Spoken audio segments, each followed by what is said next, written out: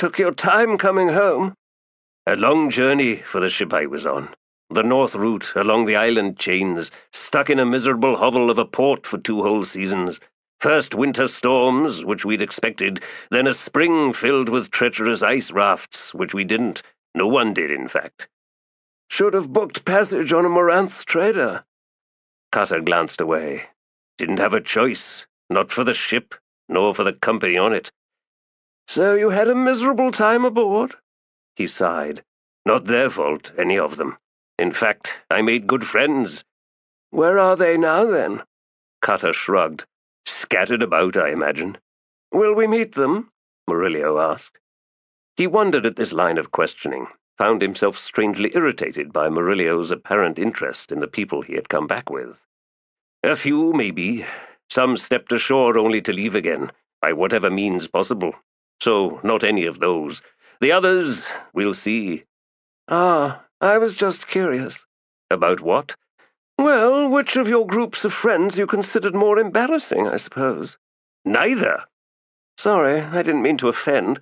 Cutter, you're just seeming somewhat restless, as if you'd rather be elsewhere." "It's not that easy. It all feels different, that's all. Bit of a shock, finding you nearly dead." "I imagine besting Rallick in a knife fight was rather shocking as well." Cutter didn't much want to think about that. "I could never have imagined that you'd lose a duel, Murillo." "Easy to do when you're drunk and wearing no breeches." "Oh." "Actually, neither of those is relevant to my present situation. I was careless. Why was I careless? Because I'm getting old, because it's all slowing down. I'm slowing down. Look at me lying here, healed up but full of aches, old pains, and nothing but cold ashes in my soul. I've been granted a second chance, and I intend to take it." "Meaning?" Murillo shot him a look. Seemed about to say something, then changed his mind and said something else. "I'm going to retire. True, I've not saved up much, but then I should be able to live with more modest expectations, shouldn't I? There's a new dueling school in the Daru. I've heard it's doing rather well. Long lists of applicants and all that. I could help out a couple of days a week." "No more widows, no more clandestine trysts." "Precisely." "You'll make a good instructor." "Not likely," he replied with a grimace. "But I have no aspirations to be one either. It's work, that's all. Footwork, forms, balance, and timing. The more serious stuff they can get from someone else." "If you go in there talking like that," Cutter said, "you'll never get hired." "I've lost my ability to charm?" Cutter sighed and rose from his chair. "I doubt it." "What brought you back?" Murillo asked. A question stopped him. "A conceit, maybe." "What kind of conceit?" "The city is in danger. It needs me." "Oh," he said, turning to the door, "the childish kind. Be well, Murillo. I think your idea is a good one, by the way. If Rallick drops by looking for me, tell him I'll be back later." He took the back stairs, went through the dank, narrow kitchen and out into the alley, where the chill of the night just past remained in the air. He did need to speak to Rallick Nom, but not right now.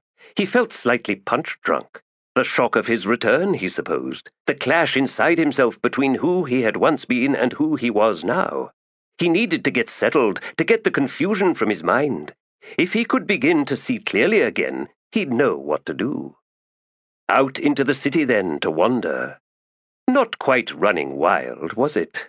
No, those days were long gone. The wound had healed quickly, reminding him that there had been changes. The powder of Otataral he had rubbed into his skin only a few days ago, or so it seemed. To begin a night of murder now years past. The other changes, however, were proving far more disconcerting. He had lost so much time, vanished from the world, and the world just went on without him. As if Rallick Nom had been dead, yes, no different from that. Only now he was back, which wasn't how things should be. Pull a stick from the mud and the mud closes in to swallow up the whole, until no sign remains that the stick ever existed. Was he still an assassin of the guild? Not at the moment. And this truth opened to him so many possibilities that his mind reeled, staggered back to the simpler notion of descending into the catacombs, walking up to Seba Krafar and announcing his return, resuming, yes, his old life. And if Seba was anything like old Talo, he would smile and say, "Welcome back, Relic Gnome." From that moment, the chances that Relic would make it back out alive were virtually non-existent. Seba would see at once the threat standing before him. Vorkon had favored Relic, and that alone was sufficient justification for getting rid of him. Seba wanted no rivals. He'd had enough of those, if Kroot's tale of the faction war was accurate. He had another option when it came to the guild. Relic could walk in and kill Seba Krafar, then announce he was interim master, awaiting Vorkon's return. Or he could stay in hiding for as long as possible, waiting for Vorkon to make her own move.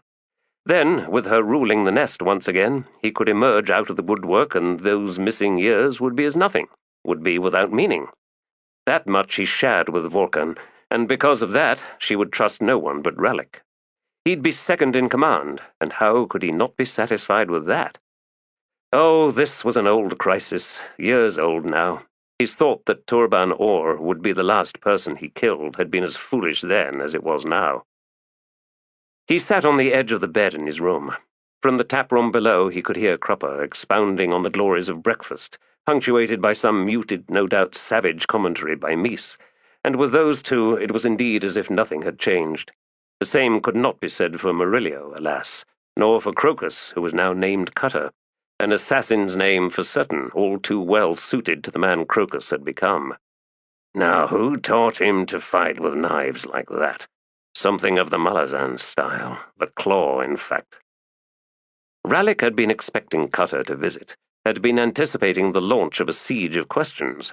He would want to explain, wouldn't he? Try to justify his decisions to Relic, even when there was no possible justification. He didn't listen to me, did he? Ignored my warnings. Only fools think they can make a difference. So, where was he? With Murillo, I expect, holding off on the inevitable. A brief knock at the door, and Irilta entered. She'd been living hard of late, he could see, and such things seemed to catch up faster with women than with men, though when men went, they went quickly. "Brought you breakfast," she said, carrying a tray over. "See? I remembered it all, right down to the honey-soaked figs."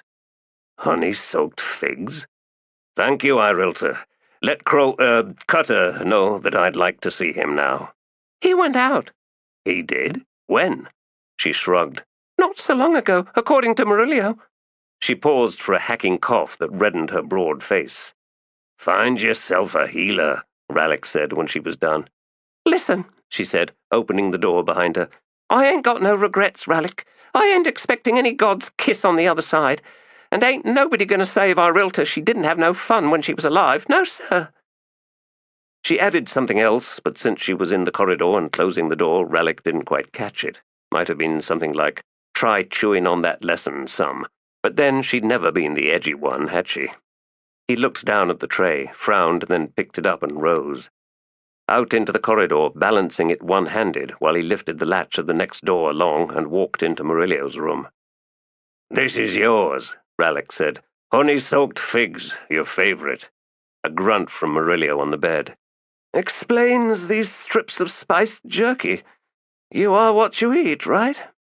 "You're not nearly as sweet as you think, then," Relic said, setting the tray down. "Poor Irilta." "Poor Irilta, nothing. That woman's crowded more into her years than all the rest of us combined, and so now she's dying, but won't bother with any healer because I think she's ready to leave." He shook his head as he reached for the first glazed fig. "If she knew you were pitying her, she'd probably kill you for real, Relic." "Missed me, did you?" A pause, a searching glance, then Murillo bit into the fig. Relic went and sat down in one of the two chairs crowding the room along with the bed. "You spoke to Cutter?" "Somewhat." "I thought he'd come to see me." "Did you now?" "The fact that he didn't shouldn't make me think he got scared, should it?" Murillo slowly shook his head. Relic sighed. Then he said, "Saw Coll last night. So our plan worked. He got his estate back, got his name back, his self-respect. You know, Murillo, I didn't think anything could work out so well, so perfectly." How in Hood's name did we ever manage such a thing? That was a night for miracles, all right. I feel lost. Not surprising, Murillo replied, reaching for another fig. Eat some of that jerky. The reek is making me nauseated. Better on my breath? Well, I don't see us kissing any time soon. I'm not hungry, Rallick said. I was when I first woke up, I think, but that faded. Woke up? You slept all that time in the Finest house? All tucked up in bed? On stone, just inside the door, with Vulcan lying right beside me, apparently. She wasn't there when I came round, just an undead Jaggot. Murillo seemed to think about that for a while, then said, So, what now, Rallick Nom? Wish I knew. Baruch might need things done, like before. You mean like guarding Cutter's back, keeping an eye on Cole? And how long before the guild learns I'm back? How long before they take me down? Ah, the guild. Well, I'd figure you'd just head straight in, toss a few dozen lifeless bodies around, and resume your rightful place. With Vorken back, well, it seems obvious to me what needs doing. That was never my style, Murillo. I know, but circumstances change. Don't they just? He'll be back, Murillo said, when he's ready to talk to you. Keep in mind, he's gone and collected some new scars, deep ones. Some of them still bleeding, I think. He paused, then said, If Mammoth hadn't died, well, who knows what might have happened. Instead, he went off with the Malazans to return Apsala to her home. Oh, I see you have no idea what I'm talking about. All right, let me tell you the story of how that night ended after you left. Just eat that damned jerky, please. You drive a damned hard bargain, friend. And for the first time that morning he saw Murillo smile. Her scent clung to the bedding, sweet enough to make him want to weep, and even some of her warmth remained, or maybe that was just the sun, the golden light streaming in from the window and carrying with it the vaguely disturbing sound of birds mating in the tree in the backyard. No need to be so frantic, little ones. There's all the time in the world. Well, he would be feeling that right now, wouldn't he? She was working the wheel in the outer room, a sound that had once filled his life only to vanish and now, at long last, return. As if there had been no sordid crimes of banditry and the slavery that came as reasonable punishment, as if there had been no rotting trench lying shackled alongside Teblor barbarians, no huge warrior hanging from a cross amidships, with Torvald trickling brackish water between the fool's cracked lips, no sorcerous storms, no sharks, no twisted realms to crawl in and out of, no dreams of drowning. No, all that had been someone else's life, a tale sung by a half-drunk bard, the audience so incredulous there were moments from rage, ready to tear the idiot to pieces at the recounting of just one more unlikely exploit. Yes, someone else's life. The wheel was spinning, as it always did, and she was working clay and giving it form, symmetry, beauty. Of course, she never did her best work the day after a night of lovemaking, as if she'd used up something essential, whatever it was that fed creativity, and sometimes he felt bad about that. She'd laugh and shake her head, dismissing his concerns, spinning the wheel yet harder. He'd seen, on the shelves of the outer room, scores of mediocre pots. Should this fact bother him? It might have, once, but no longer. He had vanished from her life. No reason, however, for her to waste away in some lonely vigil or prolonged period of mourning. People got on with things, and so they should. Of course she'd taken lovers, might still have them, in fact, and it had been something of a miracle that she'd been alone when he showed up. He'd half expected some over-muscled godling with tousled golden locks and the kind of jaw that just begged to be punched to answer the door. Maybe he's visiting his mother, Torvald mumbled. He sat up, swung his legs round and settled feet on the woven mat covering the floor. Noticed that flat pillows had been sewn onto the mat, stuffed with lavender that crackled under his feet. No wonder her feet smell nice. Anyway, he didn't mind what she'd been up to all that time. Didn't even mind if she was still up to a few things now, though those things might make things a little crowded. Things, right. The day had begun, and all he needed to do was settle up certain matters, and then he could resume his life as a citizen of Darujhistan. Maybe visit a few old friends, some members of his estranged family, the ones who'd talked to him anyway, see the sights that'd make him the most nostalgic, and give some thought to what he was going to do with the rest of his life. But first things first. Pulling on his foreign-cut clothes, a clean set that had dried in a rather wrinkled state, alas, Torvald Nom made his way to the outer room. Her back was to him as she hunched over the wheel, legs pumping the pedals. He saw the large bowl of clean water where it always was, went over and splashed his face, was reminded that he needed a shave, but now he could actually pay someone else to do such things. To the opportunistic shall come rewards. Someone had said that, once, he was sure. "My sweetness!" She half turned and grinned at him.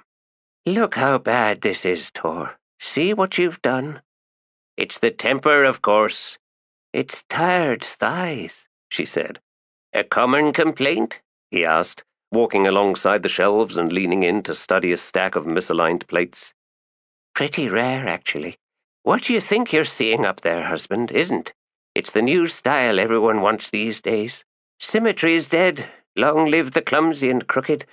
Every noble lady wants a poor cousin in the country, some aunt or great-aunt with stubby fingers who makes crockery for her kin. In between wringing chicken necks and husking gourds." "That's a complicated lie." "Oh, it's never actually stated, Tor. Only implied."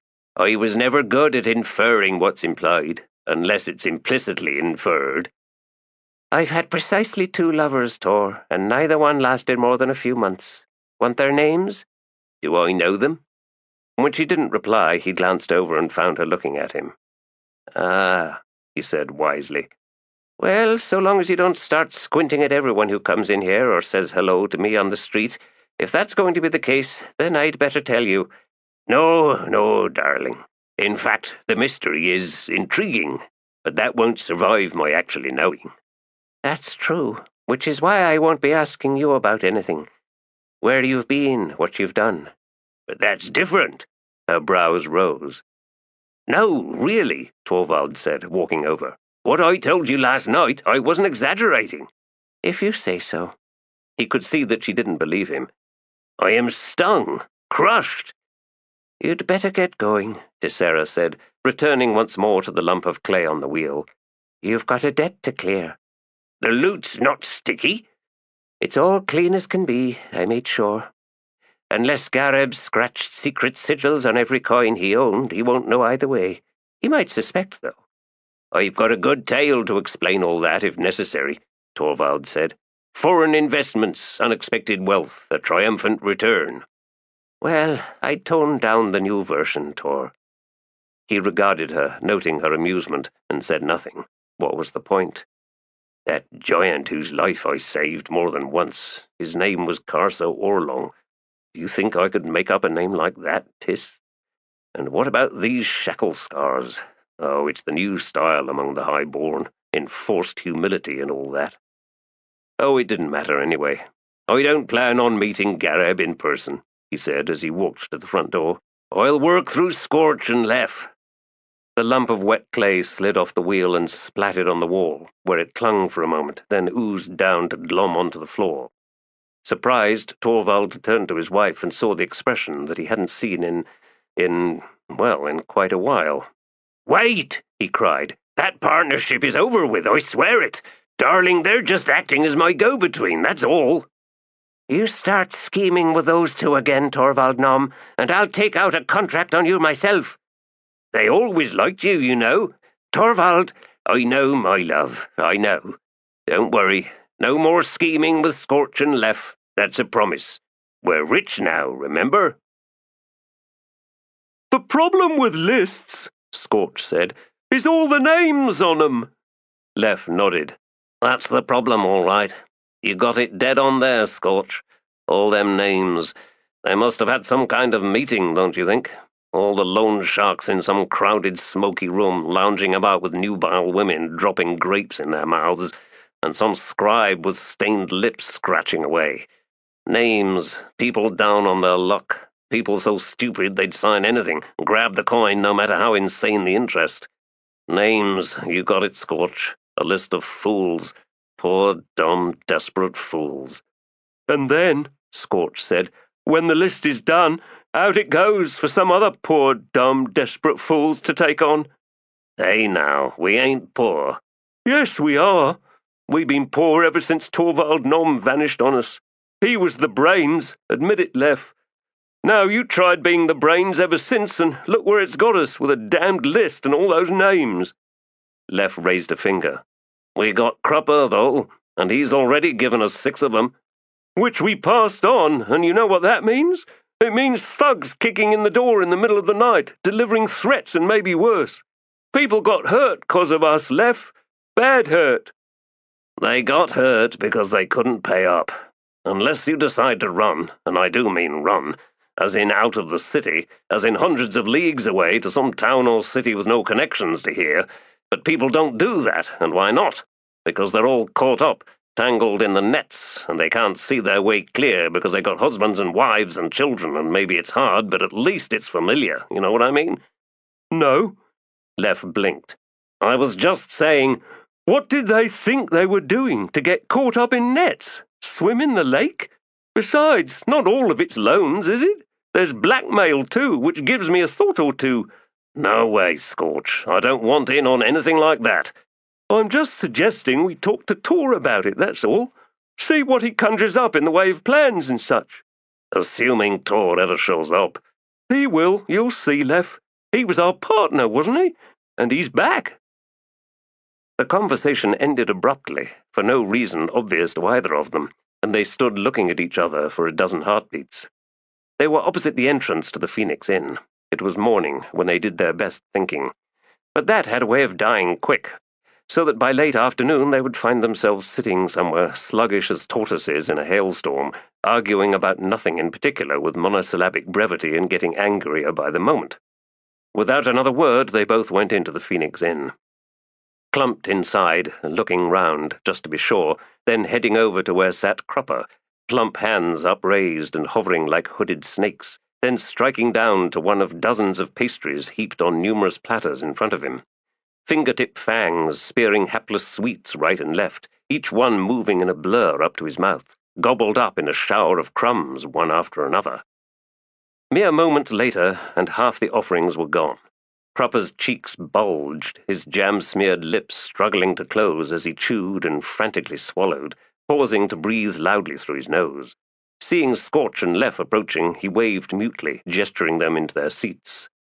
"You're going to explode one day, Crupper," said Lef. Scorch stared with his usual expression of rapt disbelief. Crupper finally managed to swallow everything down, and he raised his hands once more, left them to hover whilst he eyed his 2 guests. "Blessed partners, is this not a wondrous morning?" "We ain't decided yet," Lef said. "We're still waiting for Torvald. He had a runner find us down at the docks and said he'd meet us here. He's already changing things all round, like maybe he don't trust us. It's a blow, I tell you, Crupper, a real blow."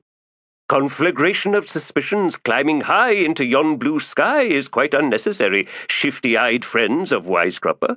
Why, infamous and almost familiar offspring of House Nom is true to his word, and Crupper asserts with vast confidence that the first name is about to be struck from dire list." "First? What about the 6? "You've not heard? Oh, my! Each had flown, only moments before the cruel night-beaters closed in. Most extraordinary ill luck." Scorch clawed at his face. "Gods, we're back where we began!" "That's impossible, Crupper. Someone must have tipped them off." Crupper's gnarled brows lifted, then waggled. "Veracity of your discoveries is not in doubt, you will be pleased to hear. Thusly, you have succeeded in your task with said 6, whilst they who compiled the list have, alas, not quite matched your rate of success. And so, how many remain? 12, yes? Not counting sleep-addled Torvald Nom, that is." "He ain't no sleep-addled or whatever," Scorch said. "In fact, he looked just fine yesterday." "Perhaps glorious reunion has sapped all verve, then. Crupper assumed sleep-addled indeed, given the man's hapless and ineffectual perusal of this tap-room. Ah, at last he sees us!" And both Scorch and Lef twisted round in their chairs to see Torvald Nom sauntering up, and noting the man's broad smile, they were instantly relieved, and then, just as quickly, nervous. My apologies for being late, Torvald said, dragging up another chair. I got a shave, and the old woman threw in the buffing of my nails for free. Said I was surprisingly handsome under all those whiskers, and if that's not a good start to a day, then what is? True, she was about 1,000 years old, but hey, compliments don't have to be pretty, do they? And you're Crupper. You must be. Who else in this city tries to eat with his nose when his mouth is filled? I'm Torvald Nom. Sit, newfound friend. Crupper is generous enough this morning to disregard dubious observation regarding his eating habits and the habits of his orifices. Crupper further observes that you, while once a poor, destitute man, have suddenly acquired impressive wealth. So finely attired and groomed are you, and that with great relief friends Scorch and Lef are soon to pay a most propitious visit to one Gareb the Lender. And on this of all days one suspects Gareb to be most gracious at repayment of said debt, yes? Torvald stared at Crupper, evidently speechless with admiration. Crupper's left hand darted down, captured a puff pastry that indeed might have been trying to escape, and pushed it whole into his mouth. Beaming, he chewed. You got the money? Lef asked Torvald. What? Oh, here. And he drew out a pouch. In full. Crupper, you are witness to this, so don't try anything, Lef, nor you either, Scorch. Walk it straight over to Gareb's, get the chit saying I'm cleared too. Then come straight back here and I'll buy you all lunch. Scorch was looking back and forth between Torvald and Crupper, and finally of the latter he asked, What was that you said about Gareb? Crupper swallowed, licked his lips, and said, Why, only that a dastardly thief broke into his estate last night and stole his entire hoard. The poor man! And 'tis said the thief stole much more than that. Why, the wife's dignity, too, or at least her innocence insofar as non-marital intercourse is concerned. Hold on, Lef said. The thief slept with Gareb's wife? Where was Gareb? At a moneylender's meeting, Crupper understands, discussing important matters and, no doubt, eating his fill of grapes and what-not. Well then, Torvald Nom said, won't he be happy I've returned to repay my debt? Won't he just? Said Crupper, beaming once more. Lef took the bag of coins and peered inside. All there? All there, Torvald replied. Lef rose and said, Let's get this done with, Scorch. When the two were gone, Torvald Nom sat back in his chair and smiled at Crupper, who smiled back. And when that was done with, Crupper collected another pastry and held it before his mouth, in order to more closely observe its delight, and perhaps torture it a moment before his mouth opened like a bear's jagged maw. Poised thus, he paused to glance over at Torvald Nom. Upstairs, dear sir, you shall find, if you so desire, a cousin of renown. Like you, suddenly returned to fair Darujhistan. None other than Ralik. Among the Noms of House Nom, one might presume a sheep blacker than you. Indeed, the very black of Nadir, the abyss, whilst you might reveal a lesser black, such as charcoal. 2 sheep, then, in this very inn, of a very dark hue. Why, could Crupper but witness such a meeting? And time now to lift an admonishing finger. But listen, dear friend Torvald Nom, most clandestine is Ralik's return, yes? Seal thy lips, I beg you. He's in hiding? Who from? A flutter of pudgy fingers like worms in a reef bed. Quick, then, lest he depart on some fell errand. Crupper will save your seat here against your return. He so looks forward to the sumptuous lunch for which Torvald will pay, and pay happily. Torvald was suddenly sweating, and he fidgeted in the chair. The reunion can, wait. Really, why would I want to bother him right now? No, honest, Crupper. And as for secret, well, I'll keep it just fine, provided you, do the same. Say nothing to Ralik, I mean. Let me surprise him. Ralik has little love for surprises, Torvald Nom, as you must surely know. Why, just last night he— Just don't say anything, all right? Oh, aren't conspiracies delicious? Crupper will say nothing to no one, none to worry no matter what. This is a most solemn promise, most solemnly promised. Now, old friend, be so good as to accost yon meese o'er there. Some wine to loosen the throats prior to vast meal, yes? Crupper's mouth salivates, and perhaps so too sniffles his nose, all in anticipation, yes?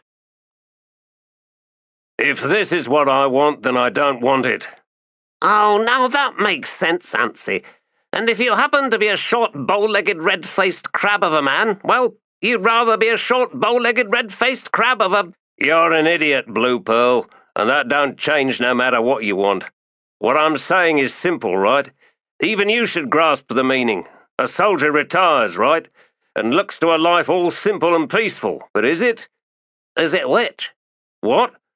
Is it simple, or is it peaceful? It isn't, and that's my point. That wasn't your point. Your point was you don't want it. And if that's the case, then head on over to the Malazan embassy and throw yourself on the mercy of whoever. And if they don't hang you, they'll sign you up all over again. The point was, I'd like being retired if I only could be. I'm going to the cellar to check on stock. Anstey watched him leave, then snorted and shook his head. That man needs help. So go help him, Blend said from the next table over. Anstey jumped in his seat, then glared at her. Stop doing that! Anyway, I didn't mean that kind of help. Oh, gods, my head aches.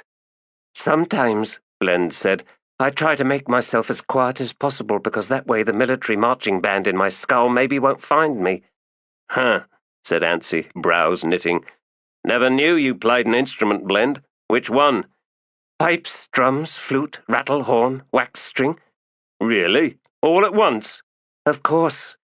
You know, I think I'd be annoyed if I headed upstairs and found Picker creeping out of Silara's room right about now. So stay sitting right there. Well, it's only my imagination inventing the scene. You sure? She lasted 4 or 5 heartbeats before swearing under her breath and rising. Anstey watched her leave, then smiled. It's better, he said to no one, when you don't have an imagination, like me. He paused, scowled. Mind, could be I could use one right about now, so I could figure out how and when them assassins are going to try again. Poison, magic, knives, crossbow quarrels in the night, through the window, right through the shutters, a perfect shot. Thump to the floor goes Anstey, the hero of Mott Wood. A spear up through that floor just to finish him off, since they'd been tunnelling for weeks and was waiting, knowing he'd fall right there, nigh. He sat, eyes wide, red moustache twitching. Sitting in the shadows in the far corner, back resting against the wall, Diker watched with wry amusement. Extraordinary how some people survived and others didn't. The soldier's face was always the same once the mask fell away. A look of bemusement, a faint, bewildered surprise to find oneself still alive, knowing all too well there was no good reason for it, nothing at all but the nudge of luck, the emptiness of chance and circumstance. And all the unfairness of the world made a bitter pool of the eyes. A commotion from the back room, and a moment later the narrow door opened and out walked the bard, grey hair tousled by sleep, eyes red even at this distance, a glance over at Anstey. "There's lice in the mattress," he said. "I doubt they mind the company," the ex-sergeant replied, levering himself upright and making for the stairs. The bard stared after him for a moment, then headed over to the bar, where he poured himself a tankard of pungent, dark Rivy beer, and came over to where sat Diker. "Historians and bards both," he said, sitting down. Diker nodded, understanding well enough. "But what you observe and what I observe, well, that can turn out quite differently. Then again, maybe the distinction is merely superficial. The older I get, the more I suspect just that. You describe events, seeing the great sweep of things. I look at the faces, rushing by so fast they might be no more than a blur if I don't take care. To see them true, to remember them all." "Where are you from?" Diker asked. The bard drank down a mouthful and set the tankard carefully before him. "Corel, originally, but that was a long time ago." "Malazan invasion?" An odd smile as the man studied the tankard on the table before him. His hands, however, remained in his lap. "If you mean Greymane, then yes." "So which of the countless contradictory tales are true? About him, I mean." The bard shrugged. "Never ask that of a bard. I sing them all. Lies, truths. The words make no distinction in what they tell, nor even the order they come in. We do as we please with them."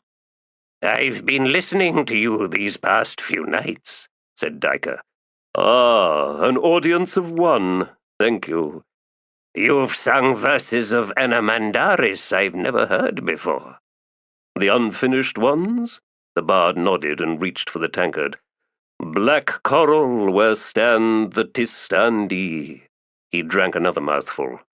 Have you come from there, then?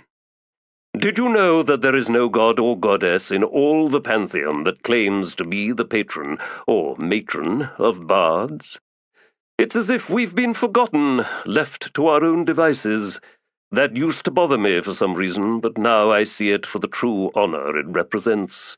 We have been made unique in our freedom, in our responsibility. Is there a patron of historians? Not that I'm aware of. Does this mean I'm free, too? It's said you told the tale of the chain of dogs once, here in this very room. Once. And that you have been trying to write it down ever since. And failing. What of it? It may be that expositional prose isn't right for the telling of that story, Diker. Oh? The bard set the tankard to one side and slowly leaned forward, fixing the historian with grey eyes. Because, sir, you see their faces. Anguish welled up inside Diker, and he looked away, hiding his suddenly trembling hands. You don't know me well enough for such matters, he said in a rasp. Rubbish. This isn't a personal theme here, historian. It's two professionals discussing their craft. It's me, a humble bard, offering my skills to unlock your soul and all it contains, everything that's killing it, moment by moment. You can't find your voice for this. Use mine. Is that why you're here? Diker asked. Like some vulture eager to lap up my tears? Brows lifted. You are an accident. My reasons for being here lie elsewhere. Even if I could explain more, I would not. I cannot. In the meantime, Diker, let us fashion an epic to crush the hearts of 1,000 generations. And now, yes, tears rolled down the lined tracks of the historian's face, and it took all the courage he still possessed to then nod. The bard leaned back, retrieving his tankard. It begins with you, he said, and it ends with you. Your eyes to witness, your thoughts alone. Tell me of no one's mind, presume nothing of their workings. You and I, we tell nothing, but we show. Yes. Diker looked up, back into those eyes that seemed to contain and hold sure the grief of the world. What's your name, bard? Call me Fisher. Char was curled up at the foot of the bed, snoring, twitching like a dreaming dog. Pika observed him for a moment before settling back on the mattress. How had she got here? Was that raw tenderness between her legs what she thought it was? And if so, then did Barathol remember as little of it as she did? Oh, too complicated to work out. She wasn't ready to be thinking of all those things. She wasn't ready to be thinking at all. She heard someone moving down the hall, then a muted conversation punctuated by a throaty laugh that did not belong to Blend or anyone else Pika knew, meaning it was probably that woman, Silara. Pika gasped slightly at a sudden recollection of holding the woman's breasts in her hands and hearing that laugh, but up close and a lot more triumphant. Gods, did I sleep with them all? Damn that quall milk! A wheeze from Char, and she started guiltily. But no, she'd not do any such thing to an innocent like him. There were limits. There had to be limits. A muffled knock on the door. Oh, come in, Blend. And in she came, light-footed as a cat, and her expression seemed filled up with something, on the verge of bursting. No, not tears, please. I don't remember nothing, Blend, so don't start on me. Blend held back a moment longer, then erupted, in howling laughter, bending over in convulsions. Char sat up on the floor, blinking and smiling. Then he too was laughing. Pika glared at Blend, wanting to kill her. What's so damned funny? Blend managed to regain control over herself. They pretty much carried us all the way back, but then we woke up and we all had one thing and one thing only on our minds. They didn't stand a chance. Gods below. Then she stiffened. Not Char. No, Silara got him in here first. Char was still laughing, tears rolling down his face. He seemed to be losing control, and all at once Picker felt alarm. "Stop now, Char! Stop!" The wide, empty eyes fixed on her, and all mirth vanished. "Sorry," she said. "It's all right. Go down to the kitchen and get something to eat, Char. There's a lad." He rose, stretched, scratched himself, then left the room. He barked one last laugh somewhere near the stairs. Picker rubbed at her face. "Not antsy, too. Don't tell me." Len shrugged. "Lust is blind, I suppose, and let's hope all memory of it stays that way. I fear all his fantasies came true last night, only he can't remember any of it." "I feel sick." "Oh, relax. It's what all those parts are made for, after all." "Where is Barathol?" "Went out early, with Mallet for company, looking for the Blacksmith's Guild. You must remember his big, hands." "My kitten remembers, all right." Another snort from Blend. "Meow." The grey gloom of the cellar seemed to defy the lantern's light, but Blue Pearl was used to that, and he was only marginally surprised when the ghost shuffled out from the wall at the far end, where rested a half-dozen casks still sealed by the monk's sigil. Sunk to his hips in the floor, the ghost paused and looked round, finally spying the Malazan standing near the steep stone steps. The ghost waded closer. "Is that you, fellow Kanath?" "Fellow what? You're dead, monk, and you've been dead for some time, I'd wager. Who wears tri-cornered hats these days?" "Oh," the ghost moaned, clutching his face. "Corol has coughed me out. Why now? I've nothing useful to tell, especially not to any foreigner.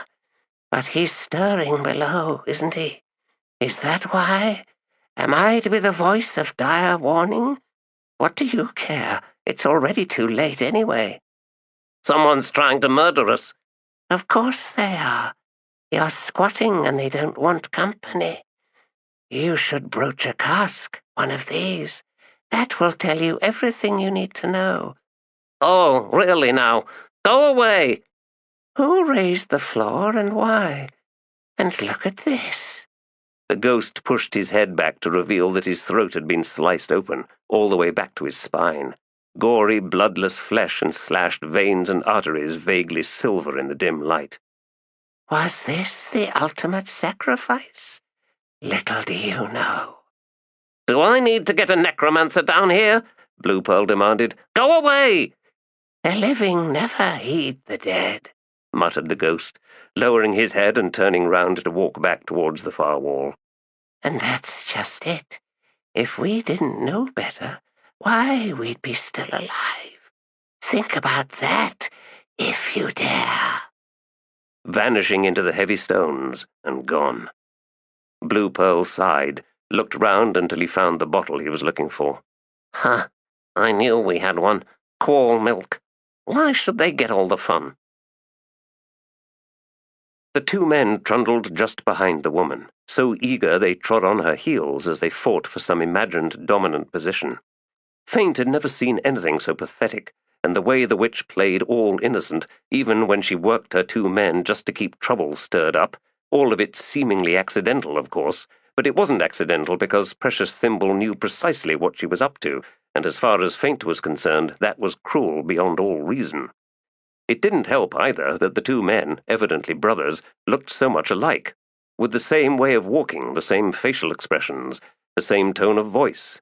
If they were no different from each other, then why not just choose one and be done with it?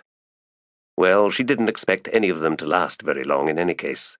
For most shareholders, the first trip was the deadliest one. It came with not knowing what to expect, with not reacting fast enough or just the right way. The first journey into the Warrens killed over half first-timers, which meant that Precious Thimble, who struck Faint as a survivor, might well have her choice taken from her, when either Jula or Amby Bowl went down somewhere on the trail. As they rounded the corner and came within sight of the carriage, Faint saw that Glano Tarp was already seated up top. Various rituals had been triggered to effect repairs to the huge conveyance. The horses looked restless and eager to be away, as mad as the rest of them they were. Off to one side, and now watching Faint, Quell, and their new shareholders approaching, stood Recanto Ilk and Sweetest Sufferance, and a third man, huge, round-shouldered, and tattooed in a pattern of— "Uh-oh," said Master Quell. That's the one, isn't it? The caravan guard, the one who survived the siege of Kapustan. What was his name again? This is not for you, Gruntle, Master Quell said. Why not? I've got some damned good reasons for saying no to you, and if you just give me a moment, I'll come up with them. The man's feral smile revealed elongated canines. The Trell is inside, Recanto said. Want me to get him, Quell? We should get going, right? Gruntle, I'd like to sign on, the caravan guard said, as a shareholder. Just like those recruits there behind you. Same stakes, same rules. When did you last take an order, Gruntle? You've been commanding guards for years now. You really think I want arguments with everything I say? No arguments. I'm not interested in second-guessing you. As a shareholder, just another shareholder. The tavern door opened then, and out walked Mappo Runt. His glance slipped past Gruntle, then swung back, eyes narrowing. Then he faced Master Quell. Is this one accompanying us? Good. Well, the Trell moved up to the wagon and clambered up its side in a racket of squealing springs to take position behind Glano Tarp. He looked back down. We'll probably need someone like him. Like what? Asked the witch, Precious Thimble. Soul taken, Mappo replied, shrugging. It's not quite like that, Gruntle said quietly as he moved to join Mappo atop the carriage. Master Quell stared after him, then shaking himself, said, Everyone get aboard, then. You two bowls, you're facing astern. Witch, inside with me, where we can have ourselves a conversation. And you too, Mappo. We don't put passengers up top. Too risky. Faint swung herself up to sit beside Glano Tarp. Brakes were released. Glano glanced back to scan the crowd clinging to various handholds on the roof behind him, grinned, then snapped the reins. The horses screamed, lunged. The world exploded around them. Blaze down, blessed sun, on this city of wonders where all is of consequence. Cast your fiery eye on the crowds, the multitudes moving to and fro on their ways of life. Flow warmth into the rising miasma of dreams, hopes, fears, and loves that ever seethe skyward, rising in the breaths expelled, the sighs released, reflected from restive glances and sidelong regard, echoing eternal from voices in clamour. See then this street where walks a man who had been young the last time he walked this street. He is young no longer, oh no. And there in the next street, wandering a line of market stalls crowded with icons, figurines, and fetishes from 1,000 cults, most of them long extinct, walks a woman whose path had, years ago now, crossed that of the man. She too no longer feels young, and if desire possessed tendrils that could pass through stone and brick, that could wend through mobs of senseless people, why, might they then meet in some fateful place, and there intertwine, weaving something new and precious as a deadly flower? In another quarter of the city strides a foreigner, an impressive creature, tall and prominently muscled, very nearly sculpted, aye, with skin the perfect hue of polished onyx, and eyes in which glitter flecks of hazel and gold, and many were the glances sliding over him as he passed. But he was not mindful of such things, for he was looking for a new life, and might well find it here in this glorious exotic city. In a poor stretch of the Gadrobi district, a withered, weathered woman, tall and thin, knelt in her narrow strip of garden and began placing flat stones into a pattern in the dark earth. So much of what the soil could give must first be prepared, and these ways were most arcane and mysterious, and she worked as if in a dream, while in the small house behind her still slept her husband, a knuckled monster filled with fear and hate, and his dreams were dark indeed, for the sun could not reach the places in his soul. A woman lounged on the deck of a moored ship in the harbour, sensing fell kin somewhere in the city, and, annoyed, giving much thought to what she would do about it. If anything at all. Something was coming, however, and was she not cursed with curiosity? An ironmonger held a conversation with his latest investor, who was none other than a noble counsellor and reputedly the finest duellist in all Darujhistan, and therein it was decided that young and most ambitious Gorlas Vidicus would take charge of the iron mines 6 leagues to the west of the city. A rickety wagon rocked along the road well past Mayten, yet still skirting the lake, and in its bed amidst filthy blankets was the small battered form of a child, still unconscious, but judged, rightly so, that he would live. The poor thing. This track, you see, led to but one place, one fate. The old shepherd had done well, and had already buried his cache of coins beneath the stoop behind the shack where he lived with his sickly wife, who had been worn out by 7 failed pregnancies. And if there was bitter spite in the eyes she fixed upon the world, is it any wonder? But he would do good by her in these last tired years, yes, he would. And he set to one side 1 copper coin that he would fling to the lake spirits at dusk, an ancient black-stained coin bearing the head of a man the shepherd didn't recognize. Not that he would, for that face belonged to the last tyrant of Darujhistan. The wagon rolled on its way to the mines. Harlow, who so loved the sun, was destined to wake in darkness, and mayhap he was never again to see the day's blessed light. Out on the lake the water glittered with golden tears, as if the sun might relinquish its hard glare, and, for just this one moment, weep for the fate of a child. Chapter 8. When can he not stand alone, where in darkness no shadows are cast, whose most precious selves deny the throne, while nothing held in life will last a moment longer than what's carved into the very bones? But this is where you would stand in his place and see all bleak and bridled, an array of weapons, each one forged for violence. When can he not stand alone, where darkness bleeds into the abyss so vast, whose every yearning seeks a new home, while each struggle leaves the meek to the stronger, and the fallen lie scattered like stones? But this is the life you would take in hand, to guide him cross the path so broken, so riddled, like the weapon of your will now charged in cold balance. When can he not stand alone, where in darkness every shadow is lost, whose weary selves cut away and will roam, while nothing is left but this shielded stranger, standing against the wind's eternal moans? But this is your hero who must stand, guarding your broken desires, the ragged flag unfurled, rising above the bastion to see your spite purged in his silence. Anomander, Book 3, verses 7 to 10.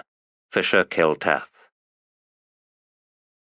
The swath of ground where all the grasses had been worn away might have marked the passing of a herd of Bedouin, if not for the impossibly wide ruts left behind by the enormous studded wheels of a wagon, and the rubbish and occasional withered corpse scattered to either side. Vultures and crows danced among the detritus. Traveller sat slouched in the 7 Cities saddle atop the piebald gelding. Nearby, at the minimum distance that his horse would accept, was the witch, Samardev, perched like a child above the long-legged, gaunt and fierce jag horse, whose name was, she had said, Havoc. The beast's true owner was somewhere ahead, perhaps behind the Tiste Andii and the captain's monstrous carriage, or beyond it. Either way, she was certain a clash was imminent. "He dislikes slavers," she had said earlier, as if this explained everything. No demon, then, but a Toblikai of true blood, a detail that sent pangs of regret and pain through Traveller, for reasons he kept to himself. And though she had seen something of that anguish in his face, it appeared she would respect his privacy. Or perhaps feared its surrender, for Samardev was a woman, he suspected, prone to plunging into vast depths of emotion. She had, after all, travelled through warrens to find the trail of the one ahead of them on this plain, and such an undertaking was not embraced on a whim. Or to deliver a horse. He knew enough to leave it at that, poor as it might be as justification for such extremity. The Kindaru had accepted the reason with sage nods, seeing nothing at all unusual in any of it. The horse was a sacred beast, after all, a jag, brother to their cherished horses of the rock. They possessed legends with similar themes, and indeed they had spent half the night recounting many of them, and now they had found themselves a new one. Master of the wolf horses met a woman so driven as to be his own reflection, and together they rode into the north, having drawn their threads through the last camp of the Kindaru, and were now entwined each with the other, and both with the Kindaru. And though this was a tale not yet done, it would nevertheless live on, for as long as lived the Kindaru themselves. He had noted the grief in Samardev's weary, weathered face, as the many wounds delivered, in all innocence, by the Kindaru slowly sank deeper, piercing her heart. And now compassion swirled dark and raw in her eyes, although the Kindaru were far behind them now. It was clear, brutally so, that both she and Traveller had collected a new thread to twist into their lives. "How far ahead?" she asked. 2 days at the most. "Then he might have found them by now, or they him." "Yes, it's possible. If this Tiste Andii captain has an army, well, even a Toblakai can die." "I know that," she replied, then added, "maybe." "And there are but 2 of us, Samardev." "If you'd rather cut away from this trail, Traveller, I will not question your decision, but I need to find him." He glanced away. "His horse, yes." "And other things." Traveller considered for a time. He studied the broad, churned-up track. 1,000 or 5,000. When people were moving in column, it was always difficult to tell. The carriage itself would be a thing worth seeing, however, and the direction just happened to be the one he needed to take. The prospect of being forced into a detour was unacceptable. "If your friend is smart, he won't do anything overt. He'll hide as best one can on these plains until he sees an advantage, though what that advantage might be against so many I can't imagine." "So you will stay with me for a while longer?" He nodded. "Then I should tell you some things, I think." They guided their horses onto the track and rode at the trot. Traveller waited for her to continue. The sun's heat reminded him of his homeland, the savannas of Dalhan.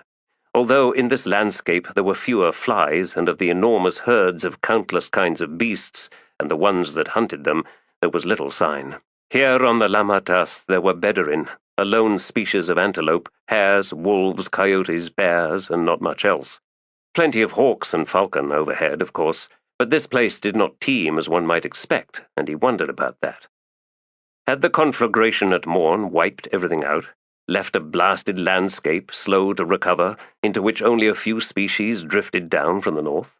Or were the Kachain Chimal rabid hunters, indulging in a slaughter-fest that did not end until they themselves were extinct? "What do you know of the Emperor of 1,000 Deaths?" He glanced across at her. "Not much, only that he cannot be killed." "Right." He waited. Locusts crawled across the dusty track amidst shredded blades of grass, as if wondering who had beaten them to it. Somewhere high above, a raptor loosed a piercing cry, the kind intended to panic a bird in flight. "His sword was forged by the power of the crippled god, possessing levels of sorcery which the wielder can reach each time only by dying, fighting and dying with that weapon in his hands. The Emperor, a poor, ravaged creature, a Tiste Andii, knew that death was but an illusion. He knew, I am certain of it, that he was cursed, so terribly cursed. That sword had driven him mad." Traveller imagined that such a weapon would indeed drive its wielder insane. He could feel sweat on the palms of his hands and shifted the reins into his right hand, settling the other on his thigh. His mouth felt unaccountably dry. He needed champions, challengers. Sometimes they would kill him, sometimes more than once. But as he came back again and again, ever stronger, in the end the challenger would fall. And so it went. "A terrible fate," Traveller muttered, "until one day some ships arrived. On board, yet more champions from distant lands, among them Karsa Orlong, the Toblakai. I happened to be with him then." "I would hear the story behind such a partnership." "Maybe later. There was someone else, another champion. His name was Ikariam." Traveller slowly twisted in his saddle, studied the woman across from him. Some unconscious message told the gelding to halt. Samar's jag horse continued on for a few steps, then she reined it in and turned to meet Traveller's eyes. "I believe if Ikariam had met the Emperor, well, the dying would still be going on, spreading like a wildfire. An entire continent, pretty much incinerated. Who knows, perhaps the entire world." He nodded, not trusting himself to speak. "Instead," Samardev said, "Karsa was sent for first." "What happened?" Her smile was sad. "They fought." "Samardev," Traveller said, "that makes no sense. The Toblakai still lives." "Karsa killed the Emperor, with finality." "How?" "I have some suspicions. I believe that somewhere, somehow, Karsa Orlong spoke with the crippled god. Not a pleasant conversation, I'm sure. Karsa rarely has those. Then the Emperor of 1,000 deaths. Gone, delivered unto a final death. I like to believe Rulad thanked Karsa with his last breath. If there was need for such a thought, she was welcome to it. And the sword? Does the Toblakai now carry it as his own? She collected her reins and nudged her mount onward. I don't know, she said. Another reason why I have to find him. You are not alone in that, woman. He bargained with the crippled god. He replaced the Emperor. Did he? He urged his horse forward, came up alongside her once more. What other possibility is there? And to that she grinned.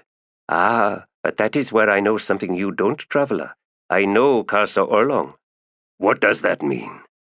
It's his favorite game, you see, pretending to be so obvious. Blunt, lacking all subtlety, all decorum. Just a savage, after all. The only possibility is the obvious one, isn't it? That's why I don't believe that's what he's done. You don't wish to believe, you mean. Now I will speak plain, Samardev. If your Toblakai wields the sword of the crippled god, he shall have to either yield it or draw it against me. Such a weapon must be destroyed. You set yourself as an enemy of the crippled god? Well, you're hardly alone in that, are you? He frowned. I did not then, he said, nor do I desire to do so now. But he goes too far. Who are you, traveler? I played the game of civilization once, Samardev, but in the end I remain as I am, a savage. Too many have put themselves into Karsa Orlong's path, she said. They do not stand there long. A pause, and then, civilized or barbarian, those are but words. The cruel killer can wear all the costumes he wants, can pretend to great causes and hard necessities. Gods below, it all sickens me, the way you fools carry on. Over the whole damned world it's ever the same. He answered this rant with silence, for he believed it was ever the same, and that it would never change. Animals remained just that, whether sentient or not, and they fought, they killed, they died. Life was suffered until it was over, and then what? An end. It had to be that. It must be that. Riding on now, no words between them. Already past the telling of stories, the recounting of adventures. All that mattered for each of them was what lay ahead, with the Toblakai named Karsa Orlong. Sometime in his past, the man known as the captain had been a prisoner to someone. At some point he had outlived his usefulness and had been staked out on the plain, wooden spikes driven through his hands, his feet hammered to the hard earth to feed the ants, to feed all the carrion hunters of Lamatath. But he'd not been ready to die just then. He had pulled his hands through the spikes, had worked his feet free, and had crawled on elbows and knees half a league, down into a valley where a once mighty river had dwindled to a stream fringed by cottonwoods. His hands were ruined. His feet could not bear his weight, and, he was convinced, the ants that had crawled into his ears had never left. Trapped in the tunnels of his skull, making of his brain a veritable nest, he could taste their acidic exudations on his swollen, blackened tongue. If the legend was true, and it was, hoary, long-forgotten river spirits had squirmed up from the mud beneath the exposed bank's cracked skin, clawing like vermin to where he huddled fevered and shivering. To give life was no gift for such creatures. No, to give was in turn to take. As the king feeds his heir all he needs to survive, so the heir feeds the king with the illusion of immortality. And the hand reaches between the bars of one cage, out to the hand reaching between the bars of the other cage. They exchange more than just touch. The spirits fed him life, and he took them into his soul and gave them a new home. They proved, alas, restless, uncivil guests. The journey and the transformation into a nomadic tyrant of the Lamatath plains was long, difficult, and miraculous to any who could have seen the wretched, maimed creature the captain had once been. Countless tales spun like dust devils about him, many invented, some barely brushing the truth. His ruined feet made walking an ordeal. His fingers had curled into hook-like things, the bones beneath calcifying into unsightly knobs and protrusions.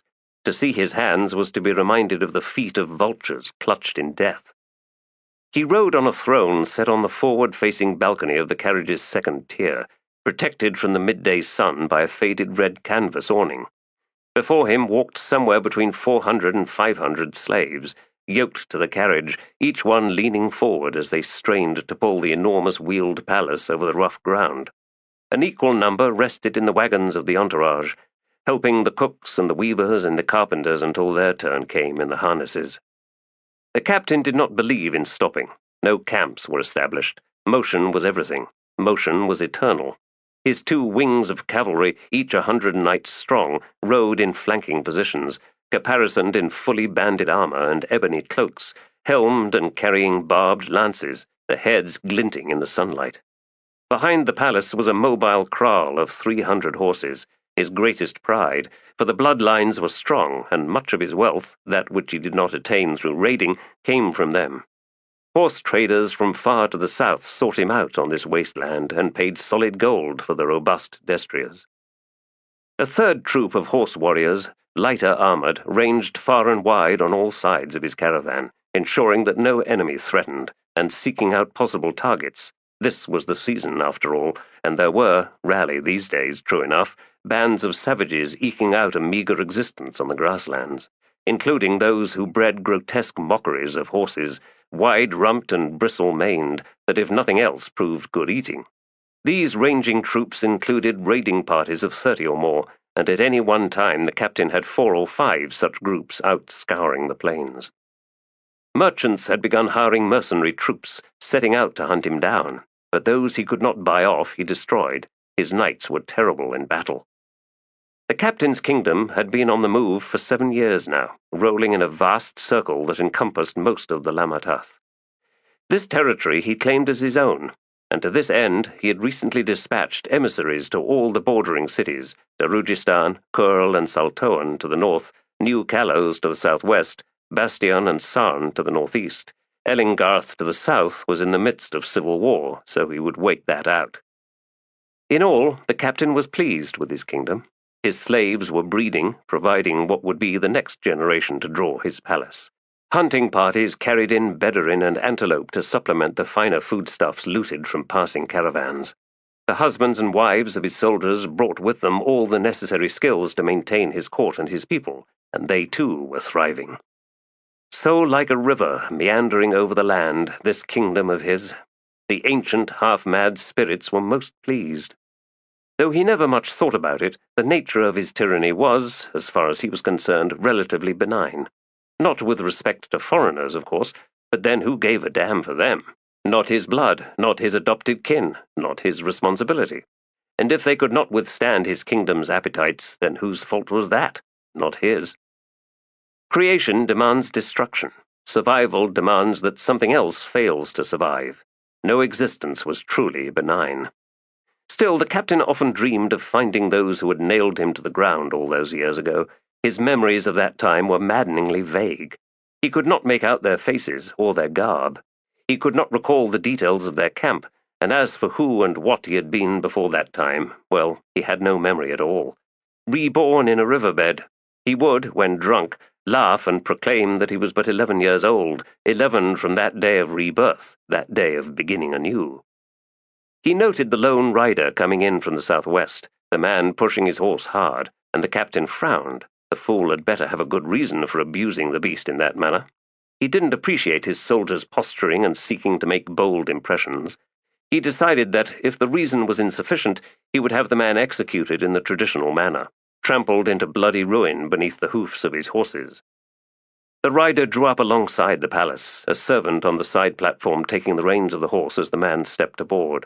An exchange of words with the master sergeant, and then the man was climbing the steep steps to the ledge surrounding the balcony, where, his head level with the captain's knees, he bowed. "Sire, 4th Troop, adjudged ablest rider to deliver this message." "Go on," said the captain. "Another raiding party was found, sire, all slain in the same manner as the first one, near a Kindaru camp this time." "The Kindaru? They are useless. Against 30 of my soldiers? That cannot be." "Troop leader Uludan agrees, sire. The proximity of the Kindaru was but coincidental, or it was the raiding party's plan to ambush them." Yes, that was likely. The damned Kindaru and their delicious horses were getting hard to find of late. Does Uludan now track the murderers? Difficult, sire. They seem to possess impressive lore and are able to thoroughly hide their trail. It may be that they are aided by sorcery. Your thought, or Uludan's? A faint flush of the man's face. Mine, sire. I did not invite your opinion, soldier. No, sire. I apologize. Sorcery. The spirits within should have sensed such a thing anywhere on his territory. Which tribes were capable of assembling such skilled and no doubt numerous warriors? Well, one obvious answer was the Barghast, but they did not travel the Lamatath. They dwelt far to the north, along the edges of the Rivi Plain, in fact, and north of Kapustan. There should be no Barghast this far south, and if somehow there were, the captain scowled. 20 knights shall accompany you back to the place of slaughter. You will then lead them to Uludan's troop. Find the trail no matter what. We shall, sire. Be sure Uludan understands. Yes, sire. And understand he would. The knights were there not just to provide a heavier adjunct to the troop. They were to exact whatever punishment the sergeant deemed necessary should Uludan fail. The captain had just lost 60 soldiers, almost a fifth of his total number of light cavalry. Go now, he said to the rider, and find Sergeant Tevin and send him to me at once. Yes, sire. As the man climbed back down, the captain leaned back in his throne, staring down at the dusty backs of the yoked slaves. Kindaru there, yes. And Sinbal and the last 7 or so Gandaru, slope-browed cousins of the Kindaru, soon to be entirely extinct. A shame, that. They were strong bastards, hard-working, never complaining. He'd set aside the 2 surviving women, and they now rode a wagon, bellies swollen with child, eating fat grubs, the yolk of snake eggs and other bizarre foods the Gandaru were inclined towards. Were the children on the way pure Gandaru? He did not think so. Their women rutted anything with a 3rd leg, and far less submissively than he thought prudent.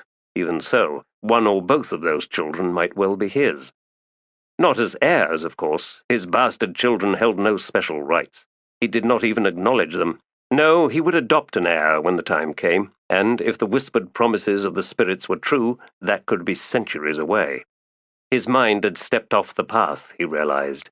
60 slain soldiers. Was the kingdom of Skathandi at war? Perhaps so. Yet the enemy clearly did not dare face him here, with his knights and the entire mass of his army ready and able to take the field of battle. Thus, whatever army would fight him was small. Shouts from ahead. The captain's eyes narrowed. From his raised vantage point he could see without obstruction that a lone figure was approaching from the northwest.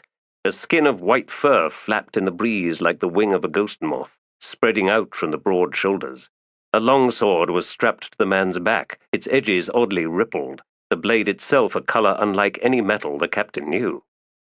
As the figure came closer, as if expecting the massed slaves to simply part before him, the captain's sense of scale was jarred.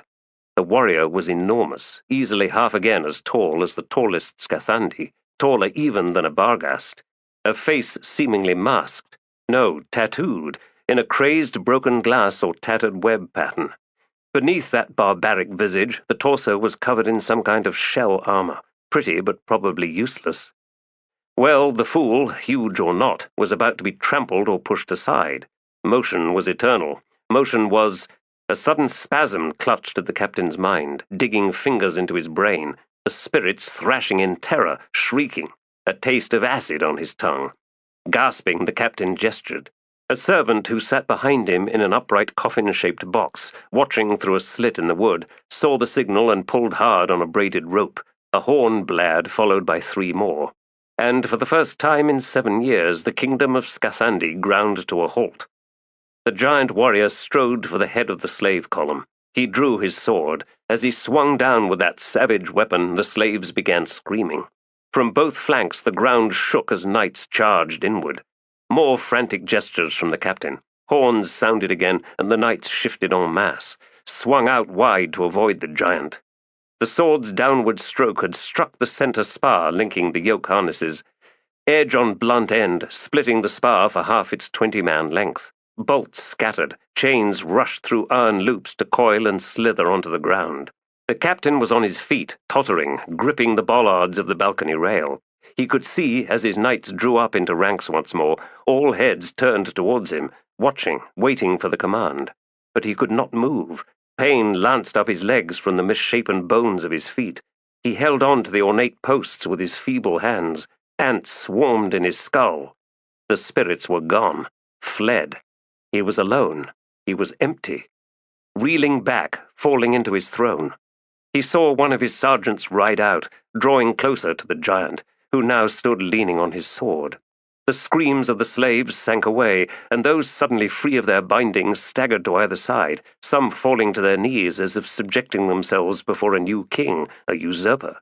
The sergeant reined in, and, eyes level with the giant's own, began speaking.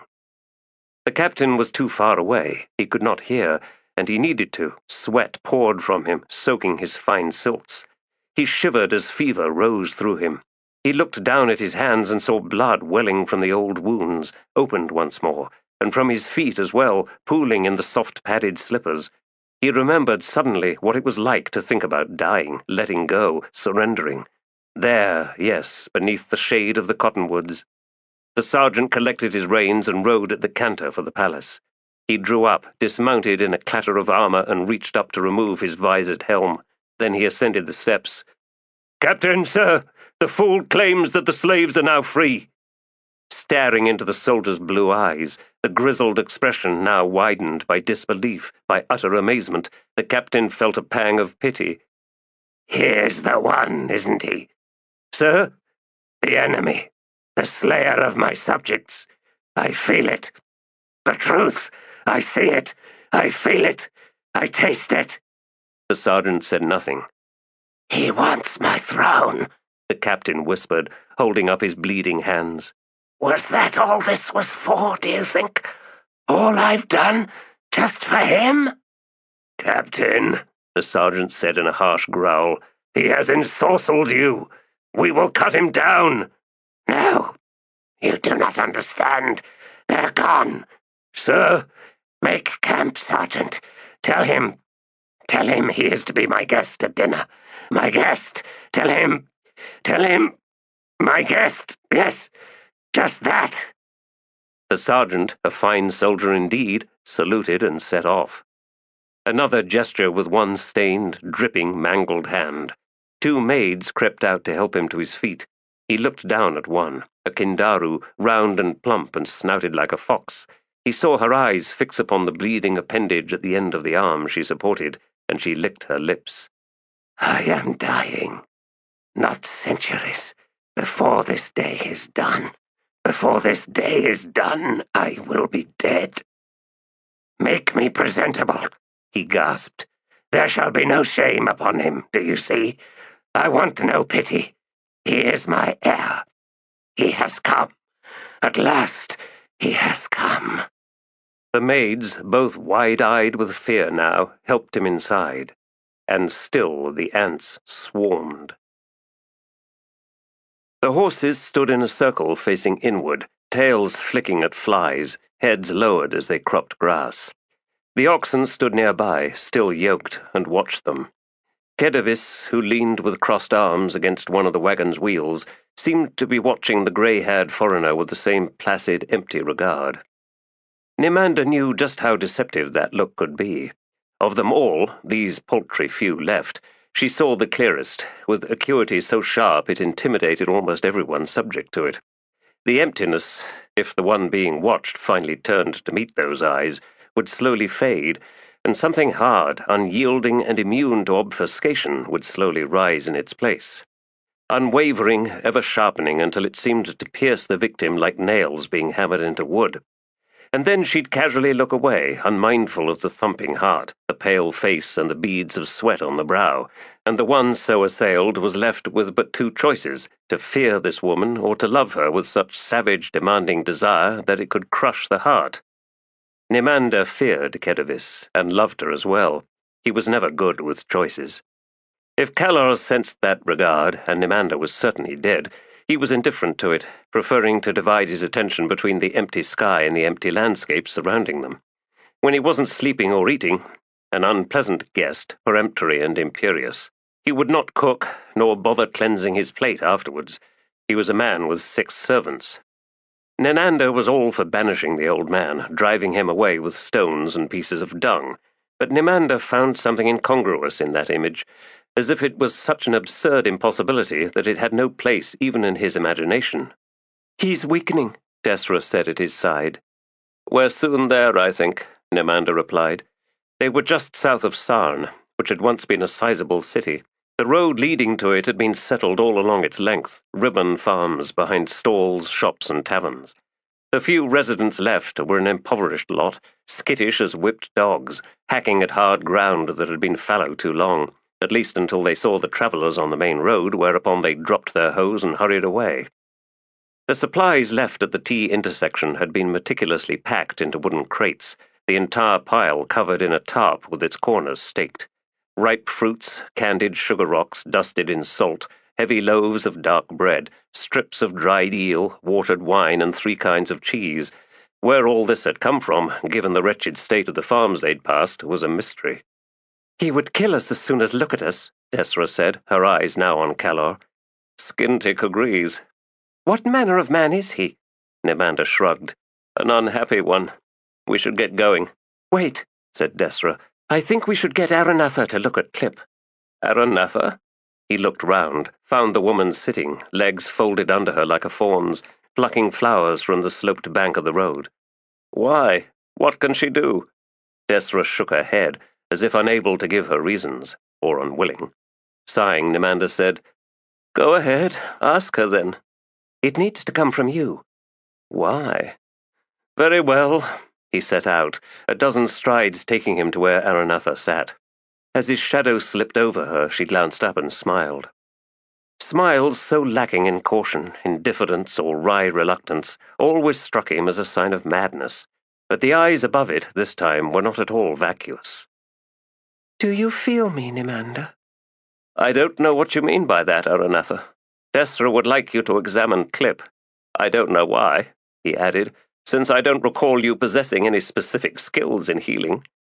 "Perhaps she wants company," Aranatha said, rising gracefully to her feet. And he was struck as if slapped across the face by her beauty. Standing now so close, her breath so warm and so strangely dark. What is happening to me? Kedavis, and now Aranatha. "Are you all right, Nimander?" "Yes. No. I'm fine. What awakens in me to deliver both anguish and exultation?" She placed a half-dozen white flowers in his hand, smiled again, then walked over to the wagon. A soft laugh from Skintic brought him round. "There's more of that these days," his cousin said, gazing after Aranatha. "If we are to be an incongruous lot, and it seems we are, then it follows that we confound each other at every turn." "You are speaking nonsense, Skintic." "That is my task, isn't it? I have no sense of where it is we're heading. No, I don't mean Bastion, nor even the confrontation that I think is coming. I mean us, Nimander, especially you. The less control you have, the greater your talent for leadership seems to become, the qualities demanded of such a person. Like those flowers in your hand, petals unfolding." Nimander grimaced at this and scowled down at the blossoms. "They'll be dead shortly." "So may we all," Skintic responded. "But pretty while it lasts." Calor joined them as they prepared to resume the journey. His weathered face was strangely colourless, as if drained of blood by the incessant wind, or whatever memories haunted him. The flatness in his eyes suggested to Nimander that the man was without humour, that the notion was as alien to him as mending the rips in his own clothes.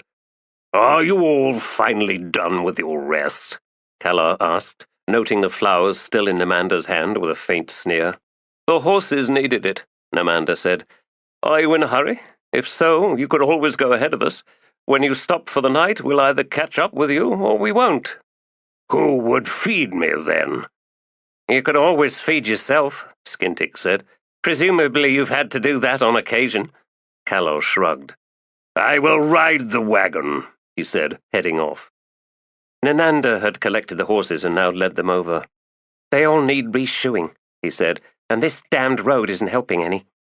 A sudden commotion at the wagon brought them all round, in time to see Calor flung backward from the side rail, crashing heavily on the cobbles, the look on his face one of stunned surprise. Above him, standing on the bed, was Aranatha, and even at that distance they could see something dark and savage blazing from her eyes.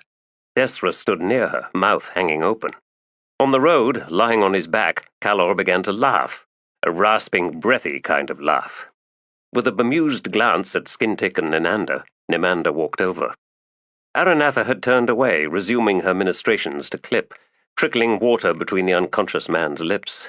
Tucking the flowers under his belt, Nimander pulled himself onto the wagon and met Desra's eyes. What happened?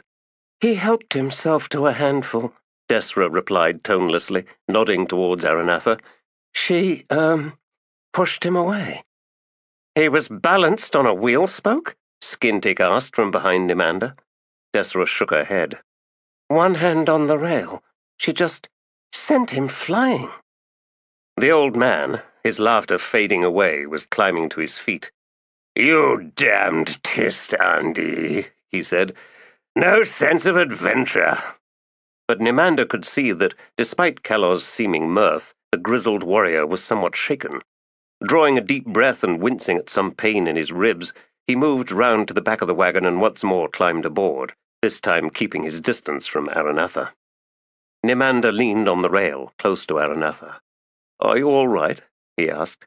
Glancing up, she gave him another one of those appallingly innocent smiles.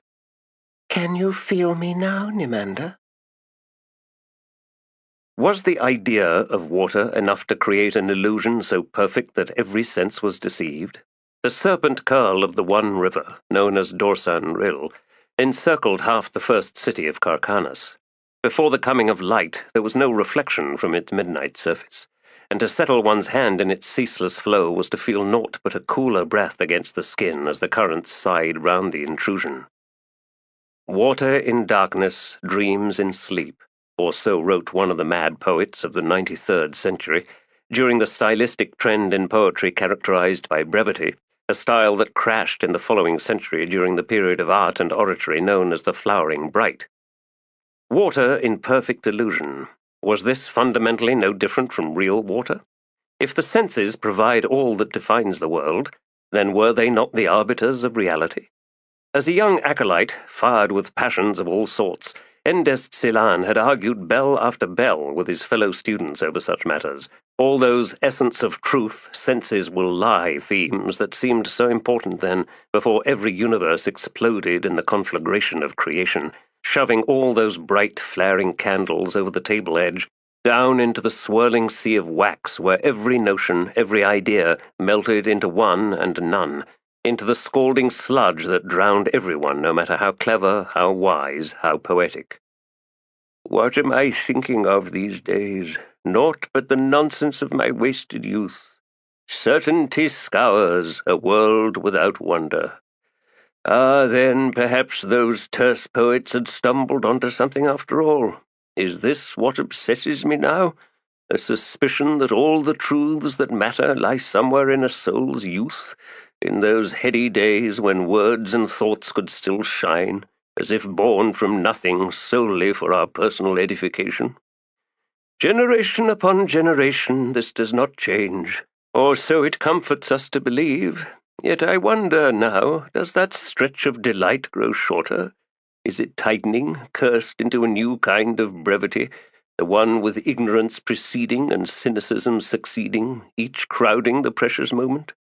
What then the next generation, starved of wonder, indifferent to the reality or the unreality of the water flowing past, caring only whether they might drift or drown, and then, alas, losing the sense of difference between the two? There was no one here in his modest chamber to hear his thoughts, no one indeed who even cared. Deeds must tumble forward, lest all these witnesses grow bored and restless.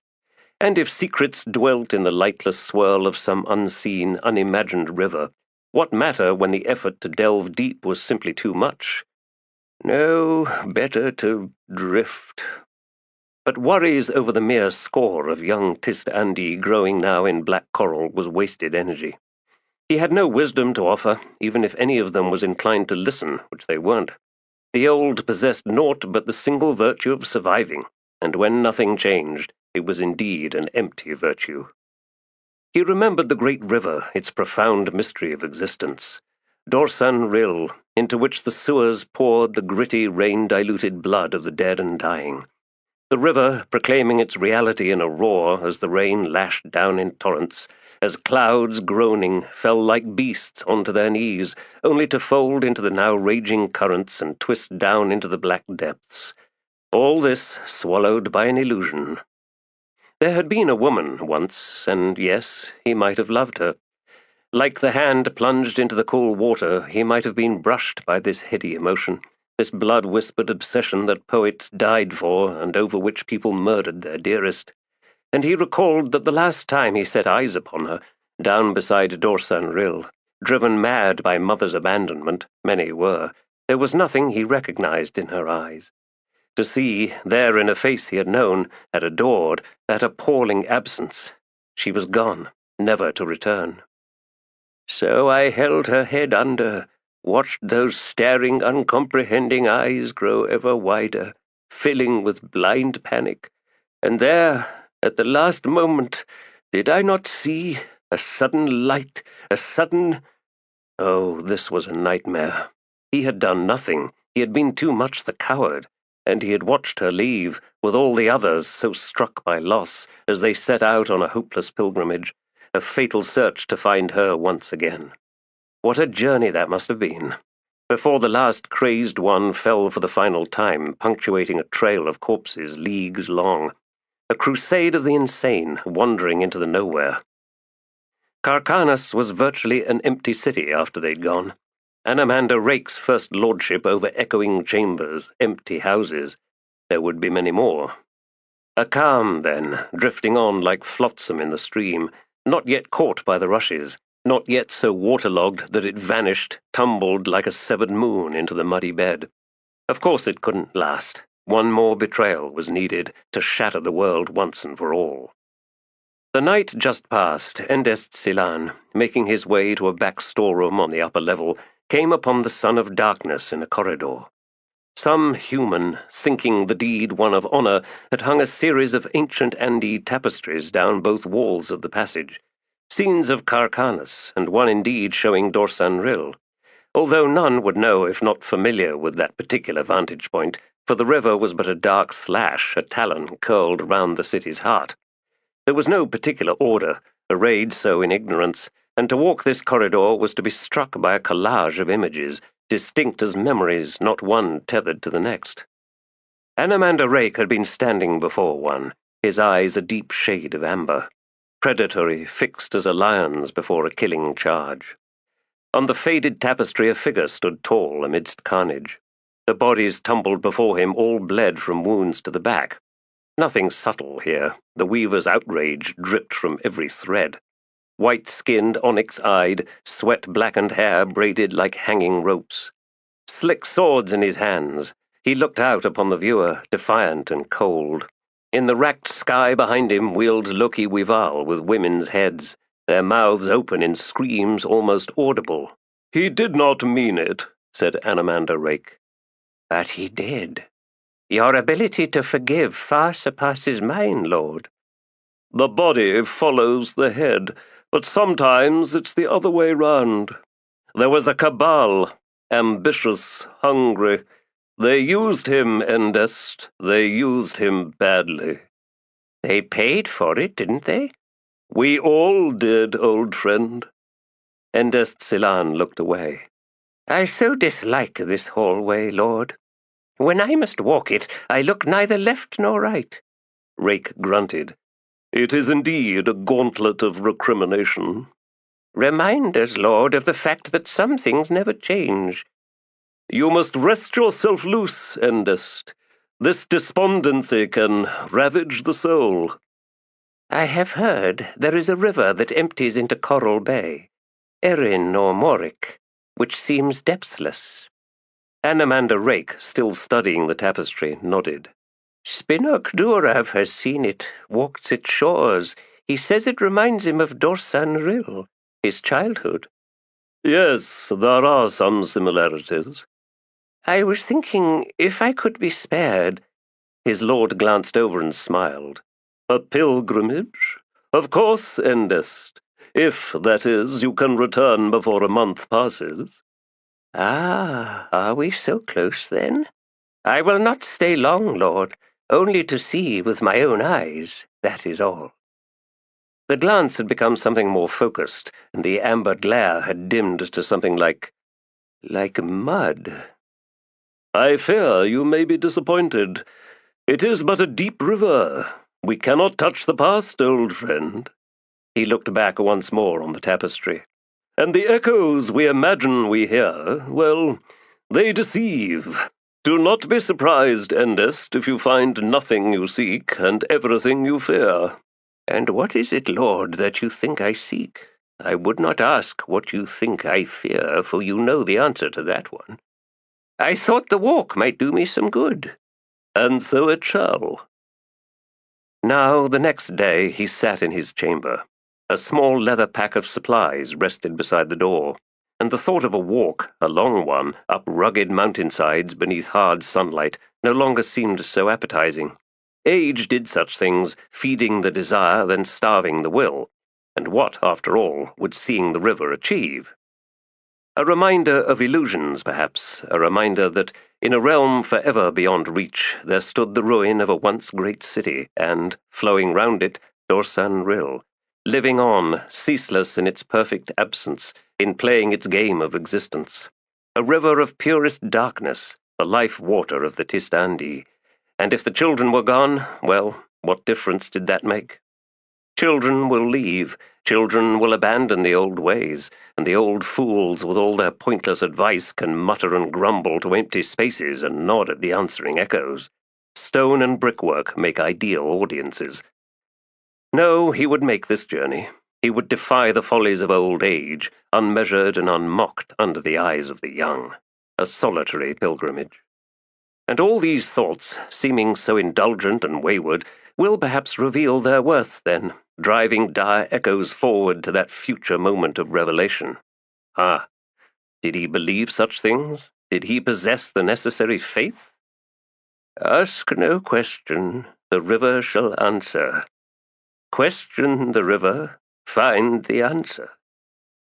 The mad poets spent lifetimes waging profound wars in their rendered prose. Achieving what? Why, the implosive obliteration of their tradition. Summarize that in 2 clauses. I need you to make a journey. Spinok Durav managed to smile. When, Lord? Anomander Rake stretched out his legs until his boots were very nearly in the flames of the hearth. Soon, I think. Tell me, how goes the game? He squinted at the fire. Not well. Oh, I win each time. It's just that my finest opponent does poorly of late. His mind is on other matters, unfortunately. I am not pressed, and this removes much of the pleasure. This would be Seardamin. Spinok glanced up, momentarily surprised. But of course, he told himself, he is the son of darkness, after all. They may well call him the Ghost King, but I doubt there is a single detail he does not know in Black Coral. They will not heed that until they make a terrible mistake, and then it will be too late. Seardamin, yes, the benighted. A faint smile from Anomander Rake. Itkovian was a most extraordinary man. This newborn cult interests me, and I am not so sure it would have pleased him. He saw himself as a soldier, a failed one at that. The fall of Kapustan devastated him. He paused for a moment, clearly remembering, then he said, They were but a mercenary company, modest in compliment. Nothing like the Crimson Guard. I dare say even the Crimson Guard would have failed to hold Kapustan. Spinok Durav remained silent, attentive. He had been away during that time, another journey on behalf of his lord. Hunting a dragon, of all things. Conversations like the one he'd found at the end of that quest were not worth repeating. He could forgive everyone but himself. No wonder you liked him. Anomander Rake sighed. I cannot say how long you will need, Spinok. As long, perhaps, as you can manage. As the significance of that statement settled into Spinok Durav, he felt an uncharacteristic flash of dismay. Angry at himself, he slowly settled his hands on the arms of the chair, fingers curling round the smooth wood, hoping he'd left nothing in his expression. "This is what I do and will do, until my end. She is young, so young. Oh, there's no point in thinking about any of that, about her at all." Was he able to keep the anguish from his eyes? What thoughts, doubts rustled through his lord now as he watched his old friend? Feeling defeated, Spinokdorav glanced over at Anomander Rake. The ruler of black corals sat frowning at his smouldering boots. "So, how long has he been thus?" "I have always managed, lord." "Yes, you have. I am curious, what so afflicts Theodomin?" "A crisis of faith, I think. Life like Kef Tanar, this skipping across paths. He does it so well, this man whom I have never defeated in our tabletop wars, not in 10,000 years. But I can stay with you, lord, at least this far. He has ceased making his daily pilgrimage. Among those living out there have grown expectations, which, it seems, he is unable to meet." "You tread carefully, Spinokdorav. That is unlike you." "I do not possess all the details yet." "But you shall." "Eventually, yes." "And then?" Spinok looked across at Rake. "I will do what needs doing." "Best hurry, then." "Ah, yes, I see now." "The Redeemer is a most helpless god," Anomander Rake said after a time. "Unable to refuse, unable to give. A sea sponge swallowing the entire sea. Then the next one, and the one after that. Can it simply go on forever? But for Itkovian, I would think not." "Is that a sort of faith, lord?" "Perhaps it is. Is his ability to forgive truly endless? To take on the pain and guilt of others for all eternity? I admit I have some serious difficulties with this cult's root tenets. Oh, as I said, I greatly admired Itkovian, the shield anvil of the grey swords. I even understand, to some extent, his gesture with the Kron Tlanimas.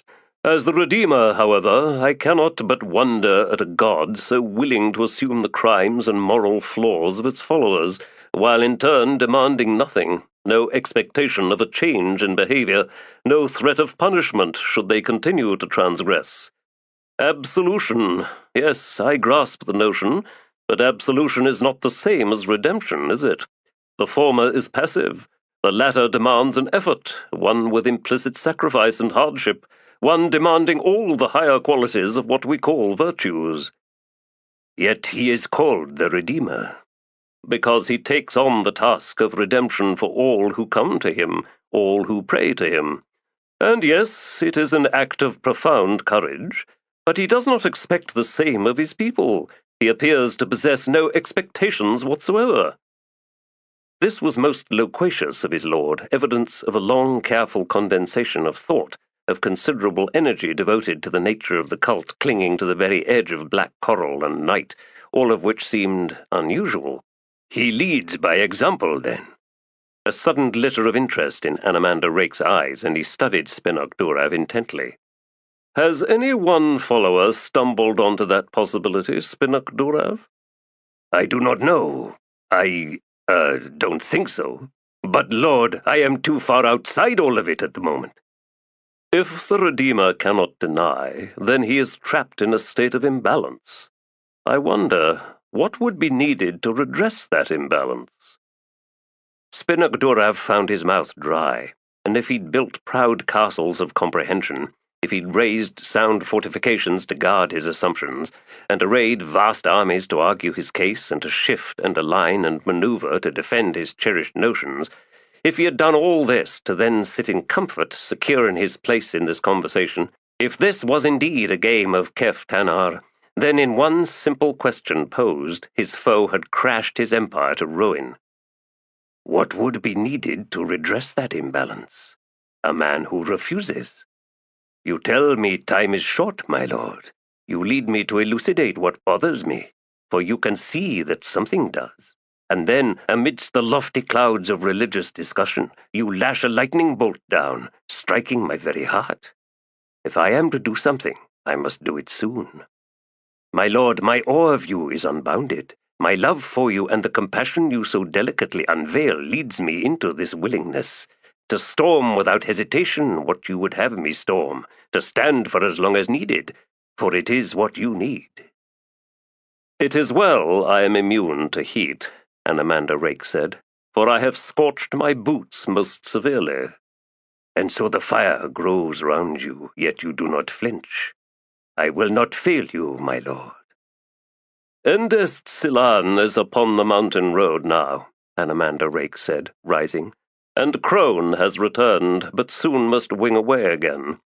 I shall ask her to send a few grandchildren to guard him on his journey.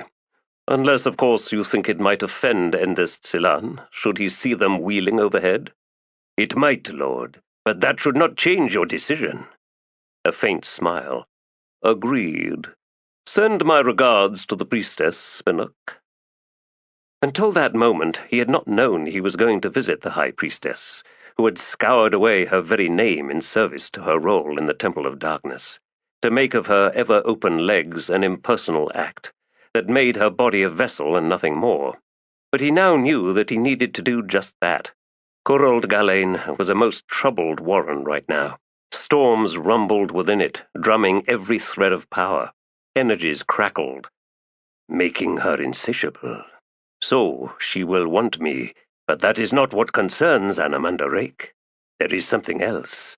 I must go to her, and I don't even know why. But he does. Spinnock Durav found himself sitting alone in the small chamber. The fire was down to coals. The air smelled of burned leather. The high priestess of the Temple of Dark had cut her hair even shorter, making her disturbingly boyish as she pushed him onto his back, straddling him with her usual eagerness.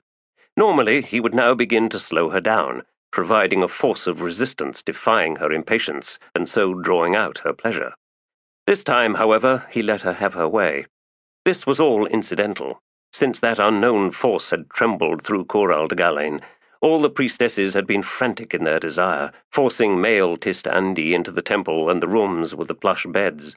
If the rumors were true, then even the occasional human was dragged in for the same needful interrogation. But no answers could be found in the indulgences of the flesh, and perhaps all this was a kind of metaphorical revelation of that raw truth, one that extended far beyond the temple and the prescriptions of priestesses. Yet did he not want answers from Salind? From that young human woman who could not be more than 20 years of age? From another high priestess? He had seen too much, had lived too long.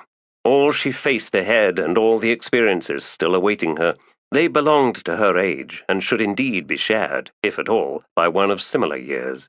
He had no desire to be a mentor, for the student soon grows past the need of one, if the mentor has done his job well, and then it is the mentor who rails against the notion of equality, or of being surpassed.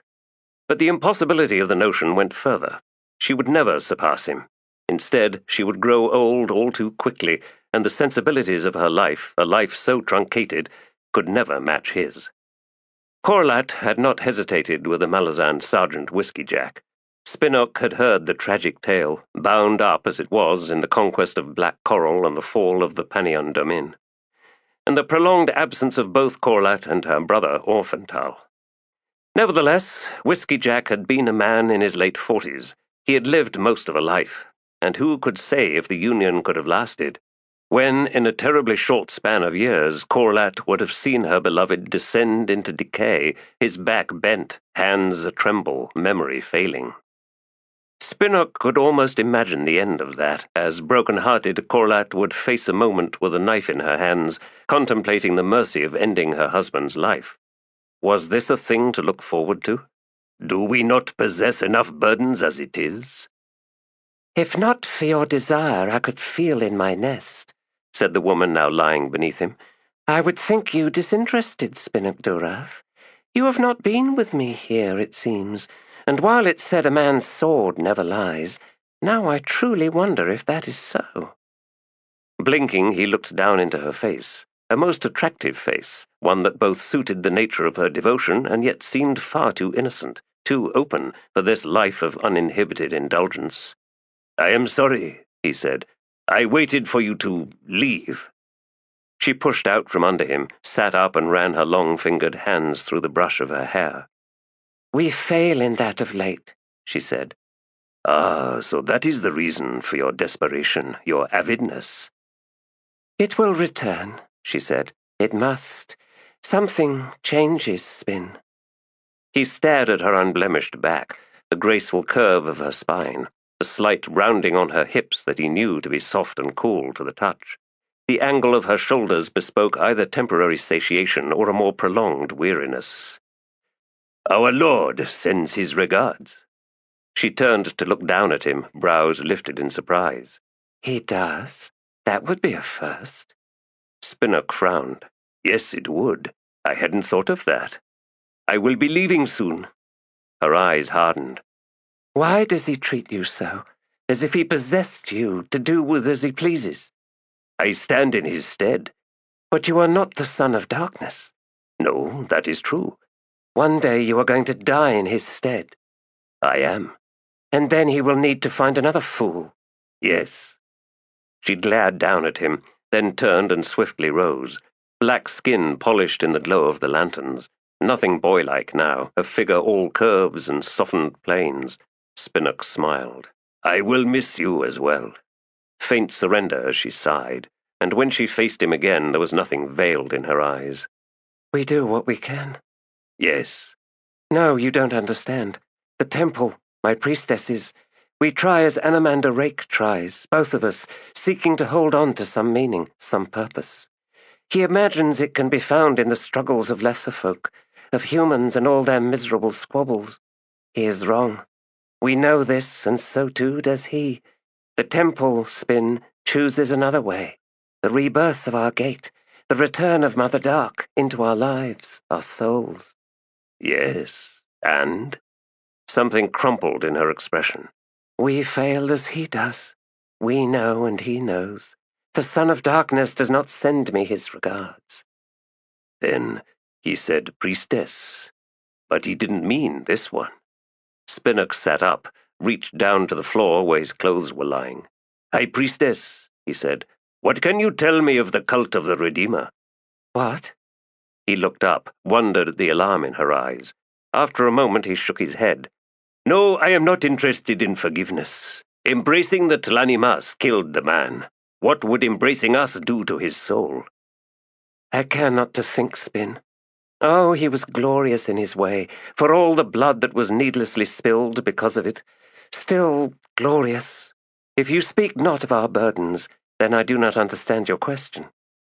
"It is newborn, this cult. What shape will it take?" She sighed again, most extraordinary and further proof of her exhaustion. "As you say, very young indeed. And like all religions, its shape, its future, will be found in what happens now, in these first moments. And that is a cause for concern, for although pilgrims gather and give gifts and pray, no organization exists. Nothing has been formulated, no doctrine, and all religions need such things." He rubbed at his jaw, considering, and then nodded. "Why does this interest you?" she asked. "I'm not sure, but I appreciate your expertise." He paused, stared down at the clothes in his hands. He had forgotten something important. What might it be? "I was not wrong," she observed, still watching him. "You are not yourself, Spin. Have you finally come to resent your lord's demands?" "No." "Perhaps, but that is not worthy of consideration. The floor would be mine, after all." "I am fine, High Priestess." She snorted. "None of us are that, Spin," she said as she turned away. As his gaze dropped, he saw his sword and belt lying on the floor. Of course, he had forgotten his ritual. He collected the weapon and, as the High Priestess threw on her robes, carried it over to the table and set it down.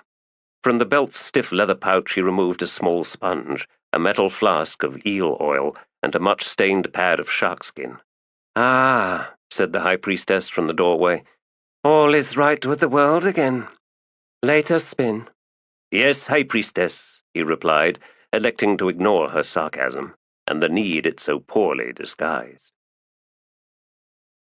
Rain had rushed in from the sea, turning the paths into rivers of mud. Salind sat in the makeshift shed, legs curled up beneath her, shivering as water dripped down through holes in the roof. More people had come scratching at her door, but she had turned them all away. She'd had enough of being a high priestess. All her heightened sensitivities to the whims of the Redeemer were proving little more than a curse. What matter all these vague emotions she sensed from the god? She could do nothing for him. This should not have surprised her, and she told herself that what she was feeling wasn't hurt, but something else, something more impersonal. Perhaps it was her grieving for the growing list of victims as Gradithan and his sadistic mob continued to terrorize the camp, so much so that some were planning to leave as soon as the road dried out, or her failure with the benighted. The expectations settling upon her, in the eyes of so many people, were too vast, too crushing. She could not hope to answer them all, and she was finding that, in truth, she could answer none of them. Words were empty in the face of brutal will. They were helpless to defend whatever sanctity might be claimed, for a person's self, for their freedom to choose how they would live, and with whom. Empathy haunted her. Compassion opened wounds which only a hardening of the soul could in the future prevent, and this she did not want. She had seen too many faces, looked into too many eyes, and recoiled from their coldness, their delight in vicious judgment. The righteous will claim sole domain on judgment.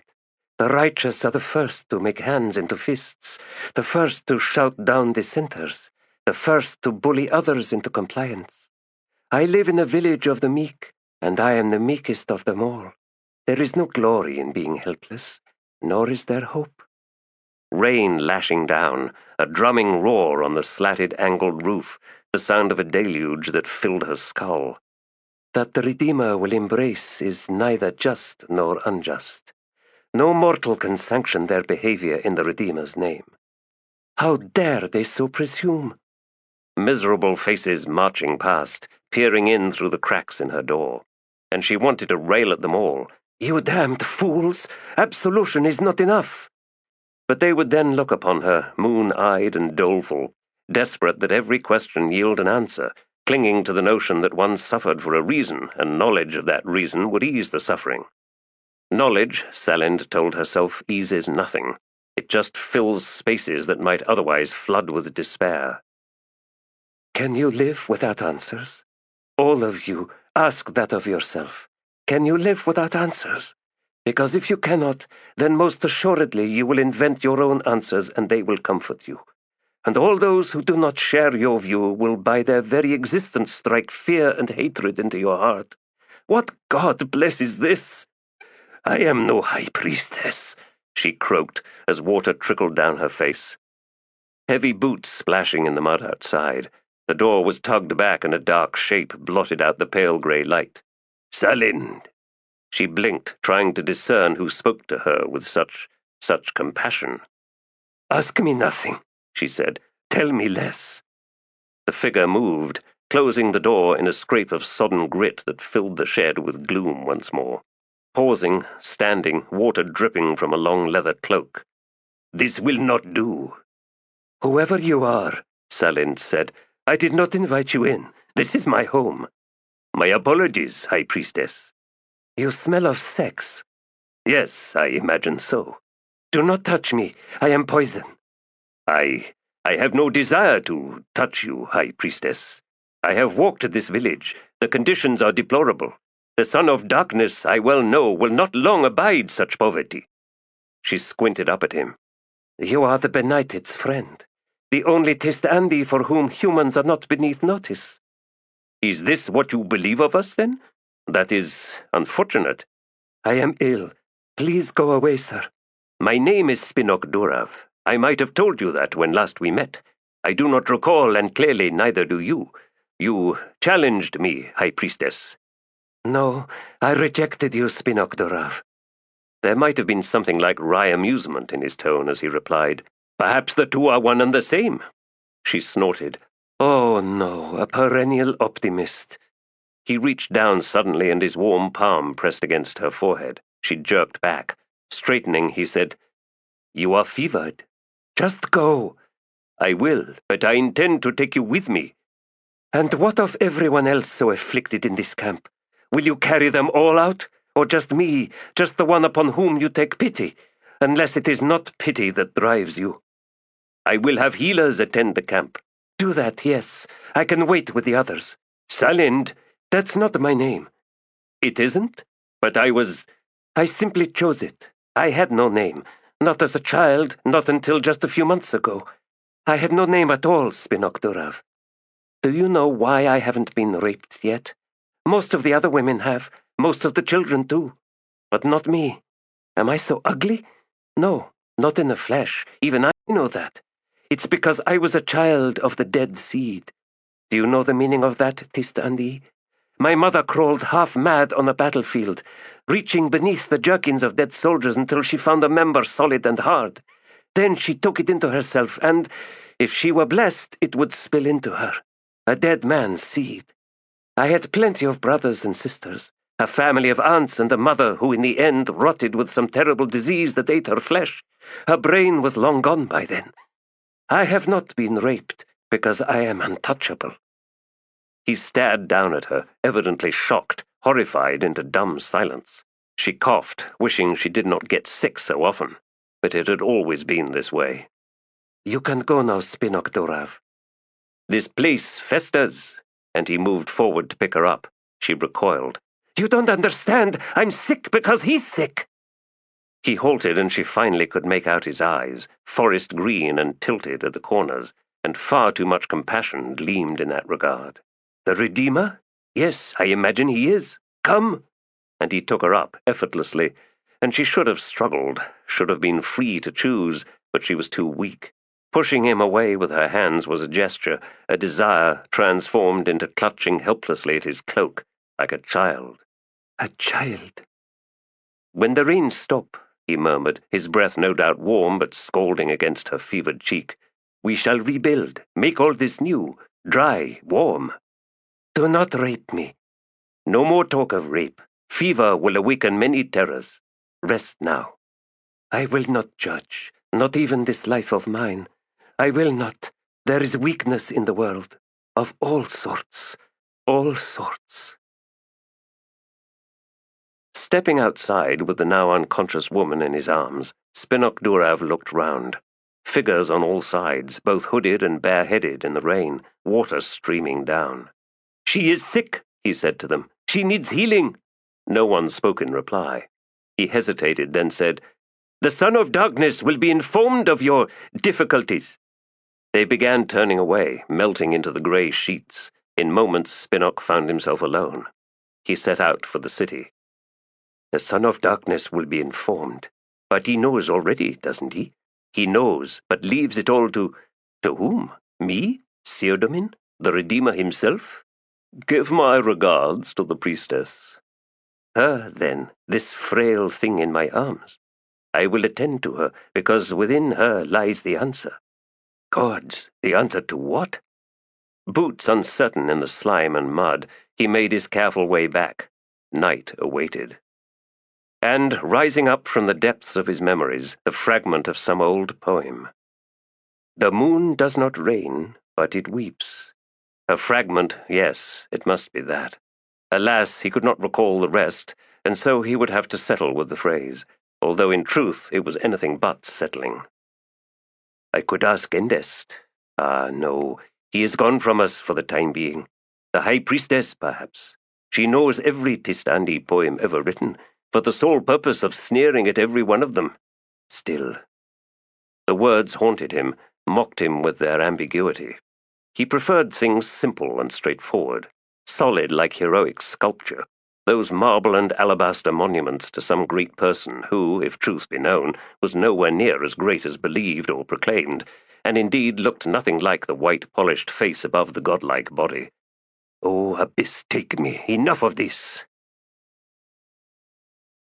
In the camp, in the wake of the Tiste Andii's departure with the High Priestess half dead in his arms, the bald priest, short and bandy-legged and sodden under rain-soaked woolen robes, hobbled up to Gradithan.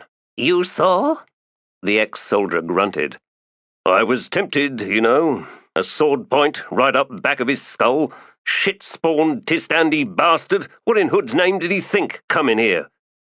The priest, a priest of some unknown god somewhere to the south, Bastion perhaps, made tisk-tisking sounds, then said, "The point is, Erdo, shut that mouth of yours. That rank ain't for nobody no more, you understand? Never mind the arsehole thinking he's the only one left, so's he can use it like it was his damned name or something. Never mind, 'cause he'll pay for that soon enough." "Humblest apologies, sir. My point was, she's gone now." "What of it?" "She was the Redeemer's eyes, his ears, his everything in the mortal world, and now that Tiste Andii's gone and taken her away, meaning we can do, as we please." At that Gradithan slowly smiled, then said in a low, easy voice, "What have we been doing up to now, Monkrat?" "While she was here, the chance remained of awakening the benighted to his holy role. Now we need not worry about either of them." "I was never worried in the first place," the once Erdeman said in a half-snarl. "Go crawl back into your hole and take whoever with you as you fancy. Like you say, nothing's stopping us now." After the horrid creature scurried off, Gradithan gestured to one of his lieutenants. "Follow that Andii pig back into night," he said, "but keep your distance. Then get word to our friends in the city. It's all taken care of at the barrow. That's the message you tell 'em, right? Go on and get back here before dawn, and you can take your pick of the women. One you want to keep for a while if you care to, or strangle beneath you for all I give a shit. Go!" He stood in the rain, feeling satisfied. Everything was looking up, and by squinting, why, he could almost make out that cursed tower with its disgusting dragon edifice. Aye, soon it would all come down, nice and bloody like. And though he was not aware of it, not enough to find cause for the sudden shiver that took him, he turned away from that unseeing regard, and so unknowingly broke contact with sleepy, cold, reptilian eyes that could see far indeed, through rain, through smoke, through, if so desired, stone walls. Carved edifice Solana was not.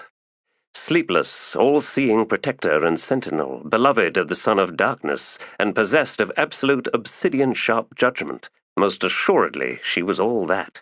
And terrible in wrath? Few mortals could even conceive the truth and the capacity of the implacably just, which was probably just as well. "Mercy in compassion, no dragon lives." When skill with the sword was but passing, something else was needed: rage. The curse was that rage broke its vessel, sent fissures through the brittle clay, sought out every weakness in the temper, a mica grit that only revealed itself in the edges of the broken shards. No repairs were possible, no glue creeping out when the fragments were pressed back together to be wiped smooth with a fingertip. Nimander was thinking about pottery. Web-slung amphorae clanking from the sides of the wagon, the horrid nectar within. A species of rage, perhaps, little different from what had coursed through his veins when he fought. Rage in battle was said to be a gift of the gods. He had heard that belief uttered by that Malazan marine, Deadsmell, down in the hold of the Adjunct's flagship, during one of those many nights when the man had made his way down into the dark belly, jug of rum swinging by an ear in one hand. At first Nimander had resented the company, as much as did his kin, but the Malazan had persisted, like a sapper undermining walls. The rum had trickled down throats, loosened the hinges of tongues, and after a time all those fortifications and bastions had stretched open their doorways and portals. The rum had lit a fire in Nimander's brain, casting flickering red light on a host of memories gathered ghostly round the unwelcoming hearth. There had been a keep somewhere, a place of childhood secure and protected by the one they called Father. Ridged spines of snow lining the cobbled track leading to the embrasure gate, a wind howling down from grey mountains, a momentary abode where scores of children scurried about wild as rats, with the tall figure of Anomander Rake wandering the corridors in godlike indifference. What had there been before that? Where were all the mothers? That memory was lost, entirely lost. There had been a priest, an ancient companion of the Son of Darkness, whose task it had been to keep the brood fed, clothed, and healthy. He had looked upon them all with eyes filled with dismay, no doubt understanding, long before any of them did, the future that awaited them. Understanding well enough to withhold his warmth. Oh, he had been like an ogre to them all, certainly, but one who, for all his bluster, would never, ever do them harm. Knowing this, they had abused their freedom often. They had, more than once, mocked that poor old man. They had rolled beakers into his path when he walked past, squealing with delight when his feet sent them flying to bounce and shatter, or, better yet, when he lost his balance and thumped down on his backside, wincing in pain. Such a cruel fire, lighting up all these ghastly recollections. Dead Smell, in his sleepy, seemingly careless way, had drawn out their tale. From that keep hidden in the fastness of some remote range of mountains to the sudden, startling arrival of a stranger, the aged, stooped Tiste Andii, who was, it was learned with a shock, Anomander's very own brother. And the arguments echoing from their father's private chambers as brothers fought over unknown things, decisions past, decisions to come, the precise unfolding of crimes of the soul that led to harsh accusations and cold, cold silences. Days later, peace was struck, somehow, in the dark of night. Their father came to them then to tell them how Andarist was taking them all away. To an island, a place of warmth, of stretches of soft sand and pellucid waters, of trees crowded with fruit. And there, standing in the background during this imparting of a new future, was old Endist Silan, his face ravaged by some extremity of emotion. No more beakers underfoot, no more taunts and elusive imps racing to escape imagined pursuits. He never pursued, never once reached to snatch one of them, never raised a hand, never even raised his voice. He was nothing but a focus for their irreverence, an irreverence they would not dare turn upon their father. He had had his purpose, and he had weathered it, and now he wept as the children were drawn together and a warren was opened, a portal-way into an unknown, mysterious new world where anything was possible. Andarist led them through. They would learn new things, the weapons awaiting them. A stern teacher, not one to mock. Oh no, that was quickly made clear when a casual cuff against the side of Skintick's head sent him flying, a cuff to answer some muttered derision, no doubt. The games ended, the world turned suddenly serious. They came to love that old man, loved him far too much, as it turned out, for where Anomander might well have proved capable of pushing back the horrors of adulthood and its terrible world, Andarist was not. Children made perfect soldiers, perfect killers. They had no sense of mortality. They did not fear death. They took bright pleasure in destruction, even when that destruction involved taking a life. They played with cruelty to watch the results. They understood the simplicity of power found there in the weapon held in the hand. See a bored child with a stick, and see how every beast nearby flees, understanding well what is now possible and indeed probable. See the child, eyes scanning the ground, swinging the stick down to crush insects, to thrash flowers, to wage a war of mayhem. Replace the stick with a sword, explain how guilt need not be considered when the ones who must die are the enemy. Unleash them, these children with the avid eyes. Good soldiers. Andarist had made them good soldiers.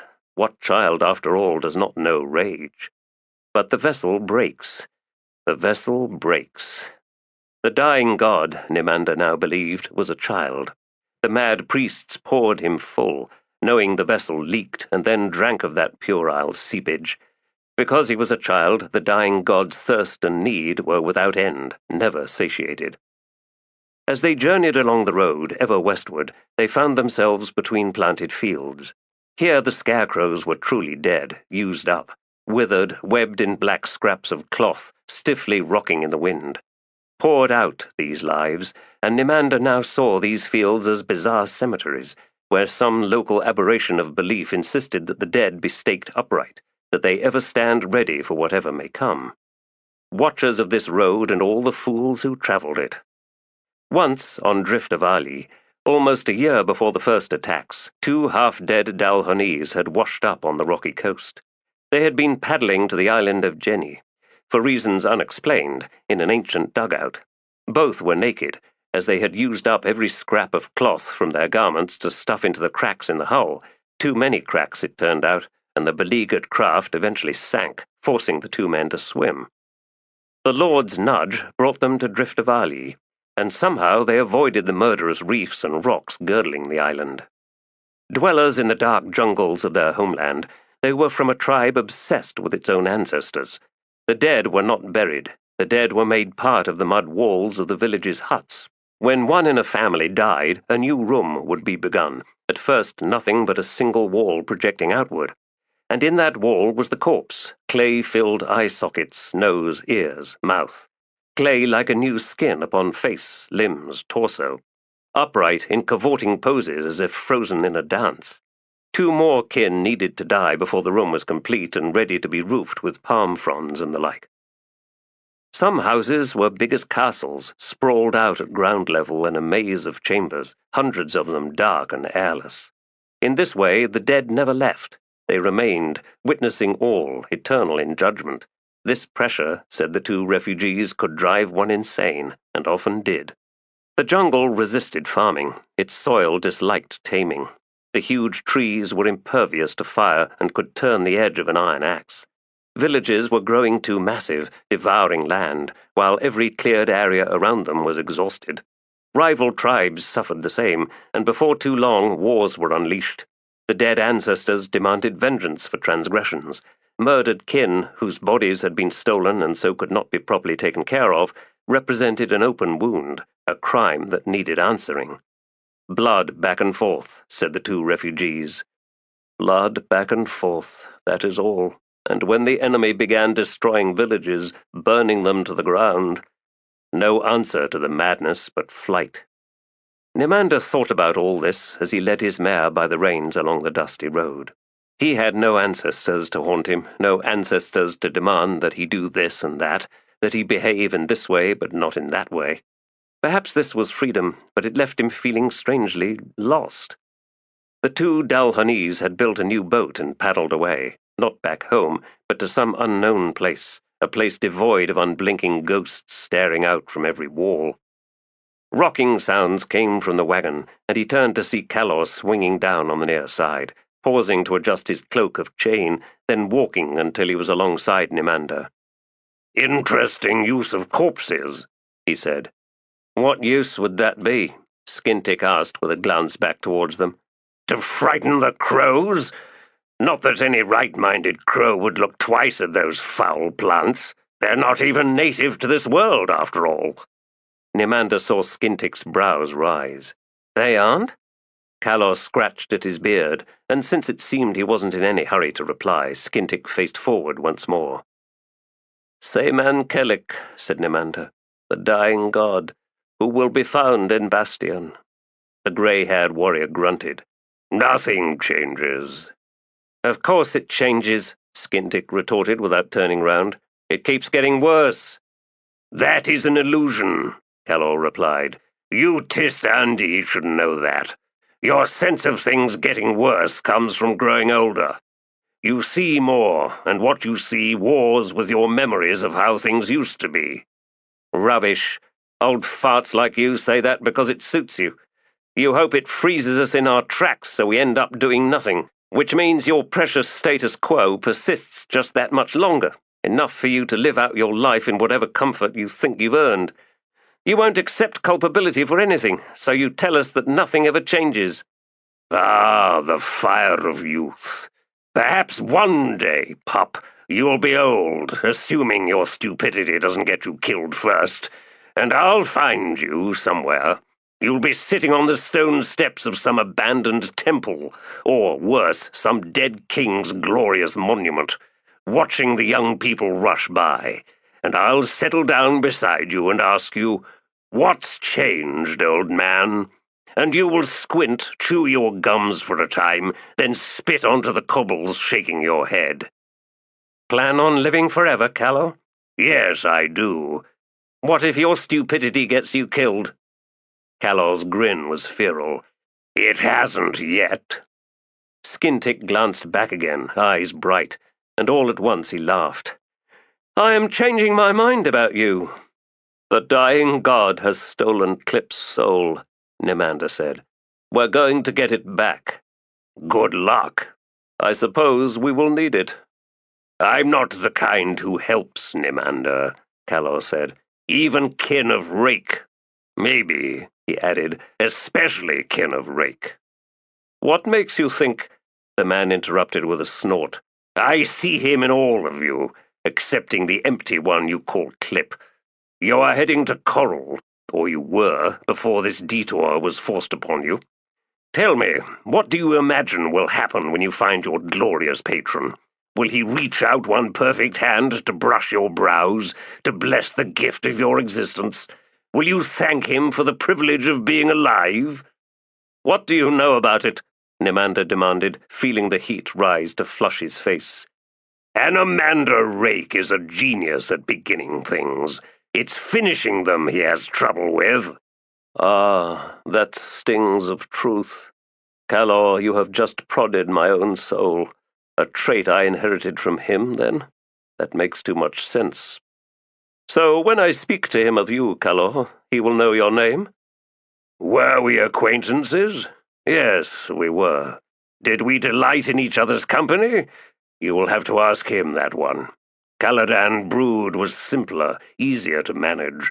Nothing but earth and stone. As for Kaz, well, I'll know more when I finally meet the bastard." "I do not know those names," Nimander said. "Caladan brood, Kaz." "It's of no real significance. We were allies in a war or three, that is all. And perhaps one day we will be allies once more, who can say? When some vast enemy forces us once again into the same camp, all on the same side." He seemed to think about that for a moment, then said, "Nothing changes." "Are you then returning to Coral, where waits our father?" "No. The dust I kicked up last time will need a few centuries to settle, I expect."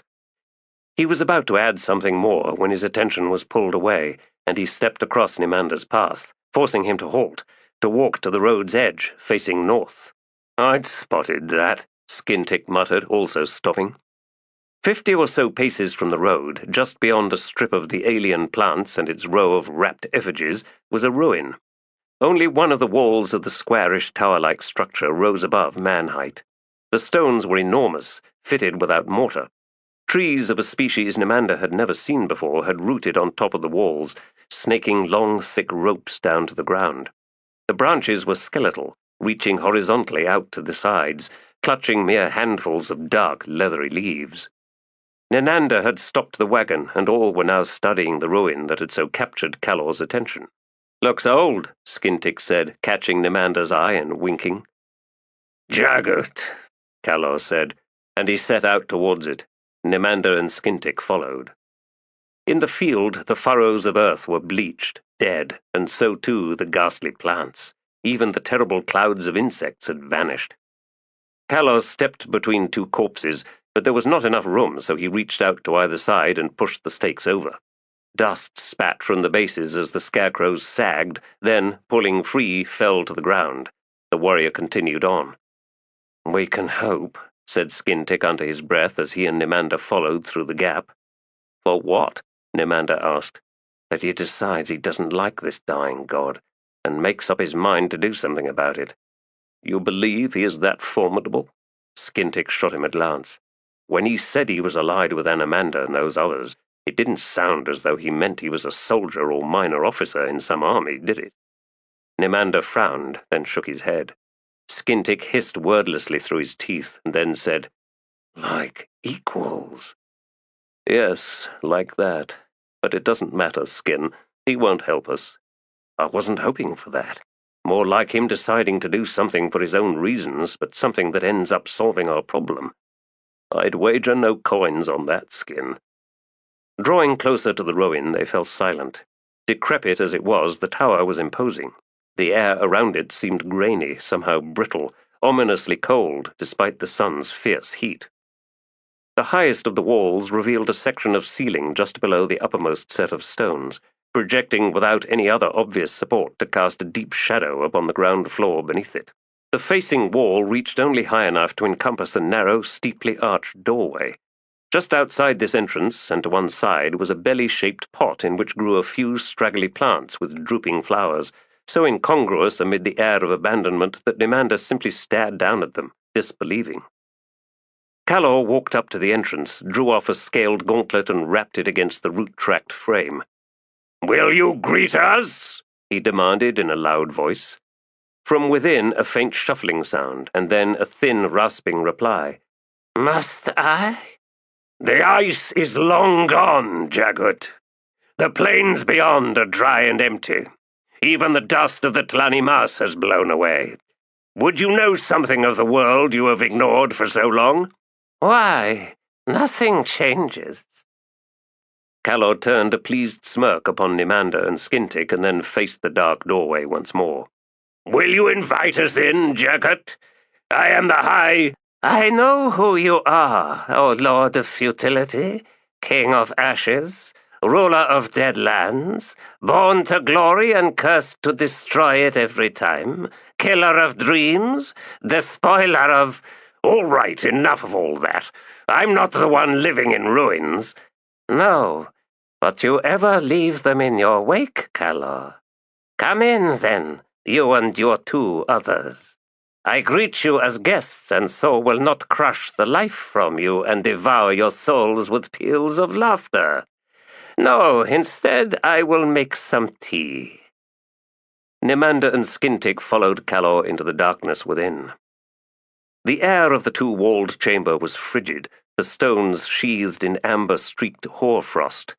Where the other 2 walls should have been rose black glimmering barriers of some unknown substance, and to look upon them too long was to feel vertiginous. Nimander almost pitched forward, drawn up only by Skintic's sudden grip, and his friend whispered, "Never mind the ice, cousin." Ice, yes, it was just that. Astonishingly transparent ice. A figure crouched at a small hearth, long-fingered hands working a blackened kettle onto an iron hook above the coals. "I ate the last batch of cookies, I'm afraid." The words drifted out inflectionless from beneath a broad-brimmed black felt hat. "Most people pass by when they pass by, seeing nothing of interest. None draw close to admire my garden." "Your garden?" Skintic asked. "Yes, small, I know, modest." "The pot with the 2 flowers?" "Just so. Manageable. Anything larger and the weeding would drive me mad, you see." "Taking up all your time," Calor commented, looking round. "Just so." A long stone altar provided the Jaghut with his bed, on which pale furs were neatly folded. A desk sat nearby, the wood stained black, the chair before it high-backed and padded in deerskin. On a niche set in the highest wall squatted a 3-legged silver candlestick, oxidized black.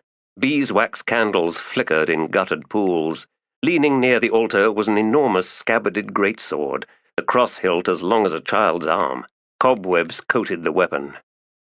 "You know my name," Calor said, "but I have not yet heard yours." "That is true." Something dangerous edged into Calor's voice as he said, "I would know the name of my host." "Once, long ago, a wolf god came before me. Tell me, Calor, do you understand the nature of beast gods? Of course not. You are only a beast in the unfairly pejorative sense. Unfair to beasts, that is. How is it, then, that the most ancient gods of this world were, one and all, beasts?" "The question does not interest me, Jagut." "What of the answer?" "You possess one?" The hands reached out and lifted the kettle from the hook as steam rushed up round the long fingers. "This must now steep for a time. Am I unusual in my penchant for evading such direct questions? A trait exclusive to Jagut? Hardly. Knowledge may be free. My voice is not. I am a miser, alas, although I was not always this way." "Since I see little value in this particular matter," said Calor, "I would not bargain with you." "Ah, and what of the others with you? Might not they be interested?" Clearing his throat, Skintic said, "Venerable one, we possess nothing of worth to one such as you." "You are too modest, Tiste Andii." "I am?" "Each creature is born from one not its kind. This is a wonder, a miracle forged in the fires of chaos, For chaos indeed whispers in our blood, no matter its particular hue. If I but scrape your skin so lightly as to leave but a momentary streak, that which I take from you beneath my nail contains every truth of you, your life, even your death, assuming violence does not claim you. A code, if you will, seemingly precise and so very ordered. Yet chaos churns. For all your similarities to your father, neither you nor the one named Nimander, nor any of your brothers and sisters, is identical to Anomander Dragnipur. Do you refute this? Of course not. For each kind of beast, there is a first such beast, more different from its parents than the rest of its kin, from which a new breed in due course emerges. Is this firstborn then a god? You spoke of a wolf god, Skintic said. You began to tell us a story. So I did. But you must be made to understand. It is a question of essences.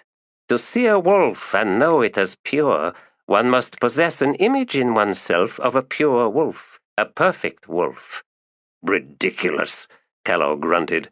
See a strange beast and someone tells you it is a wolf, and from this one memory and perhaps a few more to follow, you have fashioned your image of a wolf. In my empires, philosophers spewed such rubbish for centuries, until of course I grew tired of them and had them tortured and executed. A strange muffled noise came from the hunched-over Jagut. Nimander saw the shoulders shaking and realized the ancient was laughing. I have killed a few, Jagut, Callow said. Not a boast, simply a statement, a warning. The tea is ready, the Jagut said, pouring dark liquid into 4 clay cups that Nimander had not noticed before. You might wonder what I was doing when the wolf god found me. I was fleeing, in disguise. We had gathered to imprison a tyrant until our allies turned upon us and resumed the slaughter. I believe I may be cursed ever to be in the wrong place at the wrong time. Tlani Mas allies, Callow said. Too bad they never found you. Kron, the clan of Bekathana ilk who dwelt in the cliffs above the angry sea. 43 hunters and a bonecaster. They found me. Skintic squatted to pick up 2 of the cups, straightening to hand one to Nimander. The steam rising from the tea was heady, hinting of mint and cloves and something else. The taste numbed his tongue. Where is mine? Callow demanded. If I must listen to this creature, I will drink his tea. Smiling, Skintic pointed down to where the cups waited on the ground. Another soft laugh from the Jagut. Raced was the name of the tyrant we defeated. One of my more obnoxiously arrogant offspring. I did not mourn his fall. In any case, unlike Raced, I was never the strutting kind. It is a sign of weakness to shine blinding bright with one's own power. Pathetic diffidence, a need that undermines. I was more secure. He had Callow's attention now. You killed 43 Tlani Mas and a bonecaster? I killed them all. The Jagut sipped from his own cup. I have killed a few Tlani Mas, he said, the intonation a perfect mimicry of Callow's own claim a few moments past. Tell me, then, do you like my abode, my garden? Solitude has driven you mad, Callow said. You would know all about that now, wouldn't you, O Lord of Failures? Partake of the tea, lest I take offense. Teeth bared, Callow bent down to retrieve his cup. The Jagut's left hand shot out, closing about Callow's wrist. You wounded that wolf god, he said. Nimander stared as he saw the old man struggle to twist free of that grip, veins standing out on his temple, jaw muscles bunching beneath the beard. But there was no pulling loose. There was no movement at all from that withered green hand. When you laid waste to your realm, the Jagut continued, you wounded it terribly. Release me, Callow said in a rasp, and with his other hand he reached back for the grip of his sword. All at once the Jagut's hand fell away. Callow staggered back and Nimander saw a white impression of fingers encircling the old warrior's wrist. This is not how a host behaves. You force me to kill you. Oh, be quiet, Kalor. This tower was an Azath once. Shall I awaken it for you? Wondering, Nimander watched as Kalor backed towards the entrance, eyes wide in that weathered, pallid face, the look of raw recognition dawning. Kothos, what are you doing here? Where else should I be? Now remain outside. These two Tiste Andii must go away for a while. Heat was spreading fast, out from Nimander's stomach. He cast a wild look at Skintic, saw his friend sinking slowly to his knees. The empty cup in his hand fell away, rolled briefly on the damp ground. Nimander stared at the jagged. "What have you done?" Only what was necessary. With a snarl, Kalor spun round and stalked from the chamber. Over his shoulder, he said, "I will not wait long." Nimander's eyes were drawn once more to the walls of ice, black depths, shapes moving within. He staggered, reached out his hands. "Oh, don't step in there." And then he was falling forward, his hands passing into the wall before him, no resistance at all. "Nimander, do not—" Blackness. Desra wandered round the wagon, drawing up to a halt beside the ox. She set a hand on its back, felt the beast's heat, the rippling with every twitch shedding the biting flies. She looked down into the animal's eye, saw with a start how delicate its lashes. "You must take the world as it is." Underist's last words to her before the world took him. It wasn't hard. People either had strength or they didn't.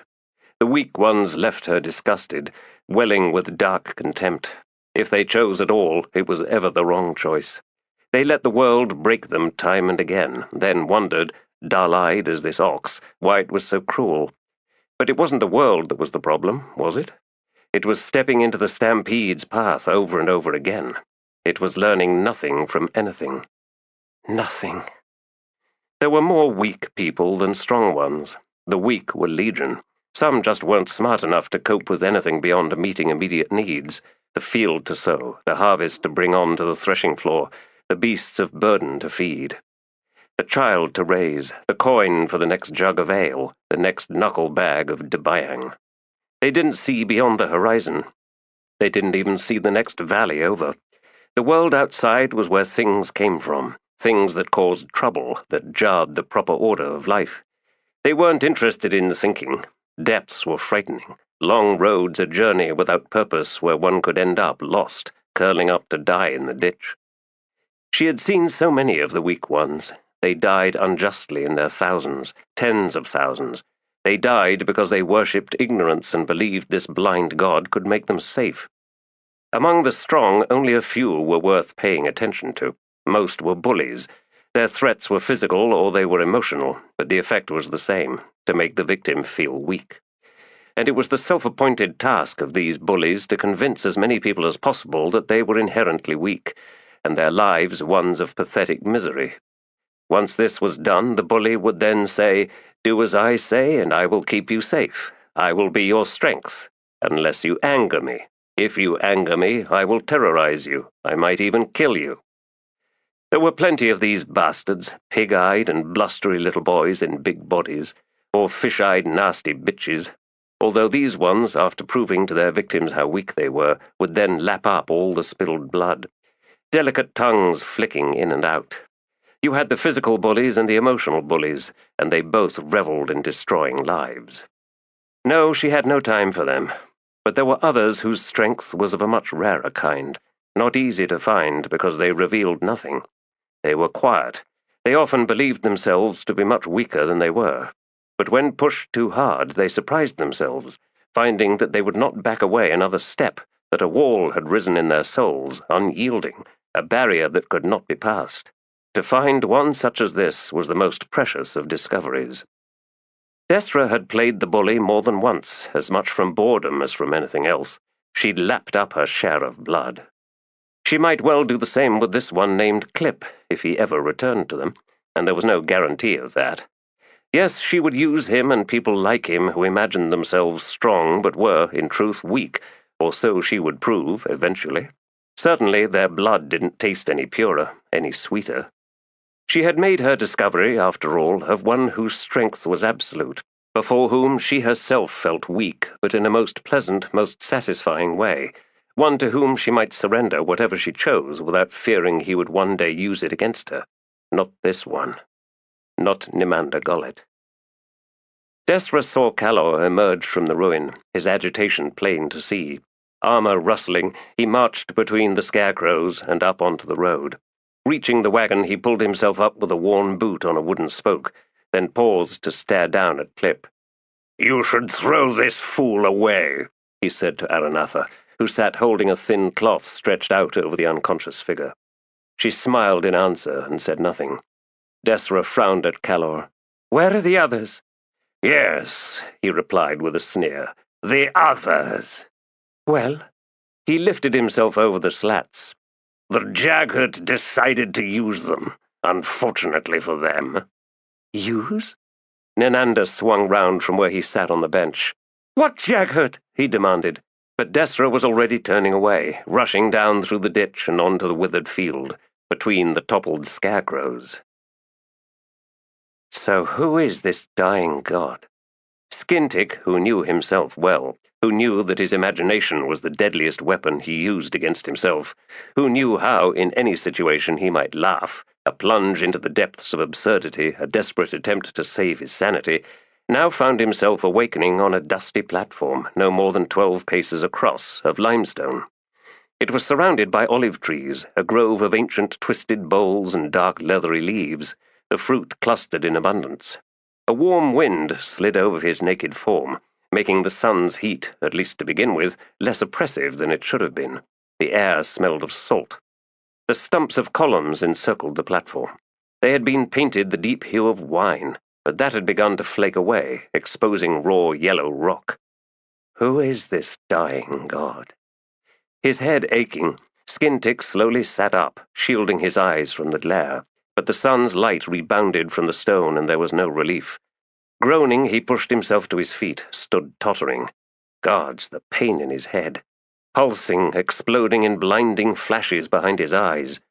Who is this dying? There were corpses huddled beneath the trees, mostly bones and rotted cloth, tufts of hair, skin-stretched skulls. Once brightly colored clothes, strange shoes, the glitter of buttons and jewelry, gold on bared teeth.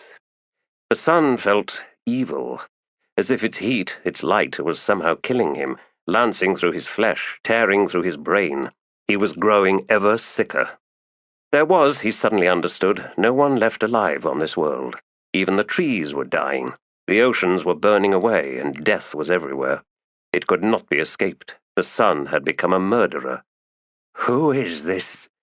You could dream of the future. You could see it as but a recognizable continuation of what can be seen around you at this moment.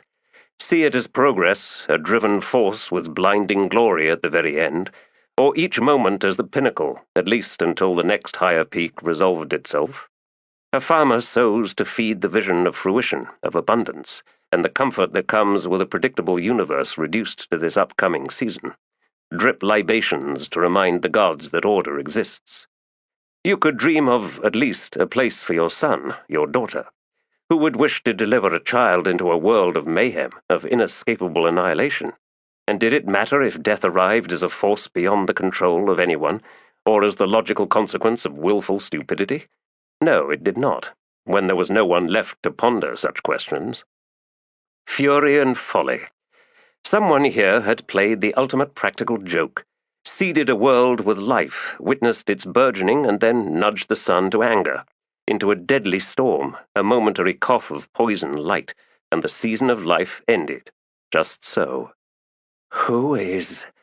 The god dies when the last believer dies, rising up bloated and white, sinking down into unseen depths, crumbling into dust, expelled in a gust of hot wind. Venomous spears lanced through Skintic's brain, shearing through every last tether that remained. And suddenly he was free, launching skyward. Free, yes, because nothing mattered anymore. The hoarders of wealth, the slayers of children, the rapists of the innocent, all gone. The decriers of injustice, the addicts of victimization, the endlessly offended, gone. Nothing was fair. Nothing. And that is why you are dying, dear God. That is why. How can you do anything else? The sun rages. Meaningless. We all die. Meaningless. Who... A hard slap and he was jolted awake. A seamed, tusked face hovered over him, vertical pupils set in grey, the whites barely visible. Like a damned goat. You, the Jagged said, are a bad choice for this. Answering despair with laughter like that. Skintick stared up at the creature. He couldn't think of anything to say. There is a last moment, Gothos continued, when every sentient creature alive realizes that it's over, that not enough was done, that hindsight doesn't survive dying. Not enough was done. You Tiste Andii understood that. Anomander Rake did. He realized that to dwell in but one world was madness. To survive, you must spread like vermin. Rake tore his people loose from their complacency, and for this he was cursed. I saw a world dying. If that is what you saw, then so it is. Somewhere, somewhen. On the paths of the Azath, a distant world slides into oblivion. Potential snuffed out. What did you feel, Skintick? I felt free. The Jagged straightened. As I said, a bad choice. Where is Nimander? Sounds at the doorway. Desra rushed into the chamber. She saw Skintick, saw him slowly sitting up. She saw what must be the Jagged, the hood drawn back to reveal that greenish, unhuman visage, the hairless pate so mottled it might have been a mariner's map of islands, a tortured coastline, reefs. He stood tall in his woolen robes. But nowhere could she find Nimander. The Jagged's eyes fixed on her for a moment, and then he faced one of the walls of ice. She followed that gaze. Staggering into darkness, he was struck countless times. Fists pounded, fingers raked ragged furrows through his skin. Hands closed about his limbs and pulled. "This one is mine! No, mine!" All at once voices cried out on all sides, and a hand closed about Nimander's waist, plucked him into the air. The giant figure carrying him ran, feet thumping like thunder, up a steep slope, rocks scurrying down, first a trickle, then a roar of cascading stones with screams in their wake. Choking dust blinded him. A sharp-edged crest crunching underfoot, and then a sudden, even steeper descent, down into a caldera. Grey clouds rising in plumes, sudden coruscating heat foul with gases that stung his eyes, burned in his throat. He was flung onto hot ash. The giant creature loomed over him. Through tears, Nimander looked up, saw a strangely childlike face peering down. The forehead sloped back behind an undulating brow ridge from which the eyebrows streamed down in thick snarls of pale, almost white hair. Round, smooth cheeks, thick lips, a pug nose, a pale, bulging wattle beneath the rounded chin. Its skin was bright yellow, its eyes emerald green. It spoke in the language of the Tiste Andii. "I am like you. I too do not belong here." The voice was soft, a child's voice. The giant slowly blinked and then smiled, revealing a row of dagger-like fangs. Nimander struggled to speak. "Where? Who? All those people?" "Spirits, trapped like ants in amber. But it is not amber. It is the blood of dragons." "Are you a spirit?" The huge head shook in a negative. "I am an elder, and I am lost." "Elder?" Nimander frowned. "You call yourself that. Why?" A shrug like hills in motion. "The spirits have so named me." "How did you come to be here?" "I don't know. I am lost, you see." "And before this place?" "Somewhere else. I built things of stone, but each house I built then vanished. I know not where. It was most frustrating." "So you have a name?" "Elder." "Nothing else?" "Sometimes I would carve the stone to make it look like wood or bone. I remember sunsets, different suns each night, different suns.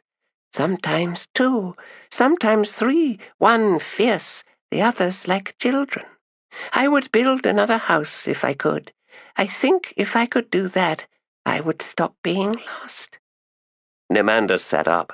He was covered in volcanic dust, so fine it shed from him like liquid. "Build your house, then." "Whenever I begin, the spirits attack me. Hundreds, then thousands. Too many." "I stepped through a wall of ice." The memory was suddenly strong. "Omtos Falak." "Oh, ice is like blood, and blood is like ice. There are many ways in, none out. You do not belong here because you are not yet dead. You are lost, like me. We should be friends, I think." "I can't stay." "I am sorry." Panic seethed to life in Nimander. He stood, sinking to his shins in the hot ash. "I can't. Gothos! Find me!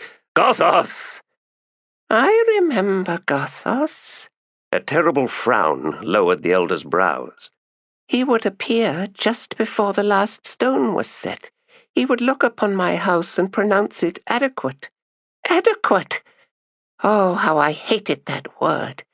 My sweat, my blood, and he called them adequate.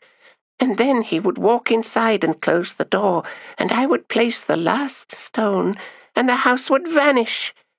I don't think I like Gothos." "I don't blame you," Nimander said, unwilling to voice his suspicion that Gothos's rival and the vanishing of the houses were in fact connected, that indeed the Jagged came to collect them. "This elder builds the houses of the Azath, and he is lost." "Tell me," Nimander said, "do you think there are others like you? Others out there building houses?" "I don't know." Nimander looked round. The jagged walls of the cone enclosed the space. Enormous chunks of pumice and obsidian lay half buried in the grey dust. "Elder, do the spirits ever assail you here?" "In my pit? No, they cannot climb the sides." "Build your house here. But, Use the rim as your foundation. but houses have corners." Make it a tower." "A house within the blood of dragons? But there are no sunsets." "A house within the blood of dragons. What would happen? What would change? Why do the spirits deny him this?" "If you are tired of being lost," Nimander said, "build a house. But before you are done, before you set that last stone, walk into it." He paused and looked round, then grunted a laugh. "You won't have any choice. You will be building the thing from the inside out." "But then who will finish it?" Nimander looked away. He was trapped here, possibly forever. If he did as Gothos did, if he remained inside the house to await its completion, he might find a way out. He might walk those hidden pathways, and in so doing he would doom this creature to eternity here, this child, this mason. And that I cannot do. I am not like Gothos. I am not that cruel. He heard laughter in his head. Fayed, shrieking with laughter. Then she said, "Don't be an idiot. Take the way out. Leave this fool to his building blocks. He's pathetic." "I will set the last stone," Nimander said. "Just make sure it's small enough for me to lift and push into place."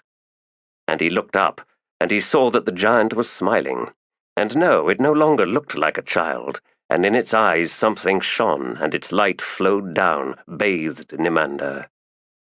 "I am different," the elder said in a deep, warm voice, "when I build." "Get him out," Desra said. "I cannot." "Why?" The Jagot blinked like a lizard. "I don't know how. The gate is Omtos Falak, but the realm beyond is something else, something I want nothing to do with." "But you made this gate, and gates open from both sides." "I doubt he could ever find it," the Jagot said, "even assuming anyone lets him get close." "Anyone? Who's in there with him?" "A few million miserable wretches." Desra glared at Skintick. "How could you let this happen?" He was weeping and could only shake his head. "Do not blame this one," the Jagot said. "Do not blame anyone. Accidents happen." "You drugged us!" Skintick suddenly accused him, his voice harsh with grief. Alas, I did, and I had my reasons for doing so, which seem to have failed. Therefore, I must be more direct. And oh, how I dislike being direct. When next you see Anomander, tell him this from me. He chose wisely. Each time he chose wisely. Tell him then that of all whom I ever met, there is but one who has earned my respect, and he is that one. A sudden sob from Skintick. Desra felt strangely shaken by the Jackut's words. And, the Jackut then added, for you, do not trust Calor. Feeling helpless, useless, she stepped closer to the wall of ice, squinted into its dark depths. Careful, woman. That blood pulls hard on you, Tiste. And yes, she could feel that, but it was nothing to trust, nothing to even pay attention to. It was the lie she had always known, the lie of something better just ahead, of all the questions answered just ahead. Another step, one more. Time's dialogue with the living, and time was a deceitful creature, a liar. Time promised everything and delivered nothing. She stared into the darkness and thought she saw movement, deep, deep within. No Jackut is to be trusted, Calor said, glaring at the lowering sun. Especially not Gothos. Aranatha studied the ancient warrior with an unwavering gaze, and though he would not meet her sister's eyes, it was clear to Kedivis that Calor felt himself under siege. A woman's attention, devastating barrage of inexorable calculation, even a warrior flinched back. But these were momentary distractions, she knew. Something had happened. Desra had rushed into the ruin and not returned. Nimander stood fidgeting, eyes on the crumbled edifice. Some gods are born to suffer, Calor said. You'd be better off heading straight to Coral. Unleash Anomander Rake against that dying god, if getting this clip back is so important to you. At the very least, you'll have your vengeance. And is vengeance so important? Kedivis asked. Often it's all there is, Calor replied, still squinting westward. Is that why they're after you? He turned, studied her. And who would be after me? Someone. That much seems obvious. Am I wrong? Aranatha spoke from the wagon. You are not, sister. But then he has always been hunted. You can see it in his eyes. Be glad that you remain marginally useful to me, Calor said, turning away once more. Kedivis saw Nimander glaring at the warrior's back. How much time had passed? Days, perhaps weeks. Nimander stood, watching the mason build his tower, shaping stone with fists, with round hammerstones found somewhere, with leather-wrapped wooden mallets to edge the pumice facing he had decided to add to lighten the walls. To accommodate the giant, the tower needed to be huge, 4 stories or more to the ceiling. Made with the blood of dragons, the glass of what flowed, the pumice of what foamed with dying breaths. A tower, yes, but also a monument, a grave marker. What will come of this? I know not. You were clever, Nimander, with this idea. Too clever to stay here. You must leave when the tower vanishes. You must be within it. I will stay. They repeated that argument again and again, and each time Nimander prevailed, not through brilliant reasoning, not through appealing to the elder's selfish desires, because it turned out he didn't have any, but only through his refusal to surrender. He had nothing awaiting him, after all. Nimander could lead the others through.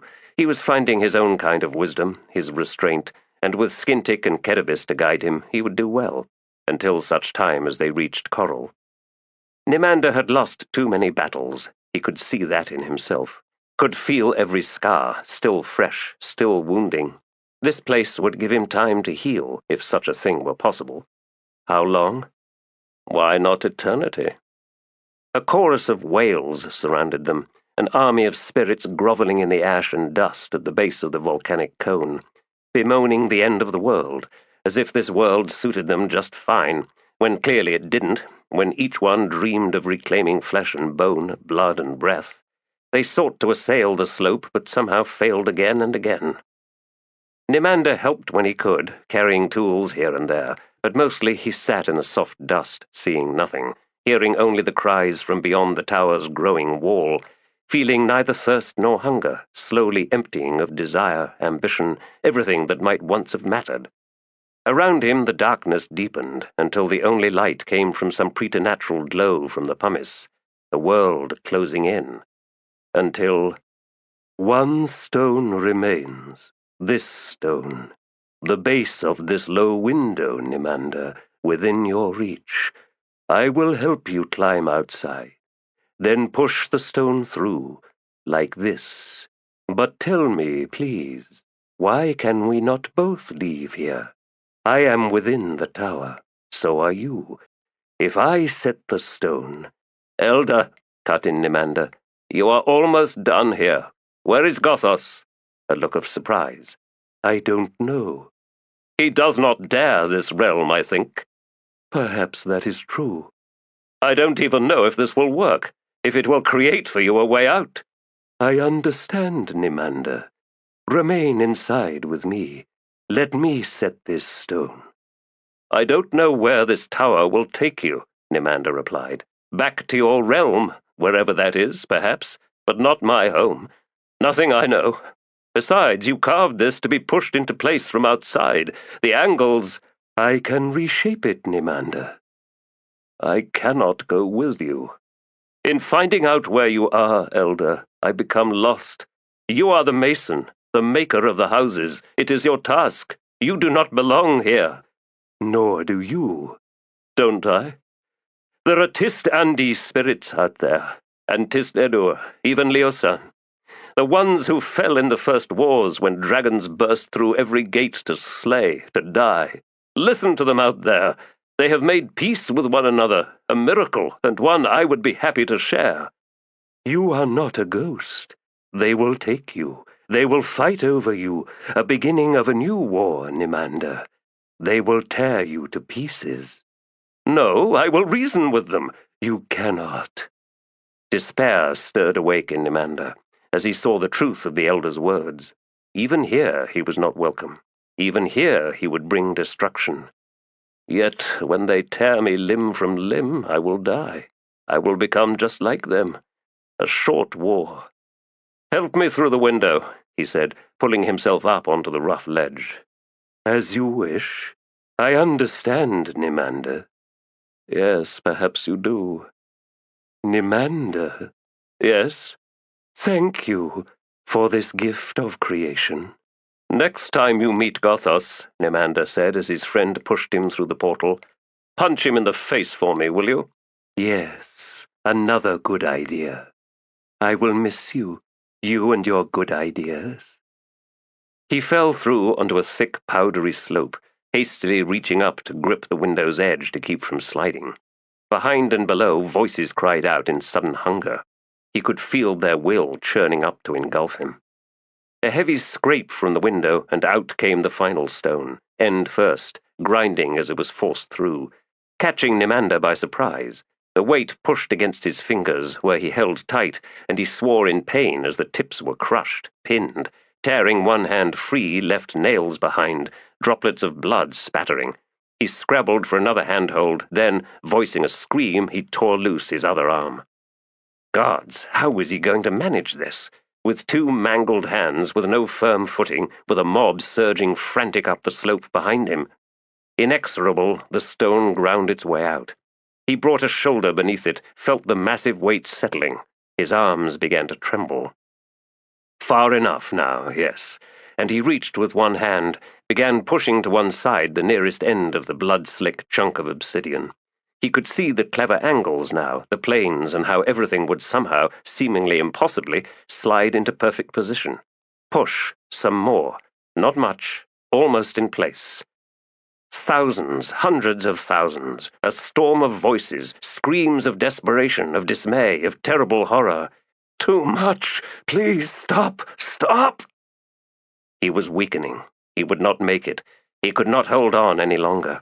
With a sob, he released his grip, and in the last moment, tottering, he pushed with both hands, setting the stone, and then he was falling, back, down, swallowed in cascading ash, stones, scouring chunks of rough pumice. Down the slope he tumbled, buried beneath ever more rubble. Hot, suffocating, blind, drowning, and one flailing hand was grasped, hard, by one and then two hands, small, a woman's hands. His shoulder flared in pain as that grip tightened, pulled him round. The collapsing hillside tugged at him, eager to take him. He understood its need. He sympathized, yes, and wanted to relent, to let go, to vanish in the crushing darkness. The hands dragged him free, dragged him by one bloody arm. The storm of voices raged anew, closer now and closing fast. Cold fingertips scrabbled against his boots, nails clawing at his ankles, and oh, he didn't care. Let them take him. Let them... He tumbled down onto damp earth. Gloom, silence but for harsh breaths, a surprised grunt from nearby. Rolling onto his back, coughing through a mouth caked in ash, eyes burning. Desra knelt over him, her head down, her face twisted in pain as she held her arms like two broken wings in her lap. Skintic, rushing close to crouch beside him. "I thought she—" "How long?" Nimander demanded. "How could you have waited so long? Clip—" "What? It's been but moments, Nimander. Desra, she came in. She saw into the ice, saw you." Fire burned his fingers, flicked flames up his hands and into his wrists, sizzling fierce along the bones.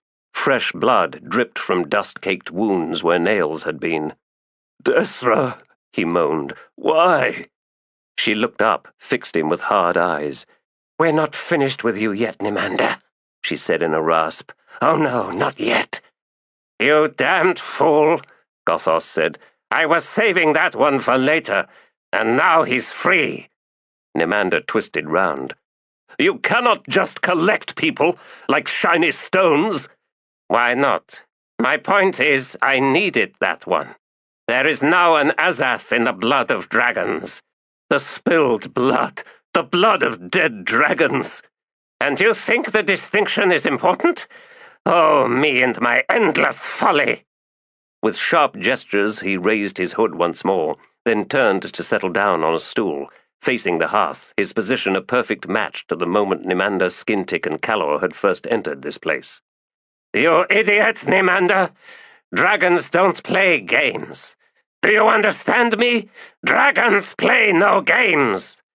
Ah, I despair, or I would if I cared enough. No, instead I will make some ash cakes, which I will not share." "It's time to leave," Skintic said. Yes, that much was obvious.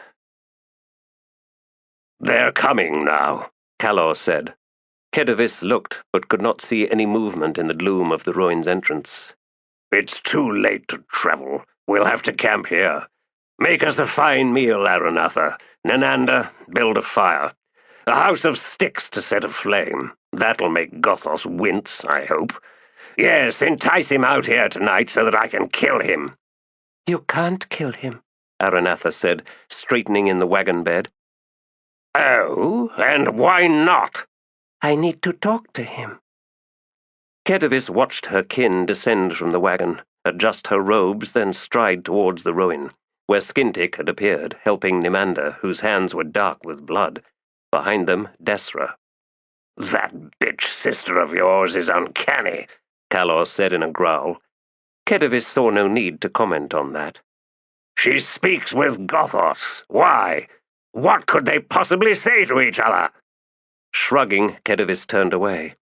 "I think I will do the cooking tonight," she said. Dying, the captain stared across at the giant warrior with the shattered face. Woven carpets beneath each of them, the one on which sat the captain now sodden with blood. Blood that seemed to flow forever, as if his body was but a valve, broken, jammed open, and out it came, trickling down from wounds that would never close. He was, he realized, back where he began.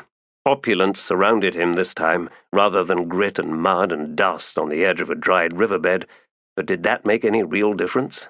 Clearly it didn't. Only the dying could laugh at that truth. There were many things, he now understood, to which only the dying could respond with honest mirth. Like this nemesis warrior sitting cross-legged, hunched and glowering opposite him. A small brazier smouldered between them, perched on 3 legs. On the coals rested a squat kettle, and the spiced wine within steamed to sweeten the air of the chamber. "You shall have to knock out some of the inner walls," the captain said. "Have the slaves make you a new bed, one long enough, and other furniture besides." "You are not listening," the giant said. "I lose my temper when people do not listen." "You are my heir." "No, I am not. Slavery is an abomination. Slavery is what people who hate do to others. They hate themselves. They hate in order to make themselves different, better. You told yourself you had the right to own other people. You told yourself they were less than you, and you thought shackles could prove it. I loved my slaves. I took care of them." "There is plenty of room for guilt in the heart of hate," the warrior replied. "This is my gift." "Everyone seeks to give me gifts. I reject them all. You believe yours is wondrous, generous. You are nothing. Your empire is pathetic. I knew village dogs who were greater tyrants than you." "Why do you torment me with such words? I am dying. You have killed me. And yet I do not despise you for that. No, I make you my heir. I give you my kingdom. My army will take your commands. Everything is yours now." "I don't want it." "If you do not take it, one of my officers will." "This kingdom cannot exist without the slaves. Your army will become nothing more than one more band of raiders, and so someone will hunt them down and destroy them. And all you sought to build will be forgotten." "You torment me."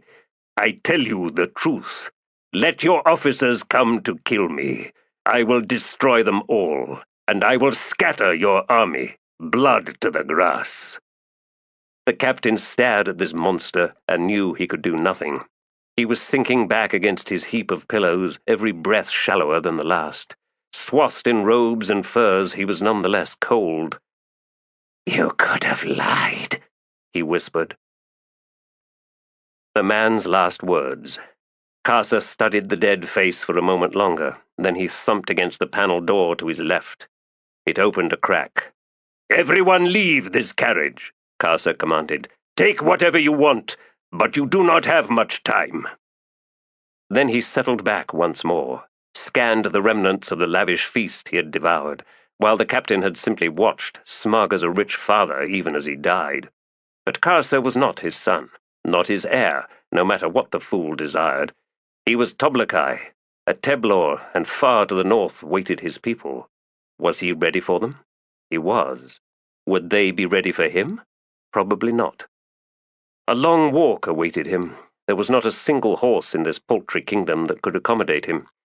He thought back to his youth, to those bright days of hard drama crowded with omens, when every blade of grass was saturated with significance.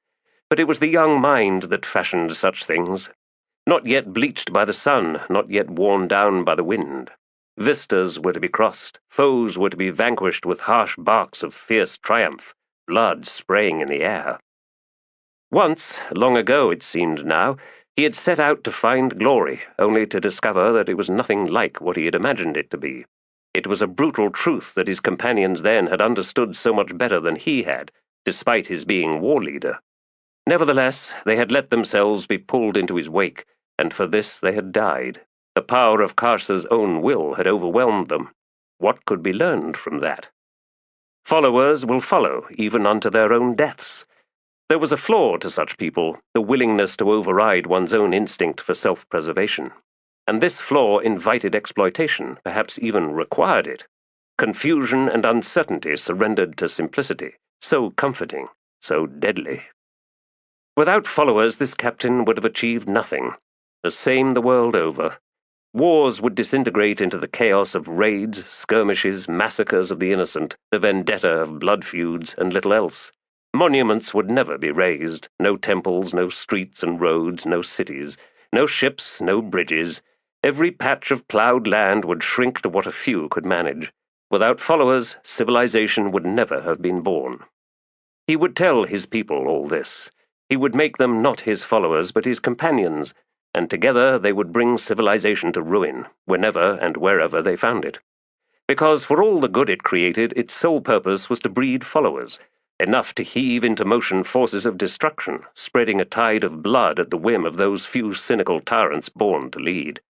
Lead, yes, with lies, with iron words, duty, honor, patriotism, freedom, that fed the willfully stupid with grand purpose, with reason for misery and delivering misery in kind. He had seen the enemy's face, its twin masks of abject self-sacrifice and cold-eyed command. He had seen leaders feed on the flesh of the bravely fallen. And this is not the Teblor way. It shall not be my way. The sounds of looting from the rooms around him were gone now. Silence on all sides. Karsa reached down and used a hook to lift the kettle from the coals and set it down on the small table amidst the foodstuffs, the silver plates and the polished goblets. Then he kicked the brazier over, scattering coals onto the beautifully woven carpets, into the silks and woolen blankets, the furs. He waited to see flames ignite. When the first ones began, Karsa Orlong rose and hunched over to clear the panel door, made his way out. Darkness in the world beyond the camp's cook fires, a mad profusion of stars overhead. Arrayed in a vast semicircle facing the enormous carriage was the kingdom of the captain. Karsa Orlong stood in front of the throne on the balcony. "The slaves are free," he said in a loud voice that carried to everyone. "The officers will divide the loot, the horses and all the rest. An equal share for all, slaves and free, soldier and crafter. Cheat anyone and I will kill you." Behind him on the carriage, flames licked out from the countless windows and vents. Black smoke rose in a thickening column. He could feel the heat gusting against his back. "Come the dawn," he said, "everyone will leave. Go home. Those without a home, go find one. And know that the time I give you now is all that you will ever have. For when next you see me, when you are hiding there in your cities, I will come as a destroyer. 5 years or 20, it is what you have, what I give you. Use it well. All of you, live well." And that such a farewell should be received, not as a benediction, but as a threat, marked well how these people understood Karsa Orlong, who came from the north, immune to all weapons, who slew the captain without even touching him, who freed the slaves and scattered the knights of the realm with not a single clash of swords. The god of the broken face came among them, as each would tell others for the years left to them, and, so telling, with eyes wide and licking dry lips, they would reach in haste for the tankard and its nectar of forgetfulness. "Some you cannot kill. Some are deliverers of death and judgment. Some, in wishing you a full life, promise you death. There is no lie in that promise, but does not death come to us all? And yet, how rare the one to say so. No sweet euphemism, no quaint colloquialism, no metaphor, no analogy. There is but one true poet in the world, and he speaks the truth. Flee, my friends, but there is nowhere to hide, nowhere at all. See your fate there in his broken face. See it well." Horses drawn to a halt on a low hilltop, grasses whispering unseen on all sides. "I once led armies," Traveller said. "I was once the will of the Emperor of Malaz." Samar Dev tasted bitterness and leaned to one side and spat. The man beside her grunted, as if acknowledging the gesture as commentary. "We served death, of course, in all that we did, for all our claims otherwise. Imposing peace, ending stupid feuds and tribal rivalries. Opening roads to merchants without fear of banditry. Coin flowed like blood in veins. Such was the gift of those roads and the peace we enforced. And yet, behind it all, he waited." "All hail civilization," Samar Dev said, "like a beacon in the dark wilderness." "With a cold smile," Traveller continued, as if not hearing her. "He waits. Where all the roads converge, where every path ends, he waits. A dozen heartbeats passed, with nothing more said. To the north something burned, lancing bright orange flames into the sky, lighting the bellies of churning clouds of black smoke. Like a beacon. What burns? Traveller wondered. Samardev spat again. She just couldn't get that foul taste out of her mouth. Karsa Orlong, she replied. Karsa Orlong burns, Traveller, because that is what he does. I do not understand you. It's a pyre, she said, and he does not grieve. The Tiste Andii are no more. When you speak of Karsa Orlong, Traveller said, I am frightened. She nodded at that admission, a response he probably could not even see. The man beside her was an honest one, in many ways as honest as Karsa Orlong. And on the morrow these two would meet. Samardev well understood Traveller's fear. Chapter 9. The bulls ever walk alone to the solitude of their selves, swaggering in their coats of sweaty felt, every vein swollen, defiant and proud in their beastly need, thunderous in step. Make way, the spurting swords, slay damsel hearts, cloven the cut gaping wide, so tender an attitude. And we must swoon before red-rimmed eyes you'll find no guilt, in the self so proven, and the fiery charge of most fertile seed sings like God's rain. Make way, another bold word, the dancer's sure to misstep in the rushing drums of the multitude. Dandies of the Promenade, Seglora. Expectation is the hoary curse of humanity. One can listen to words and see them as the unfolding of a petal, or indeed the very opposite. Each word bent and pushed tighter, smaller, until the very packet of meaning vanishes with a flip of deft fingers. Poets and tellers of tales can be tugged by either current into the riotous conflagration of beauteous language or the pithy reduction of the tersely colourless. As with art, so too with life. See a man without fingers standing at the back of his house. He is grainy with sleep that yields no rest, no relief from a burdensome world, and all that. And his eyes are strangely blank, and might be shuttered too as he stares out on the huddled form of his wife as she works some oddity in her vegetable patch. This one is terse. Existence is a most narrow aperture indeed. His failing is not in being inarticulate through some lack of intellect. No, this mind is most finely honed. But he views his paucity of words, in both thought and dialogue, as a virtue, sigil of rigid manhood. He has made brevity an obsession, an addiction, and in his endless paring down he strips away all hope of emotion, and with it empathy. When language is lifeless, what does it serve? When meaning is rendered down, what veracity holds to the illusion of depth? Bah, to such conceits, such anal self-serving affectation! Wax extravagant and let the world swirl thick and pungent about you. Tell the tale of your life as you would live it. A delighted waggle of fingers now might signal mocking cruelty when you are observing this fingerless man who stands silent and expressionless as he studies his woman. Decide as you will, his woman. Yes, the notion belongs to him, artfully whittled from his world-view, one of expectation and fury at its perpetual failure. Possession has its rules, and she must behave within the limits those rules prescribe. This was, to Gaz, self-evident, a detail that did not survive his own manic editing. But what was Thordy doing with all those flat stones, with that peculiar pattern she was building there in the dark, loamy soil? One could plant nothing beneath stone, could one?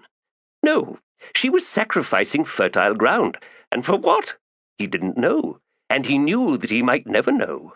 As an activity, however, Thordy's diligent pursuit was a clear transgression of the rules, and he might have to do something about that, soon.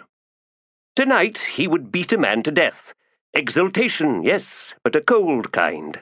Flies buzzing in his head, the sound rising like a wave, filling his skull with 100,000 icy legs. He would do that, yes, and this meant he didn't have to beat his wife. Not yet, anyway. A few more days, maybe a week or so, he would have to see how things went. Keep things simple. Give the flies not much to land on. That was the secret. the secret to staying sane.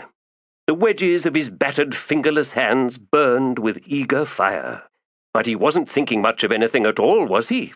Nothing to reach his face, his eyes, the flat line of his mouth.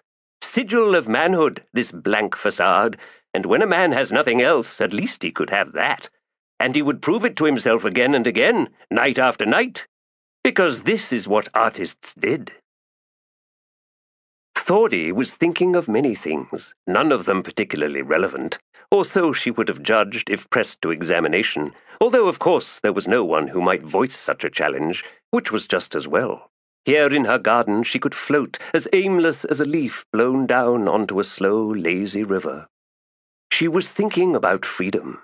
She was thinking about how a mind could turn to stone, the patterns solid and immovable in the face of seemingly unbearable pressures, and the way dust trickled down faint as whispers, unnoticed by any. And she was thinking of the cool, polished surface of these slate slabs, the waxy feel of them, and the way the sun reflected soft, milky white, and not at all painful to rest eyes upon. And she was remembering the way her husband talked in his sleep, a pouring forth of words as if whatever dam held them back in his wakefulness was kicked down, and out gushed tales of gods and promises, invitations and bloodlust, the pain of maimed hands and the pain of maiming that those hands delivered. And she noted the butterflies dancing above the row of greens just off to her left, almost within reach if she stretched out a dirt-stained hand. But then those orange-winged sprites would wing away, though she posed them no threat, because life was uncertain and danger waited in the guise of peaceful repose. And her knees ached, and nowhere in her thoughts could be found expectation. Nowhere could be found such hard-edged proof of reality as the framework of what waited somewhere ahead. No hint at all, even as she laid down stone after stone.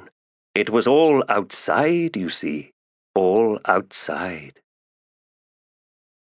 The clerk at the office of the Guild of Blacksmiths had never once in his life wielded hammer and tongs. What he did wield demanded no muscles, no weight of impetus atop oaken legs, no sweat streaming down to sting the eyes, no gusts of scalding heat to singe the hairs on the forearms. And so, in the face of a true blacksmith, the clerk gloried in his power. That pleasure could be seen in his small pursed lips turned well down at each end, could be caught in his watery eyes that rested everywhere and nowhere, in his pale hands holding a wooden stylus like an assassin's dagger, the tip stained blue by ink and wax. He sat on his stool behind the broad counter that divided the front room as if guarding the world's wealth and every promise of paradise that membership in this most noble guild offered its hallowed, upright members. And the fat man winks. So he sat, and so Barathol Mekar wanted to reach over the counter, pluck the clerk into the air, and break him in half. Over and over again, until little more than a pile of brittle tailings remained heaped on the scarred counter, with the stylus thrust into it like a warrior's sword stabbing a barrow. Dark was the amusement in Barathol's thoughts as the clerk shook his head yet again. It is simple, even for you, I'm sure. The guild demands credentials, specifically the sponsorship of an accredited guild member. Without this, your coin is so much dross. And he smiled at this clever pun voiced to a smith. I am new to Darujhistan, Barathol said again, and so such sponsorship is impossible. Yes, it is. As for apprenticeship, also impossible.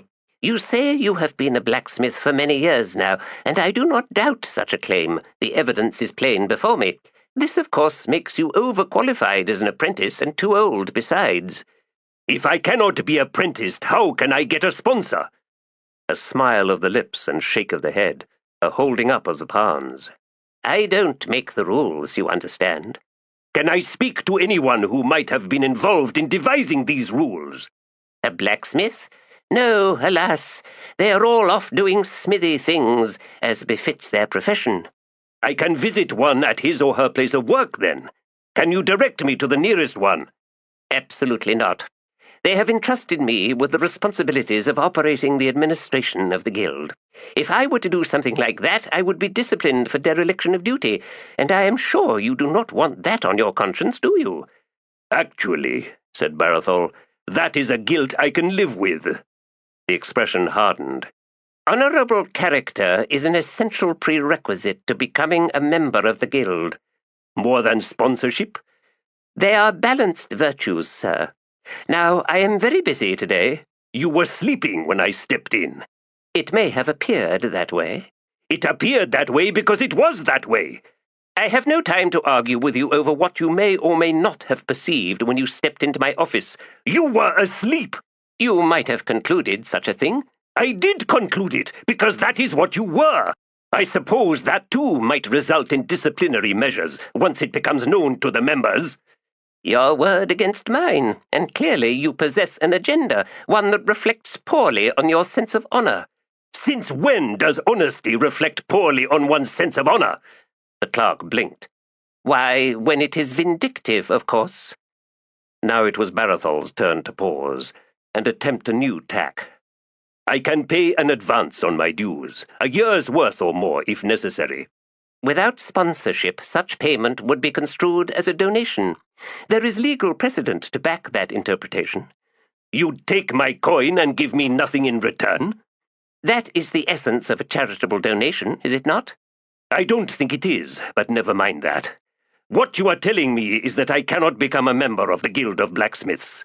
Membership is open to all blacksmiths wishing to work in the city, I assure you, once you have been sponsored. Which makes it a closed shop. A what?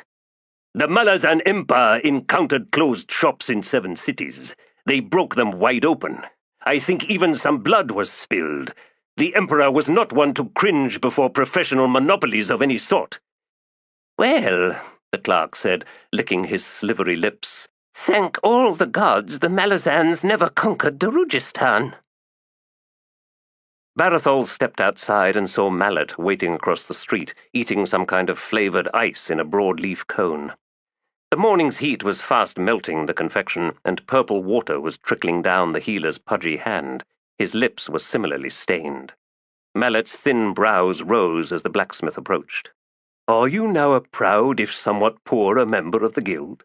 No, they refused me. But why? Can you not take some kind of exam? No. Oh, so now what, Barathol? What? Oh, I'll open up a smithy anyway, independent. Are you mad? They'll burn you out, smash up your equipment, descend on you in a mob and beat you to death, and that's just on opening day. Barathol smiled. He liked Malazans. Despite everything, despite the countless mistakes the Empire had made, all the blood spilled, he liked the bastards. Hood knew they weren't nearly as fickle as the natives of his homeland. Or, he added wryly, the citizens of Darujhistan. To Mallet's predictions, he said, I've handled worse. Don't worry about me. I plan on working here as a blacksmith, whether the guild likes it or not, and eventually they will have to accept me as a member. That won't feel very triumphant if you're dead. I won't be. Dead, that is. They'll try to stop anyone doing business with you. I am very familiar with Malazan weapons and armor, Mallet. My work meets military standards in your old empire, and as you know, those are set high. He glanced across at the healer. Will the guild scare you off? Your friends? Of course not. But remember, we're retired. And being hunted by assassins. Ah, I'd forgotten about that. You have a point. Even so, Barathol, I doubt us few Malazans can keep you in business for very long. The new embassy has a company of guards. True. And there are other Malazans living here, deserters from the campaigns up north. That's true, too, though they tend to hide from us, not that we care. In fact, we'd rather get their business at the bar. What's the point in grudges? Those that come to me will be told just that then, and so we can help each other. Mallet tossed the sodden cone away and wiped his hands on his leggings. They tasted better when I was a young brat, although they were more expensive since a witch was needed to make the ice in the first place. Here, of course, it's to do with some of the gases in the caverns below. Barathol thought about that for a moment as he looked upon the healer with his purple lips and saw, for the briefest moment, how this man had been when he was a child, and then he smiled once more. I need to find a suitable location for my smithy. Will you walk with me, Mallet? Glad to, the healer replied. Now I know the city. What precisely are you looking for? And so Barathol told him. And oh, how Mallet laughed, and off they went into the city's dark chambers of the heart, where blood flowed in a roar, and all manner of deviousness was possible, if the mind was so inclined. A mind such as Barathol Mechar's, when down was thrown the ghastly gauntlet. The ox, the self-same ox, swung its head back and forth as it pulled the cartload of masonry into the arched gateway, into blessed shade for a few clumping strides, and then out into the bright heat once more, delicate blonde lashes fluttering, to find itself in a courtyard, and somewhere close was sweet, cool water, the sound as it trickled an invitation, the smell soft as a kiss upon the broad, glistening nose, with its even more delicate blonde hairs, and up rose the beast's massive head, and would not the man with the switch have pity on this weary, thirsty ox? He would not. The cart needed unloading first, and so the ox must stand, silently yearning, jaws working the cud of breakfast with loud, thick sounds of suction and wetly clunking molars. And the flies were maddening, but what could be done about flies? Nothing at all. Not until the chill of night sent them away, and so left the ox to sleep, upright in bovine majesty beneath stars, if one was lucky, which, perhaps, was where the flies slept. Of course, to know the mind of an ox is to waste inordinate amounts of time before recognizing the placid civility of a herbivore's sensibilities. Lift gaze, then, to the two vaguely shifty characters edging in through the gate, not workers struggling to and fro in the midst of the old estate's refurbishment, not clerks nor servants, not masons nor engineers nor inspectors nor weight gaugers nor measurers, to all appearances malingerers, skulkers, but in truth even worse than that. 12 names on the list. 1 happily struck off. 11 others found and then escaped like the slippery eels they no doubt were, being hunted by debt, ill luck, and the vagaries of a clearly malicious universe intent on delivering misery and what not.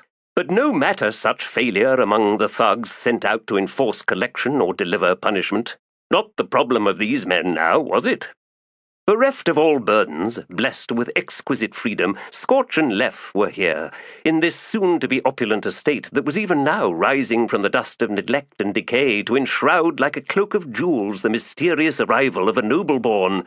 A woman, it was rumoured, all veiled, but see the eyes! Eyes of such beauty! Why, imagine them widening as I reach down. Scorch and Lef, edging in nervously, barely emerging from the shadow of the arched gate, peering round, as if lost, as if moments from running off with stolen chunks of masonry, or an armload of bricks, or even a bag of iron wedges. "Ho, you two! What do you want here?" Starting guiltily, Scorch staring wide-eyed at the grizzled foreman walking up to them, a gadrobi so bow-legged he looked to be wading hip-deep through mud. Lef ducking his head as if instinctively dodging an axe, which said a lot about his life thus far, didn't it? And then stepping one small pace forward and attempting a smile that fared so poorly it could not even be described as a grimace. "Is there a castellan we could talk to?" Lef asked. "About what?" "Gate guards," Lef said. "We got lots of qualifications." "Oh, any of them relevant?" "What?" Lef looked at Scorch and saw the panic spreading like a wildfire on his friend's face. A match to his own growing dismay. Madness, thinking they could just step up another rung on the ladder. Madness. We could walk her dogs, I mean." "You could? I suppose you could, if the mistress had any." "Does she?" Lef asked. "Does she what?" "Have any? Dogs we could walk." "Not even ones you can't walk." "We can guard the gate," Scorch shouted. "That's what we're here for, to get hard on, you see, as estate guards. And if you don't think we can swing a sword or use a crossbow, why, you don't know us at all, do you?" "No, you're right," the foreman replied. "I don't." Lef scowled. "You don't what?" "Stay here," the old man said, turning away, "while I get Castellan's studlock." As the foreman waded away through the dust, watched with longing by the ox beside the rubble heap, Lef turned on Scorch. "Studlock?" Scorch shrugged helplessly. "I ain't never heard of him. Why, have you?" "No, of course not. I'd have remembered." "Why?" "Why? Are you a hood-damned idiot?" What are we doing here, Leff? Torvald said no, remember? To everything. He's too good for us now, so we'll show him. We'll get hard on this fancy estate, as guards, with uniforms and polished buckles and those braided peace straps for our swords. And so he'll curse himself that he didn't want us no more, as partners or anything. It's his wife, I bet. She never liked us at all, especially you, Scorch. So that's what you've done to us, and I won't forget any time soon, neither, so don't even think otherwise. He shut his mouth then and stood at attention, since the foreman was returning, and at his side pitter-pattered a figure so wrapped up in swaddles of cotton it took 3 steps for every pendulum pitch forward from the foreman. The feet beneath the ragged hem were small enough to be cloven hoofs. A hood covered the castellan's head, and in the shadow of the hood's broad mouth there was something that might have been a mask. Gloved hands were drawn up in a way that reminded Leff, and a moment later Scorch, of a praying mantis, and if this was the estate castellan, then someone had knocked the world askew in ways unimaginable to either Leff or Scorch.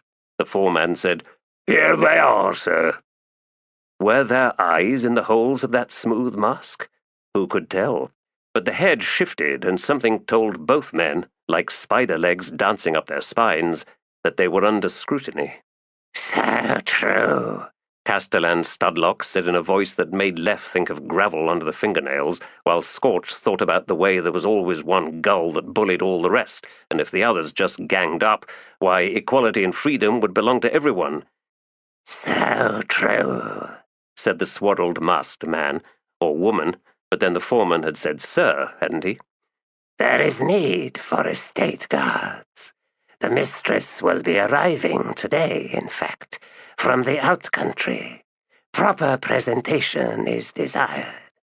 The castellan paused and then leaned forward from the waist, and Leff saw the red glint of unhuman eyes in the holes of the mask.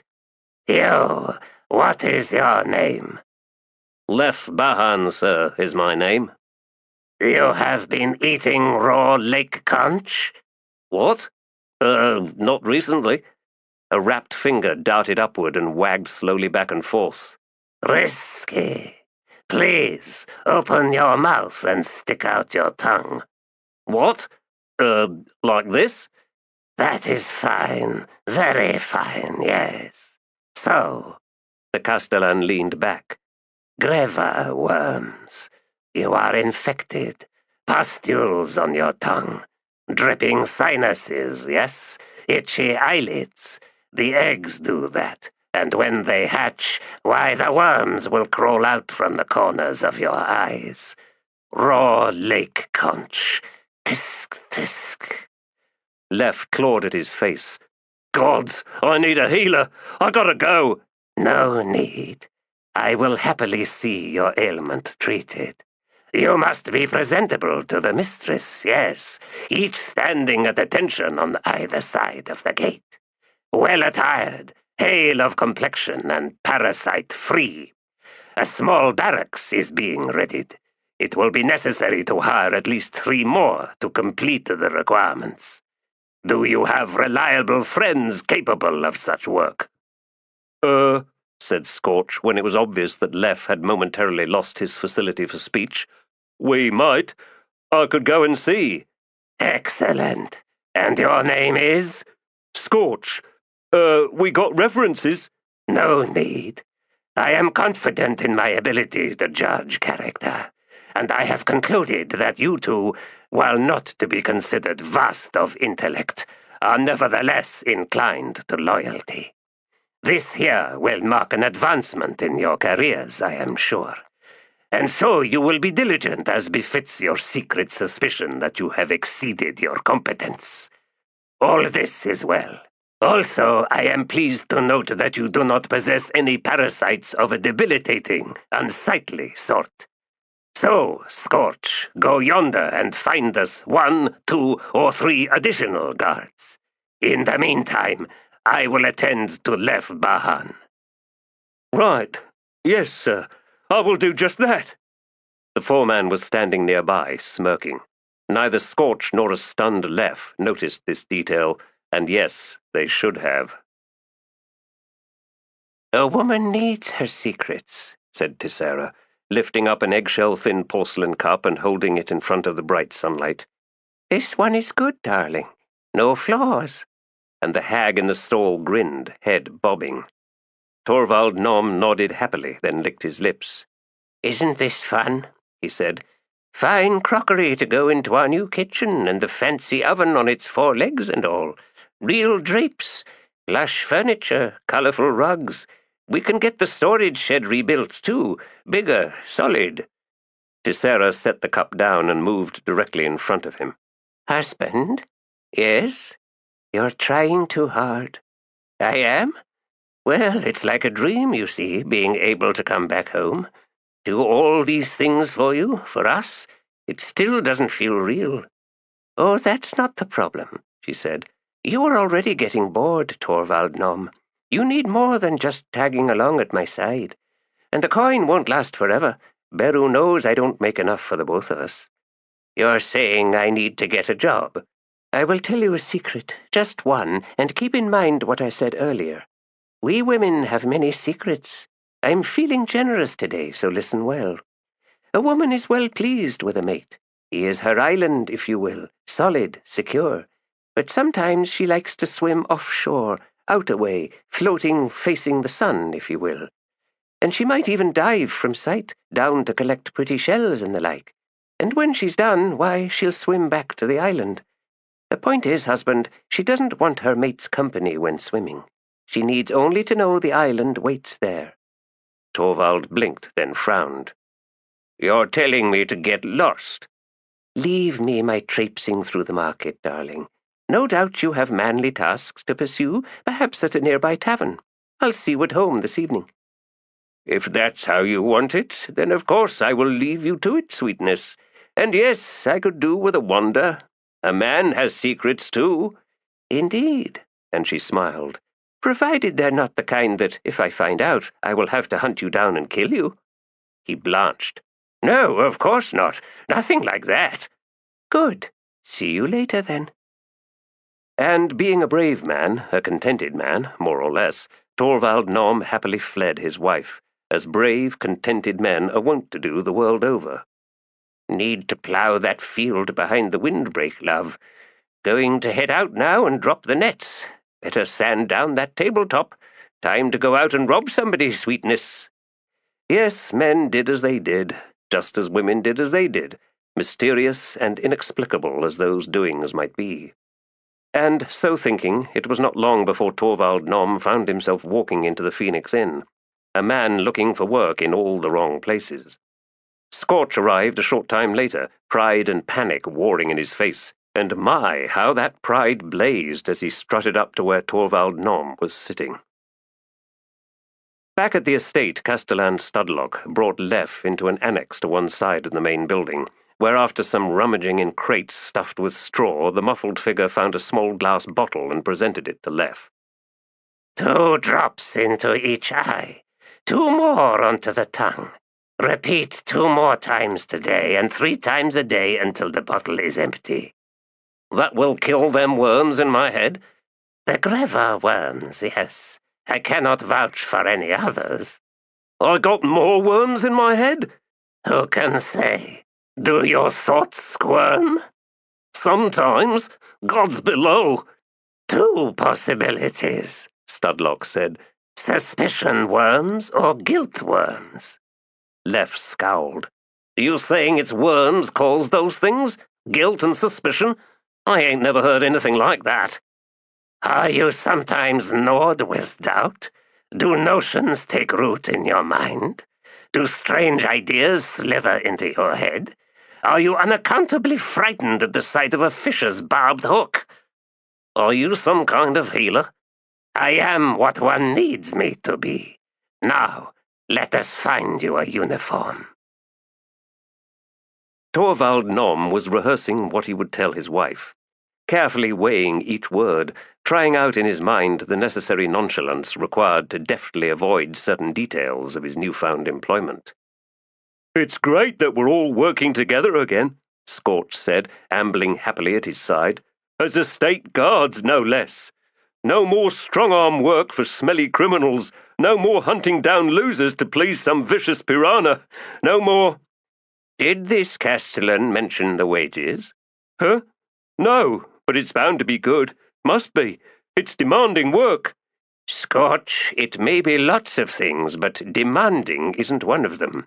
We're there to keep thieves out, and since all three of us have been thieves ourselves at one time or another, we should be pretty damned good at it. We'd better be, or we'll get fired." "We need 2 more people. He wanted 3 more, and all I got was you. So 2 more. Can you think of anybody?" "No. What family?" "What?" "This mistress. What house does she belong to?" "Don't know." "What's her name?" "No idea." "She's from the countryside?" "Think so." "Well, has any noble died recently that might have pulled her in? Inheritance, I mean?" "How should I know? You think I bother keeping track of who's dead in that crowd?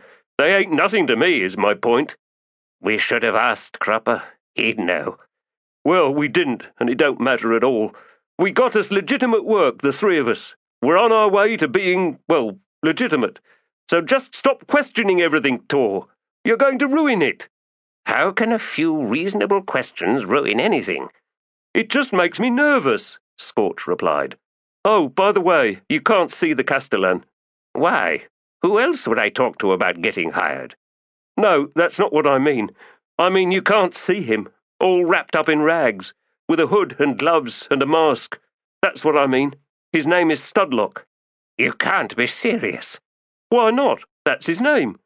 "The castellan is bundled like a corpse, and you don't find that somewhat unusual?" "Could be afraid of the sun or something. No reason to be suspicious. You never met any strange people in your day, Tor?"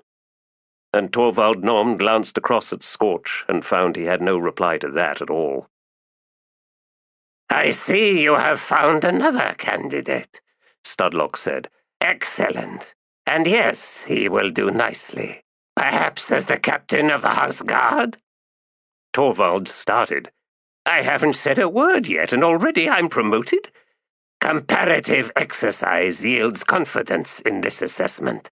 Your name is?" "Torvald Nom." "Of House Nom. Might this not prove a conflict of interest?" "Might it? Why?" "The mistress is about to assume the vacant seat on the council." "Oh, well, I have virtually no standing in the affairs of House Nom. There are scores of us in the city, of course, with ties stretching everywhere, including off-continent. I, however, am not involved in any of that." "Were you cast out?" "No, nothing so, extreme. It was more a question of interests." "You lack ambition." "Precisely." "That is a fine manicure, Torvald Nom." Thank you. I could recommend—" But that notion dwindled into a painful silence, and Torvald tried hard not to glance down at the castellan's bandaged fingers. At this moment Leff appeared from round the other side of the main house. His lips and his eyes were bright orange. Scorch grunted. "Hey, Leff, remember that cat you sat on in that bar once?" What of it? "Nothing. Was just reminded the way its eyes went all bulgy and crazed." What's that supposed to mean? "Nothing. Was just reminded is all. Look, I brought Tor." I see that, snarled Leff. I can see just fine, thank you. "What's wrong with your eyes?" Torvald Nom asked. Tincture, said Leff. I got me a case of Greva worms. Torvald Nom frowned. "Humans can't get Greva worms. Fish get Greva worms from eating infected conch." Leff's bulging orange eyes bulged even more. Then he spun to face the castellan, who shrugged and said, "Turban worms?" Torvald Nom snorted. "The ones that live in the caverns below, in pockets of green gas? They're as long as a man's leg and nearly as thick." The castellan sighed. "The spectre of misdiagnosis haunts us all. I do apologize, Leff. Perhaps your ailments are due to some other malady. No matter, the drops will wash out in a month or 2. I'm gonna have squished cat eyes for another month?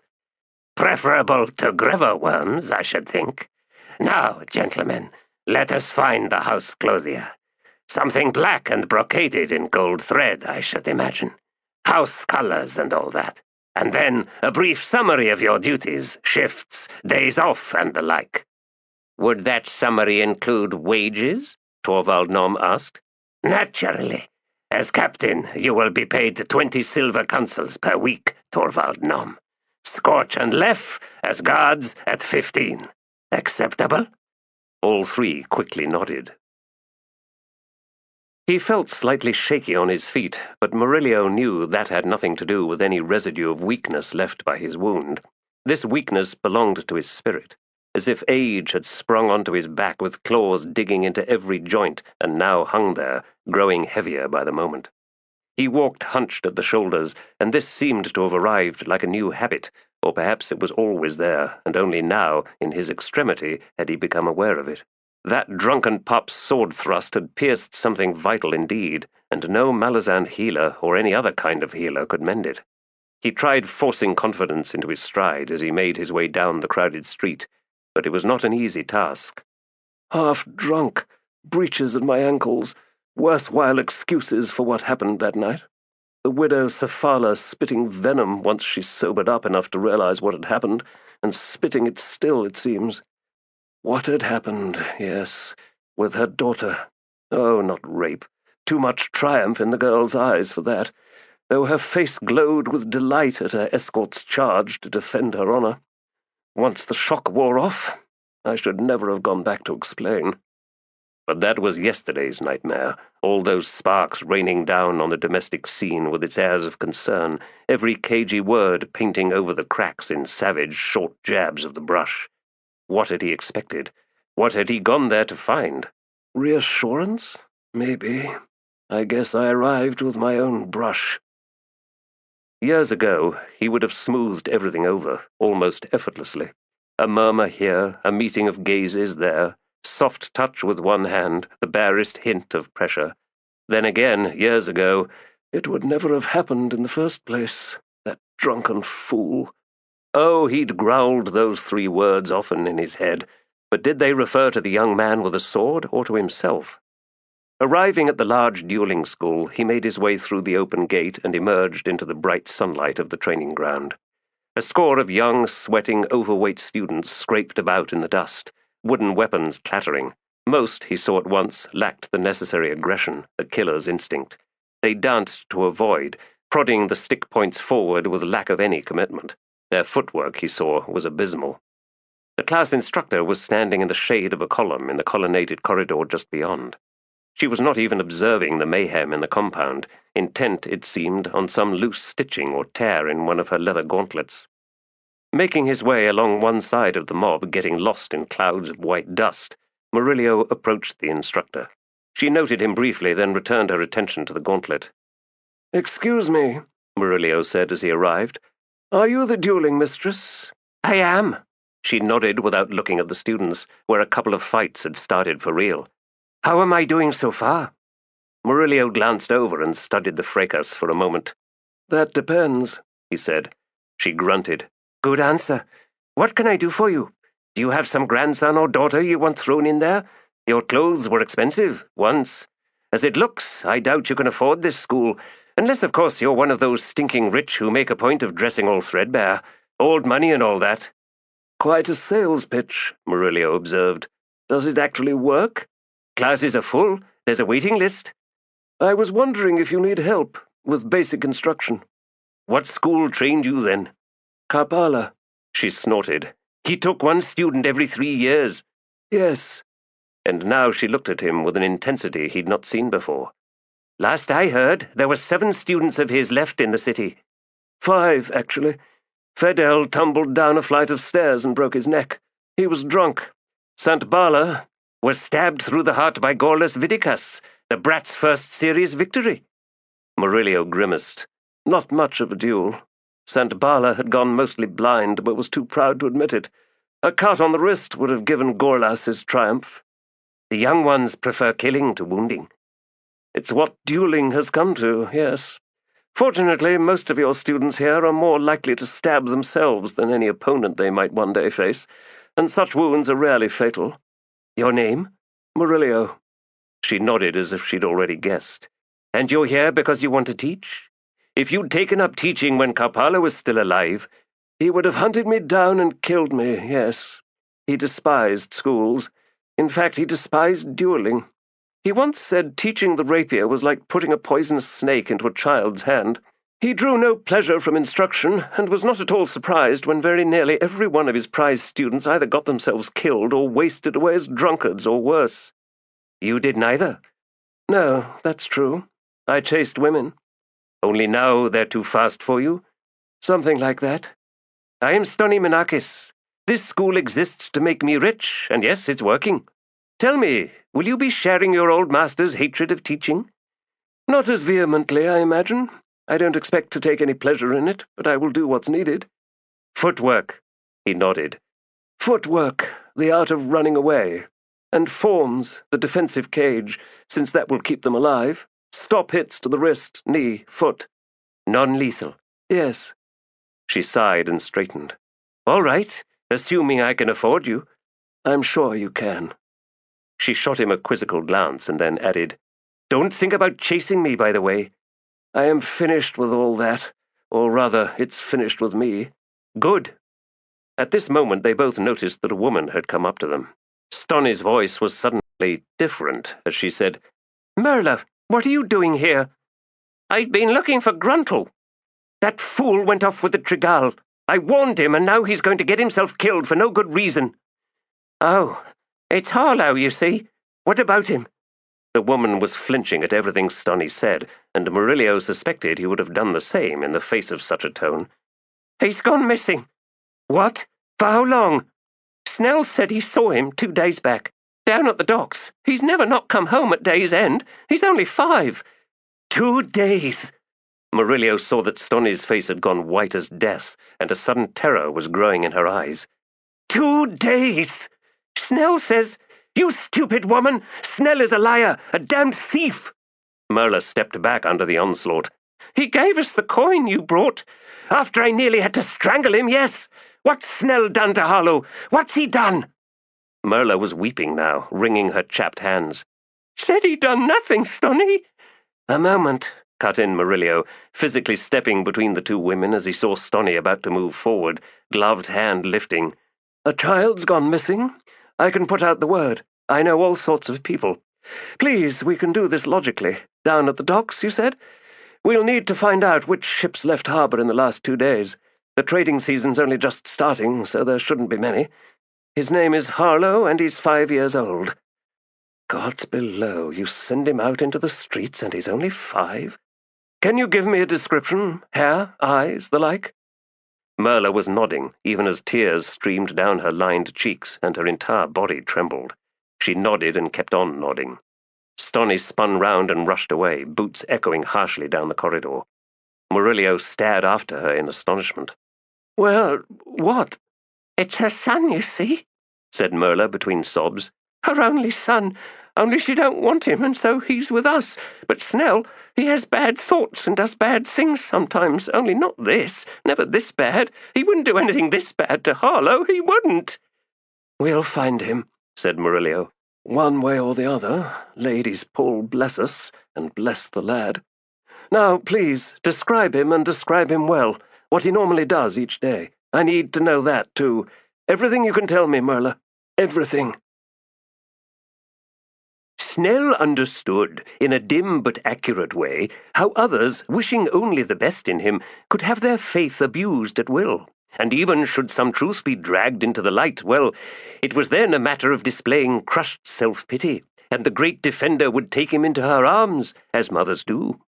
Can we hope that on rare occasions, perhaps late at night when the terrors crept close, he would think about how things he'd done could damage his mother's faith, and not just in him, but in herself as well? The son, after all, is but an extension of the mother. At least so the mother believed, there in some inarticulate part of her soul, unseen, yet solid as an iron chain. Assail the child, and so too the mother is assailed, for what is challenged is her life as a mother, the lessons she taught or didn't teach, the things she chose not to see, to explain away, to pretend were otherwise than what they were. Weep for the mother. Snell won't, and he never would, saving all his future to weep exclusively for himself. The creeping terrors awakened startling glimmers of thought, of near empathy, but they never went so far as to lead to any self-recognition or compassion for the mother who loved him unconditionally. His nature was the kind that took whatever was given to him as if it was a birthright, all of it, forever and evermore. Rage at injustice came when something, anything, was withheld. Things he righteously deserved, and of course he deserved everything he wanted.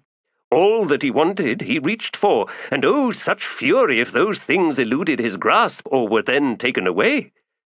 In the absence of what might be imposed, a child will fashion the structure of the world to suit itself. Created from a mind barely awake, and clearly not even that when it came to introspection, that world becomes a strange place indeed. But let us not rail at the failings of nearby adults tied by blood or whatever. Some children are born in a cage. It's already there, in their skulls, and it's a dark cage. He was wandering the streets, fleeing all the cruel questions being flung at him. They had no right to accuse him like that.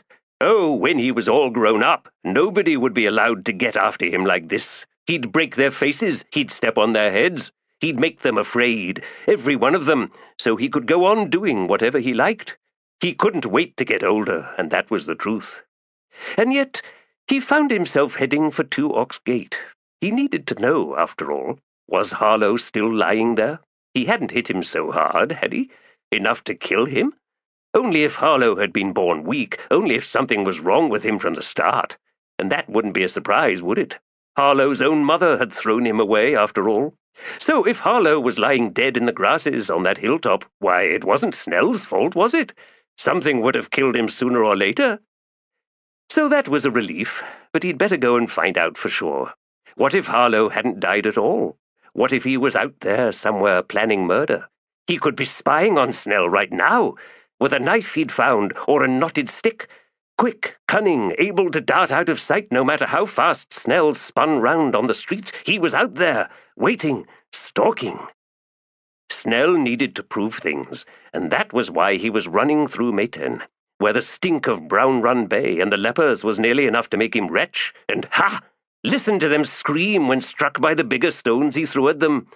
He was tempted to tarry for a time, to find one of the uglier ones he could stone again and again until the cries just went away, and wouldn't that be a mercy? Better than rotting away. But no, not yet. Maybe on the way back, after he'd stood for a time, looking down at the fly-blown corpse of Harlow. That would be the perfect conclusion to this day, after all. His problem solved. Nobody hunting him in the shadows. He'd throw stones fast and hard then, a human catapult, smack, crush the flimsy skull. Maybe he wasn't grown up yet, but he could still do things. He could take lives. He left the road, made his way up the hill. This was the place, all right. How could he forget? Every detail was burned into his brain. The first giant tapestry in the history of Snell. Slaying his evil rival, and see the dragons wheeling in the sky above the lake. Witnesses! The slope unaccountably tired him, brought a tremble to his legs. Just nervousness, of course. His shins stung as he rushed through the grasses and came to the place. No body. Sudden terror. Snell looked round on all sides. He was out there. Wasn't hurt at all. He'd probably faked the whole thing, biting down on his pain with every kick. Hiding, yes, just to get Snell in trouble, and when Gruntle came back there'd be Hood to pay. Gruntle, who made Harlow his favourite because Harlow did things to help out, but wasn't it Snell who brought back that last sack of fuel? It was. Of course Gruntle wasn't there to see that, was he? So he didn't know anything, because if he did, he'd kill me. Cold, shivering in the lake wind, Snell ran back down the hill. He needed to get home, maybe not right home, but somewhere close, so he could jump Harlow when he showed up to tell his lies about what had happened. Lies! Snell had no bag of coins, did he? Harlow's mother's coins. Ha! Wasn't that funny? She was rich enough anyway, and Snell deserved that money as much as anyone else. He reached up and tenderly touched the swelling on his left cheek. The bitch had hit him, all to steal back the money. Well, she'd pay one day, yes, she would. One day, yes, he'd be all grown up, and then, look out! It had taken the death of a once famous duelist before people started treating Gorlas Vidicus as an adult. But now he was a man indeed, a feared one, a member of the council. He was wealthy, but not yet disgustingly rich, although that was only a matter of time. Fools the world over worshipped gods and goddesses, but coin was the only thing worth worshipping, because to worship it was to see it grow more and ever more, and all that he took for himself he took from someone else, and this was where the real conquest happened. Day by day, deal by deal, and winning these games was proof of true faith and worship, and oh, how deliciously satisfying. Fools dropped coins into collection bowls. The rich cleaned those bowls out, and this was the true division of humanity. But more than that, the rich decided how many coins the fools had to spare, and how did that rate as power? Which side was preferable? As if the question needed asking. Coin purchased power, like a god blessing the devout, but of both power and wealth there could never be enough. As for the victims, well, there could never be enough of them either. Someone was needed to clean the streets of the estate district. Someone was needed to wash clothes, bedding, and the like. Someone was needed to make the damned things in the first place. And someone was needed to fight the wars when the rich decided they wanted still more of whatever was out there. Gorlas Vidicus, born to wealth and bred to title, found life to be good. But it could be better still, and the steps to improvement were simple enough. "Darling wife," he now said as she was rising to leave, "I must take a trip and will not return until tomorrow or even the day after." She paused, watching in a distracted way as the servants closed in to collect the dishes from the late breakfast, calloused hands darting in like featherless birds, and said, "Oh?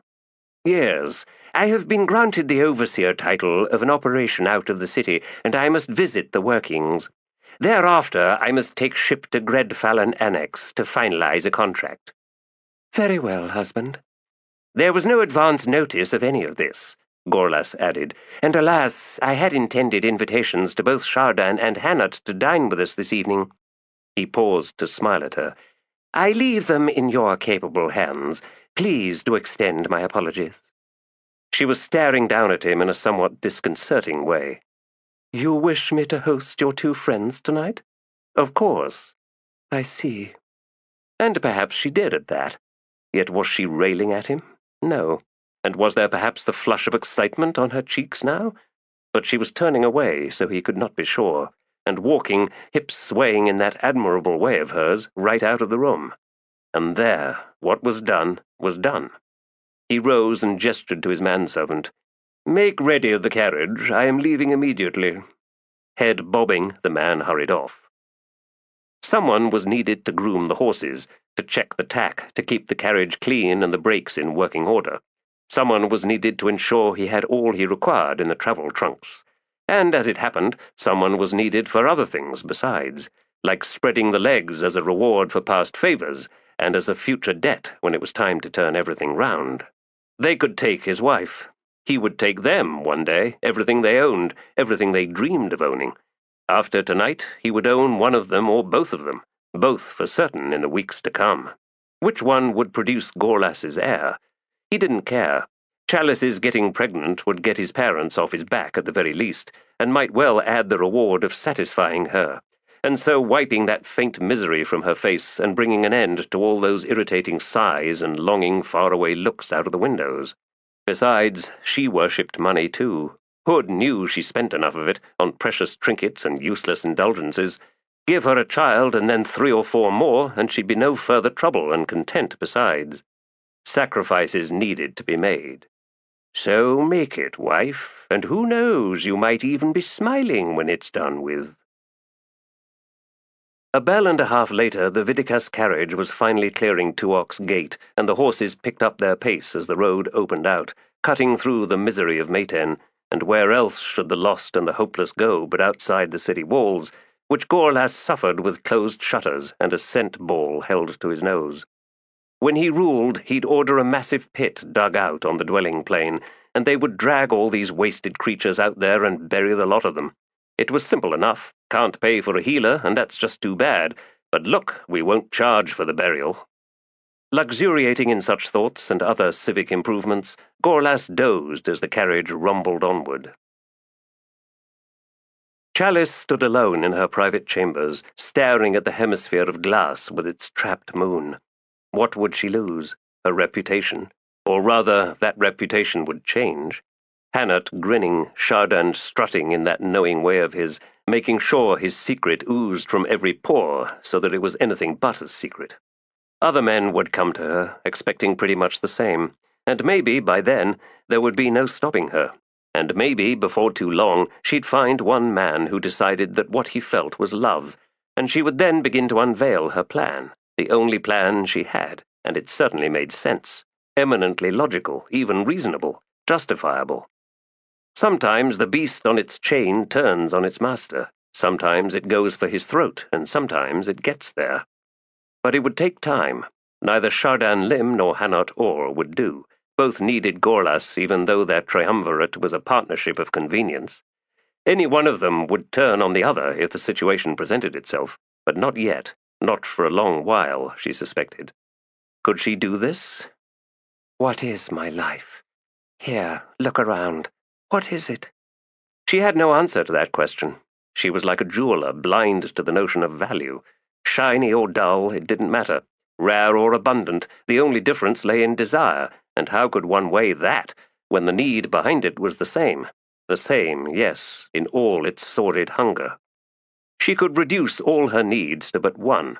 She could do that. She would have to stomach what was to come. She felt cold, could see the purple tracks through the pallid white skin of her arms as her blood flowed turgidly on.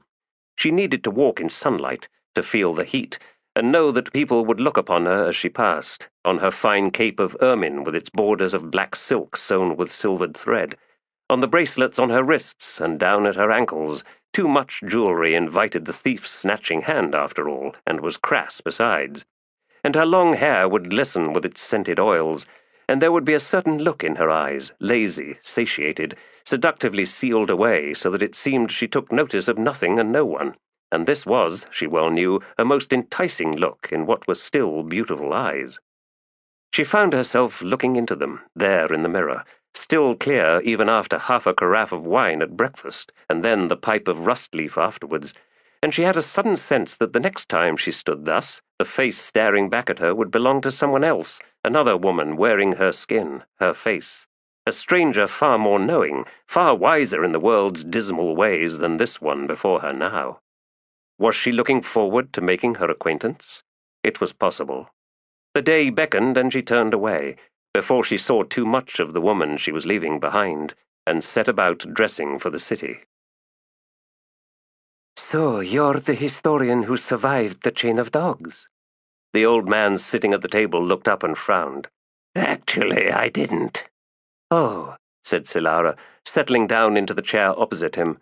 Her body felt strange today, as if even fat could be weightless. Granted, she wasn't getting any heavier, but her bones were wearing plenty, and there was a sense of fullness, of roundness, and for some reason all of this was making her feel sexually charged, very nearly brimming over with a slow, sultry indolence. She drew out her pipe and eyed the Malazan opposite. Well, I'm sorry to hear that. It's a long story, he said, which you're relating to that pony-tailed bard. He grunted. So much for privacy. Sounds to be a good thing, getting it all out. When he found out I was in Shaik's camp in Raraku, he thought to cajole details out of me. But I was barely conscious most of that time, so I wasn't much help. I told him about Heboric, though. And Dyka slowly straightened, a sudden glint in his eyes, burning away all the sadness, all the weariness. Heboric? Silara smiled. Fisher said you might be interested in that. I am. Or, he hesitated, I think I am. He died, I'm afraid, but I will tell you of it if you'd like. From the night we fled Shaik. The light had dimmed in Dyka's eyes, and he looked away. Hood seems determined to leave me the last one standing. All my friends. Old friends, maybe, she said, pulling flame into the bowl. Plenty of room for new ones. That's a bitter consolation. We need to walk, I think. I'm not in the mood. But I am, and Barathol is gone, and your partners are upstairs chewing on conspiracies. Char is in the kitchen, eating everything in sight, and Blend's fallen in love with me, and sure, that's amusing and even enjoyable for a time. But for me, it's not the real thing. Only she's not listening. Anyway, I want an escort, and you're elected. Really, Solara? Being old doesn't mean you can be rude. I want you to take me to the Phoenix Inn. He stared at her for a long moment. She drew hard on her pipe, swelled her lungs to thrust her ample breasts out, and saw how his gaze dropped a fraction or two. I'm looking to embarrass a friend, you see, she said, then released the lungful of smoke towards the black-stained rafters. Well, he sourly drawled, in that case. Ralik's furious, Cutter said as he sat down, reaching for the brick of cheese to break off a sizable chunk which he held in his left hand, an apple in his right. A bite from the apple was quickly followed by one from the cheese. Crupper commiserates. Tragedy of destiny, when destiny is that which one chooses given what one is given. Dear Cutter might have retained original name had he elected a life in, say, Murillo's shadow. Alas, Cutter in name is Cutter indeed. Cutter swallowed and said, Hold on. I wasn't making a point of walking in Ralik's shadow. Not anybody's shadow. In fact, the whole idea of shadow makes me sick. If one god out there has truly cursed me, it's Shadow Throne. Shifty Shadow Throne, he of the sauceless shade, a most conniving, dastardly god indeed. Chill is his shadow, cruel and uncomfortable is his throne, horrid his hounds, tangled his rope, sweet and seductive his innocent servants. But, and Crupper held aloft one plump finger, Cutter would not speak of walking in shadows. Why, not anyone's. Even one which sways most swayingly, that cleaves most cleavingly, that flutters in fluttering eyelashes, framing depthless dark eyes that are not eyes at all, but pools of unfathomable depth. And is she sorry? By Apsalar she is not. I hate you sometimes, Cutter said in a grumble, eyes on the table, cheese and apple temporarily forgotten in his hands. Poor Cutter. See his heart carved loose from yon chest, flopping down like so much blooded meat on this tabletop. Crupper sighs and sighs again in the deep of sympathy and extends, yes, this warm cloak of companionship against the cold, harsh light of truth, this day and on every other day. Now, kindly pour us more of this herbal concoction, which, whilst tasting somewhat reminiscent of the straw and mud used to make bricks, is assured by meats to aid in all matters of digestion, including bad news. Cutter poured, and then took another 2 bites, apple and cheese. He chewed for a time, then scowled. What bad news? That which is yet to arrive, of course. Will honey aid this digestive aid? Probably not. It will, one suspects, curdle and recoil. Why is it, Crupper wonders, that those who claim all healthy amends via rank brews, gritty grey repasts of the raw and unrefined, and unpalatable potions, and this amidst a regime of activities invented solely to erode bone and wear out muscle, all these purveyors of the pure and good life are revealed one and all as one, parched, well-nigh bloodless, with vast fists bobbing up and down in the throat, and watery eyes savage in righteous smugitude, walking like energized storks and urinating water pure enough to drink all over again. And pass, if you please, to dear beatific Crupper, then, that last pastry squatting forlorn and alone on yon pewter plate. Cutter blinked. Sorry, pass what? Pastry, dear lad, sweet pleasures to confound the pious worshippers of suffering. How many lives do each of us have, Crupper wonders rhetorically, to so constrain this one with desultory disciplines so efficacious that Hood himself must bend over convulsed in laughter? This evening, dear friend of Crupper, you and I will walk the cemetery and wager which buried bones belong to the healthy ones and which to the wild, cavorting, headlong maniacs who danced bright with smiles each and every day. The healthy bones would be the ones left by old people, I'd wager. No doubt, friend Cutter, a most stolid truth. Why, Crupper daily encounters ancient folk and delights in their wide smiles and cheery well-mets. They're not all miserable, Crupper. True, here and there totters a wide-eyed one, wide-eyed because a life of raucous abandon is behind one, and the fool went and survived it all. Now what, this creature wonders? Why am I not dead? And you, with your 3 paltry decades of pristine boredom, why don't you just go somewhere and die? Are you being hounded by the aged, Crupper? Worse, dear Murillo moans crabby and toothless, and now ponders a life of inactivity. Promise Crupper this, dear Cutter, when you see this beaming paragon here before you falter, dribble at the mouth, mutter at the clouds, wheeze and fart and trickle and all the rest, do bundle Crupper up tight in some thick impervious sack of burlap, find a nearby cliff and send him sailing out. Through the air, down onto the thrashing seas and crashing rocks and filmy foams, Crupper implores you. And listen, whilst you do so, friend Cutter, sing and laugh, spit into my wake. Do you so promise? If I'm around, Crupper, I'll do precisely as you ask. Crupper is relieved, so relieved. Aye, last pastry revolts in nether gut. More of this tea, then, to yield the bitumen belch of tasteless misery on earth. And then, shortly anon, it will be time for lunch. And see who enters! Why, none other than Murillo, newly employed and flush and so eager with generosity. Iscaral Past's love was pure and perfect, except that his wife kept getting in the way. When he leaned left, she leaned right. When he leaned right, she leaned left. When he stretched his neck, she stretched hers, and all he could see was the mangled net of her tangled hair, and beneath that those steely black eyes, too knowing for her own good, and for his too, come to that. "The foolish hag," he muttered. "Can't she see I'm leaning this way and that and bobbing up and down only because I feel like it, and not because the High Priestess is over there amply presenting her deliciously ample backside, knowing well, yes she does, how I squirm and drool, pant and palpitate, the temptress, the wilful vixen? But no, every angle and this horrid nemesis heaves into view, damning my eyes. Maybe I can cleverly send her off on an errand. Now there's an idea." He smiled and leaned forward, all the armor of his charm trembling and creaking in the face of the onslaught of her baleful stare. "Sweet raisin crumpet, the mule needs grooming and tender care in the temple stables." "Does it now?" "Yes, and since you're clearly not busy with anything at the moment, you could instead do something useful." "But I am doing something useful, dearest husband." "Oh, and what's that, tender trollop?" "Why, I am sacrificing my time to keep you from making a bigger fool of yourself than is normal, which is quite a challenge, I assure you."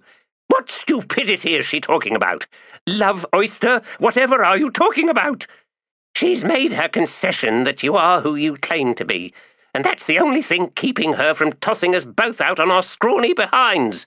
You and me and the mule and the gibbering boccarala, assuming she can ever manage to get them out of the cellar. I'm a witch of the spider goddess, and the High Priestess back there is not at all happy about that. So I'm telling you, O rotted apple of my eye, if I let you try and jump her, we're all done for." "She talks so much it's a wonder her teeth don't fall out. But wait, most of them already have. Shh, don't laugh, don't even smile. Am I smiling? Maybe, but it's the indulgent kind, the kind that means well, or if not well, then nothing at all. Though wives the world over, when seeing it, go into apoplectic rage for no reason at all. The cute, lovable dear is." He sighed and leaned back, trying to peer under her right armpit, but the peripheral vision thing turned that into a hairy nightmare. Flinching, he sighed again and rubbed at his eyes. "Go on, wife. The mule is pining, and your sweet face is all he longs for. To kick. Hee-hee! Shh, don't laugh. Don't even smile." He looked up. "Delicious wrinkled date. Why not take a walk out into the sunshine in the streets? The gutters, more like, ha! The runnels of runny sewage. Take a bath. Piss up one of those lamp-posts, and not a dog in Darujhistan would dare the challenge, ha! But this smile is the caring kind, yes. See?" The High Priestess Sordico Quam cavorted up to where they sat. This woman didn't walk. She went as much sideways as forward, a snake of seduction, an enchantress of nonchalance. Gods, a man could die just watching. Was that a whimper escaping him? Of course not. More likely Mogora's armpit coming up for air made that gasping, squelching sound. "I would be most pleased," the High Priestess said in that well-deep voice that purred like every temptation imaginable, all blended into one steaming stew of invitation, "if you two indulged in mutual suicide." "I could fake mine," Iscarral Past whispered. Then she'd be out of our way. I know, high priestess of all my fantasies, I can see how you wage war against your natural desires, your blazing hunger to get your hands on me. Oh, I know I'm not as handsome as some people, but I have power. Sighing, Sordico Quam cavorted away. But no, from behind it was more a saunter. Approaching was a cavort, leaving was a saunter. Sordico saunter quam cavort. She comes and goes, but never quite leaves. My love of loves, my better love than that excuse for love I once thought was real love, but let's face it, love it wasn't. Not like this love. Why, this love is the big kind, the swollen kind, the towering kind, the rutting, gasping, pumping, exploding kind. Oh, I hurt myself. Magora snorted. You wouldn't know real love if it bit you in the face. Keep that armpit away from me, woman. You've turned this temple into a madhouse, Iscarral Past. You turn every temple you live in into a madhouse. So here we are, contemplating mutual murder, and what does your god want from us? Why, nothing. Nothing but waiting, always waiting. Ah, I'm going shopping. At last, Iscarral crowed. And you're coming with me to carry my purchases. Not a chance. Use the mule. Stand up or I'll have my way with you right here. In the holy vestry? Are you insane? Ratting blasphemy! Will Shadow Throne be pleased? Fine, shopping then. Only no leash this time. Then don't get lost. I wasn't lost, you water buffalo. I was escaping. I'd better get the leash again. And I'll get my knife.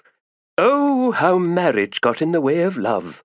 The bonds of mutual contempt drawn tight until the victims squeal. But is it in pain or pleasure? Is there a difference?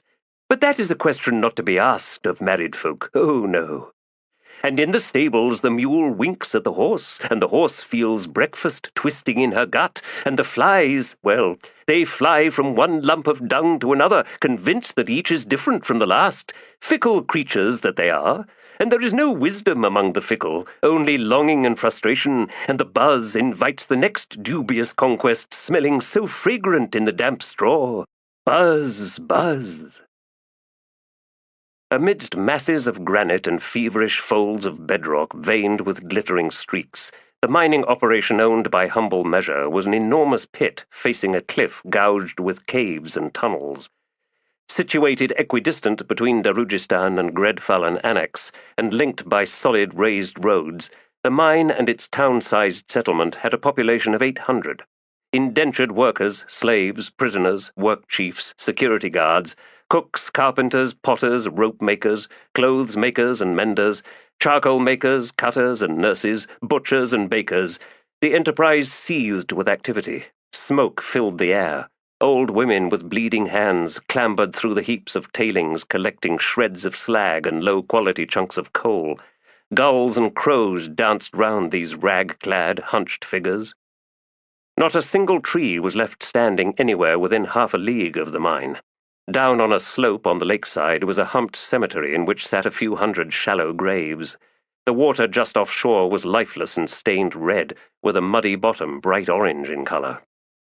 Scented cloth held to his face, Gorlas Vidicus observed the operation which he now managed, although perhaps managed was the wrong word. The day-to-day necessities were the responsibility of the camp workmaster, a scarred and pock-faced man in his 50s with decades-old scraps of raw metal still embedded in his hands. He hacked out a cough after every 10 words or so, and spat thick yellow mucus down between his bronze-capped boots. The young uns go the fastest, of course. Cough, spit. Or moulds, or so we call them, since they can squeeze into cracks no grown-up can get through. Cough, spit. And this way, if there's bad air, it's none of our stronger workers get killed. Cough. We was having trouble getting enough young uns for a time there, until we started buying them from the poorer families both in and out of the city. They got too many runts to feed, you see, and we got special rules for the young uns. Nobody gets their hands on 'em, if you know what I mean. From them, it goes on up. A miner lasts maybe 5 years, barring falls and the like. When they get too sick, we move 'em out of the tunnels, make 'em shift captains. A few might get old enough for foremen. I was one of them, you see. Got my hands dirty as a lad, and here I am, and if that's not freedom, I don't know what is, eh? This workmaster, Gorlas Vidicus silently predicted, would be dead inside 3 years. "Any trouble with the prisoners?" he asked. "Nah, most don't live long enough to cause trouble. We make 'em work the deadlier veins. It's the arsenic what kills 'em mostly. We're pulling gold out too, you know. Profit's gone up 3,000% in the past year. In my share, I'm looking at maybe buying a small estate." Gorlas glanced across at this odious creature. "You married?" Cough, spit. "Not yet." And he grinned. "But you know what a rich man can buy, eh?" "As part of what I am sure will be an exceptional relationship," Gorlas said, "where I profit from your work, I am prepared to finance you on such an estate. A modest down payment on your part, at low interest." "Really? Why, noble sir, that would be fine. Yesy, very fine. We can do that all right." "And when you kick off with no heirs, I acquire yet another property in the estate district. It is my pleasure," he said with a smile. "Those of us who have done well in our lives need to help each other whenever we can." "My thoughts too, about all that. My thoughts exactly." Smoke and stenches, voices ringing through dust, oxen lowing as they strained with overloaded wagons. Gorlas Vidicus and the dying workmaster looked down on the scene, feeling very pleased with themselves. Harlow squirmed his way out from the fissure, the hand holding the candle stretched out in front of him, and felt a calloused grip wrap round his narrow wrist. The candle was taken, and then Bainisk was pulling Harlow out, surprisingly tender, but that was Bainisk, a wise veteran, all of 16 years old, half his face a streak of shiny scar tissue through which peered the glittering blue of his eyes, both of which had miraculously escaped damage. He was grinning now as he helped Harlow onto his feet. "Well, mole?" "Iron, raw and cold and wide across as 3 of my hands laid flat." "The air?" "I'm here, aren't I?" Laughing, Bainisk slapped him on the back. "You've earned the afternoon. Back to Chuffs you go." Harlow frowned. "Please, can't I stay on here?" "Venner's giving you more trouble." "Bullies don't like me," Harlow said. "That's 'cause you're smart. Now listen, I warned him off once already, and once is all the warning I give, and he knows that, so he won't be bothering you. We need our moles happy and in one piece. It's a camp law. I'm in charge of Chuffs, right?" Harlow nodded. "Only you won't be there, will you? Not this afternoon." "Van Az is in the kitchen today. It'll be all right." Nodding, Harlow collected his small sack of gear, which was a little heavier than usual, and set out for Upside. He liked the tunnels, at least when the air wasn't foul and burning his throat. Surrounded by so much solid stone made him feel safe, protected, and he loved most those narrowest of cracks that only he could get through, or the few others like him, still fit with no broken bones and still small enough. He'd only cracked one finger so far, and that was on his right hand, which he used to hold the candle and not much else. He could pull himself along with his left, his half-naked body slick with sweat despite the damp stone and the trickles of icy water.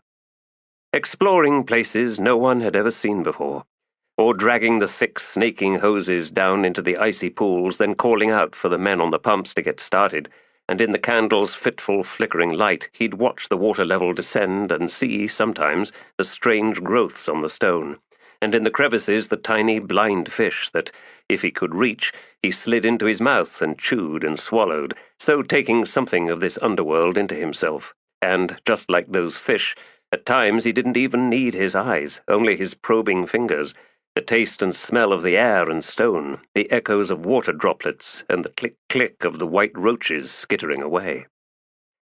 Earlier this morning he'd been sent down a crevasse, ropes tied to his ankles as he was lowered like a dead weight, down, down, 3, then 4 knots of rope, before his outstretched hands found warm, dry rock.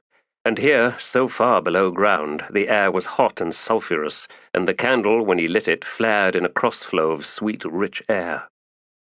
In the yellow light he looked round and saw, sitting up against a wall of the crevasse not 3 paces away, a corpse, desiccated, the face collapsed and the eye sockets shrunken holes, Both legs were shattered, clearly from a fall, the shards sticking through the leathery skin. Furs drawn up like a blanket, and within reach of one motionless skeletal hand was a rotted bag now split open, revealing 2 antler picks, a bone punch, and a groundstone mallet. A miner, Harlow realized, just like him, a miner of long, long ago. Another step closer, eyes on those wonderful tools which he'd like to take, and the corpse spoke. "As you please, cub." Harlow lunged backward, his heart pounded wild in the cage of his chest. A demon! Patron of miners, perhaps. Not a demon, cub. Not a demon. The candle had gone out with Harlow's panicked retreat. The corpse's voice, sonorous with a rhythm like waves on a sandy beach, echoed out from the pitch-black darkness. "I am Devad Anantol, of the Irinthal clan of the Imas, who once lived on the shores of the Jagratil, until the tyrant race came to enslave us, sent us down into the rock where we all died. Yet see, I did not die. Alone of all my kin, I did not die." Harlow shakily fumbled with the candle, forcing the oiled wick into the spring spark tube. 3 quick hissing pumps of the sparker and flame darted up. "Nice trick, that." The tube's got blue gas. Not much, and runs out fast, so it needs refilling. There's bladders upside. Why didn't you die? I have had some time to ponder that question, cub. I have reached but one conclusion that explains my condition. The ritual of Telan. What made the evil Tlani Mas? I heard about that from Uncle Gruntle. Undead warriors at Black Coral. Gruntle saw them with his own eyes, and they kneeled, and all their pain was taken from them by a man who then died. Since there was so much pain, he took from them, and so they built a barrow, and it's still there, and Gruntle said he wept, but I don't believe that, because Gruntle is big, and the best warrior in the whole world, and nothing could make him weep, nothing at all. And Harlow had to stop then so that he could regain his breath, and still his heart hammered like hailstones on a tin roof. From the Imas named Devad Anantol, silence. You still there? Harlow asked. "Cub, take my tools. The first ever made, and by my own hand. I was an inventor. In my mind, ideas bred with such frenzy that I lived in a fever. At times, at night, I went half mad. So many thoughts, so many notions. My clan feared me. The Bonecaster feared me. Raced himself feared me. And so he had me thrown down here, to die, and my ideas with me." Should I tell everyone about you? They might decide to lift you out, so you can see the world again. The world? That tiny flame you hold has shown me more of the world than I can comprehend.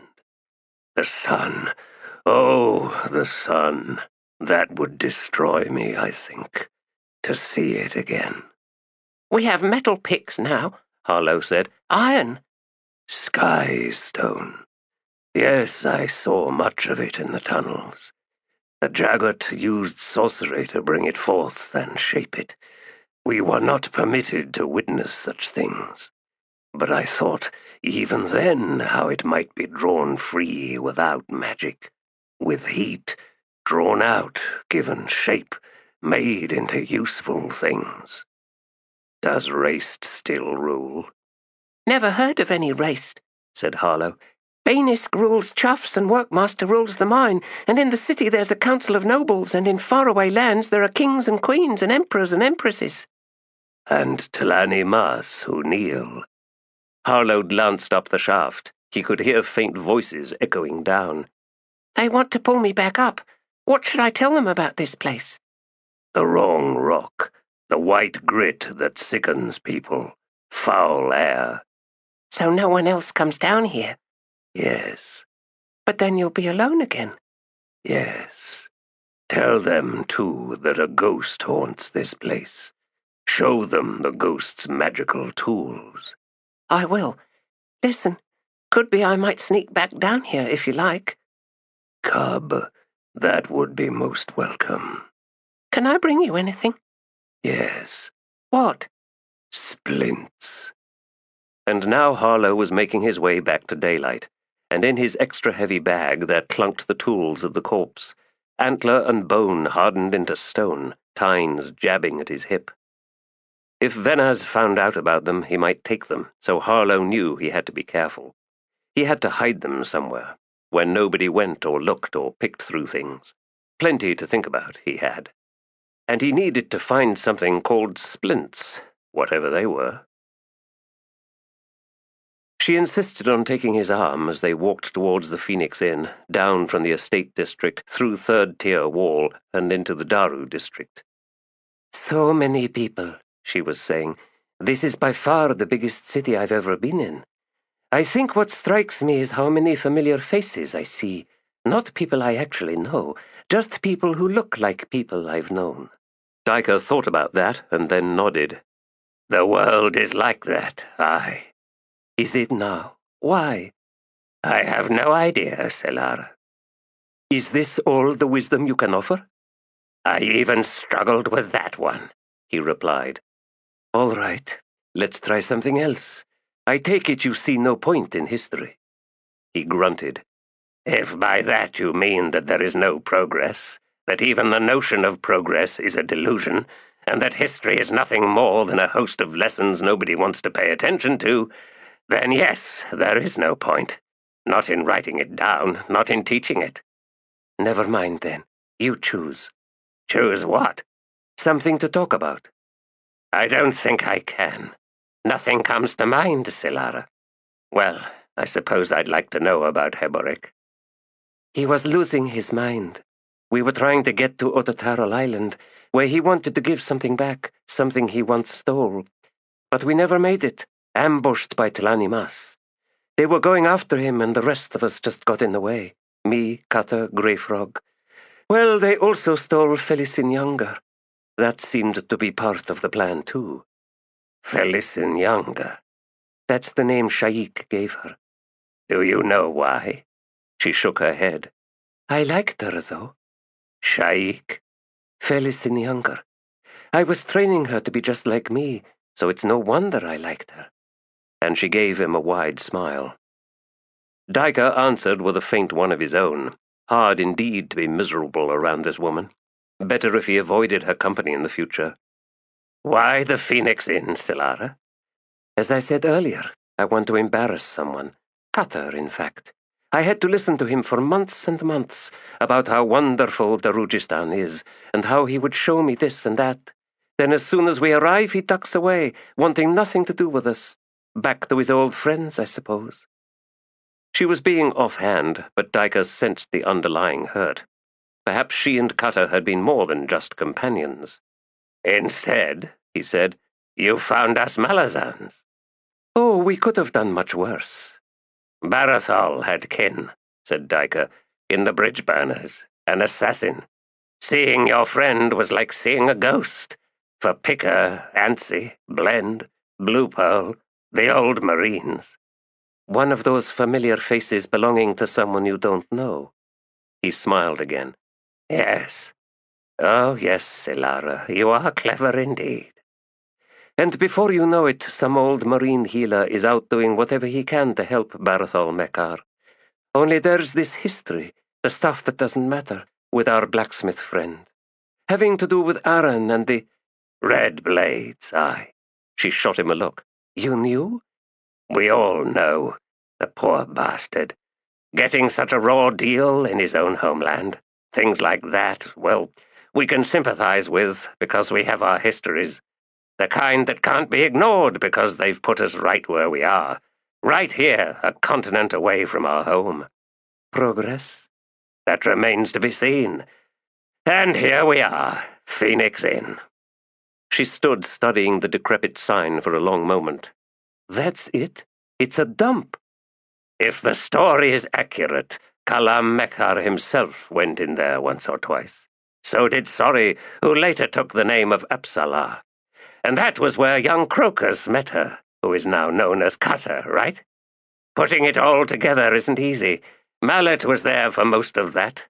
In there, he added, you might even find a man named Crupper. She snorted.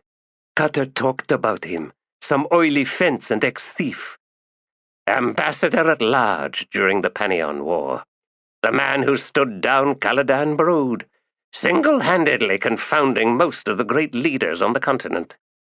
Her eyes had widened slightly. Really? All that? Cutter never mentioned any of that.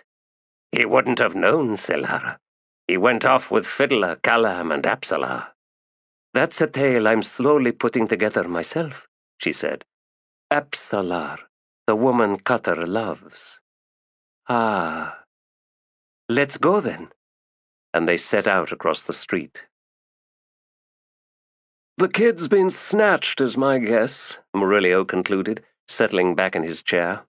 I know, Crupper. It's one of those things that just happens. Tanners grab children, trader ships, fishing crews, pimps and temples, they all do, given the chance. So I know, there may not be much hope. Nonsense, Murillo, loyal friend of Crupper. In appealing to this round self, you have displayed utmost wisdom. Moreover, Crupper applauds this new profession of yours. Instructor, yes, in all fine points of fine pointiness. The art of dueling is writ bold in blood, yes. Bold, too, is this stony Menachis, old partner to none other than Gruntle of the Barbs. And was there not a third? A long-armed man who did not return from Capustan? And was his name not Harlow? Crupper must plumb deeper depths of memory to be certain of such details, yet his instinct cries out true. And how can such a voice be denied? Cutter rubbed at the bristle on his chin. I could head back down to the ship I came in on, Murillo. Talk to the dock waifs and the old women under the piers. I'd appreciate that, Cutter. Crupper suspects a whispery warming of heart in dear Murillo for his new employer. Ah, does Crupper flinch at vehement expostulation? Does he wince at savage denial? Why, the answer is no to both. Leave off that, Crupper, Murillo said. The lad's her son. Left in the care of others? Is she so cold of heart, then? Do you rise to extraordinary challenge, mayhap? The best kind, of course, ever the best kind. There's a story there, Murillo said. Not all women make good mothers, true enough. But she doesn't seem that kind. I mean, well, she struck me as someone with fierce loyalties. Maybe. Oh, I don't know. It'd be nice to find the runt, that's all. We understand, Murillo, Cutter said. Rely upon Crupper, dearest friend. All truths will yield themselves in the fullness of revelatory revelation anon. But wait, fortuitous reunion of another sort beckons. And he leaned forward, small eyes fixing upon Cutter, eyebrows waggled. You're scaring me. Terror shall burgeon imminently for poor Cutter. What are you? A hand settled on his shoulder, soft, plump. Cutter closed his eyes and said, I've got to stop sitting with my back to the door. Murillo rose, suddenly formal, as he bowed to someone standing behind Cutter. Historian, we have met once, or... I recall, the man replied, moving round into Cutter's sight as he collected 2 chairs from a nearby table. Thank the gods, not his hand. Please do thank Mallet again. I will, the historian replied. In the meantime, I'm not the one who should be doing the introductions. Those weary ancient eyes fixed on Cutter. You're Cutter, yes? He twisted to look at the woman standing behind his chair. Seated as he was, his eyes were level with a pair of breasts covered in tight-fitting linen, and he knew them well. It was a struggle to lift his gaze higher. Selara, you called that an introduction? She asked, dragging up the other chair the historian had pulled close. She wedged herself in on Cutter's right and sat down. I've never seen bones picked so clean on a plate before, she observed, her eyes on the leavings of lunch. Crupper wheezed upright. He began waving his hands.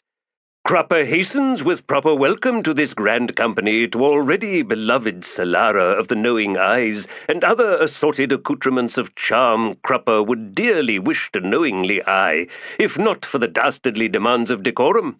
Welcome, cries Crupper, even as he slumps back, oof, exhausted by his enthusiasm and dimpled with desire. Murillo bowed to Selara. I won't be as crass as dimpled Crupper. I am Murillo, an old friend of Cutter's." She began repacking her pipe with rust leaf. "Cutter spoke often of your charm, Murillo, when it comes to women." And she paused to smile. Murillo sat back down a tad hard, and Cutter saw, wryly amused, that he looked more awake now than he had in days, perhaps since the stabbing. Crupper was fanning his flushed face. Then he raised a hand. "Salty! Sweet creature, the finest wine in the house! No, wait! Go down the street to the Peacock and buy us a bottle of their finest wine. The finest wine in their house, yes! Is something wrong, miss? Crupper meant no insult, honest? Salty, be on with you, child! Miss, why—" "No more," cut in Murillo, "unless you want to pile on ever more insults to our faithful proprietor, until she comes over here and kills you outright. Dire misunderstanding, enthusiasm, and—" "Dimples, we know." Cutter spoke up. "Selara was a camp follower in Shaik's rebel city in Raruku. Not a follower like that, I mean." "Yes, I was," she said. "Just that." She struck sparks to the bowl. "Plaything to soldiers, in particular Malazans, renegades from Corbolo Dom's turncoat army. His dog slayers. I was then plucked from what would have been a short, benumbed existence by a Malazan priest with no hands, who dragged me across half of 7 cities, along with Kata here." She sent a stream of smoke upward, then continued. "Just inland of the Otataro Sea, we got jumped. The priest was cut down. Kata got disemboweled, and I had a baby. No real connection between the two, by the way, apart from bad timing. Some villagers found us and saved us. The son of Oserk showed up for that. And that's how we collected Barathal Mekar and Char, making up for the 2 we'd lost in the ambush. Now, normally I don't tell long-winded tales like this one. But what I gave you was necessary for you to understand a few important things. 1, I left the baby in the village with no regrets. 2, Kata, who was with us because the rope thought Felicin Younger needed protecting, nearly died and is now living with a feeling of having failed at his task, since Felicin was taken from us. 3, Kata also has a broken heart, and no matter how much fun we eventually had, him and me, it's clear that I can't help him with that. And finally, 4, he's embarrassed by me because he probably thinks I'm too fat, and he thinks you'll all be thinking the same thing, too." All 3 men facing her fervently shook their heads at that, while Cutter sat head in hands. Salty arrived to slam down a thick-based, dusty clay bottle and 2 more goblets. 3 councils, Crupper! Crupper set 3 silver coins into her hand without a whimper. After a long moment, the historian sighed, reached out and uncorked the bottle. He sniffed the mouth, brows lifted. "Empty the rubbish in your cups, please." They did, and Dyker poured. "Cutter," said Murillo. "What?" "You were disemboweled? Gods below, man!" "Crupper struggles to taste the wonder of this wondrous vintage, so ghasted a flabber is he at said horrendous tale. The world is most cruel, yet salvation unfolds at the last. Blessed be all the gods, goddesses, spirits, marsupials, and amphibians, and indeed all the rest. Made drunk by punches is poor Crupper, rocked this way, knocked that, buffeted askew in every direction at once, very nearly unto exploding. Beloved Selara, you tell a most awkward tale, and tell it badly. Despite this, see us here, each one reeling at said poorly told revelations." "Perhaps excessive in my efforts at summarizing, I'll grant you," Selara allowed. "But I thought best to push through the uncomfortable stage, and now here we are, relaxed and eager to quaff down this fine wine. I have decided I like the Phoenix Inn." Dyker rose. "My task complete, I shall—" "Sit back down, old man," she said. "If I have to slap the life back into you, I will. Less painful, one hopes, partaking of our company this day, don't you think?" The historian slowly sat back down. Crupper gusted out a sigh. "Pity us men at this table. We are outnumbered." "I take it Cutter's told nothing," Selara observed. "Not even how we almost drowned when the moon broke up and fell out of the sky, saved by a dragon." "I will indeed stay," said Dyker, "provided you back up and tell us all this properly, Selara." As you like. From the moment you first met Eberic. This will take all night, she said, and I'm hungry. Murillo will be delighted to purchase our suppers, declared Cropper. For once you are right, Murillo said. I don't think you're too fat, said Cutter. I don't think anything like that, Silara. Too good, yes. And why don't you see how Barathol looks at you? As for me, well, Apsala was smart enough to get away, and I won't begrudge her that. In fact, I doubt there's a woman low enough for me anywhere in the world. Was that too self-pitying? No, just realistic, he decided. Oh, and by the way, everyone, that dragon is wearing silks and biding her time aboard her damned ship, right there in Darujhistan harbor. Oh, and did I mention that the city is in imminent danger? The bottle of wine was done, and Salty was sent off for another one. Mies was quickly appeased by the orders for supper and the knowledge that eventually the swill she stocked would be broached and consumed to excess, as Silara told her tale, while Cutter's mind, sodden with alcohol, wandered through all those thoughts that were anything but self-pitying. Not a woman anywhere.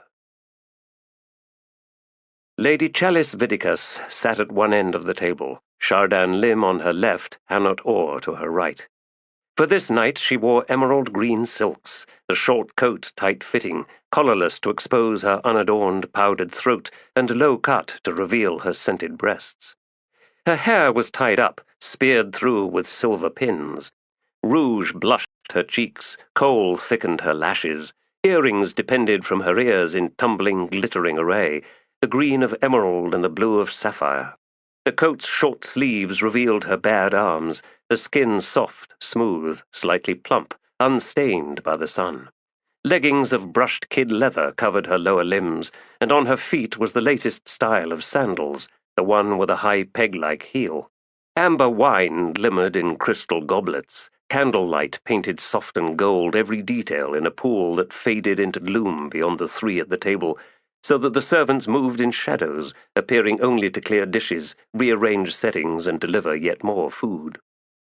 She but picked at her meal, wanting to be somewhat drunk for what would come at the end of this night. The only question she was unable to answer was, which one first? Oh, there was sexual excitement. She could not deny that. Both men were hale and attractive, though in very different ways, and both equally obnoxious, but she thought she could live with that. For certain, her heart would play no role in what was to come. No giving over, no confusion that might lead to conflicted feelings, or feelings of any sort. She could keep this simple. Everyone made use of what they had, didn't they? Especially when what they had proved desirable to others. This was how power accrued, after all. One man here, right or left, would have her this night. Had they already decided which one between them? A toss of the knuckles, a wager in flesh. She was not sure. The evening was early yet, and thus far she'd seen no overt signs of competition. Hanot spoke. "Shardan and I have been discussing you all afternoon, Lady Chalice." Oh, how flattering. "It was on the night of my uncle's murder, wasn't it? At Lady Simtal's estate. You were there." I was, yes, Hanot. "That night, young Gorlas Vidicus saved your life." Yes. "And so won your heart," said Shardan Lim, smiling behind his goblet as he sipped. You make it sound an easy thing, she said, winning my heart. "Then gratitude made a good start," Shardan observed as Hanot settled back as if willing to listen and venture nothing else, at least for now. "He was very young, as were you, an age when charms seemed to flash blindingly bright." "And I was dazzled," she said. "Gorlas did very well by it, I should say. One hopes he daily expresses his gratitude. When he is here, I mean. All the proper, entirely unambiguous gestures and the like." Hanot Orr stirred. "For too long, Lady Vidicus, the House of Orr and the House of Darl have been at odds on the council. Generations of that, and, as far as I am concerned, for no good reason. I find myself wishing often that your father would meet me to make amends, to forge something new and lasting, an alliance, in fact." "An ambitious goal, Hanot Orr," said Chalice. "Unfortunately, my father thinks you are a preening, fatuous ass." A true oar, in other words. And you are most welcome, I'm sure, to make such an overture. I wish you the lady's tug. Ah, then I have your blessing in such an endeavour? Of course. Will that impress my father? That remains to be seen. Surely he cherishes you dearly, Shardan Lim murmured. How could he not? I have this list. The House of Vidicus was ever a modest presence in the council, she said, a long, unbroken succession of weak men and women singularly lacking in ambition. Hanot Orr snorted and reached for his goblet. Excepting the latest, of course. Of course. My point is, my father ascribes little weight to the desires of House Vidicus, and I am now part of that house. Do you chafe? She fixed her gaze on Shardan Lim. A bold question, sir. My apologies, Lady Vidicus. Yet I have come to cherish you, and so only wish you happiness and contentment. Why would you imagine I felt otherwise? Because, Hanot Orr drawled, you've been knocking back the wine this night like a tavern harlot. And he rose. Thank you, Lady Vidicus, for a most enjoyable evening. I must, alas, take my leave. Struggling against anger, she managed a nod. Of course, Councillor Orr. Forgive me if I do not see you out. He smiled. Easily done, milady. When he was gone, Shardan swore softly under his breath. He was angry with you. Oh? The hand that raised the goblet to her lips was, she saw, trembling. Hanot wants your father to come to him, not the other way round. He won't be a squirming pup to anyone. A pup is never strong enough to make the first move, Shardan Lim. He misunderstood my challenge. Because it implies a present failing on his part, a failing of his nerve. Perhaps it does, and that should make him angry with me? How precisely does that work? Shardan Lim laughed, and as he stretched out, it was clear that, free now of Hanot Orr's shadow, he was like a deadly flower opening to the night. You showed him up for the self-important but weak-willed bully that he is. Unkind words for your friend. Shardan Lim stared down at his goblet as he drank a mouthful. Then he said in a growl, Hanot Orr is no friend of mine. The wine was making her brain feel strangely loose, untethered. She no longer even tasted each sip. There had been so many of them, the servant a silent ghost slipping in to refill her goblet. I think he believes otherwise. I doubt it. It was some damned conspiracy with House Orr that saw my father assassinated, and now it seems my family is snared, trapped, and the games just go on and on. This was a most unexpected side of the man, and she did not know how to respond to it. Such honesty humbles me, Shardan Lim. For what it is worth, I will keep what I have heard this night to myself. No need, but thank you anyway. In fact, I'd rather your husband well understood how things stand. Hanot Orr is a dangerous man. House Lim and House Vidicus share many things, principal among them the stigma of disrespect on the council. Contempt, even. I have been curious, and now the look he turned upon her was sharp, searching.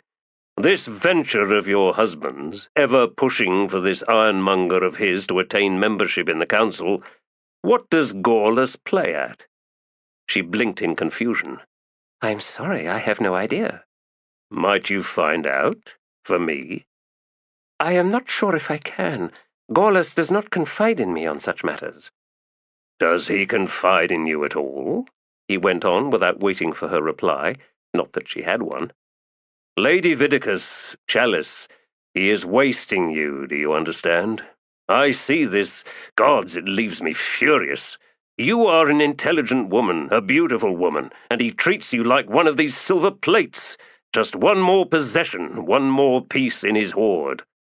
She set her goblet down. What do you want from me, Shardan Lim? Is this some sort of invitation? A conspiracy of love? Trysts behind my husband's back? While he travels here and there, you and I meeting up in some squalid inn? Getting intimate with each other's bodies, then lying back and making pointless plans, endlessly lying to each other about a future together? He stared across at her. All the servants had with uncharacteristic discreetness vanished into the side chambers, the kitchens, anywhere but this dining room. Even the wine-server had disappeared. It occurred to Chalice that Chardon's manservant had probably been free with coin among the house staff, and that sly, silent man was now outside in the courtyard, passing a pipe to eager-eyed menials, and they were all laughing, snickering, rolling their eyes, and worse. Too late, she realized, to change any of that, to scour the lurid thoughts from their petty minds. "You describe," Chardon Lim finally said, "a most sordid arrangement, with all the cynicism of a veteran in such matters. And that I do not believe. You have been faithful, Chalice. I would not so care for you otherwise." "Oh, have you been spying on me, then?" It was a mocking question that lost its carefree aura as the man voiced no denial, and she suddenly felt chilled to the bone. "Following another man's wife around does not seem an honorable thing to do, Chardon Lim." "Love has no honor." "Love or obsession? Is it not your own hunger for possession that has you coveting a woman owned by another man?" "He does not own you. That is my point, Chalice. Such notions of ownership are nothing but twisted lies disguised as love. I have no interest in owning you, nor in stealing you away. If I had, I would have found an excuse to duel your husband long ago, and I would have killed him without compunction, for you, to give you back your life." "With you at the grieving widow's side? Oh, that would look odd now, wouldn't it? Me leaning on the arm of the man who murdered my husband. And you talk to me of freedom?" She was, she realized, shocked sober by what this man was revealing to her, by the stunning depth of his depraved desire. "Giving you back your life," I said. "I will ask you again. What do you want?" "To show you what it means to be free, to cut your chains. Take me to your bed if you so desire, or don't. Send me out of here with your boot to my backside. The choice is yours. I want you to feel your freedom, Chalice. In your soul, let it burn, bright or dark as you like, but let it burn, filling you entirely." Her breaths came fast, shallow. Oh, this was a most unanticipated tactic of his. "Give me nothing, woman. No, give it to yourself instead.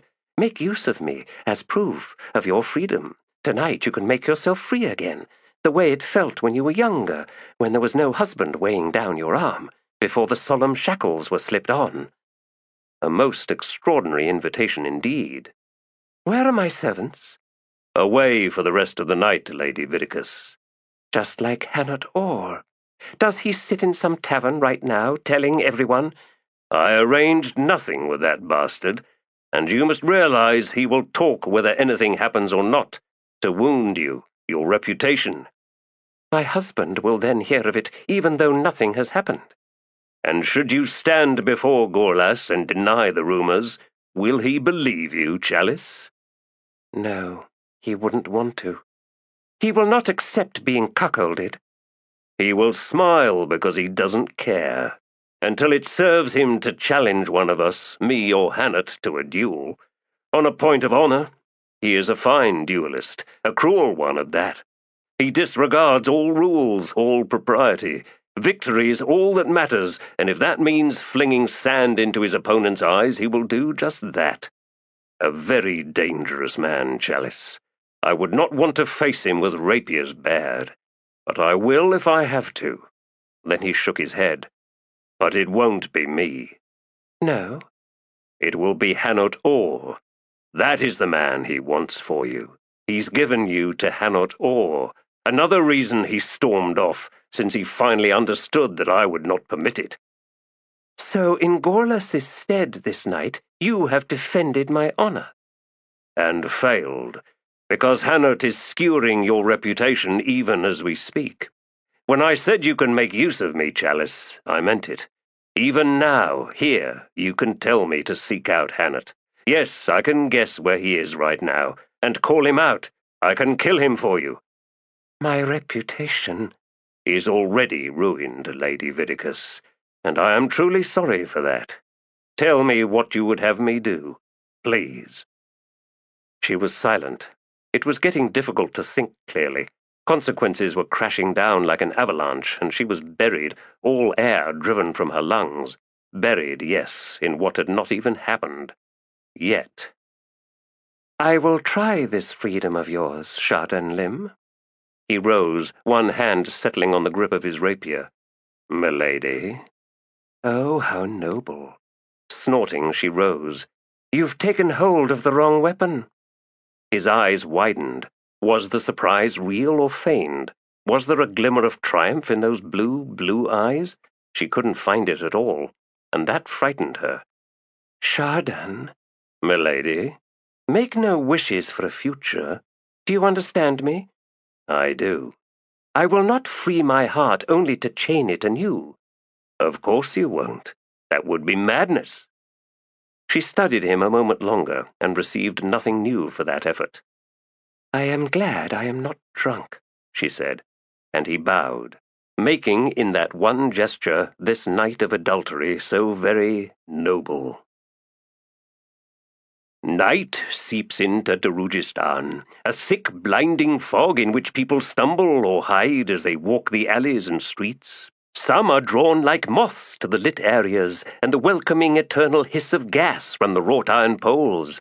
Others seek to move as one with the darkness, at least until some damned piece of crockery snaps underfoot or a pebble is sent skittering, and everywhere can be seen the small glitter of rodent eyes or heard the slither of tails. Light glows through shutters and bubbled glass windows, but never mind the light and all peaceful slumber and discourse and all the rest such illumination might reveal. Dull and witless the expectations so quickly and predictably surrendered.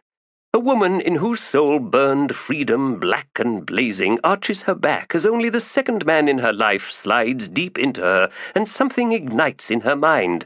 Gorlas ever used his fingers in this place, after all, and fingers cannot match gods below.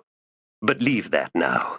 Truly, imagination suffices to make eloquent all the clumsy shifting about and strange sounds, and the fumbling for this and then that.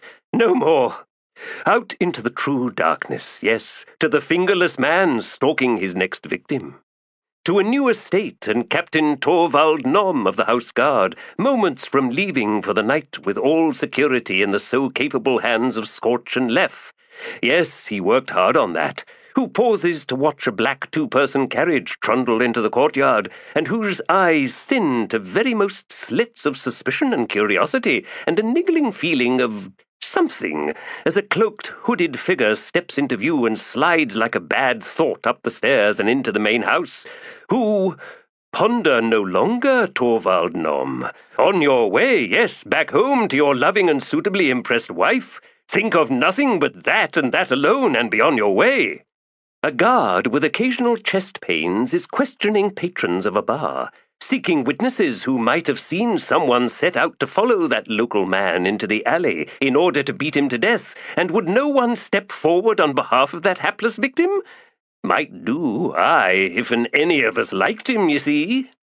In a crypt, irrationally well lit, of course, sits a man plotting the downfall of the city, starting with a handful of malazans, and he sits most contented in the absence of shadows or any other ambivalence imposed upon reality.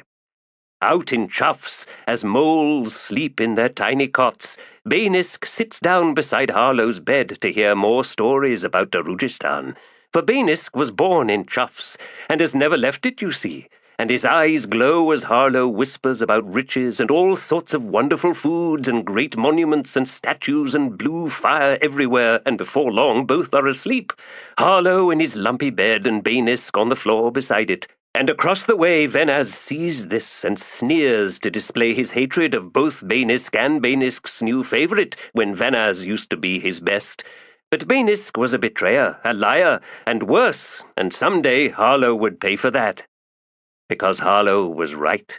He was a boy who drew bullies like a lodestone, and this was a cruel fact, and his kind were legion, and it was a godly blessing how so many survived and grew up to wreak vengeance upon all those people not as smart as they were. But even that is a bitter reward, and never quite as satisfying as it might be. Back to Darujhistan with relief, as a great raven launches herself skyward from the tower of Baruch's estate, watched with evil satisfaction by a squat, overweight demon staring out from a spark-spitting chimney mouth.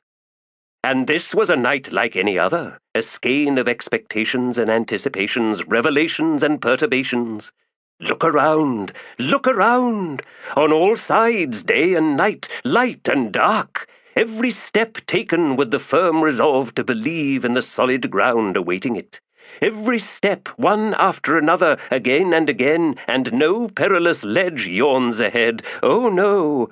Step and step now, step and step. Chapter 10. Will you come and tell me when the music ends, when the musicians are swallowed in flames, every instrument blackening and crumbling to ash, when the dancers stumble and sprawl their diseased limbs, rotting off and twitching, the skin sloughing away?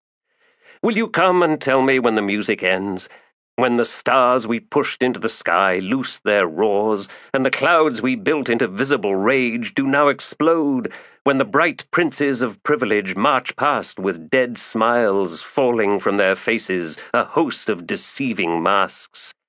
Will you come and tell me when the music ends, when reason sinks into the morass of superstition, waging a war of 10,000 armies stung to the lash, when we stop looking up even as we begin our mad running into stupidity's nothingness with heavenly choirs screaming? Will you come and tell me when the music ends, when the musicians are no more than black grinning sticks, every instrument wailing its frantic death cry down the road, when the ones left standing have had their mouths cut off, leaving holes from which a charnel wind eternally blows? Will you come and tell me when the music ends? A fire is eating my breath, and agony fills this song, when my fingers crack on the strings and fall from my hands, and this dance twists every muscle like burning rope, while your laughter follows down my crumpling corpse. Won't you come and tell me when the music ends, when I can leap away and face one god or 1,000 or nothing at all into this blessed bliss of oblivion, when I can prise open this box and release cruel and bitter fury at all the mad fools crowding the door in panicked flight? Watch me and watch me with eyes wide and shocked with disbelief, with horror, with indignant umbrage, to upbraid, and the shouted nays are like drumbeats announcing a truth. The music ends, my friends, my vile, despicable friends, and see me slam the door, slam it hard, in all your faces. The music ends. Fisher Kel-Tath. His boots crunched on water-worn stones, slick with mist as he made his way to the water's edge. The steep slopes of the surrounding mountainsides were verdant, thick rainforest, crimson-barked trees towering high, beards of moss hanging from toppled trunks. Endest Silan leaned on his stolid walking stick, the muscles of his legs trembling. He looked round as he slowly regained his breath. It was chilly, the sun's arc just slipping past the western peaks, and shadows swallowed the river valley. Black water rushed by, and he felt its cold. No need to squat down, no need to slide a hand into the tugging current. This dark river was, he could see now, nothing like Dorsan Rill. How could he have expected otherwise? The new is ever but a mangled echo of the old, and whatever whispers of similarity one imagined do naught but sting with pain, leaving one blistered with loss. Oh, he had been a fool to have journeyed all this way. Seeking what? Even that he could not answer. No, perhaps he could. Escape. Brief, yes, but escape none the less. The coward flees, knowing he must return, wishing that the return journey might kill him, take his life as it did the old everywhere. But listen, you can shape your soul, make it a bucket, a leaking one that you carry about. Or your soul can be a rope, thick and twisted, refusing to break even as it buckles to one knot after another. Choose your image, Endest Silan. You are here, you've made it this far, haven't you? And as he told you, not much farther to go. Not much farther at all." He smelled wood smoke. Startled, alarmed, he turned away from the rush of the river, faced upstream whence came the late afternoon breeze. There, in distant gloom, the muted glow of a campfire. Ah, no escape after all. He'd wanted solitude, face to face with intractable, indifferent nature. He'd wanted to feel irrelevant. He'd wanted the wildness to punch him senseless, leave him humiliated, reduced to a wretch.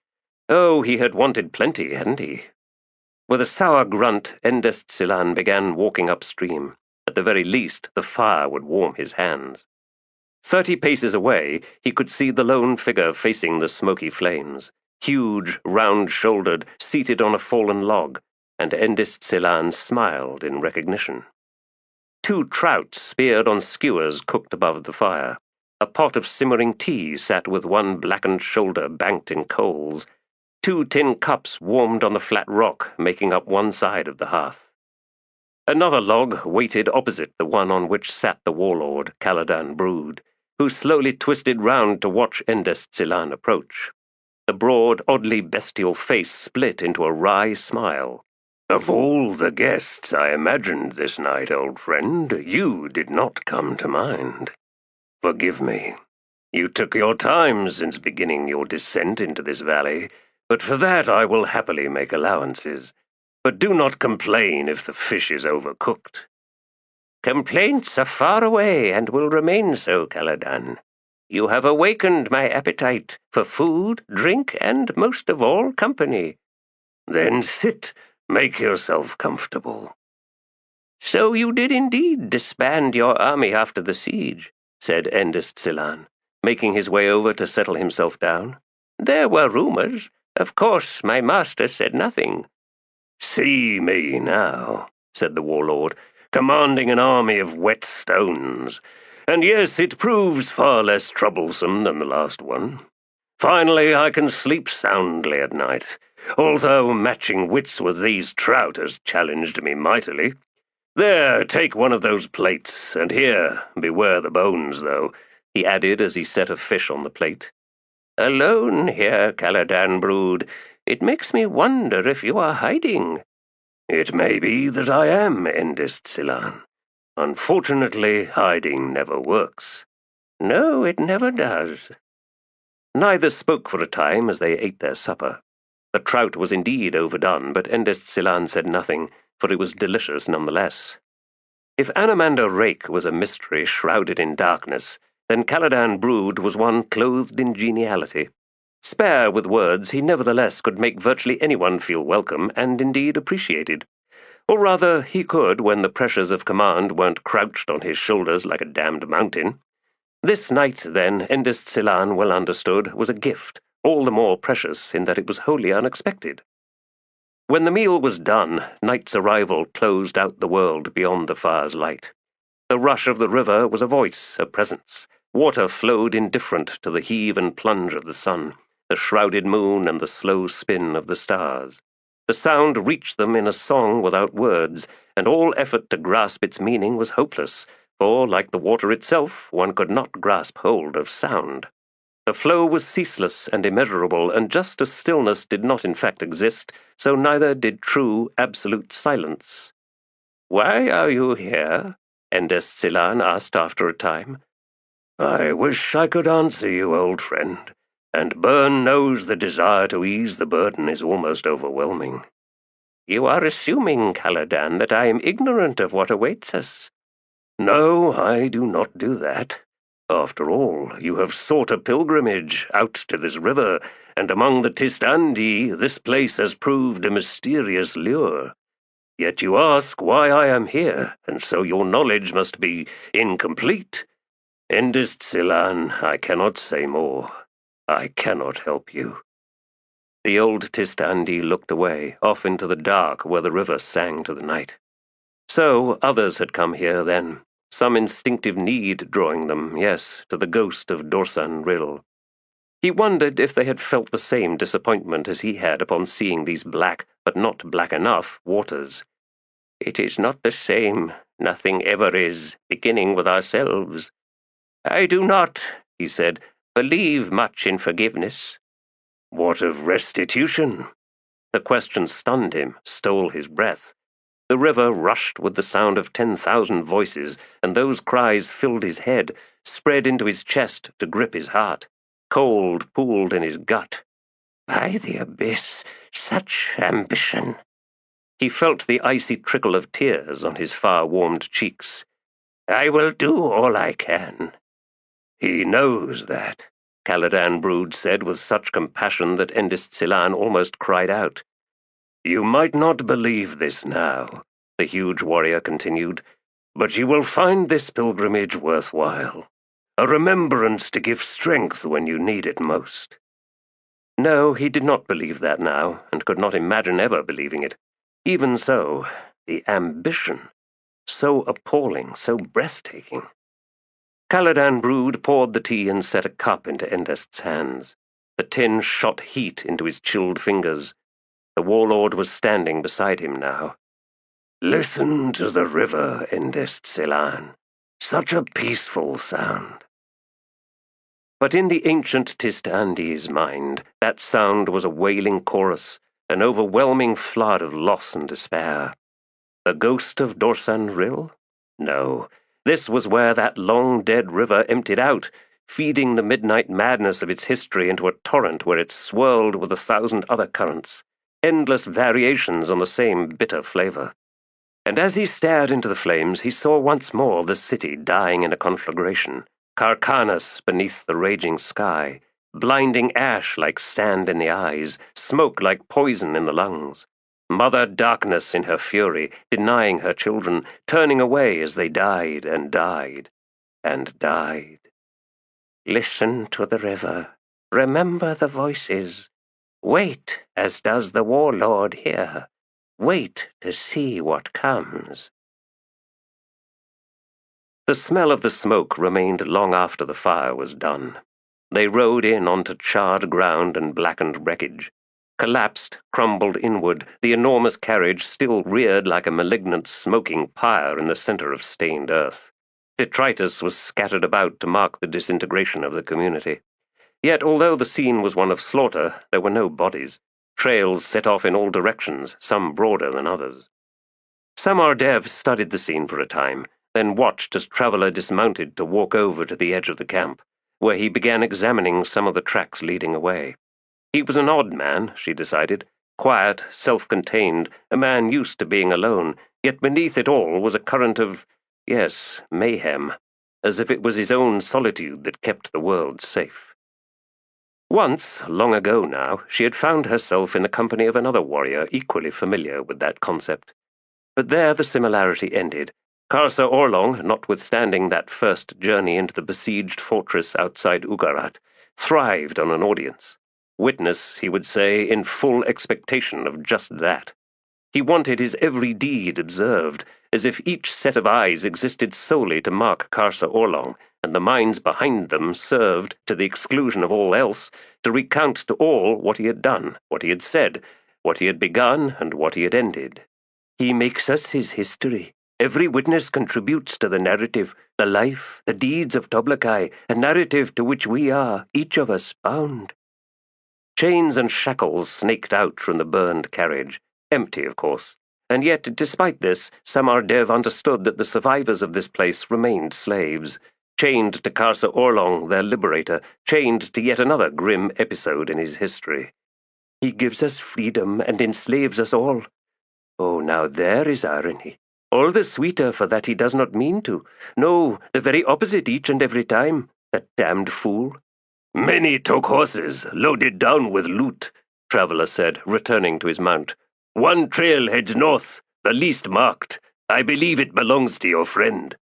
My friend? "He is not far ahead of us now, and still on foot. We should catch up to him today." She nodded. Traveller studied her for a moment. He then swung himself onto his horse and collected the reins. "Samar Dev, I cannot work out what happened here." He did, she replied. He happened here. "He killed no one. From what you have told me, well, I thought to find something else. It is as if he simply walked up to them and said, 'It's over.'" He frowned across at her. "How can that be?" She shook her head. He grunted, guiding his horse round. The scourge of the Skathandi has ended. It has. My fear of your companion has deepened. I am ever more reluctant to find him. But that will not stop you, will it? If he carries the Emperor's sword. He did not reply. He didn't need to. They set out at the canter, northward. The wind cut across from the west, sun warmed and dry. The few clouds scudding past overhead were thin and shredded. Ravens or hawks circled, wheeling specks, and Samardev thought of flies buzzing the corpse of the earth. She spat to clear away the taste of wood smoke. A short time later they came upon a small camp. 3 men, 2 pregnant women. The fear in their eyes warred with abject resignation as Samardev and Traveller came up and reined in. The men had not sought to flee, proof of the rarest kind of courage. The women were too burdened to run. So the men had stayed, and if that meant death, then so be it. Details like these ever humbled Samardev. You are following the Toblakai, Traveller said, dismounting. They stared, saying nothing. Traveller half turned and gestured for Samardev. Curious, she slipped down. Can you see to the health of the women? He asked her in a low voice. All right, she said, then watched as the Dalhanese warrior led the 3 men off to one side. Bemused, Samardev approached the women. Both, she saw, were far along in their pregnancies, and then she noted that both seemed not quite human. Furtive eyes the hue of tawny grasses, a kind of animal wariness along with the resignation she had noted earlier, but now she understood it as the fatalism of the victim, the hunted, the prey. Yes, she could imagine seeing such eyes in the antelope with the leopard's jaws closed on its throat. The image left her feeling rattled. I am a witch, she said. Shoulder woman. Both remained sitting. They stared in silence. She edged closer and crouched down opposite them. They bore features both human and animal, as if they represented some alternative version of human beings. Dark-skinned, slope-browed, with broad mouths full-lipped and probably, when not taut with anxiety, unusually expressive. Both looked well-fed, essentially healthy. Both emanated that strange completeness that only pregnant women possessed, when everything outward faced inward. In a less generous moment she might call it smugness, but this was not such a moment. Besides, there was in those auras something animal that made it all seem proper, natural, as if this was exclusively and precisely what women were for. Now that notion irritated her. She straightened and walked over to where Traveller stood with the men. They are fine, she said. His brows rose at her tone, but he said nothing. So, she asked, what secrets have they revealed? The sword he carries was made of flint or obsidian, stone. Then he rejected the crippled god. No, I'm not surprised. He won't do what's expected, ever. It's part of his damned religion, I suspect. What now, Traveller? He sighed. We will catch up with him anyway. A brief smile. With less trepidation now. There's still the risk, she said, of an argument. They returned to their horses. The Skathandi king was dying, Traveller explained as they both rode out from the camp. He bequeathed his kingdom to your friend, who then dissolved it, freeing all the slaves, warning off the soldiers, taking nothing for himself, nothing at all. She grunted. Traveller was silent for a moment, and then he said, A man like that, well, I am curious. I would like to meet him. Don't expect hugs and kisses, she said. He will not be pleased to see you? I have no idea, although I am bringing him his horse, which should count for something. Does he know how you feel about him? She shot him a look, and then snorted. He may think he does, but the truth is I don't know how I feel about him, so whatever he's thinking, it's bound to be wrong. Now that we're closing in, I'm the one getting more nervous. It's ridiculous, I know. It seems your examination of those 2 women has soured your mood. Why? I don't know what you wanted me to do about them. They were pregnant, not in labor. They looked hale enough, better than I expected, in fact. They didn't need me poking and prodding. The babies will be born, and they will live or they will die. Same for the mothers. It's just how things are. My apologies, Samardev. I should not have so ordered you about. Were I in your place, I too would have been offended by the presumption. Was that what had annoyed her? Possibly. Equally likely, her mute acquiescence, the doe-eyed ease with which she had fallen into that subservient role. As when I was with Karsa Orlong. Oh, I think I now step onto the thinnest crust of sand above some bottomless pit. Samardev discovers her very own secret weaknesses. Was she foul of mood earlier? See her now. A talent, a sensitivity, something clearly told Traveller to say nothing more. They rode on, the horses' hoofs thumping the taut drum of the earth. The warm wind slid dry as sand. In a low, broad depression on their left stood 6 pronghorn antelope, watching them pass. Rust-red slabs of flat rock tilted up through the thin ground along the spines of hills. Long-billed birds of some kind perched on them, their plumage the same mix of hues. "It is all the same," she murmured. Samardev, did you speak? She shrugged. "The way so many animals are made to match their surroundings. I wonder if all this grass suddenly grew blood red, how long before the markings on those antelopes shift into patterns of red? You'd think it could never be the other way round, but you would be wrong. See those flowers, the bright colors to attract the right insects.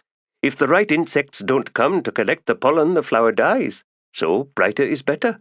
Plants and animals, it goes back and forth, the whole thing inseparable and dependent. Despite this, nothing stays the same." True, nothing ever stays the same. Those women back there. Gandharu, kin to the Kindaru and Sinbal, so the men explained. Not true humans. No. Yet true to themselves nonetheless. I imagine so, Samardev. They broke my heart, Traveller. Against us, they don't stand a chance. He glanced across at her. That is quite a presumption. It is? We are riding towards a Tathano Toblakai, belonging to a remnant tribe isolated somewhere in northern Genabakis. You tell me that Karsa Orlong intends to deliver destruction to all the children of the world. To us, in other words. When you speak of this, I see fear in your eyes, a conviction that he will succeed. So now, tell me, against one such as Karsa Orlong and his kind, do we stand a chance? Of course we do, because we can fight back. What can these gentle Gandharu manage? Nothing. They can hide, and when that fails they are killed or enslaved.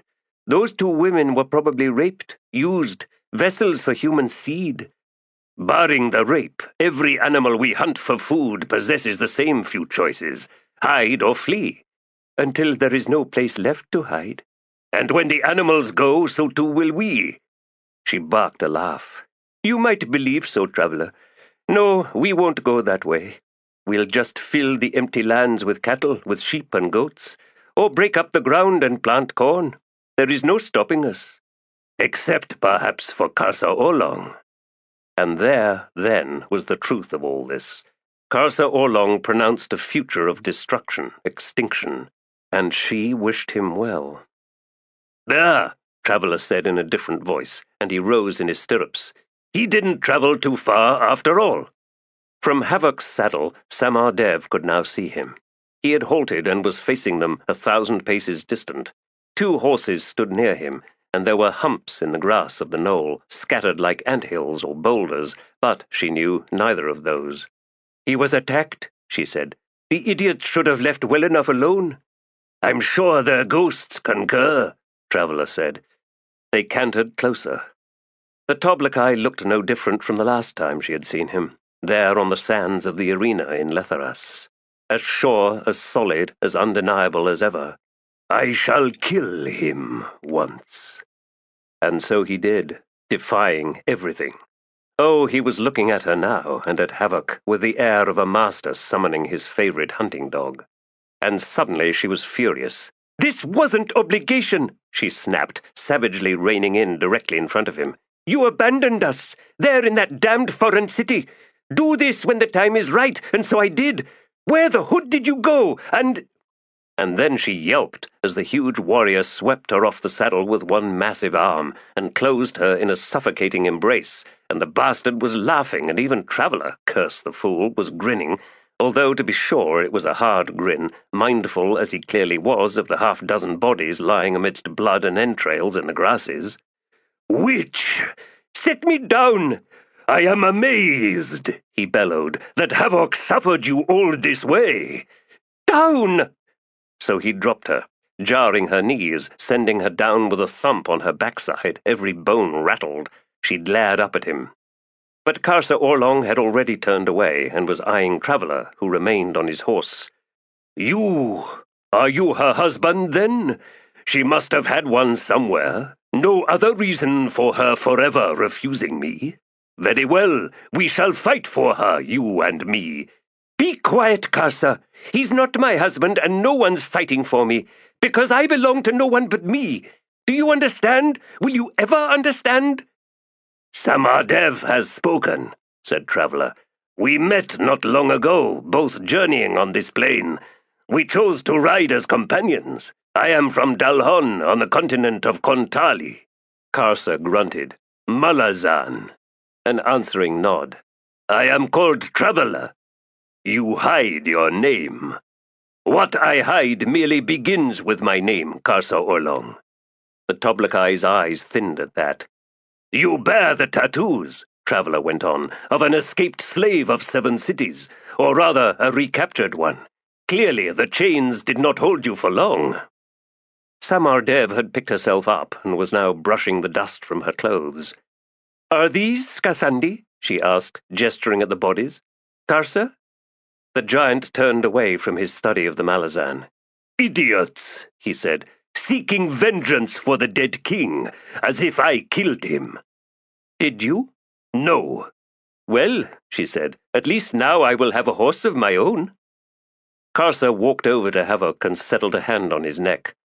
The beast's nostrils flared and the lips peeled back to reveal the overlong fangs. Karsa laughed. Yes, old friend, I smell of death. When was it never thus? And he laughed again. Who'd take you, Karsa Orlong? What happened? He frowned at her. What do you mean, witch? You killed the Emperor. I said I would, and so I did. He paused and then said, And now this Malazan speaks as if he would make me a slave once more. Not at all, said Traveller. It just seems as if you have lived an eventful life, Toblakai.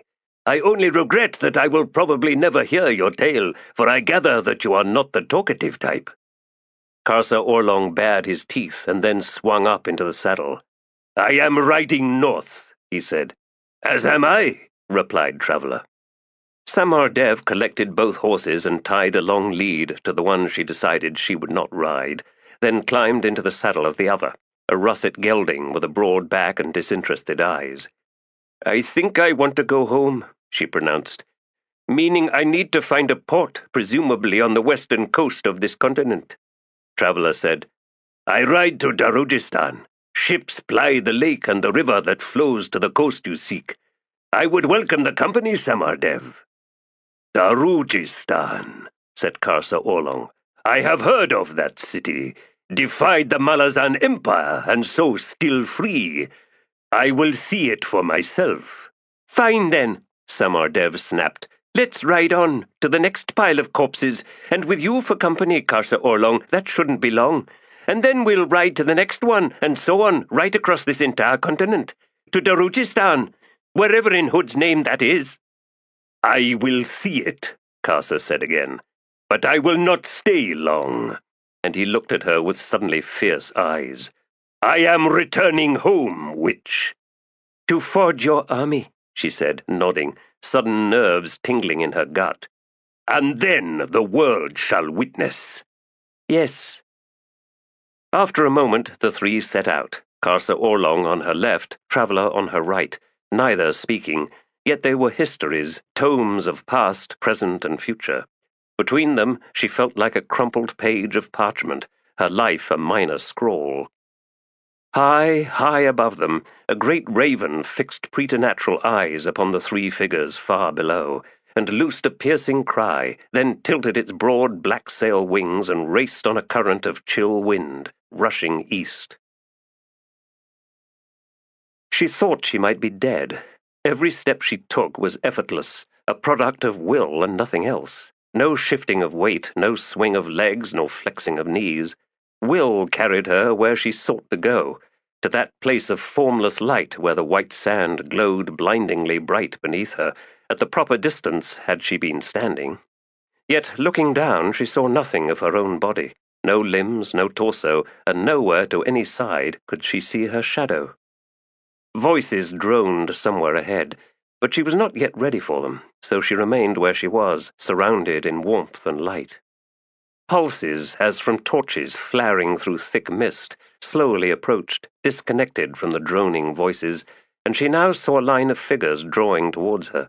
Women, heads tilted down, long hair over their faces, naked, each one heavy with pregnancy. The torch fires hovered over each one, fist-sized suns in which rainbow flames flickered and spun. Salind wanted to recoil. She was a child of a dead seed, after all, born from a womb of madness. She had nothing for these women. She was no longer a priestess, no longer able to confer the blessing of anyone, no god, and least of all herself, upon any child waiting to tumble into the world. Yet those seething orbs of flame, she knew they were the souls of the unborn, the not yet born, and these mothers were walking towards her, with purpose, with need. "I can give you nothing. Go away." Still they came on, faces lifting, revealing eyes dark and empty, and seemed not to see her even as, one by one, they walked through Salind. Gods, some of these women were not even human. And as each one passed through her, she felt the life of the child within. She saw the birth unfolding, saw the small creature with those strangely wise eyes that seemed to belong to every newborn, except perhaps her own. And then the years rushing on, the child growing, faces taking the shape they would carry into old age. But not all. As mother after mother stepped through her, futures flashed bright, and some died quickly indeed. Fraught, flickering sparks, ebbing, winking out, darkness rushing in. And at these she cried out, filled with anguish even as she understood that souls travelled countless journeys, of which only one could be known by a mortal, so many in countless perturbations, and that the loss belonged only to others, never to the child itself, for in its inarticulate, ineffable wisdom, understanding was absolute. The passage of life that seemed tragically short could well be the perfect duration, the experience complete. Others, however, died in violence, and this was a crime, an outrage against life itself. Here, among these souls, there was fury, shock, denial. There was railing, struggling, bitter defiance. No, some deaths were as they should be, but others were not. From somewhere a woman's voice began speaking. "Bless them that they not be taken. Bless them that they begin in their time and that they end in its fullness. Bless them in the name of the Redeemer against the cruel harvesters of souls, the takers of life. Bless them, daughter of death, that each life shall be as it is written. For peace is born of completion, and completion denied, completion of all potential, all promised in life, is a crime, a sin, a consignation to eternal damnation. Beware the takers, the users, the blight of killers. They are coming! Again and again they harvest the souls!" That strange voice was shrieking now, and Salind sought to flee, but all will had vanished. She was trapped in this one place, as mother after mother plunged into her, eyes black and wide, mouths gaping in a chorus of screams, wailing terror, heart-crushing fear for their unborn children. All at once she heard the droning voices again, summoning her, inviting her into what? Sanctuary. With a cry tearing loose from her throat, Salind pulled away, raced towards those voices, and opened her eyes. Low candlelight surrounded her. She was lying on a bed. The voices embraced her from all sides, and, blinking, she sought to sit up. So weak. An arm slipped behind her shoulders, helped her rise as pillows were pushed underneath. She stared up at a familiar, alien face. "Spinok Durav." He nodded. Others were rising into view now. Tiste Andii women, all in dark, shapeless robes, eyes averted as they began filing out of the chamber, taking their chanting song with them. Those voices, so heavy, so solid, they truly belonged to these women? She was astonished, half disbelieving, and yet— "You almost died," Spinok Durav said. "The healers called you back, the priestesses." "But why?" His smile was wry. "I called in a favor or two, but I think once they attended you, there was more to it. An obligation, perhaps. You are, after all, a sister priestess. Oh, betrothed to a different ascendant, true enough, but that did not matter. Or," and he smiled again, "so it turned out." "Yes, but why? Why did you bring me back? I don't want—" Oh, she could not complete that thought. Understanding now, at last, how vast the sin of suicide, of course it would not have been that, would it? To have simply slipped away, taken by whatever sickness afflicted her, was it not a kind of wisdom to surrender? "No," she mumbled, "it isn't." "Salind?" "To bless," she said, "is to confer a hope. Is that enough? To make sacred the wish for good fortune, a fulfilled life? What can it achieve?" He was studying her face. "High Priestess," he now said, haltingly, as if truly attempting an answer, "in blessing you purchase a moment of peace, in the one being blessed, in the one for whom blessing is asked.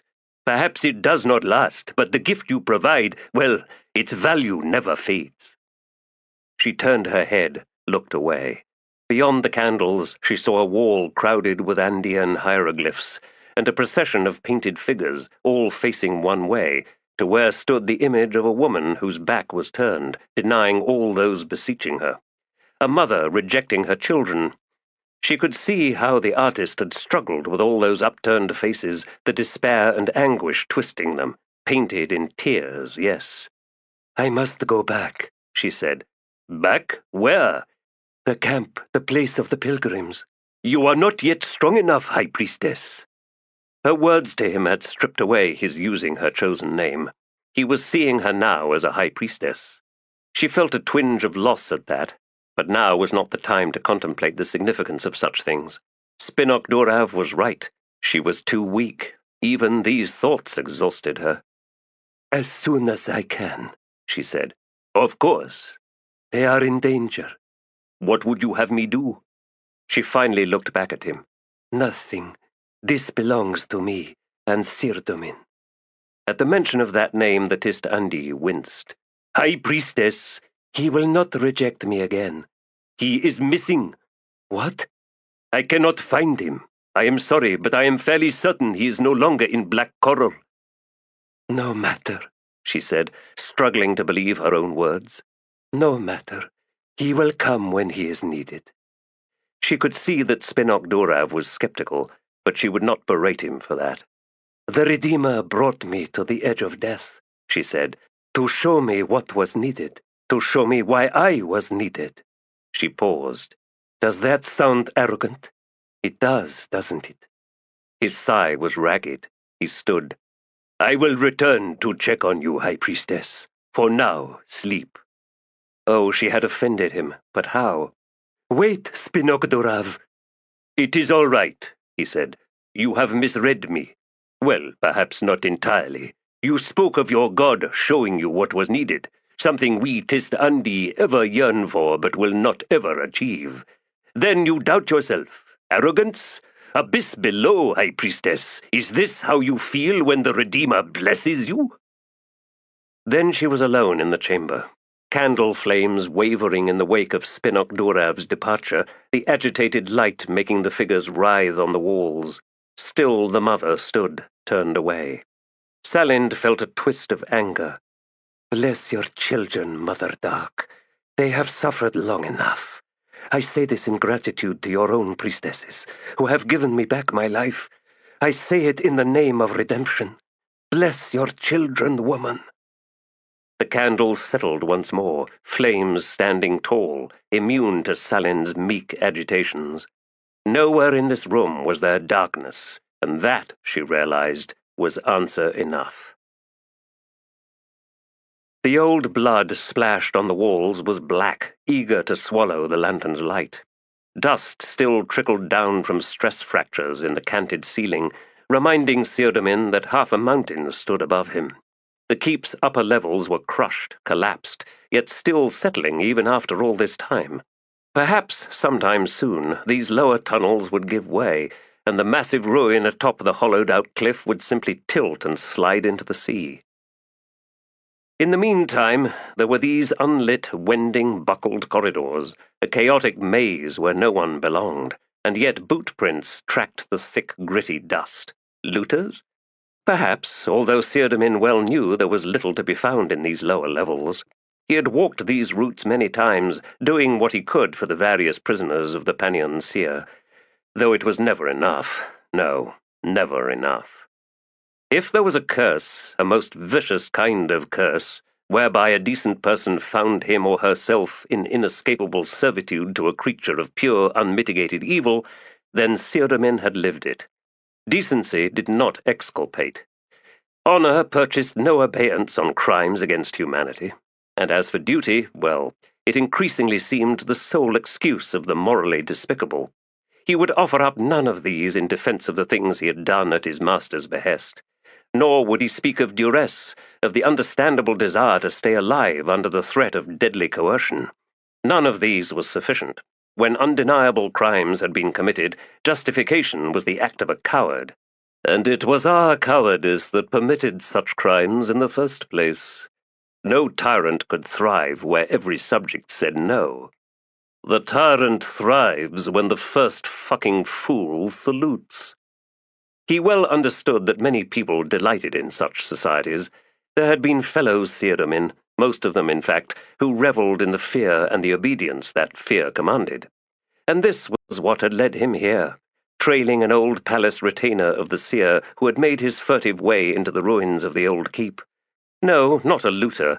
A sordid conspiracy was afoot, Theodomin was certain of that. Survivors of one nightmare seeking to nurture yet another.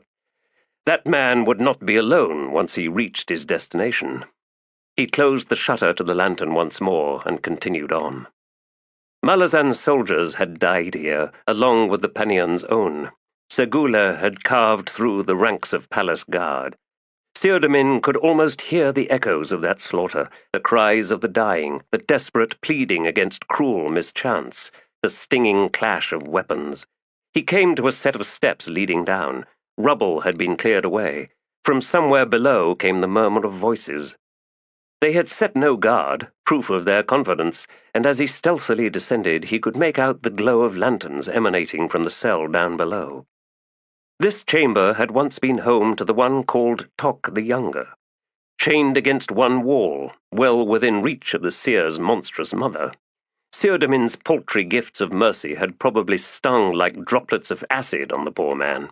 Better to have left him to go entirely mad, escaping into that oblivious world where everything was so thoroughly broken that repair was impossible. He could still smell the reek of the Kachin matron.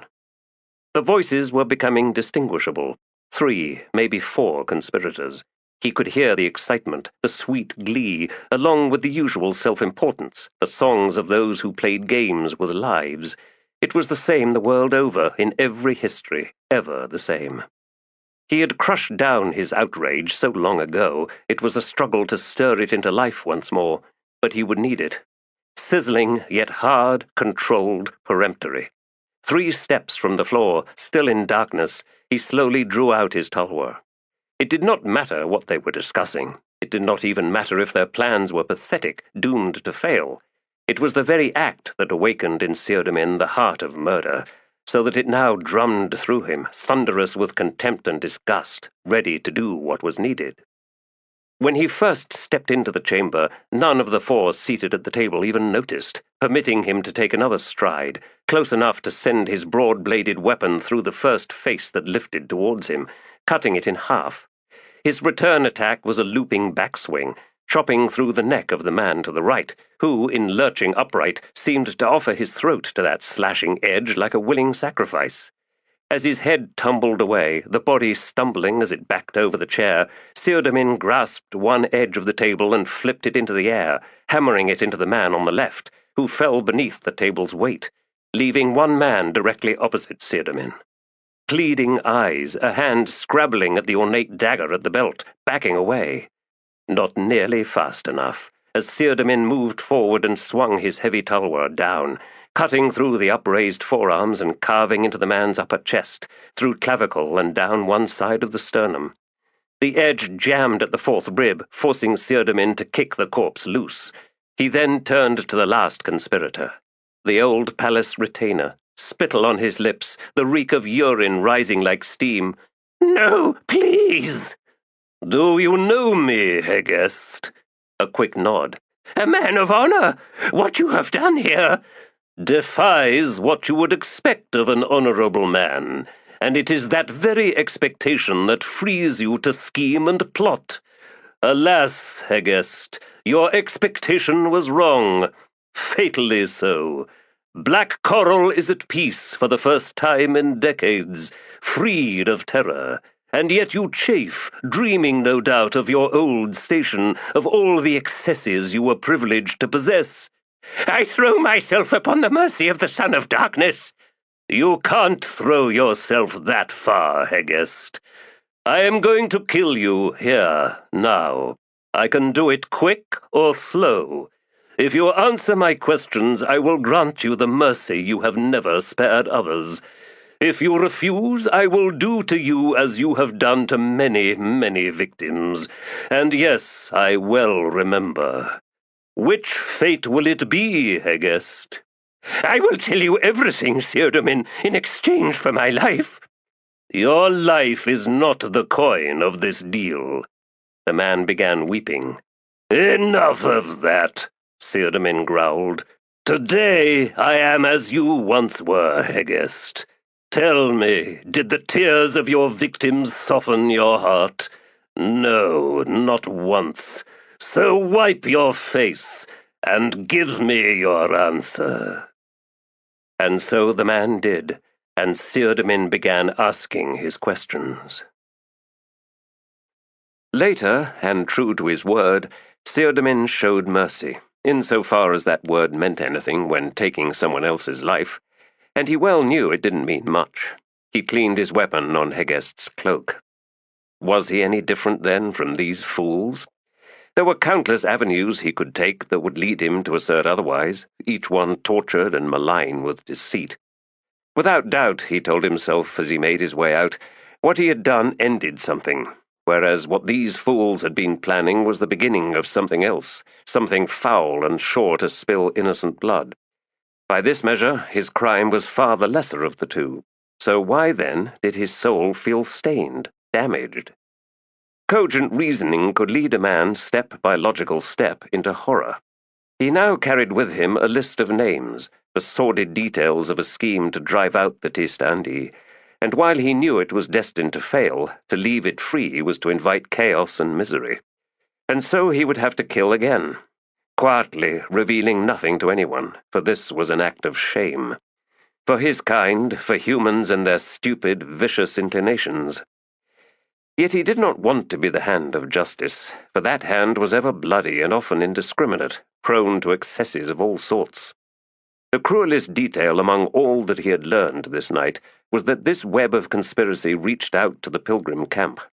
Hegest had not known who the players were out there, but it was clear that they were important, perhaps even essential. Theodomin would have to go back to the camp, and the very thought sickened him. Salind, the high priestess, was she one of the conspirators? Was this act of usurpation at its heart a religious one? It would not be the first time that a religion or cult ignited with the fires of self-righteous certainty and puritanical zeal, leading to ghastly conflict, and had he not heard, more than once, the bold assertion that the Son of Darkness held no claim upon the region outside night? An absurd notion, yes, an indefensible one, the very kind fanatics converged upon, clenched fists held high in the air. He had, for a time, nurtured the belief that he was not unique in his appreciation of the rule of the Tiste Andii, and his respect for the wisdom displayed again and again by the Son of Darkness. The gift of peace and stability, the sure, unambiguous rules of law imposed by a people whose own civilization spanned tens of thousands of years, even longer if the rumors were at all accurate. How could any human begrudge this gift? Many did, it was now clear.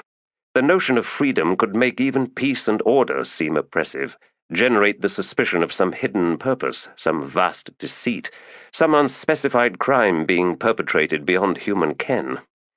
That was a generous way of looking at it. The alternative was to acknowledge that humans were intrinsically conflicted, cursed with acquisitive addictions of the spirit.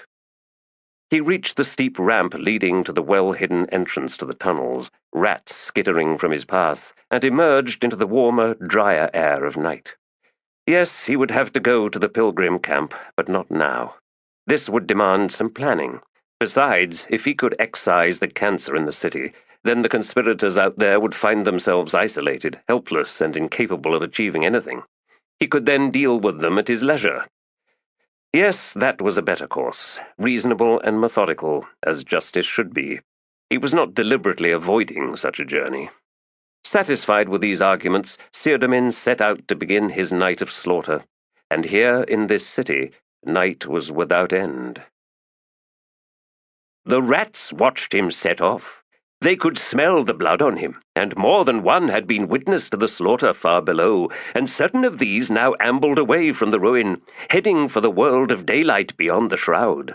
Summoned, yes, by their master, the one known as Monk Rat, an amusing enough name, implicitly contemptuous and derisive. What none of the man's associates truly understood was the truth underlying that name. Monk Rat, yes, the monk of rats, priest and wizard, conjurer and binder of spirits. Laugh and snicker if you like, at your peril. The liberators had found an enemy, and something would have to be done about that. The city of Bastion crouched above the vast, dying lake, its stolid, squat walls blackened and streaked with some kind of oil. The shanties and hovels surrounding the wall had been burned and then razed, the charred wreckage strewn down the slope leading to the cobbled road. Smoke hung above the battlements, thick and surly. Cradling his battered hands, the reins looped loose about them, Nimander squinted up at the city and its yawning gates. No guards in sight, not a single figure on the walls. Except for the smoke, the city looked lifeless, abandoned.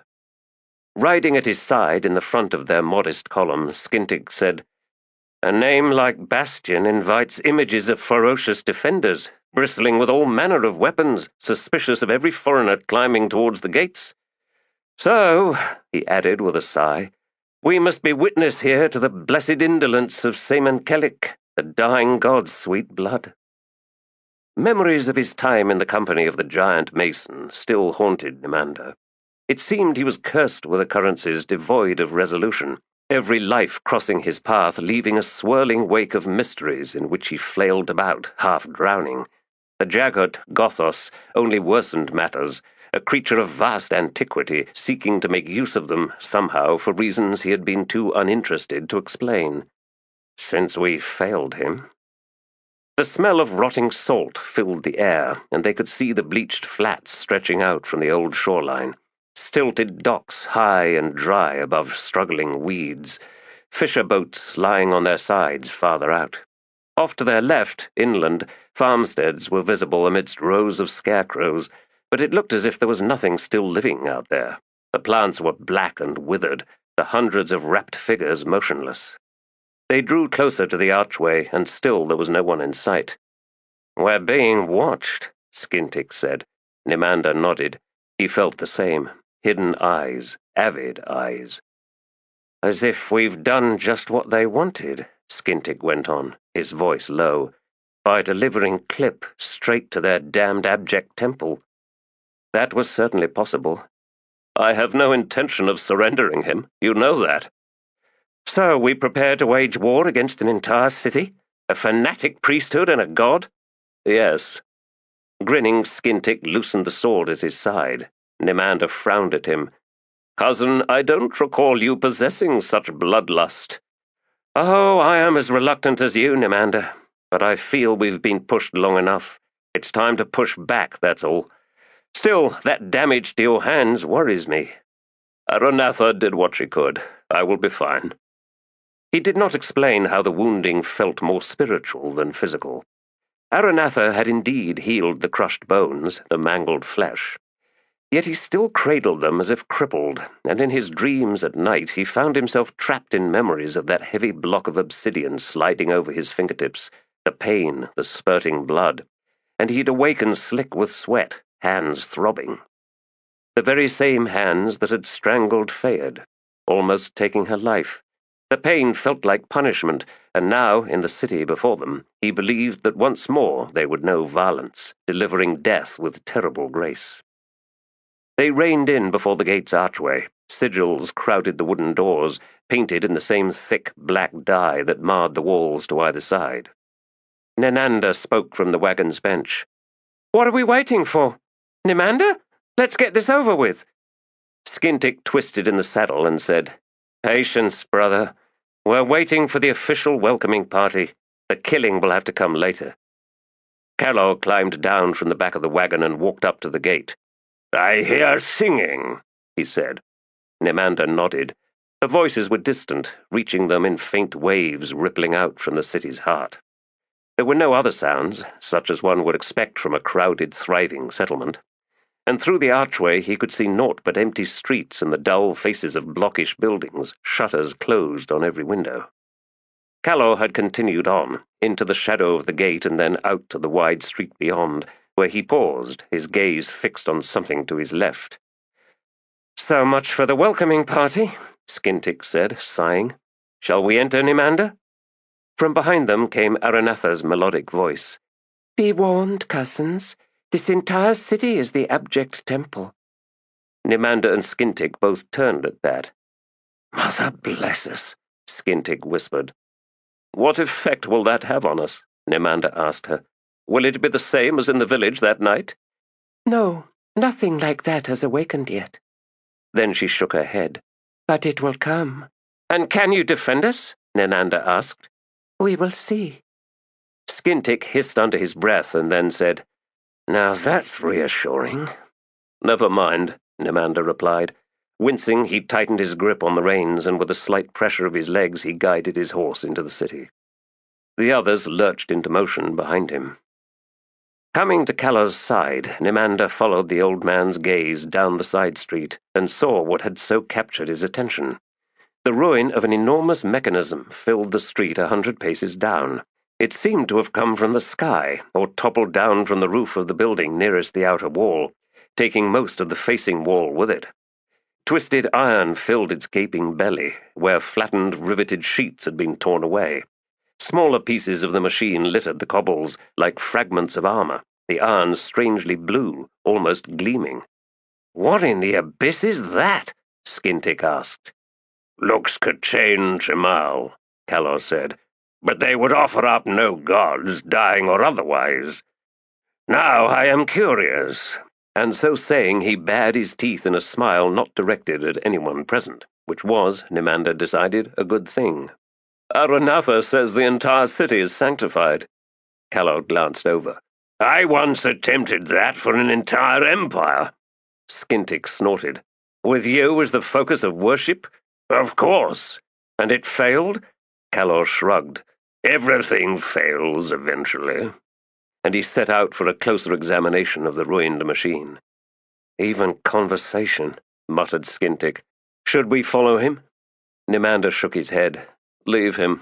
If the city is a temple, then there must be an altar, presumably somewhere in the middle." "Nimander, we could well be doing everything they want us to do, especially by bringing Clip to that altar. I think we should find an inn, somewhere to rest up. We can then reconnoiter and see what awaits us." He thought about that for a moment and then nodded. "Good idea. Lead the way, Skin. See what you can find." They continued on down the main street leading from the gate. The tenements looked lifeless, the shops on the ground level empty, abandoned. Glyphs covered every wall and door, spread out from every shuttered window to as far as a hand could reach if someone was leaning out. The writing seemed to record a frenzy of revelation, or madness, or both. A half-dozen buildings along, Skintic found an inn, closed up like everything else, but he dismounted and approached the courtyard gates. A push swung them wide and Skintic looked back with a smile.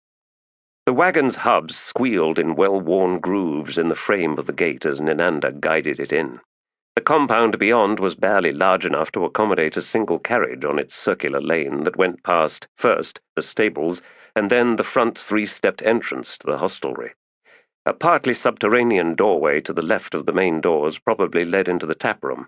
In the center of the round was a stone-lined well, stuffed solid with bloating corpses. Skintick's smile faded upon seeing this detail. Dead maggots ringed the well. "Let's hope," he said to Nimander, "there's another pump inside, drawing from a different source." Nimander had set the brake, and he now dropped down, eyeing the bodies. "Previous guests?" "It's what happens when you don't pay up." Nimander dismounted and shot Skintick a warning look, but his cousin did not notice, or chose not to, for he then continued, "Or all the beds were taken, or some prohibition against drinking anything but Kellic. It clearly doesn't pay to complain." "Enough," said Nimander. "Nimander, can you check the stables, see if there's feed and clean water? Skintick, let's you and I head inside." A spacious, well-furnished foyer greeted them, with a booth immediately to the right, bridged by a polished counter. The narrow panel door set in its back wall was shut. To the left was a two-sided cloakroom, and beside that the sunken entranceway into the taproom. A corridor was directly ahead, leading to rooms, and a steep staircase climbed to the next level, where, presumably, more rooms could be found. Heaped on the floor at the foot of the stairs was bedding, most of it rather darkly stained. "They stripped the rooms," observed Skintick. "That was considerate. You suspect they've prepared this place for us? With bodies in the well and ichor-stained sheets? Probably. It's reasonable that we would stay on the main street leading in, and this was the first inn we'd reach." He paused, looking round. "Obviously, there are many ways of readying for guests. Who can fathom human cultures anyway?" Outside, Nimander and the others were unpacking the wagon. Nimander walked to the taproom entrance and ducked to look inside. Dark, the air thick with the pungent, bittersweet scent of Kellic. He could hear Skintick making his way up the stairs, decided to leave him to it. One step down, onto the sawdust floor. The tables and chairs had all been pushed to one side in a haphazard pile. In the open space left behind, the floor was thick with stains and coagulated clumps that reminded Nimander of dung in a stall. Not dung, however. He knew that. He explored behind the bar and found rows of dusty clay bottles and jugs, wine and ale. The beakers that had contained Kellic were scattered on the floor, some of them broken, others still weeping dark fluid. The outer door swung open and Nimander stepped inside, one hand on the grip of his sword. A quick look round, then he met Nimander's gaze and shrugged. "Was you I heard, I guess?" "The stables?" "Well enough supplied, for a few days at least. There's a hand pump and spout over the troughs. The water smelled sour, but otherwise fine. The horses didn't hesitate, at any rate." He strode in. "I think those bodies in the well, Nimander, dead of too much Kellic. I suspect that well was in fact dry. They just used it to dump the ones that died, as they died." Nimander walked back to the doorway leading into the foyer. Desra and Kedivis had carried Clip inside, setting him on the floor. Skintick was on the stairs, a few steps up from the mound of soiled bedding. He was leaning on one rail, watching as the two women attended to Clip. Seeing Nimander, he said, "Nothing but cockroaches and bedbugs in the rooms. Still, I don't think we should use them. There's an odd smell up there, not at all pleasant." "This room should do," Nimander said as he went over to look down at Clip. "Any change?" he asked. Desra glanced up. "No, the same slight fever, the same shallow breathing." Aranatha entered, looked round, then went to the booth, lifted the hinged counter and stepped through. She tried the latch on the panel door, and when it opened, she disappeared into the back room. A grunt from Skintick. "In need of the water closet?" Nimander rubbed at his face, flexed his fingers to ease the ache, and then, as Nimander arrived, he said, "Skintick and I will head out now. The rest of you, well, we could run into trouble at any time, and if we do, one of us will try to get back here." "If you run into trouble," Aranatha said from the booth, "we will know it." "Oh? How?" "All right, we shouldn't be long." They had brought all their gear into the room, and Nimander now watched as first Desra and then the other women began unpacking their weapons, their fine chain hauberks and mail gauntlets. He watched as they readied for battle, and said nothing as anguish filled him. None of this was right. It had never been right, and he could do nothing about it. Skintic edged his way round the bedding, and, with a tug on Nimander's arm, led him back outside. "They will be all right," he said. "It's us I'm worried about." "Us? Why?" Skintic only smiled. They passed through the gate and came out onto the main street once more. The mid-afternoon heat made the air sluggish, enervating. The faint singing seemed to invite them into the city's heart. An exchanged glance, then, with a shrug from Skintic, they set out. "That machine. What about it, Skin?" "Where do you think it came from? It looked as if it just appeared, just above one of the buildings, and then dropped, smashing everything in its path, ending with itself. Do you recall those old pumps, the ones beneath Dreth Street in Malaz City? Withall found them in those tunnels he explored. Well, he took us on a tour. I remember, Skin. I'm reminded of those machines.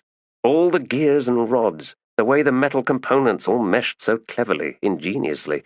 I cannot imagine the mind that could think up such constructs." "What is all this about, Skin?"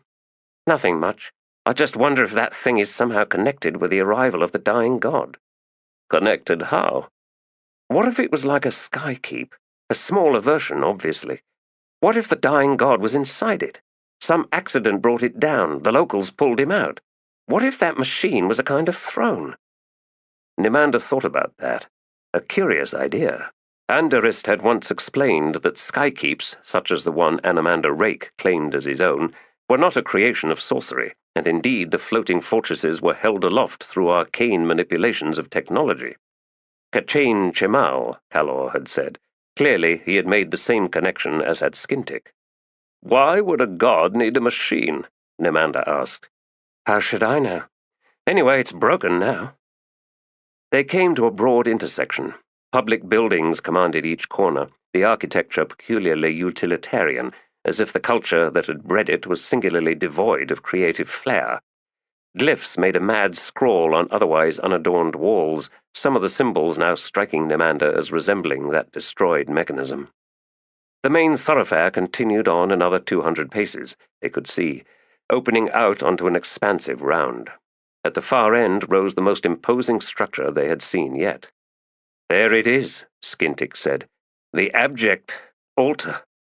It's where the singing is coming from, I think." Nimander nodded. "Should we take a closer look?" He nodded again. "Until something happens." "Does being attacked by a raving mob count?" Skintic asked. Figures were racing into the round, threadbare but with weapons in their hands that they waved about over their heads, their song suddenly ferocious as they began marching towards the two Tiste Andii. "Here was I thinking we were going to be left alone," Nimander said. "If we run, we'll just lead them back to the inn."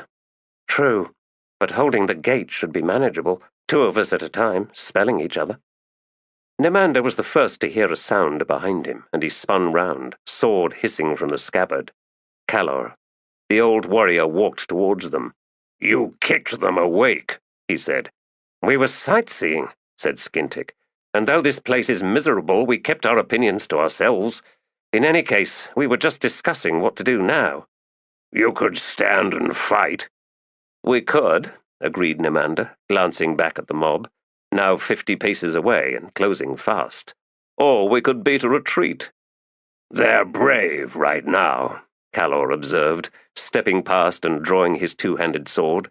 As he walked, he looped the plain, battered weapon over his head, a few passes, as if loosening up his shoulders. Suddenly, he did not seem very old at all.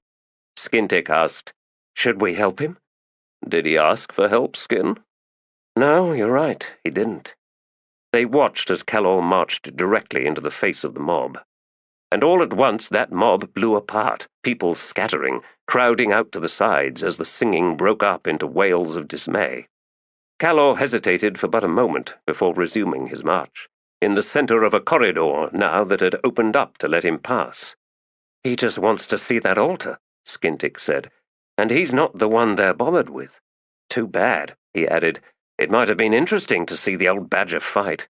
"Let's head back," Nimander said, "while they're distracted." "If they let us." They turned and set off at an even, unhurried pace. After a dozen or so strides, Skintic half turned. He grunted, then said, "They've left us to it. Nimander, the message seems clear. To get to that altar, we will have to go through them." "So it seems." "Things will get messy yet." Yes, they would. "So, do you think Calor and the Dying God will have a nice conversation? Observations on the weather? Reminiscing on the old tyrannical days when everything was all fun and games? Back when the blood was redder, its taste sweeter? Do you think?" Nimander said nothing, thinking instead of those faces in that mob, the black stains smeared round their mouths, the pits of their eyes, clothed in rags, caked with filth, few children among them, as if the Kellic made them all equal, regardless of age, regardless of any sort of readiness to manage the world and the demands of living. They drank and they starved, and the present was the future, until death stole away that future. A simple trajectory. No worries, no ambitions, no dreams. Would any of that make killing them easier? No. "I do not want to do this," Nimander said. "No," Skintic agreed. "But what of Clip?" "I don't know." "This Kellic is worse than a plague, because its victims invite it into their lives, and then are indifferent to their own suffering. It forces the question, have we any right to seek to put an end to it, to destroy it?" "Maybe not," Nimander conceded. "But there is another issue, and that is mercy." He shot his cousin a hard look. "We kill them all for their own good? Abyss take a skin." "Not them, of course not. I was thinking of the Dying God." Ah, well. Yes, he could see how that would work, how it could, in fact, make this palatable.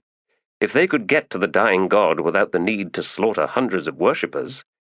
"Thank you, Skin." "For what?" "We will sneak past them." "Carrying Clip?" "Yes." "That won't be easy. It might be impossible, in fact. If this city is the temple and the power of the Dying God grants gifts to the priests, then they will sense our approach no matter what we do." "We are children of darkness, Skintic. Let us see if that still means something."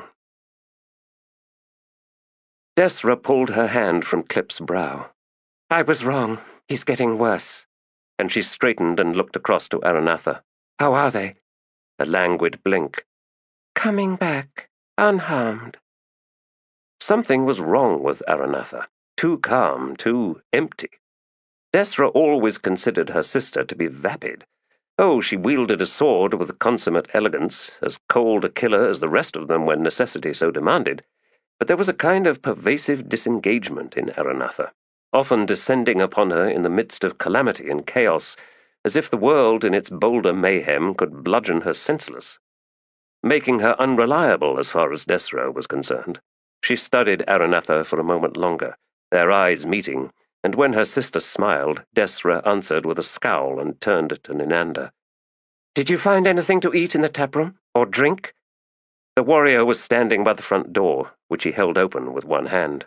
At Desra's questions, he glanced back. "Plenty, as if they'd just left. Or maybe it was a delivery, like the kind we got on the road." "Someone must be growing proper food then," said Kedavis, "or arranging its purchase from other towns and the like." "They've gone to a lot of trouble for us," Nimander observed, "and that makes me uneasy." "Clip is dying, Aranatha," Desra said. "Yes." "They're back," Nimander announced. "Nimander will know what to do," Desra pronounced. "Yes," said Aranatha. She circled once, high above the city, and even her preternatural sight struggled against the eternal darkness below. Curald Galain was a most alien warren, even in this diffused, weakened state. Passing directly over the slumbering mass of Silana, Crone cackled out an ironic greeting. Of course, there was no visible response from the Crimson Dragon, yet the great raven well knew that Silana sensed her wheeling overhead, and no doubt permitted, in a flash of imagery, the vision of jaws snapping, bones and feathers crunching as delicious fluids spurted. Crone cackled again, louder this time, and was rewarded with a twitch of that long serpentine tail. She slid onto an updraft from the cliff's edge, then angled down through it on a steep dive towards the low-walled balcony of the keep. He stood alone, something she had come to expect of late. The sun of darkness was closing in like an onyx flower as the bells of midnight rang on, chime by chime to the 12th and last, and then there would be naught but echoes until even these faded, leaving silence. She crooked her wings to slow her plummet, the keep still rushing up to meet her. A flurry of beating wings, and she settled atop the stone wall, talons crunching into the granite. "And does the view ever change?" Crone asked. Anomander Rake looked down, regarded her for a time. She opened her beak to laugh in silence for a few heartbeats. "The Tiste Andii are not a people prone to sudden attacks of joy, are they? Dancing into darkness? The wild, cheerful cavort into the future? Do you imagine that our flight from this rotting flesh was not one of rapturous glee? Pleasure at being born, delight at being alive? Oh, I have run out of questions for you. It is indeed now a sad time." "Does Baruch understand, Crone?" "He does, more or less. Perhaps. We'll see." "Something is happening to the south." She bobbed her head in agreement. "Something? Oh, yes, something all right. Are the priestesses in a wild orgy yet? The plunge that answers everything? Or rather postpones the need for answers for a time of corresponding bliss, no doubt. But then reality returns. Damn reality! Damn it to the abyss! Time for another plunge." "Travel has soured your mood, Crone." "It is not in my nature to grieve. I despise it, in fact. I rail against it. My sphincter explodes upon it. And yet, what is it you force upon me, your old companion, your beloved servant?" "I have no such intention," he replied. "Clearly you fear the worst. Tell me, what have your kin seen?" "Oh, they are scattered about here and there, ever high above the petty machinations of the surface crawlers. We watch as they crawl this way and that. We watch, we laugh, we sing their tales to our sisters, our brothers." "And?" She ducked her head, fixed one eye upon the tumultuous black seas below. "This darkness of yours, master, breeds fierce storms." "So it does." "I will fly high above the twisting clouds, into air clear and cold." "And so you shall, Crone, so you shall." "I dislike it when you are generous, master. When that soft regard steals into your eyes, it is not for you to reveal compassion. Stand here, yes, unseen, unknowable, that I might hold this in my mind. Let me think of the ice of true justice, the kind that never shatters. Listen, I hear the bells below.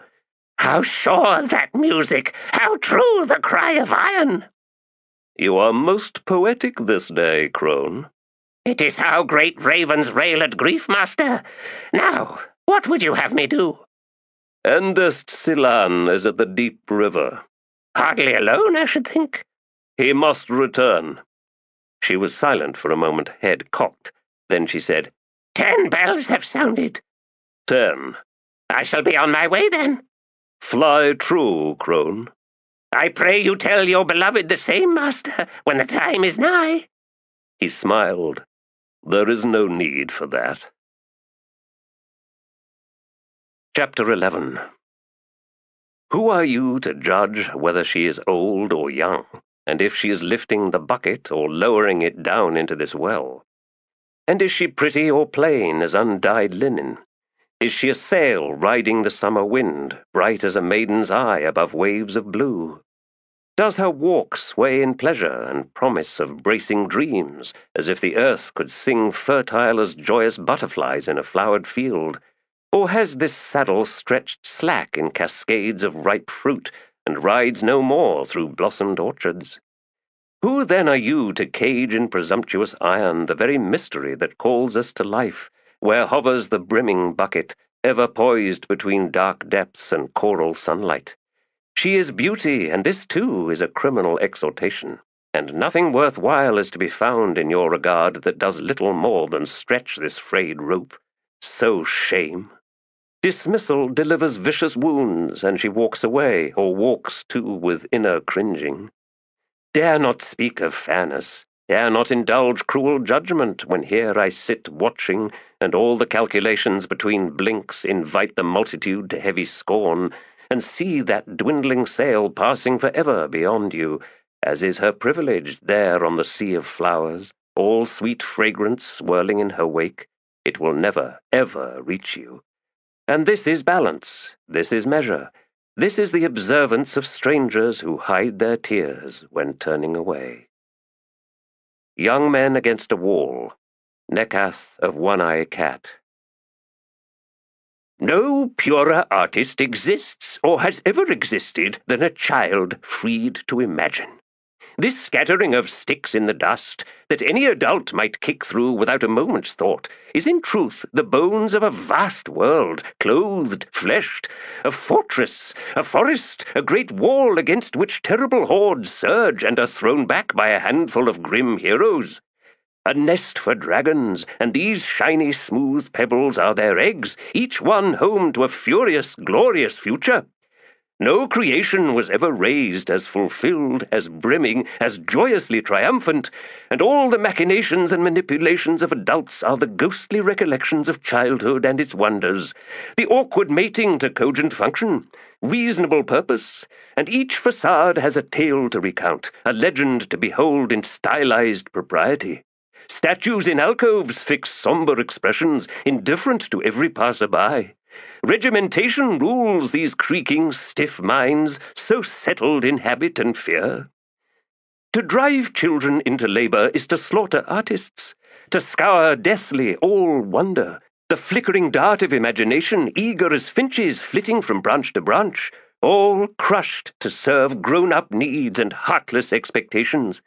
The adult who demands such a thing is dead inside, devoid of nostalgia's bright dancing colors, so smooth, so delicious, so replete with longing both sweet and bitter. Dead inside, yes, and dead outside too. Corpses in motion, cold with the resentment the undead bear towards all things still alive, all things still warm, still breathing. Pity these ones? Nay, never. Never so long as they drive on hordes of children into grisly labor, then sup languid of air upon the myriad rewards. Dare this round self descend into hard judgment? This round self does dare.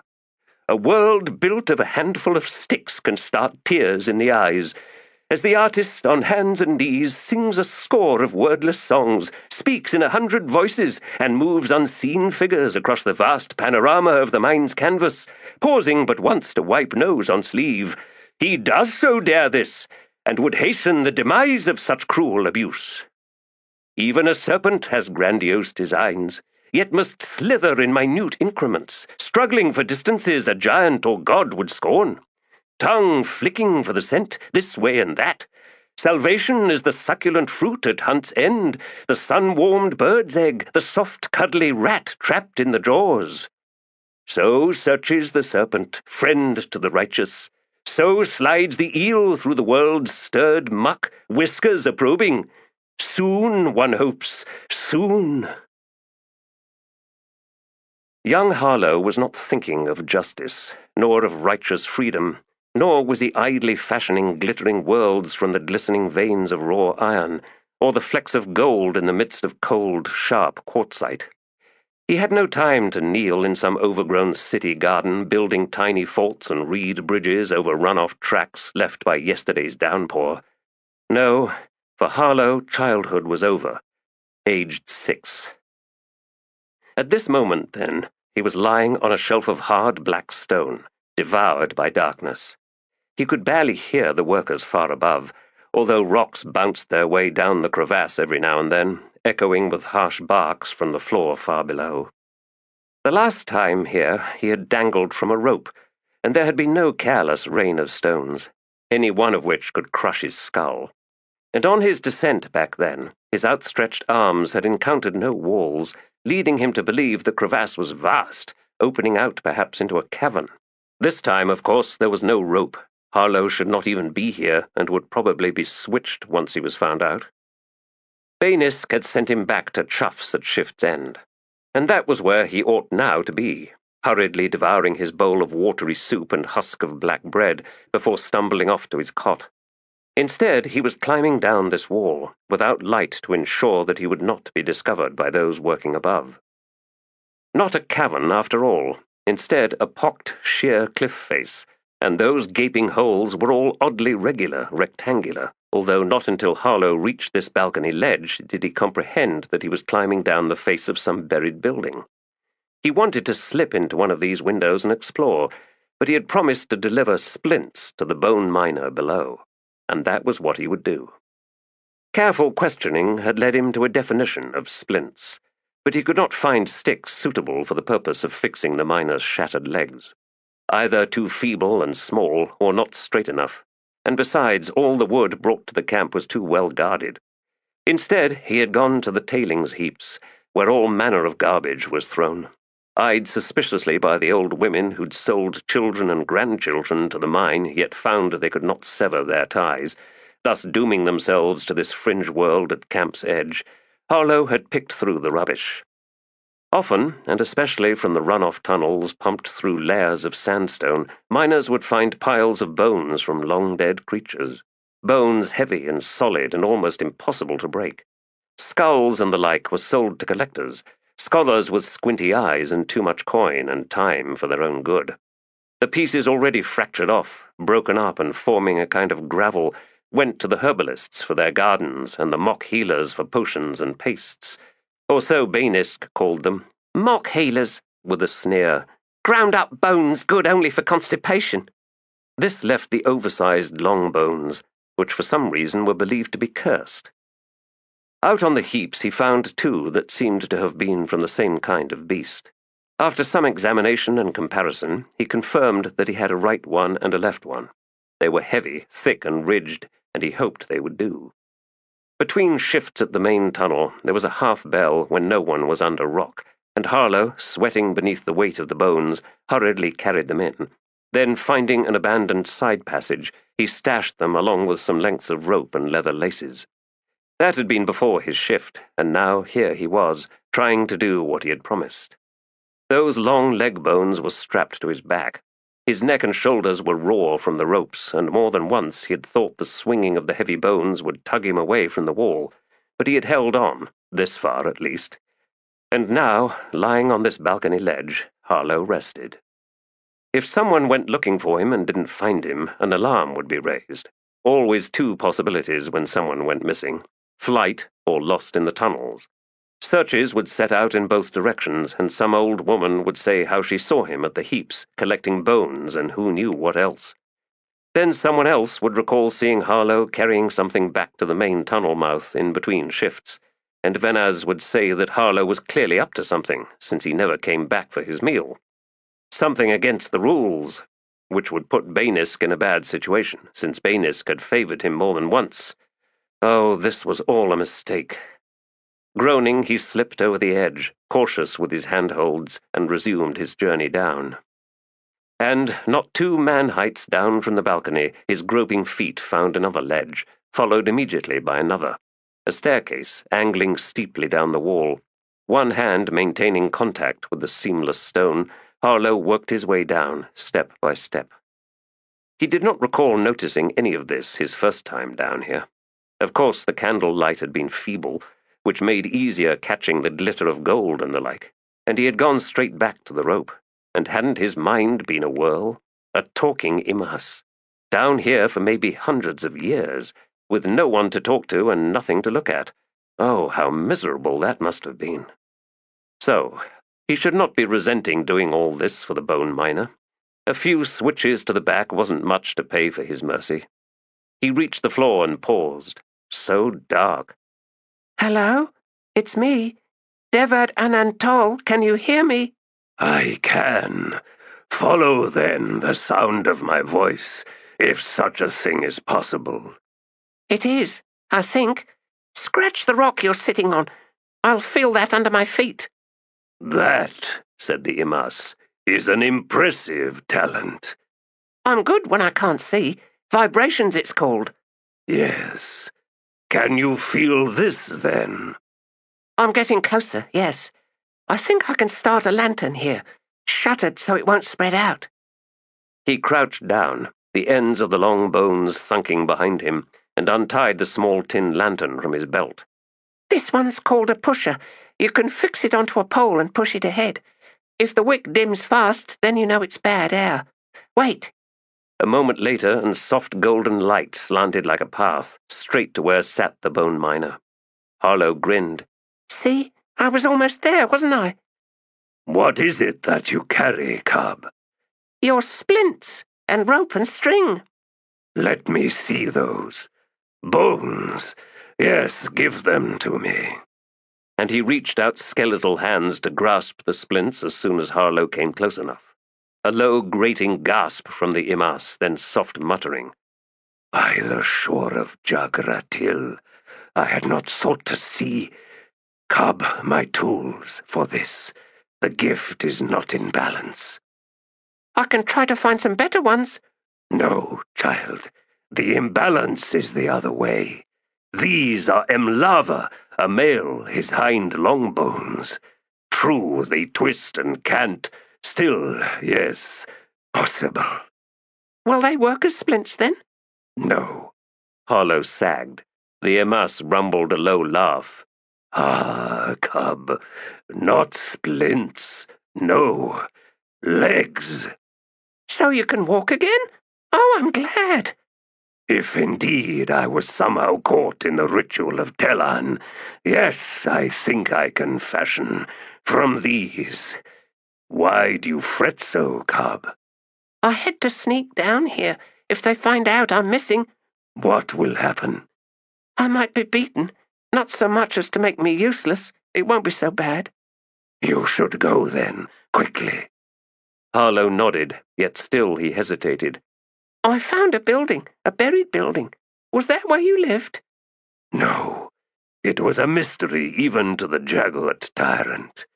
Countless empty rooms, windows looking out upon nothing, blank rock, pitted sandstone, corridors leading nowhere.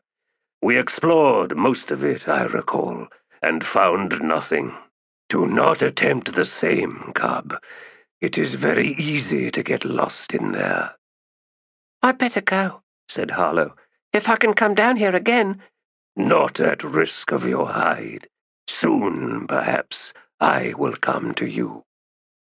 Harlow thought of the consternation such an event would bring, and he smiled. A moment later he shuttered the lantern and set off for the stairs.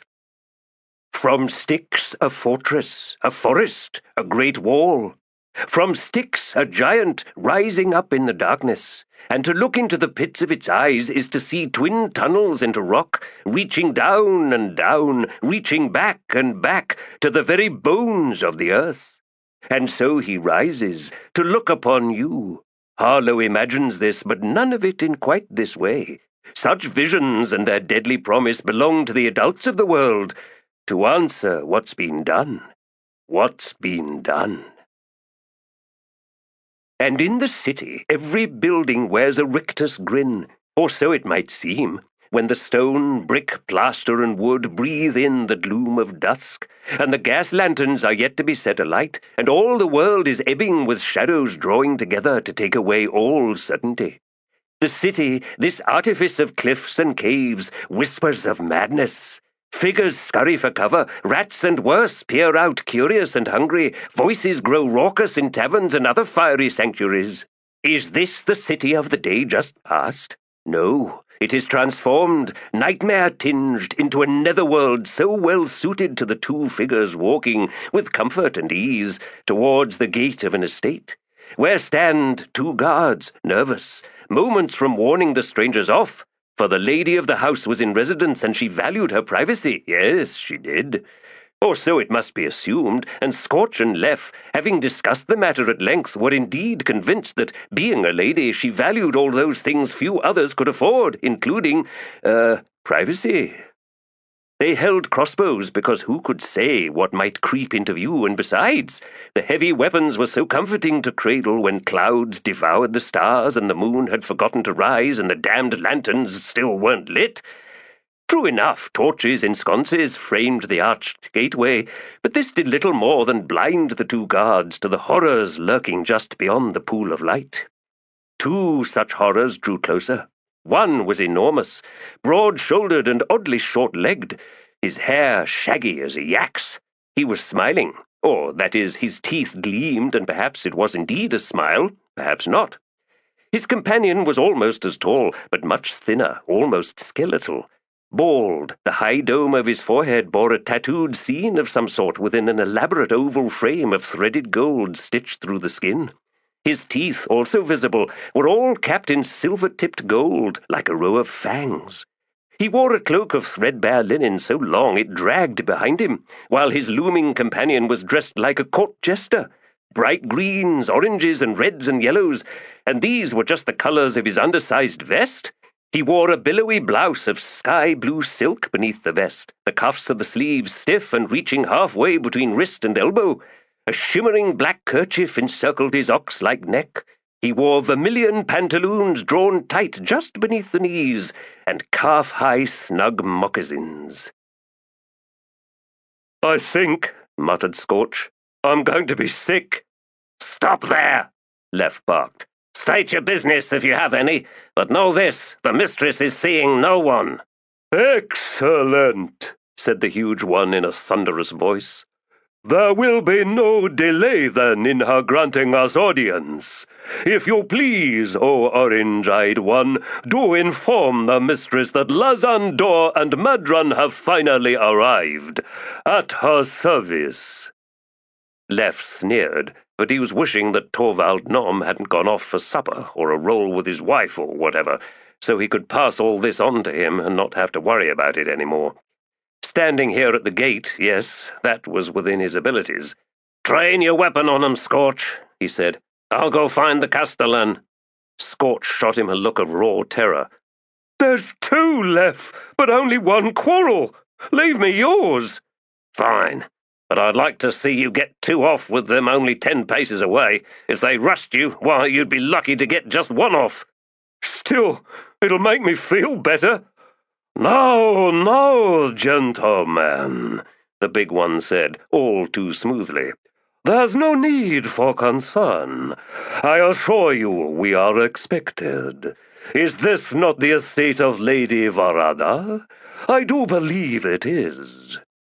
"Varada?" hissed Scorch to Lef. "Is that her name?" "Shut it," Lef snapped under his breath. "You're making us look like idiots." He carefully set his crossbow down and drew out the gate key.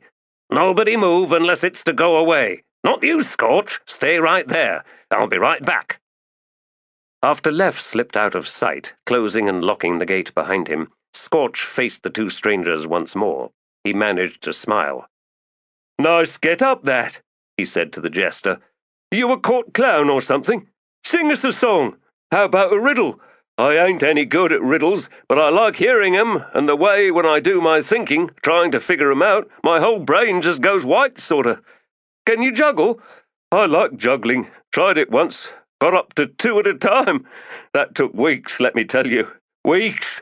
Juggling demands discipline, all right, and maybe it looks easier to other people, but you and I know, well, just how talented you have to be to do it.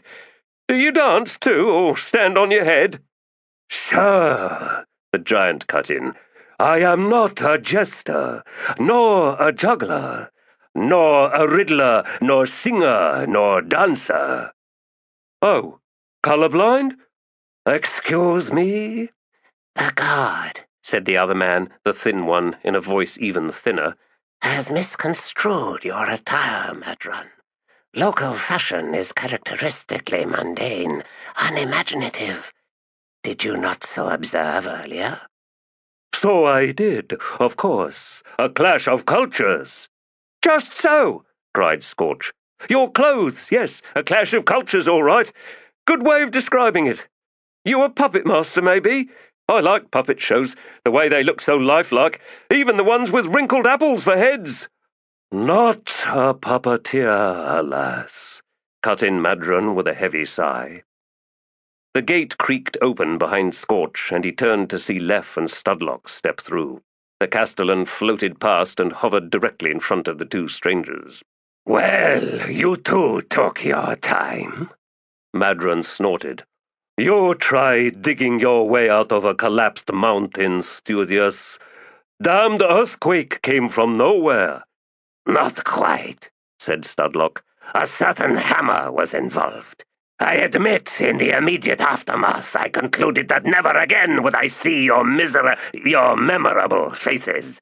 Imagine my surprise when I heard from a caravan merchant that—" "Such rumors," interjected the one Scorch rightly assumed was named Lazandor, "whilst no doubt egregiously exaggerated, and so potentially entertaining, can wait, yes?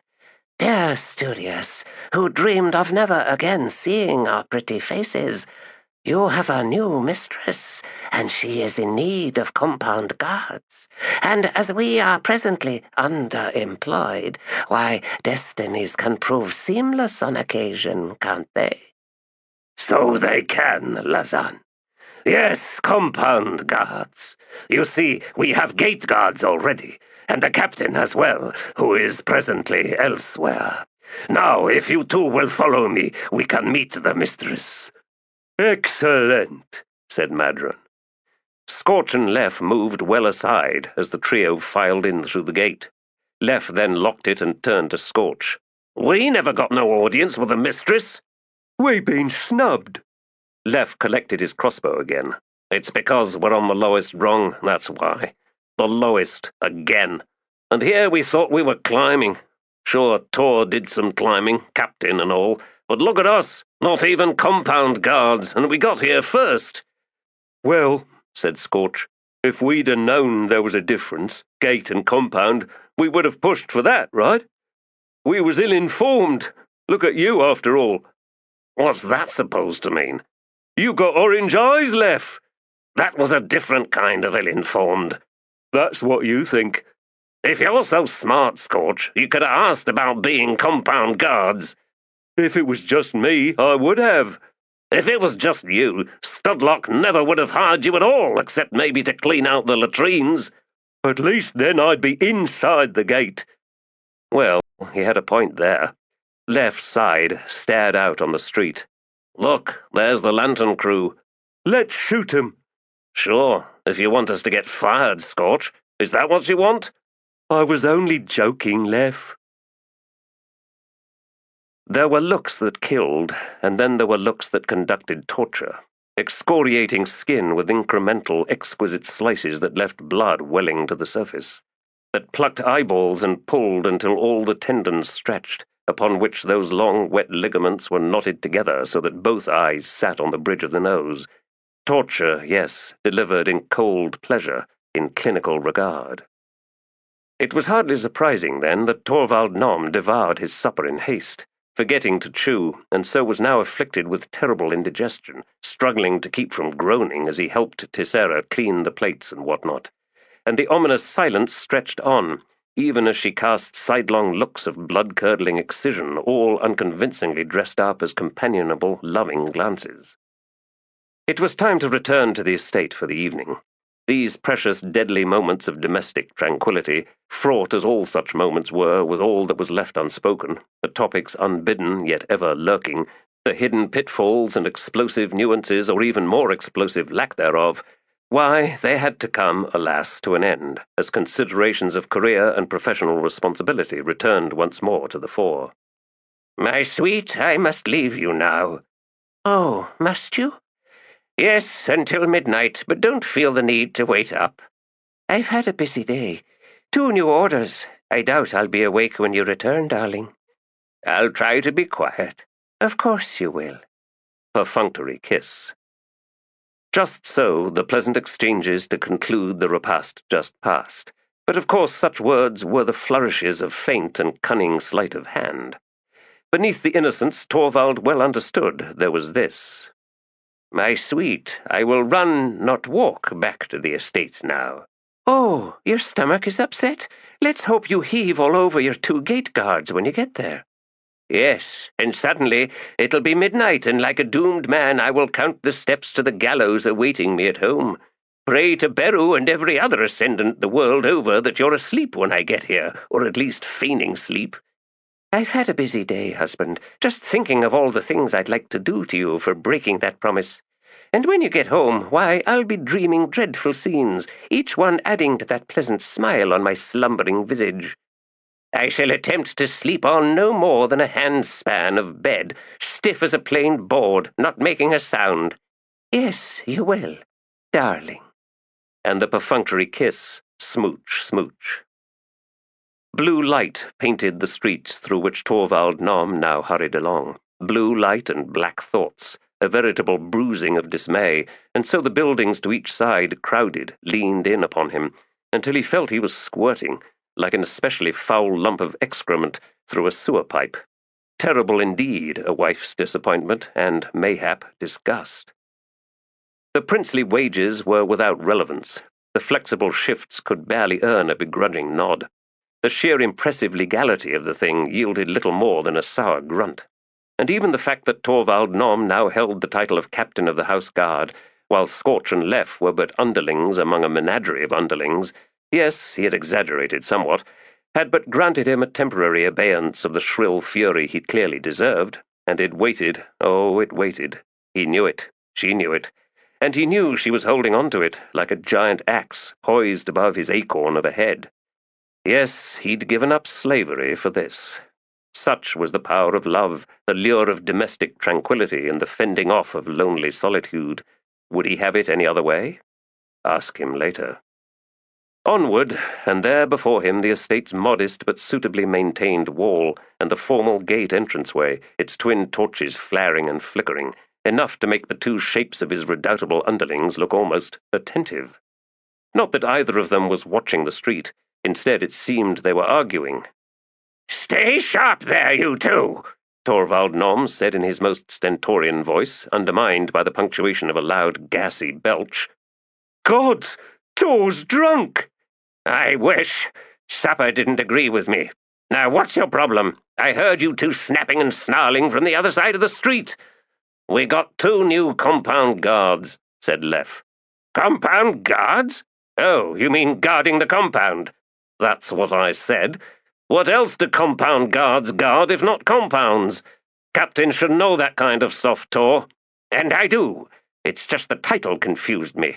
Compound needs guarding, yes, since the likelihood of someone getting past you two is so likely. Well, so you've met them? What are they like?" "They're friends of Studlock, who they call Studious," said Scorch, his eyes widening briefly before he looked away and squinted. "Old friends from under some mountain." "Oh," said Torvald Nom. "That collapsed," Scorch added. "The friendship? Oh, the mountain, you mean. It collapsed." Lef stepped closer and sniffed. "You sure you're not drunk, Tor?" "Of course I'm not drunk. Scorch is talking a lot of rubbish, that's all." "Rubble, not rubbish." "Like that, yes. Oh, look, Lef, just open the damned gate, will you, so I can meet the new compound guards." "Look for them in the compound," Scorch advised. Oh, maybe his wife was right after all. Maybe, of course she was. These two were idiots, and they were also his friends, and what did that say about Torvald Nom? No, don't think about that.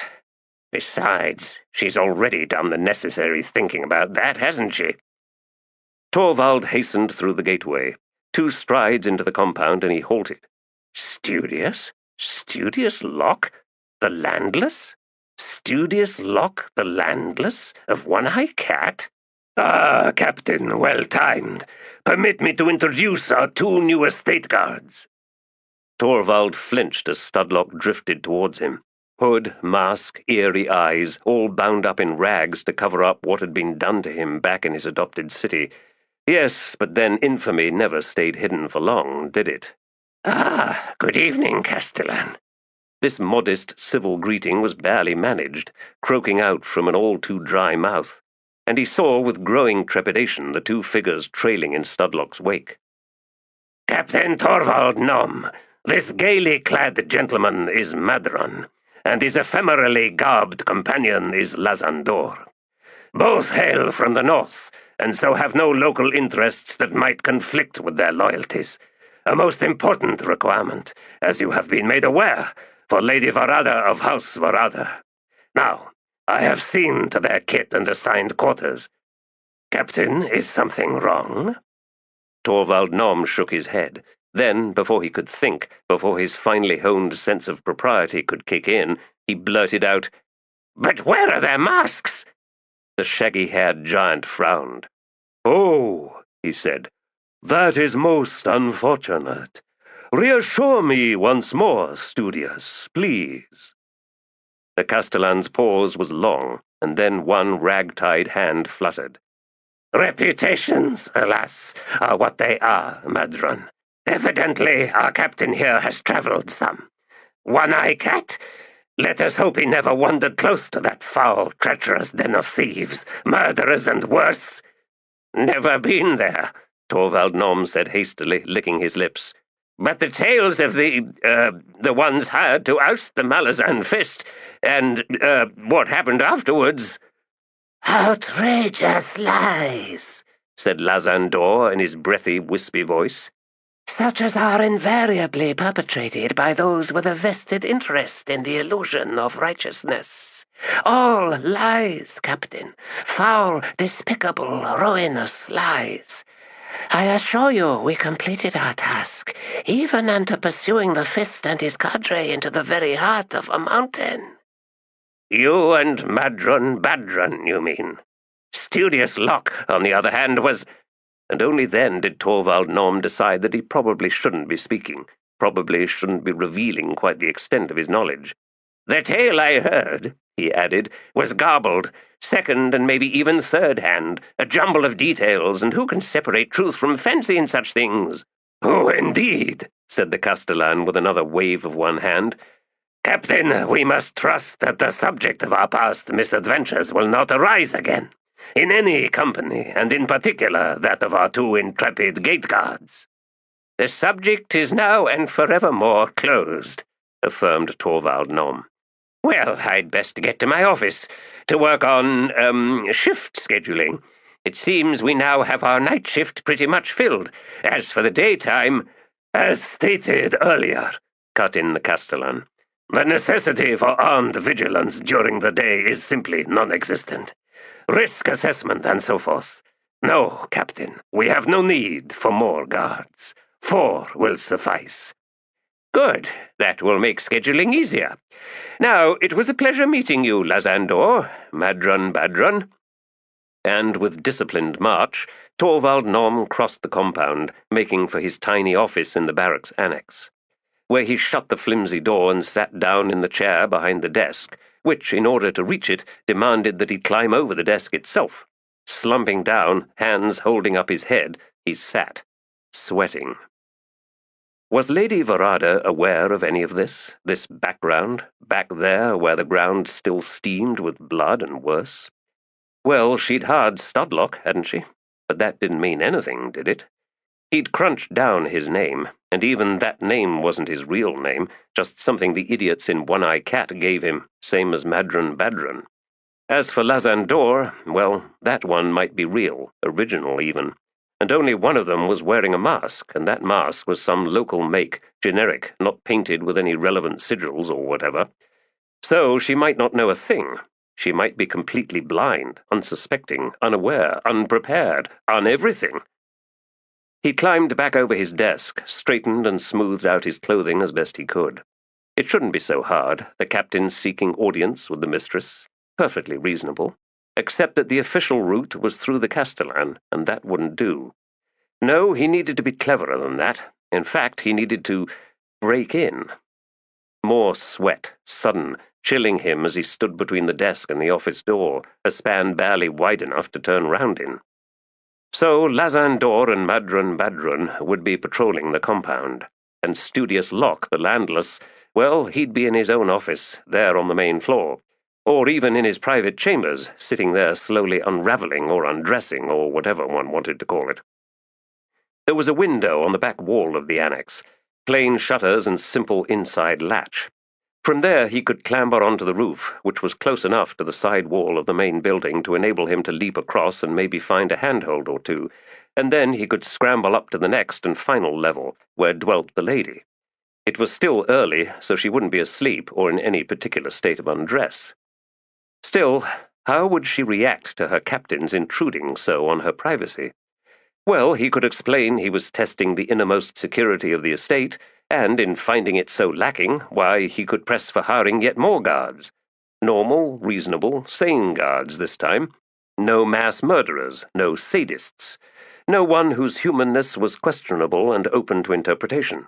He could then provide a subtle counterbalance to the guards they already had. It all sounded very reasonable and diligent, as befitted a captain.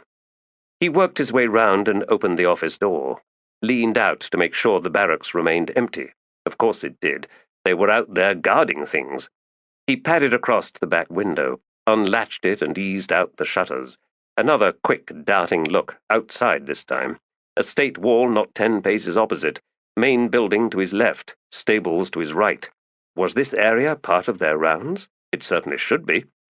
Well, if he moved fast enough, right this moment. Hitching himself up onto the windowsill, Torvald Nom edged out and reached up for the eaves trough. He tested his weight on it and, satisfied at the modest creak, quickly pulled himself up and on to the sloped roof, reached back down and carefully closed the shutters. He rolled onto his back and waited. He'd wait, yes, until the two monsters tramped past. The clay tiles dug into his shoulder blades. Was that the scuff of boots? Was that the whisper of linen sweeping the cobbles? Was that— No, it wasn't. He wasn't hearing a damned thing. Where had his damned compound guards gone? He sat up, crept his way to the peak of the roof, peered out onto the grounds, and there they were, playing dice against the wall to one side of the gate. He could fire them for that. Why, even Studlock wouldn't be able to— And there he was, studious himself, floating across towards his two cohorts, and his voice drifted back to Torvald Nom. "Any change in the knuckles, Lazan?" "Oh, yes," the man replied. "Getting worse. Options fast diminishing." "How unfortunate." Madron Badron grunted and then said, "We had our chance.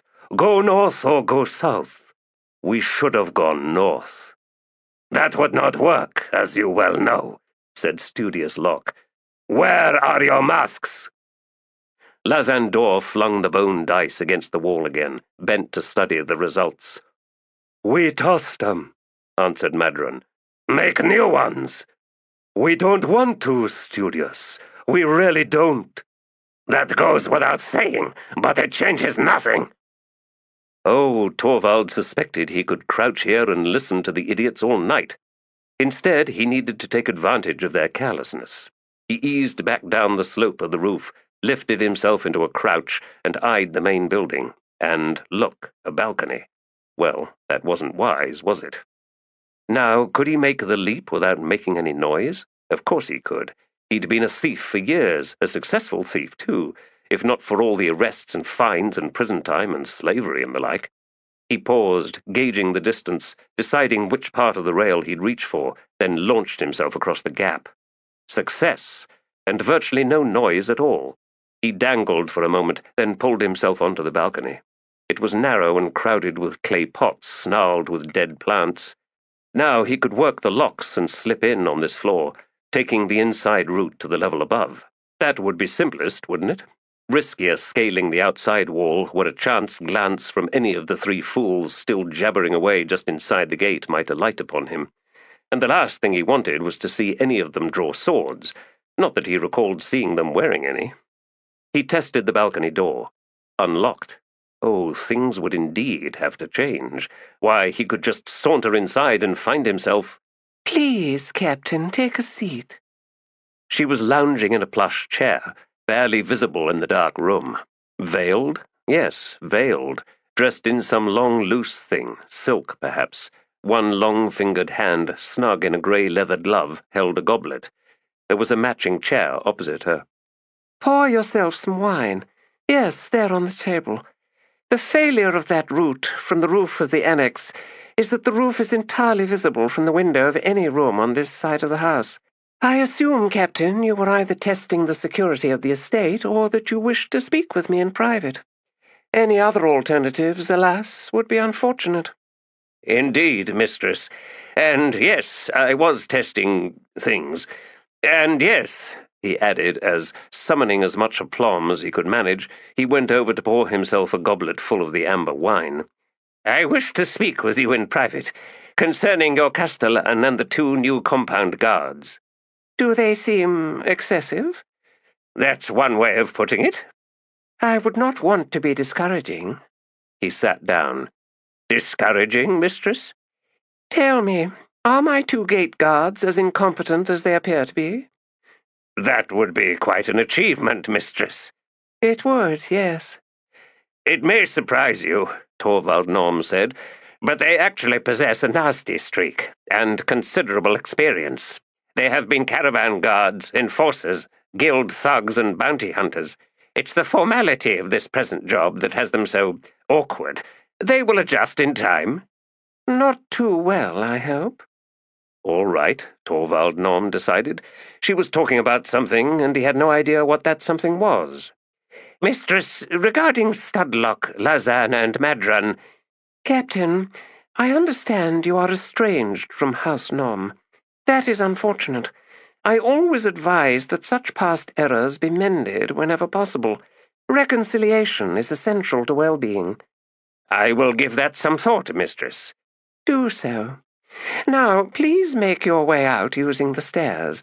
Inform the castellan that I wish to speak to him. No, there will be no repercussions regarding your seeking a private conversation with me. In fact, I am heartened by your concern. Loyalty was ever the foremost trait of the family Nom. Oh, now do finish your wine, Captain. He did, rather quickly, then walked over and locked the balcony doors, a bow to Lady Verada, and then out into the corridor, closing the door behind him. A moment to figure out where the stairs were, and feeling slightly numbed. Was it the wine? No, it wasn't the wine. He descended to the ground floor and out through the formal entrance, striding across the compound to where stood the castellan and his 2 friends. "Castellan Studlock!" Torvald Norm called out, pleased to see how all 3 looked up guiltily from their game. "The mistress wishes to see you immediately." "Oh, of course. Thank you, Captain." Torvald watched him flit away and then turned to Lazandor and Madran. "Interesting technique you have here. I feel the need to describe your duties, since it appears the castellan forgot to. You are to patrol the compound, preferably at random intervals, employing a variety of routes to ensure that you avoid predictability. Be especially mindful of unlit areas, although I do not recommend you carry torches or lanterns. Any questions?" Madran was smiling. He bowed. "Sound instruction, Captain. Thank you. We shall commence our duties immediately. Lazan, collect up your scrying dice. We must attend to the necessary formalities of diligent patrol." Scrying dice? Gods below. "Is it wise," he asked, "to rely upon the hoary gods to determine the night's flavor?" Lazandor cleared his throat, then bared his metal fangs. "As you say, Captain, divination is ever an imprecise science. We shall be sure to avoid relying overmuch on such things." Right. Good. Well, I'll be in my office then." "Again," Madran said, his smile broadening. There was, Torvald decided as he walked away, nothing pleasant about that smile, about either of their smiles, in fact, or anything else about those 2, or Studious Locke, for that matter. Blood drinker, bile spitter, poisoner. Oh, they had so many names for that one. How soon before he earns a few more? And Madran Badran and Lazandor? What is Lady Verada up to? Never mind, never mind. He had an office, after all, and once he crawled over the desk and settled down in the chair, why, he felt almost important. The sensation lasted a few heartbeats, which was actually something of an achievement. Any few precious moments, yes, of not thinking about those 3, any at all. Make new masks. Now, why should they do that? Renegade Segula are renegade. They can't ever go back. Supposedly, but then what do any of us really know about the Segula? Make new masks, he said to them. Why? What's wrong with normal advice? Wash that robe, Lazandor, before the spiders start laying eggs. Choose no more than 2 colors, Madron, and not ones that clash. Please. And what's with those moccasins? Masks? Never mind the masks. His stomach gurgled, and he felt another rise of bilious gas. Always chew your food, Tor. Why such a hurry? There's plenty of daylight left to play. Chew, Tor, chew. Nice and slow, like a cow, yes. This way nothing will disagree with you. Nothing disagrees with cows, after all. So true, at least until the axe swings down. He sat in his office, squeezed in behind the desk, in a most disagreeable state.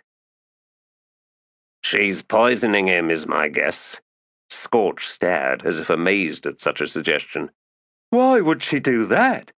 Because of you, said Lef. She hates you, Scorch, because of the way you always got Tor into trouble, and now she thinks you're going to do it all over again, so that's why she's poisoning him.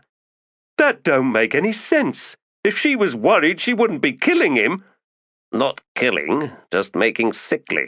You forget she's a witch. She can do things like that. Of course, she'd do better by poisoning you. I ain't touching nothing she cooks, that's for sure. It won't help if she decides you're better off dead, Scorch.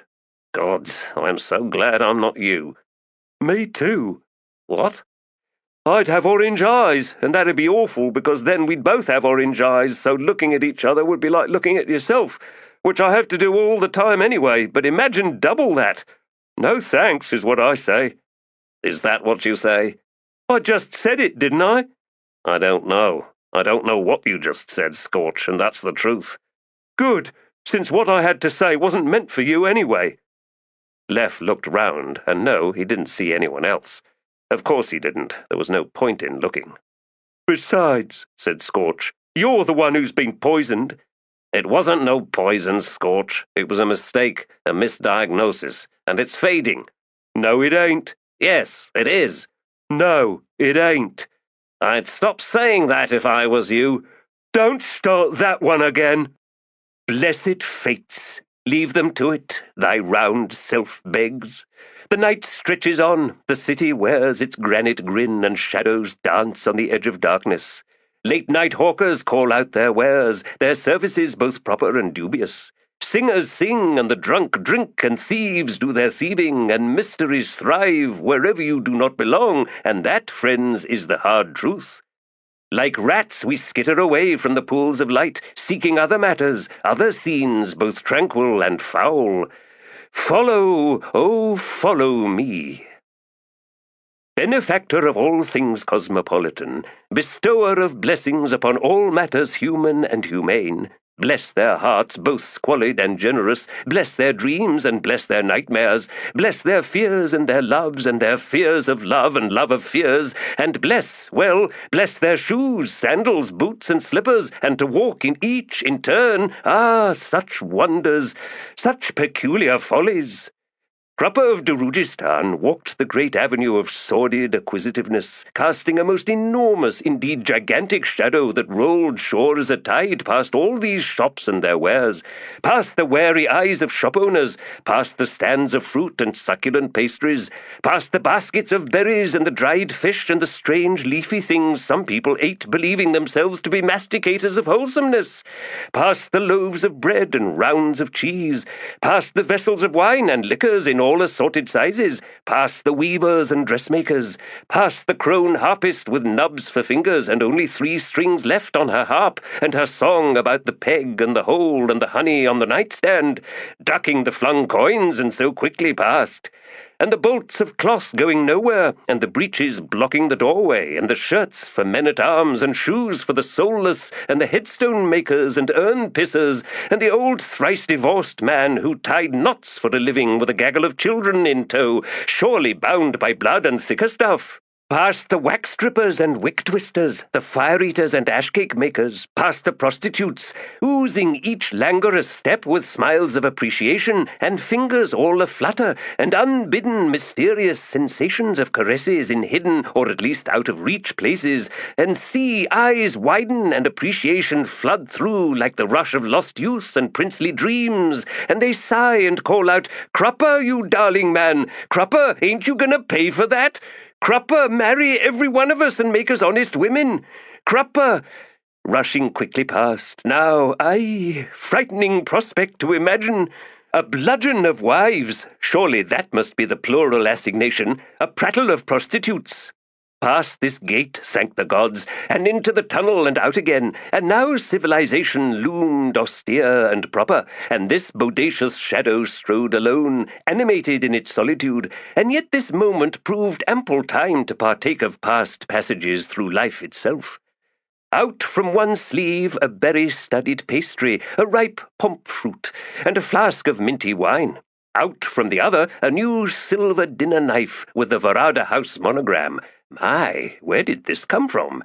The polished blade, astonishing, already glistening with a healthy dollop of butter streaked with honey, and so many things crowding these ample but nimble hands. But see how one thing after another simply vanishes into inviting mouth and appreciative palate, as befitting all culinary arts when the subtle merging of flavors yielded exquisite masterpiece. Butter, honey, and, oh, jam, and pastry, and cheese, and fruit, and smoked eel. Ah!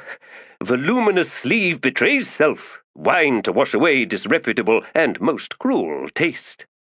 Hands temporarily free once more to permit examination of new shirt, array of scented candles, knotted strings of silk, handsome breeches, and gilt-threaded sandals soft as any one of Crupper's 4 cheeks, and here a kid-gut condom. Gods, where did that come from? Well, an end to admiration of the night's most successful shopping venture, and if that crone discovered but 2 strings left on her harp, well, imagine how the horse felt. Standing now at last before most austere of austere estates, the gate creaked open, inviting invitation, and so invited, Crupper invited himself in. Steps, an ornate formal entranceway and corridor, and more steps, these ones carpeted and wending upward, and another corridor, and now the dark-stained door, and, oh, fling aside those wards, goodness, inside. "How did you? Never mind. Sit, Crupper, make yourself comfortable." "Master Baruch is so kind, Crupper shall do as bid. With possibly measurable relief does he so, oof, into this chair and stretch out legs. Yes, they are indeed stretched out, the details subtle. Ah, an exhausting journey, Baruch, beloved friend of Crupper." A toad-like obese demon crawled up to nest at his feet, snuffling. Crupper produced a strip of dried eel and offered it. The demon sniffed, then gingerly accepted the morsel. "Are things truly as dire as I believe, Crupper?" Crupper waggled his brows. "Such journeys leave self-puckered with dryness, gasping with thirst."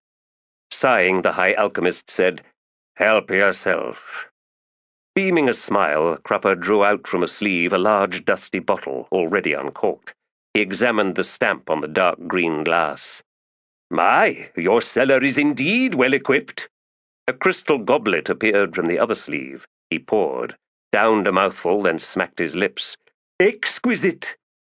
"Certain arrangements have been finalized," said Baruch. "Most impressive, Baruch, friend of Crupper. How can such portentous events be measured, one wonders, if one was the wondering type? Yet listen. The buried gate creaks, dust sifts down, stones groan. Humble as we are, can we hope to halt such inevitable inevitabilities? Alas, time grinds on. All fates spin, and not even the gods can guess how each will topple. The moon itself rises uncertain on these nights. The stars waver, rocks fall upward, wronged wives forgive and forget. Oh, this is a time for miracles." "And is that what we need, Crupper? Miracles?" "Each moment may indeed seem in flux, chaotic and fraught, yet, and Crupper knows this most surely, when all is set out, moment upon moment, then every aberration is but a modest crease, a feeble fold, a crinkled memento. The great forces of the universe are as a weighstone upon the fabric of our lives. Rich and poor, modest and ambitious, generous and greedy, honest and deceitful, why, all is flattened. Splat, crunch, smear, ooze. What cares nature for jeweled crowns? Coins are stacked perilously high, great estates and lofty towers. Kings and queens, tyrants and devourers, all are as midges on the forehead of the world. You advise an extended perspective. That is all very well from an historian's point of view, and in retrospect. Unfortunately, Crupper, to those of us who must live it, in the midst, as it were, it provides scant relief. Alas, Baruch speaks true. Lives in, lives out. The sobs of death are the sodden songs of the world. So true, so sad. Crupper asks this. Witness two scenes. In one, an angry, bitter man beats another man to death in an alley in the Gadrobi district. In the other, a man of vast wealth conspires with equally wealthy compatriots to raise yet again the price of grain, making the cost of simple bread so prohibitive that families starve, are led into lives of crime, and die young. Are both acts of violence? The High Alchemist stood looking down at Crupper. In only one of those examples will you find blood on a man's hands. True, deplorable as such stains are. He poured himself some more wine. There are, said Baruch, countless constructs whereby the wealthy man might claim innocence. Mitigating circumstances, unexpected costs of production, the law of supply and demand, and so on. Indeed, a plethora of justifications, making the waters so very murky, and who then sees the blood? And yet, destitution results, with all its misery, its stresses and anxieties, its foul vapors of the soul. It can be said that the wealthy grain merchant wages subtle war. Crupper studied the wine through the crystal. And so the poor remain poor, and mayhap even poorer. The employed, but scarcely getting by, cling all the harder to their jobs, even unto accepting despicable working conditions, which in turn permits the employers to fill their purses unto bulging, thus satisfying whatever hidden pathetic inadequacies they harbor. A balance can be said to exist, one never iterated, whereby the eternal war is held in check so as to avoid anarchy. Should the grain merchant charge too high, then revolution may well explode into life. Whereupon everyone loses, for a time, until the new generation of the wealthy emerge to begin once again their predations on the poor. Balance is framed by imbalances, and so it seems such things might persist for all eternity. Alas, in any long view, one sees that this is not so. The structure of society is far more fragile than most believe. To set too much faith in its resilience is to know a moment of pristine astonishment at the instant of its utter collapse, before the wolves close in. Crupper raised one finger. Yet witness all these who would grasp hold of the crown, to make themselves the freest and the wealthiest of them all. Oh, they are most dangerous in the moment, as one might expect, most dangerous indeed. One is encouraged to pray for dust. An end to it all. And a new beginning. I somehow expected more from you, my friend. Crupper smiled, reached down and patted the demon's pebbly head. It blinked languidly. Crupper maintains a perspective as broad as his waistline, which, as you know, is unceasing. After all, where does it begin and where does it end? Any other momentous news? Cities live in haste, ever headlong. Nothing changes and everything changes. A murderer stalks Gadrobi district, but Crupper suspects you know of that. Assassins plot, you know this too, friend Baruch. Lovers tryst or dream of said trysts. Children belabor unknown futures. People retire and others are retired. New careers abound and old nemeses lurk. Friendships unfold while others unravel. All in its time, most high alchemist, all in its time. You do not put me at ease, Crupper. Join me in a glass of this exquisite vintage. There are a dozen wards sealing the cellar, twice as many as at your last visit. Indeed? You did not trip a single one. Extraordinary. Yes, it is. The demon belched, and the heady fragrance of smoked eel wafted through the chamber. Even the demon wrinkled its nostril slits. Crupper produced, with a flourish, some scented candles. An intestinal confusion of pipes, valves, copper globes, joins, and vents dominated one entire end of the building's main front room. From this bizarre mechanism came rhythmic gasps, most suggestive, wheezes inserting, as it were, a more realistic contribution, and murmurs and hissing undertones. 6 nozzles jutted out, each one ready for a hose attachment or extension. But at the moment all shot out steady blue flame, and this heated the crackling dry air of the chamber so that both Chow and Barathol, working barebacked, as they had been the entire day just done, were slick with sweat. Most of the clutter in this decrepit bakery had now been removed, or rather transferred from inside to the narrow, high-walled yard out at the back, and Chow was on his hands and knees, using wet rags to wipe dust and old flour from the well-set pavestone floor. Barathol was examining the brick bases of the 3 humped ovens, surprised and pleased to find, sandwiched between layers of brick, vast slabs of pumice stone. The interior back walls of the ovens each contained fixtures for the gas that had been used as fuel, with elongated perforated tubes projecting out beneath the racks. Could he convert these ovens to low-heat forges? Perhaps. The old copper mixing drums remained, lining one half of the room's back wall, and would serve for quenching. He had purchased an anvil from an inbound caravan from Pale, the original buyer having, alas, died whilst the object was en route. A plains design, intended for portability. Rivi, he had been informed. It was not quite the size he wanted or needed, but it would suffice for now. Various tongs and other tools came from the scrap markets on the west side of the city, including a very fine hammer of Aran steel, no doubt stolen from a Malazan army's weaponsmith. On the morrow he would put in his first orders for wood, coke, coal, and raw copper, tin, and iron. It was getting late. Barathol straightened from his examination of the ovens and said to Chow, "Leave off now, my friend. We're grimy, true, but perhaps an outside restaurant would accommodate us, once we show our coin. I don't know about you, but some chilled beer would sit well right now." Looking up, Chow's smeared and smudged face split into a wide smile. The front door was kicked open and both turned as a half-dozen disreputable men pushed in, spreading out. Clubs and mallets in their hands, they began eyeing the equipment. A moment later, and a finely dressed woman strode through the milling press, eyes settling on Barathol, upon which she smiled. "Dear sir, you are engaged in an illegal activity." "Illegal? That is a reach, I'm sure. Now, before you send your thugs on a rampage of destruction, might I point out that the valves are not only open, but the threads have been cut. In other words, for now, the flow of gas from the chambers beneath this structure cannot be stopped. Any sort of damage will result in, well, a ball of fire, probably of sufficient size to incinerate a sizable area of the district."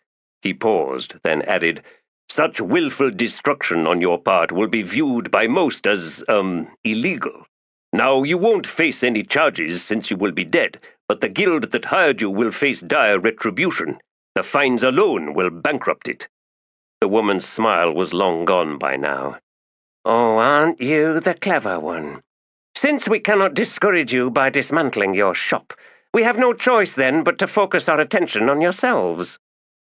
Barathol walked to the kneading counter and reached into a leather satchel, withdrawing a large round ball of fired clay.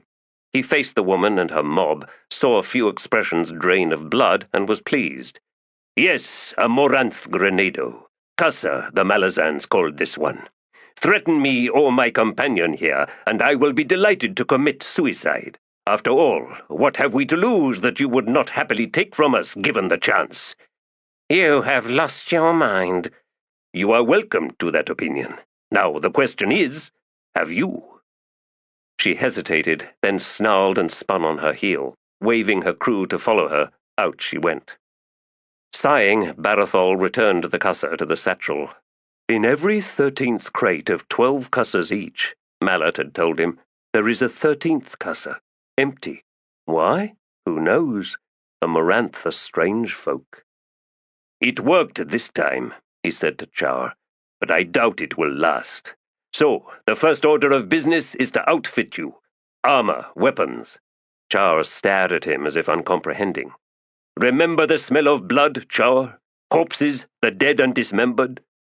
Sudden brightening of expression, and Char nodded vigorously.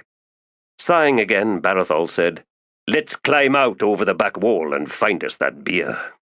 He took the satchel with him. Elsewhere in the city, as the 10th bell of the night sounded, a fingerless man set out for a new tavern, murder on his mind. His wife went out to her garden to kneel on stone, which she polished using oiled sand and a thick pad of leather. A buxom, curvaceous woman, who drew admiring regard along with curdling spite depending on gender and gender preference, walked with one rounded arm hooked in the rather thinner seamed arm of a Malazan historian, who bore an expression wavering between disbelief and dismay. They strolled as lovers would, and since they were not lovers, the historian's bemusement only grew. In the high markets of the estates district, south of the gallows, sauntered Lady Chalice. Bored, stung with longing and possibly despoiled, in her own mind, beyond all hope of redemption, she perused the host of objects and items, none of which were truly needed, and watched as women just like her, though most were trailed by servants who carried whatever was purchased, picked through the expensive and often finely made rubbish eager as jackdaws, and as mindless? Ah, beware cruel assumptions. And she saw herself as so very different from them, so changed. Not 300 paces away from Lady Chalice, wandering unmindful of where his steps took him, was Cutter, who had once been a thief named Crocus Younghand, who had once stolen something he shouldn't have, and finding that he could not truly give it back, had then confused guilt and sympathy with the bliss of adoration. Such errors are common, only to be released in the end by a young woman's open contempt for his heartfelt honest admissions. Well, times and people change, don't they just? On a rooftop half a city away, Rallick Nom stood looking out upon the choppy sea of blue lights, at his side Croot of Taliant.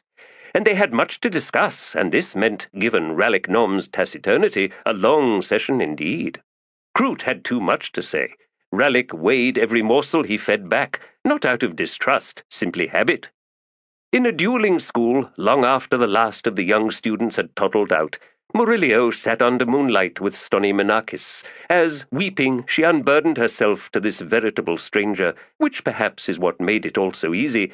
But Stony had no experience with a man such as Murillo, who understood what it was to listen, to bestow rapt, thorough, and most genuine attention solely upon one woman, to draw all of her essence, so pouring out into his own being, as might a hummingbird drink nectar, or a bat a cow's ankle blood, although this analogy ill serves the tender moment. And so between them unseen vapours waft, animal and undeniable, and so much seeps into flesh and bone and self that stunning recognition comes, when it comes, like the unlocking of a door once thought sealed for evermore. She wept, and she wept often, and each time it was somehow easier, somehow more natural, more comfortable and acceptable, no different, truly, from the soft stroke of his fingers through her short hair, the way the tips brushed her cheek to smooth away the tears, and oh, who then could be surprised by all this? To the present, then, as the blurred moon, now risen, squints down upon 36 figures gathering on a rooftop, exchanging hand signals and muttering instructions and advice, checking weapons, 36, for the targets were tough, mean veterans with foreign ways. And the assault to come, well, it would be brutal, unsubtle, and, without doubt, thorough. The usual crowd in Carol's bar, a dozen or so denizens choosing to be unmindful of the temple that once was, these quarried stone walls stained with smoke and mute repositories for human voices generation upon generation, from droning chants and choral music to the howl of drunken laughter and the squeals of pinched women. These walls, then, thick and solid, ever hold to indifference in the face of drama. Lives play out, lives parcel out portions framed by stone and wood, by tile and rafter, and all of these insensate forms have, in their time, tasted blood. The vast, low-ceilinged main taproom with its sunken floor was once a transept or perhaps a congregation area. The narrow corridor between inset pillars along the back was once a colonnade bearing niches on which, long ago, stood funerary urns containing the charred, ashen remains of high priests and priestesses. The kitchen and the 3 storerooms behind it had once supplied sustenance to monks and the sanctioned blade-wielders, scribes, and acolytes. Now they fed patrons, staff, and owners. Up the steep, saddled stone steps to the landing on the upper floor, from which ran passages with sharply angled ceilings, 3 sides of a square with the 4th interrupted by the front facade of the building. 8 cell-like rooms fed off each of these passages, those on the back side projecting inward, supported by the pillars of the main floor colonnade, while the 2 to either side had their rooms against the building's outer walls, thus providing windows. The cells looking out onto the taproom had had inside walls knocked out, so that 8 rooms were now 3 rooms, constituting the offices. The interior windows were now shuttered, no glass or skin, and Picker was in the habit of throwing them wide open when she sat at her desk, giving her a clear view of the front third of the taproom, including the entranceway. On this night, there were few guests resident in the inn's rooms. Barathol and Chaur had not yet returned. Silara had taken Daika into the Daru district. The bard was on the low dais in the taproom, plunking some airy, despondent melody that few of the 20 or so patrons listened to with anything approaching attention. A stranger from Pale had taken a corner room on the northeast corner and had retired early after a meagre meal and a single pint of Gredfallen ale.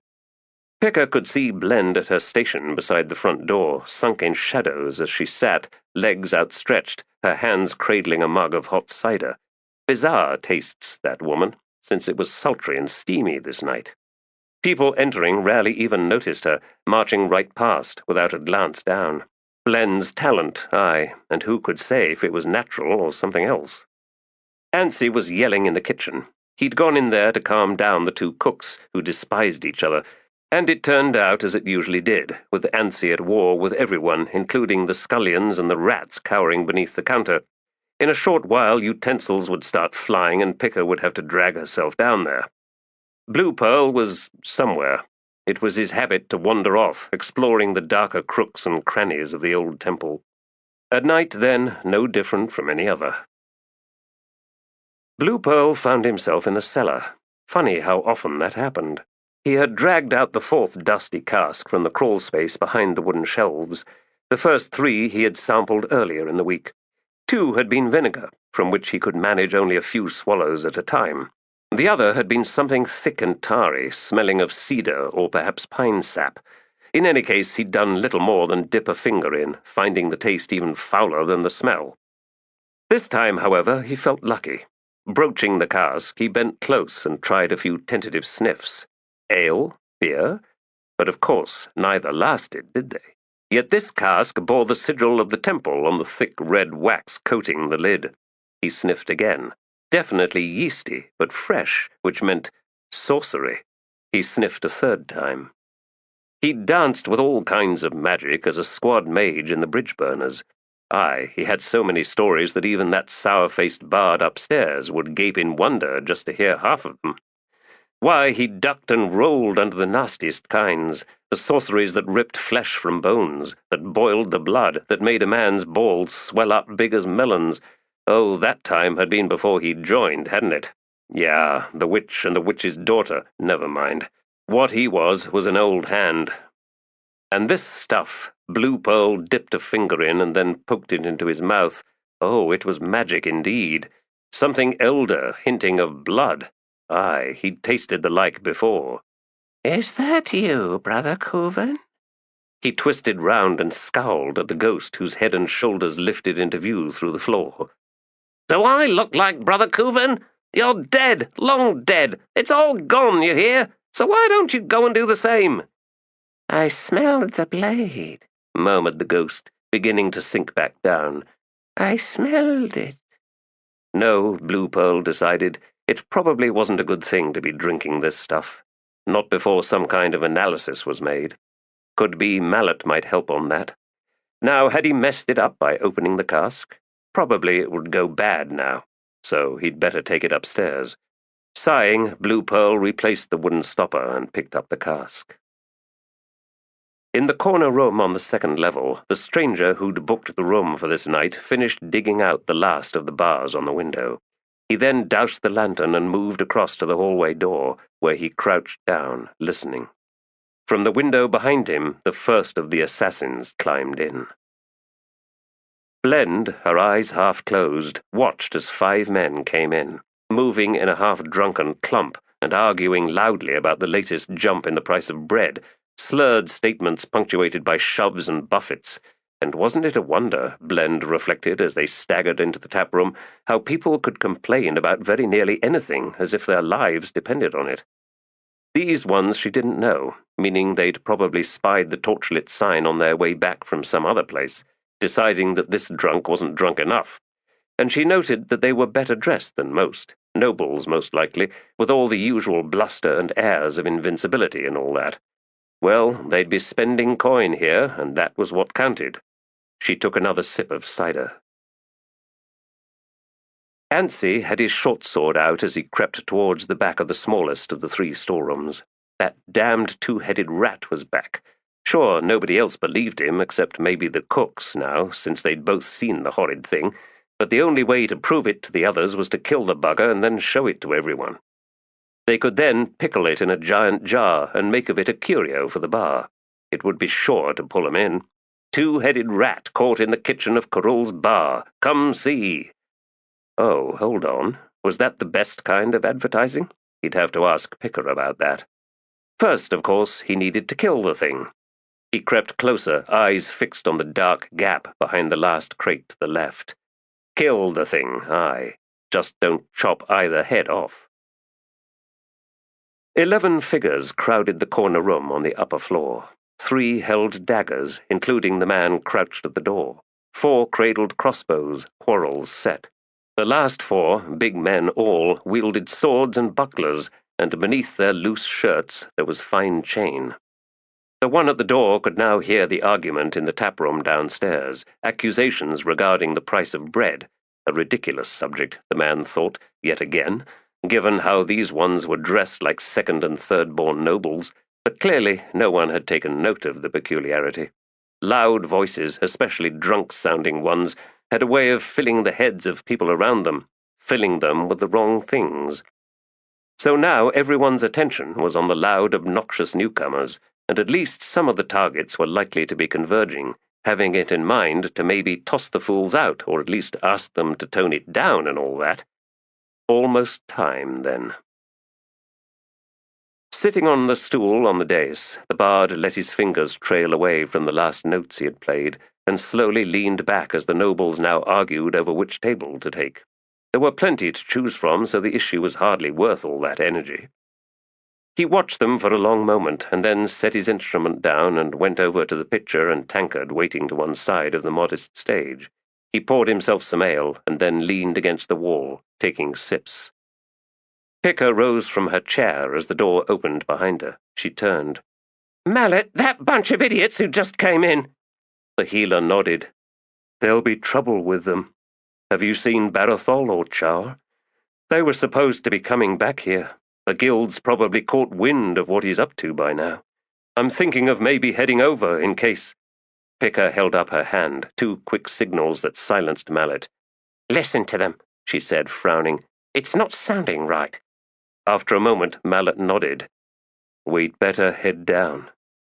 Picker turned and leaned on the sill, squinting at the shadows where sat Blend, and she saw those outstretched legs slowly draw back. Shit. It was an act. That conclusion arrived sudden and cold as a winter wind. Alarmed, Blend rose from her chair, hands slipping beneath her raincape, as the outside door opened once more. That damned rat had slipped beneath the door leading to the cellar.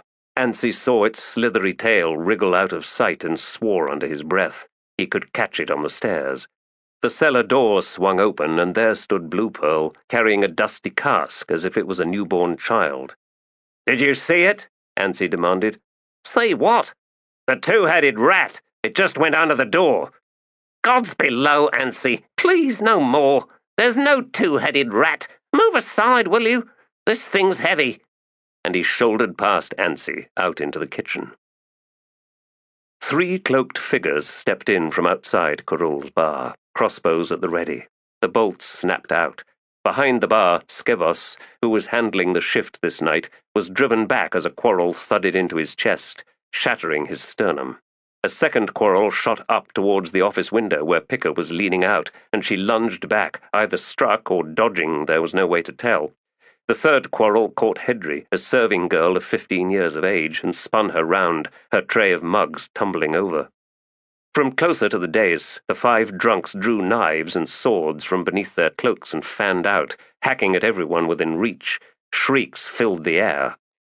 Stepping out from her table, Blend slid like smoke into the midst of the 3 figures at the doorway. Her knives flickered, slashed, opening the throat of the man directly in front of her, severing the tendons of the nearer arm of the man to her left. Ducking beneath the first man as he toppled forward, she thrust one of her daggers into the chest of the third assassin. The point punched through chain and the blade snapped. She brought the other one forward in an uppercut, stabbing between the man's legs. As he went down, Blend tore the knife free and spun to slash at the face of the second assassin. Throwing his head back to avoid the blade, drove it into a low rafter. There was a heavy crunch and the man sagged on watery knees. Blend stabbed him through an eye. She heard a 4th crossbow release and something punched her left shoulder, flinging her round. The arm below that shoulder seemed to have vanished. She could feel nothing, and she heard the knife clunk on the floor, even as the assassin who had held back in the doorway now rushed towards her, crossbow discarded and daggers drawn. Mallet had opened the door at the moment that Picker, leaning out of the window, gave a startled yelp. A quarrel slammed into the wall not an arm's reach from the healer's head. Ducking, he threw himself out into the corridor. As he half straightened, he saw figures pouring from round the corner to his left. Cords thrummed. One bolt punched into his stomach. The other ripped through his throat. He fell backward in a wash of blood and pain. Lying on his back, hearing footfalls fast approach, Mallet reached up to his neck. He couldn't breathe. Blood gushed down into his lungs, hot and numbing. Frantic, he summoned High Denul. A shadow descended over him, and he looked up into a passive young face, the eyes blank as a dagger lifted into view. "Kick open the gate, Whiskey Jack." Mallet watched the point flash down. A sting in his right eye, and then darkness. Mallet's killer straightened, withdrawing the dagger, and he wondered briefly at the odd smile on the dead man's face. Emerging from the kitchen, ducking beneath the low crossbeam of the doorway leading into the taproom, Blue Pearl heard crossbows loose, heard screams, and then the hiss of swords whipped free of scabbards. He looked up. A flung dagger pinned his right hand to the cask. Shouting at the fiery agony, he staggered back as 2 assassins rushed towards him, one with a knife, the other with a long, thin-bladed sword. The attacker with the knife was in the lead, his weapon raised. Blue Pearl spat at him. That pearlescent globule transmogrified in the air, expanding into a writhing ball of serpents. A dozen fanged jaws struck the assassin in the face. He screamed in horror, slashing at his own face with his knife. Blue Pearl sought to drop the cask, only to have its weight tug his arm downward, his hand still pinned, and he shrieked at the burst of agony. He had time to look up and see the sword as it was thrust into his face, into the side of his nose, the point punching deeper, upward, driving into his forebrain. At the threshold to the cellar, Ansey heard the scrap erupt in the taproom. Whirling round, loosing 20 curses in 14 different languages, readjusting his grip on his short sword. Gods, it sounded like unholy slaughter out there. He needed a damned shield. The cooks and scullions were rushing for the back door, and all at once there were screams from the alley beyond. Ansey plunged into the storeroom on the left, to the crate at the far end, beneath the folds of burlap. He jimmied the lid open and plucked out 3-4 sharpers, stuffing them beneath his shirt, a 5th one for his left hand. Then he rushed back out into the kitchen. 1 cook and 2 scullions, both girls, were running back inside, and Ansey saw cloaked forms crowding the back door. "Down!" he screamed, throwing the sharper overhand hard, straight past the 2 assassins in the doorway. The sharper struck the alley wall and exploded. He saw red mist burst round the 2 visible assassins like Hood's own halos. They both slammed down face first. From the alley beyond, a chorus of terrible shrieks. Ansey drew out another sharper, ran to the doorway. Standing on the backs of the dead assassins, he leaned out and threw the grenado into the alley. Another snapping, fierce detonation, and there were no more cries out there. "Chew on that, you fucking assholes!" Picker rolled across the floor in the wake of that first quarrel. She saw Mallet lunge into the corridor, saw the bolts take him down. Scrambling, knowing the healer was a dead man, she threw herself at the office door, slamming it shut even as footfalls rushed closer. Dropping the latch, a heartbeat before a heavy weight pounded into the solid barrier, she went to the crate at the foot of the desk. Fumbled with the key for a moment, thundering thumps from the door behind her, mayhem in the taproom below, before working the lock free and flinging back the lid. She drew out her heavy crossbow and a clutch of quarrels. She heard the echo of sharpers from the kitchen and grinned, but it was a cold grin.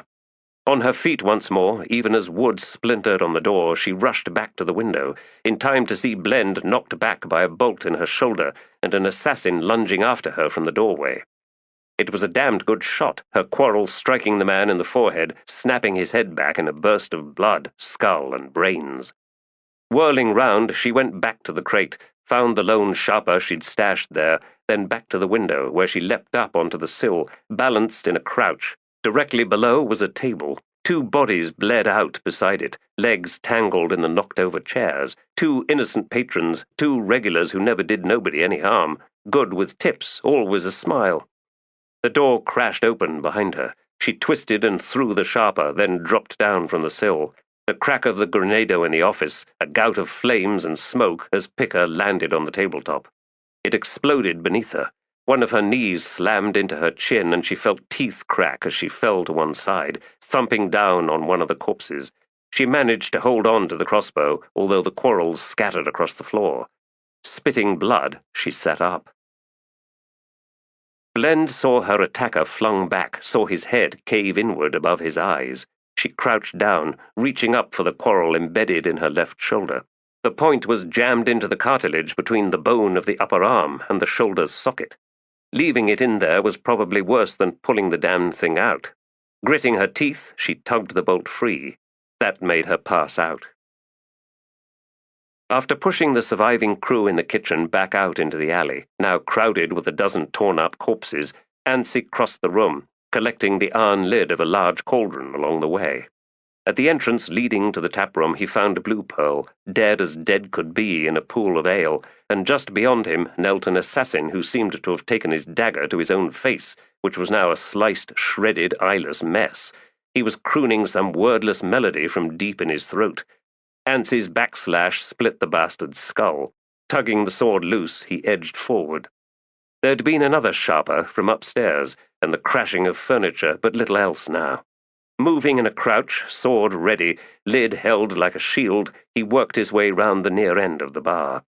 There was Picker, on her knees directly ahead, reaching out for a quarrel on the floor and quickly loading her marine-issue weapon. Blend was lying motionless near the bar entrance. Andii hissed. Picker looked up, met his eyes. She signaled with one hand, 6 gestures, and he nodded, answering with 2.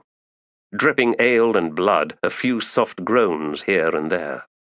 Soft footfalls on the landing at the top of the stairs. Andii set down his sword, drew out a sharper, and showed it to Picker, who nodded and then quietly moved round, using the wreckage of the table for cover, and trained her crossbow on the stairs. When he saw she was ready, Andii lifted his makeshift shield to cover shoulder and head, then quickly stepped round to the foot of the stairs, and threw the grenado upward. 2 quarrels clanged off the cauldron lid with enough force to knock it from his hand.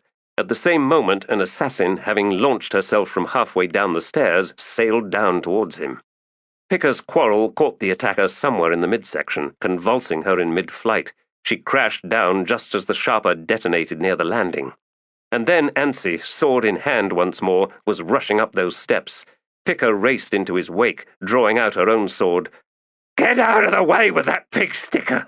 she snarled. "Cover me in close!" She pulled him back and round by one shoulder and pushed past. Limbs twitching from a heap of bodies on the landing, and splashed blood on the walls, and movement beyond, somewhere in the corridor. She scrambled over the dead and dying on the landing, pitched into the corridor, and, seeing 3 assassins slowly picking themselves up from the floor, charged forward. Short work cutting down the stunned attackers, with Anssi guarding her back. Blend opened her eyes and wondered why she was lying on the floor. She attempted to lift her left arm and gasped as pain blossomed red and hot, leaving her half blind in its aftermath. Oh, now she remembered. With a low moan, she rolled onto her good side and worked herself into a sitting position, blinking sweat and worse from her eyes. The bar door was open, one of the hinges broken. In the street beyond, she saw at least a half-dozen cloaked figures, gathered and creeping closer. Shit! Desperate, she looked round for the nearest discarded weapon, knowing she wouldn't have time, knowing they were going to cut her down once and for all. Still, she saw a knife and reached out for it. The 6 assassins came at a sprint. Someone slammed into them from one side, loosing a bellowing bawl like a wounded bull, and Blend stared as the huge man, Chaur, swung his enormous fists.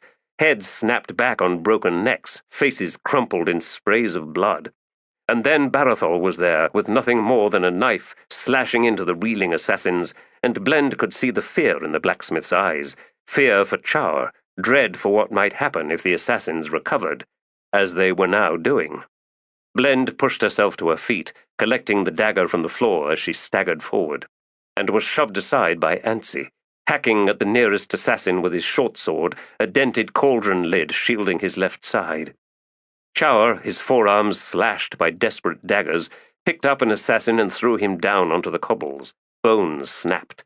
Still bawling, he picked the broken form up by an ankle and swung him into the air, round, then loose, to collide with another assassin, and both went down. Barathol was suddenly above the first man, driving his boot heel down on his temple, limbs spasmed. Anssi pulled his sword from an assassin's chest and readied himself for his next target, then slowly straightened. Leaning against the doorframe, Blend spat and said, "All down, Sergeant." Barathol wrapped Chaur in a hug to calm the man down. Tears streaked Chaur's broad cheeks, and his fists were still closed, like massive bloody mauls at the ends of his arms. He had wet himself. Blend and Anssi watched as the blacksmith hugged his friend tightly, with need and with raw relief, so exposed that both Malazans had to look away. Picker came up behind Blend. "You gonna live?" she asked. "Good as new, as soon as Mallet—" "No, not Mallet, love." Blend squeezed shut her eyes. "They caught us, Pick," she said. "They caught us good." "Aye." She glanced over. "You got 'em all in the tap room? Damned impressive." "No, I didn't, but they're all down. 4 of them, right at the foot of the stage. Looked like they rushed it." "Rushed it? But who was up there? We lose our bard, then?" "Don't know," Picker said. "Didn't see him." "Rushed the stage?" "We lost Blue Pearl, too." Blend slowly closed her eyes a second time. Oh, she was hurting, and a lot of that hurt couldn't get sewn up. "They caught us." "Picker!" "They slaughtered everyone, Blend. People with nothing but bad luck being here tonight. Skevos, Hedri, Lamas, little Buthol, all to take us down." From up the street came a squad of city guard, lanterns swinging. For a scene such as Blend was looking out on right now, there should be a crowd of onlookers, the ones hungry to see injured, dying people, the ones who fed on such things. But there was no one, because this was guild work. "Some of us are still breathing," Blend said. "It's not good to do that. Leave some Marines still breathing." "No, it's not good at all." Blend knew that tone. Still, she wondered, are we enough? Is there enough in us to do this? Do we still have what's needed? They'd lost a healer and a mage this night. They'd lost the best of them. Because we were careless. Anssi joined them as the guards closed in round Barathol and Chaur. "Pick, Blend," he said. "I don't know about you two, but right now, gods below, I'm feeling old." A sergeant of the guard approached. "How bad is it inside?" No one seemed eager to reply. 6 streets away, a world away, Kata stood in the front yard of a store selling headstones and crypt facades.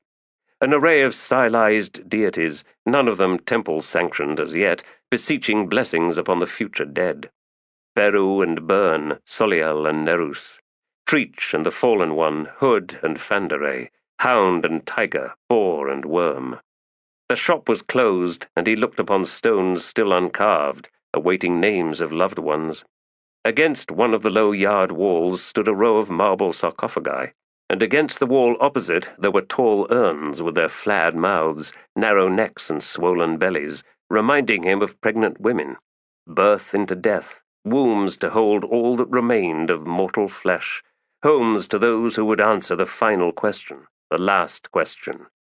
What lies beyond? What awaits us all? What shape the gate before me? There were plenty of ways of asking it, but they all meant the same thing, and all sought the one answer. One spoke of death often, the death of a friendship, the death of love.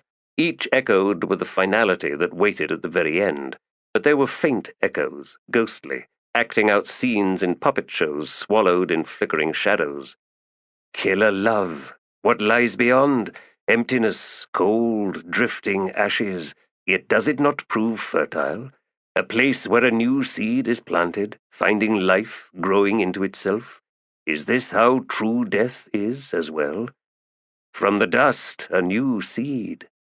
A pleasing thought, a comforting thought. The street behind him was modestly crowded, the last of the late-night shoppers reluctant to close out this day. Maybe they had nothing to go home to. Maybe they hungered for one more purchase, in the forlorn hope that it would fill whatever emptiness gnawed deep inside. None wandered into this yard. None wanted the reminder of what waited for them all. Why, then, had he found himself here?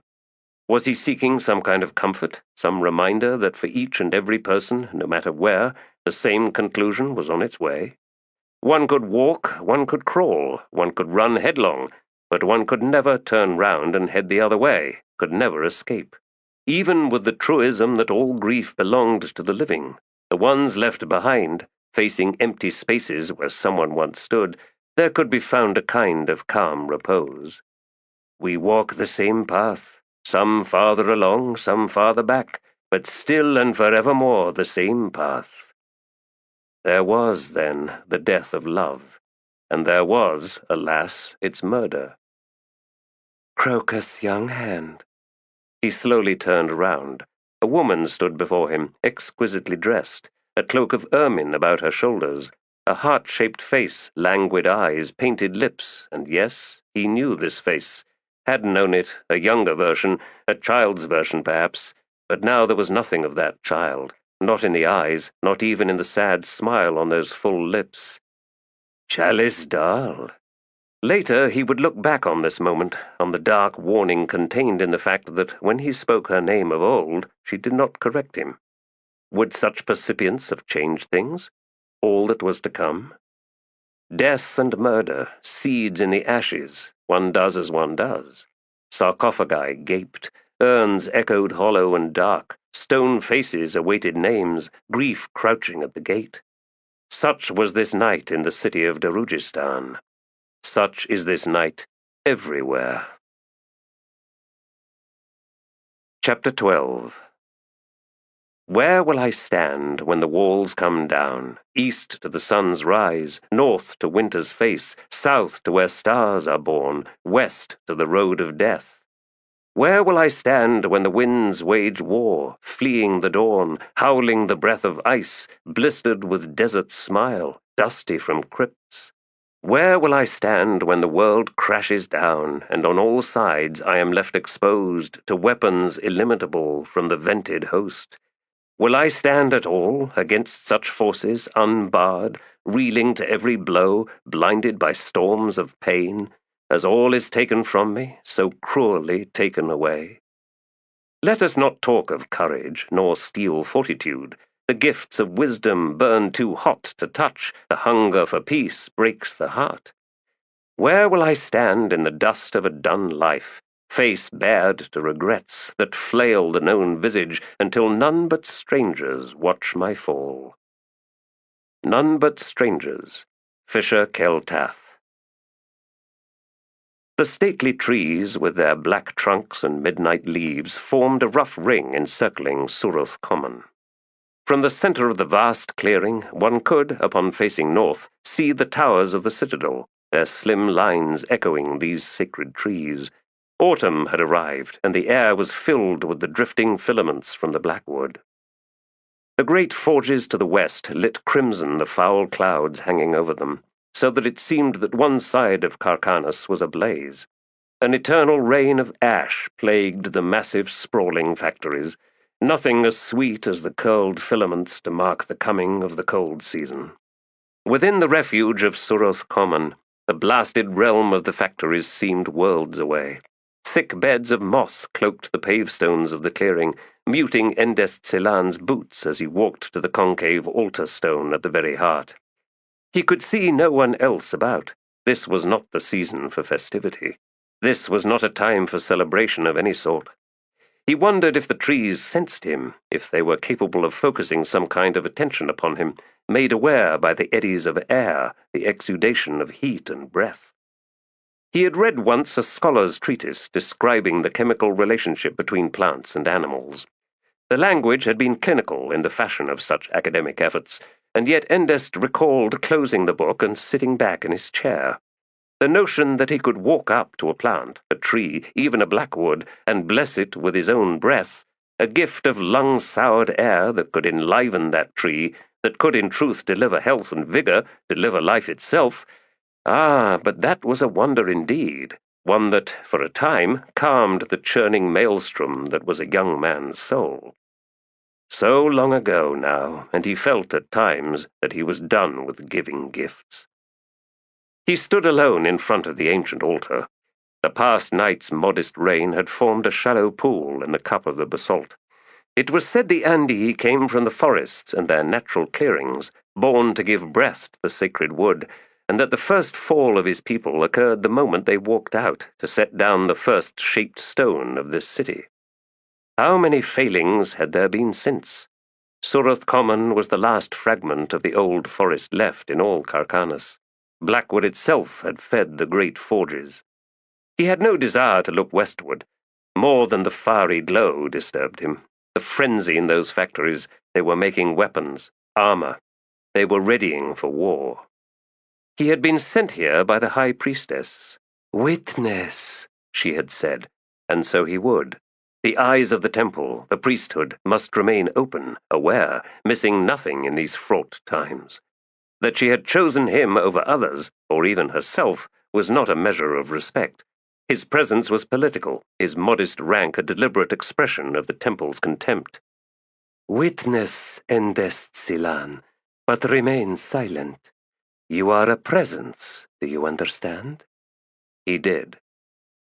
They appeared almost simultaneously, one from the north, one from the east, and one from the south. 3 brothers, 3 sons. This was to be a meeting of blood, and yes, they would resent him, for he did not belong. Indeed, the temple did not belong. Would they send him away? The trees wept their promise of a new season of life, a season that would never come, for there was nowhere left for the filaments to take root, not for scores of leagues in any direction. The river would take millions, but even those fine black threads could not float on its waters, and so what the river took, the river kept, buried in the dead silts of Dorsan Rill. Our breath was meant to give life, not take it away. Our breath was a gift, and in that gift the blackwood found betrayal. This was and is our crime, and it was and remains unforgivable. Good evening, priest, said Underist, who then added, Anomander, it seems you were right. An easy prediction, Anomander replied. The temple watches me the way a rove of rotes watch a dying giraffe. Endest blinked. The last wild giraffe had vanished a century past, and no longer did the silver-backed herds thunder across the south plains, and these days roves of rotes winged above battlefields and nowhere else. And no, they did not starve. Are you the last, Lord? Is this what you are saying? Mother bless me, I never know what you are saying. No one does. We share language, but not meaning. The third brother was silent, his red eyes fixed upon the forges beneath the western sky. The clash between Drethdenan and Vanat de Gala draws to an end. said Andarist. "It may be time." "Should we be speaking of this?" Silchas Ruin cut in, finally turning to face Endest Silan.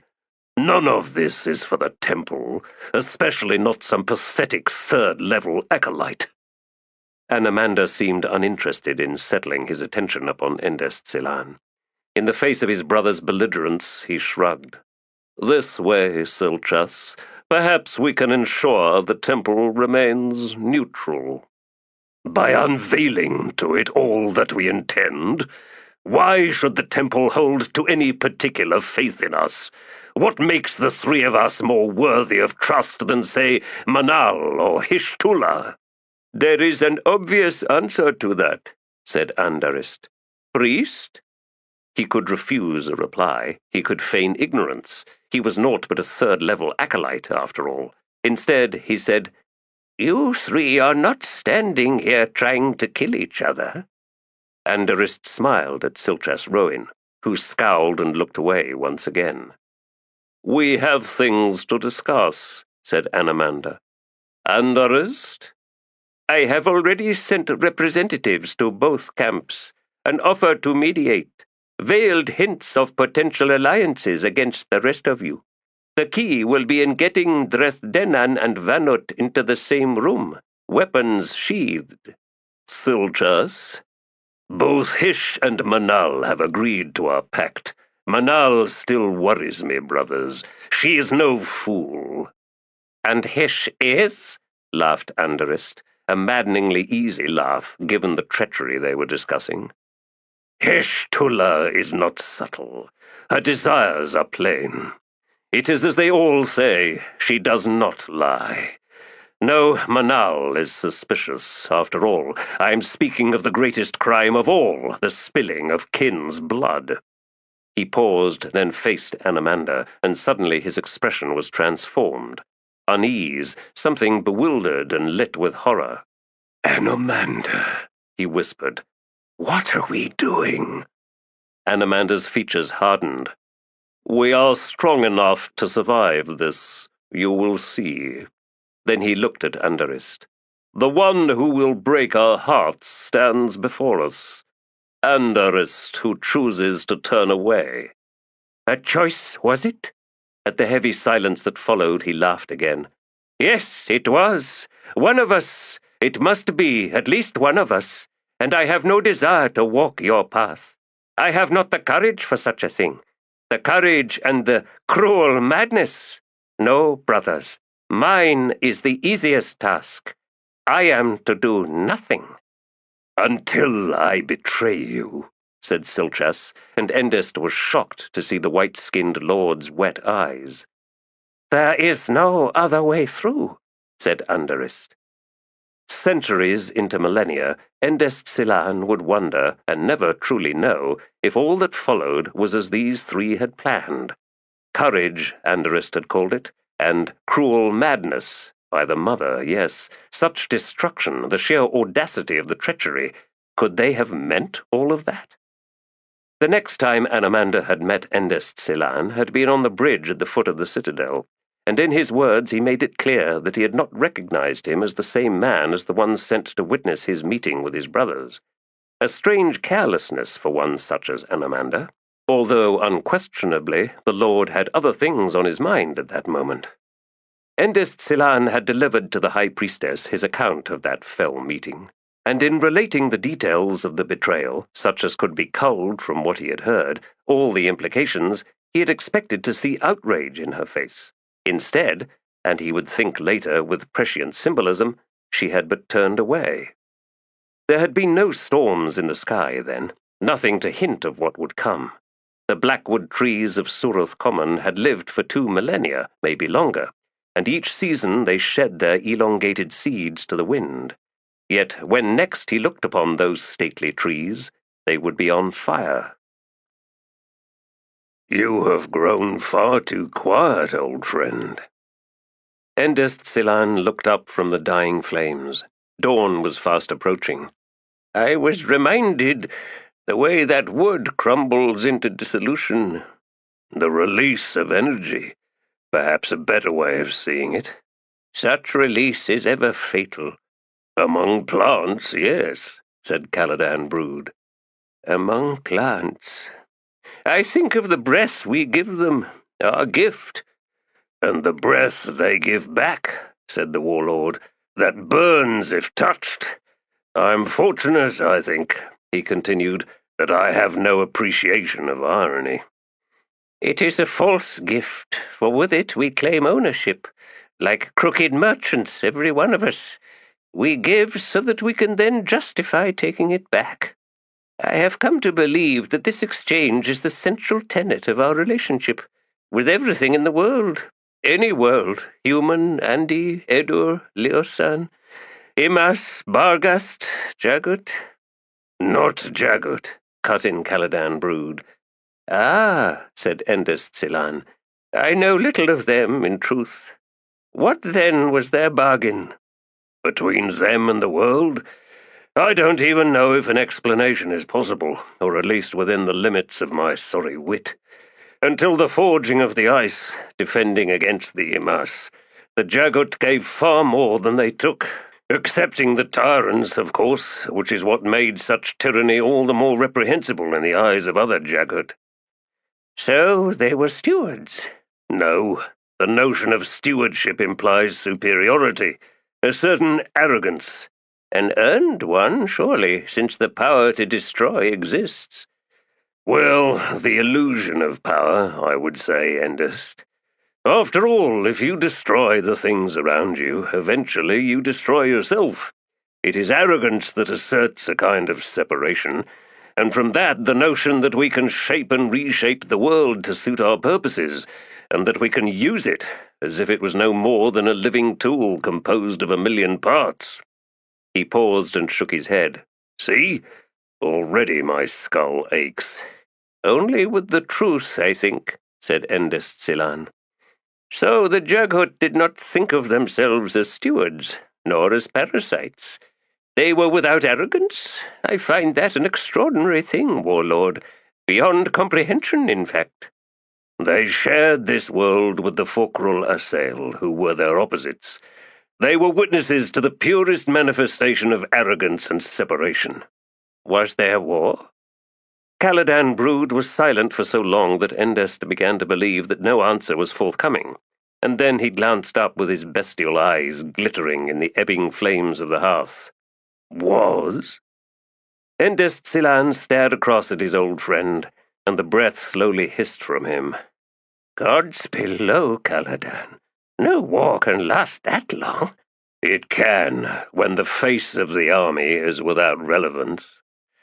The revelation was monstrous, insane. Where? The warlord's smile was without humor. Far away from here, friend, which is well.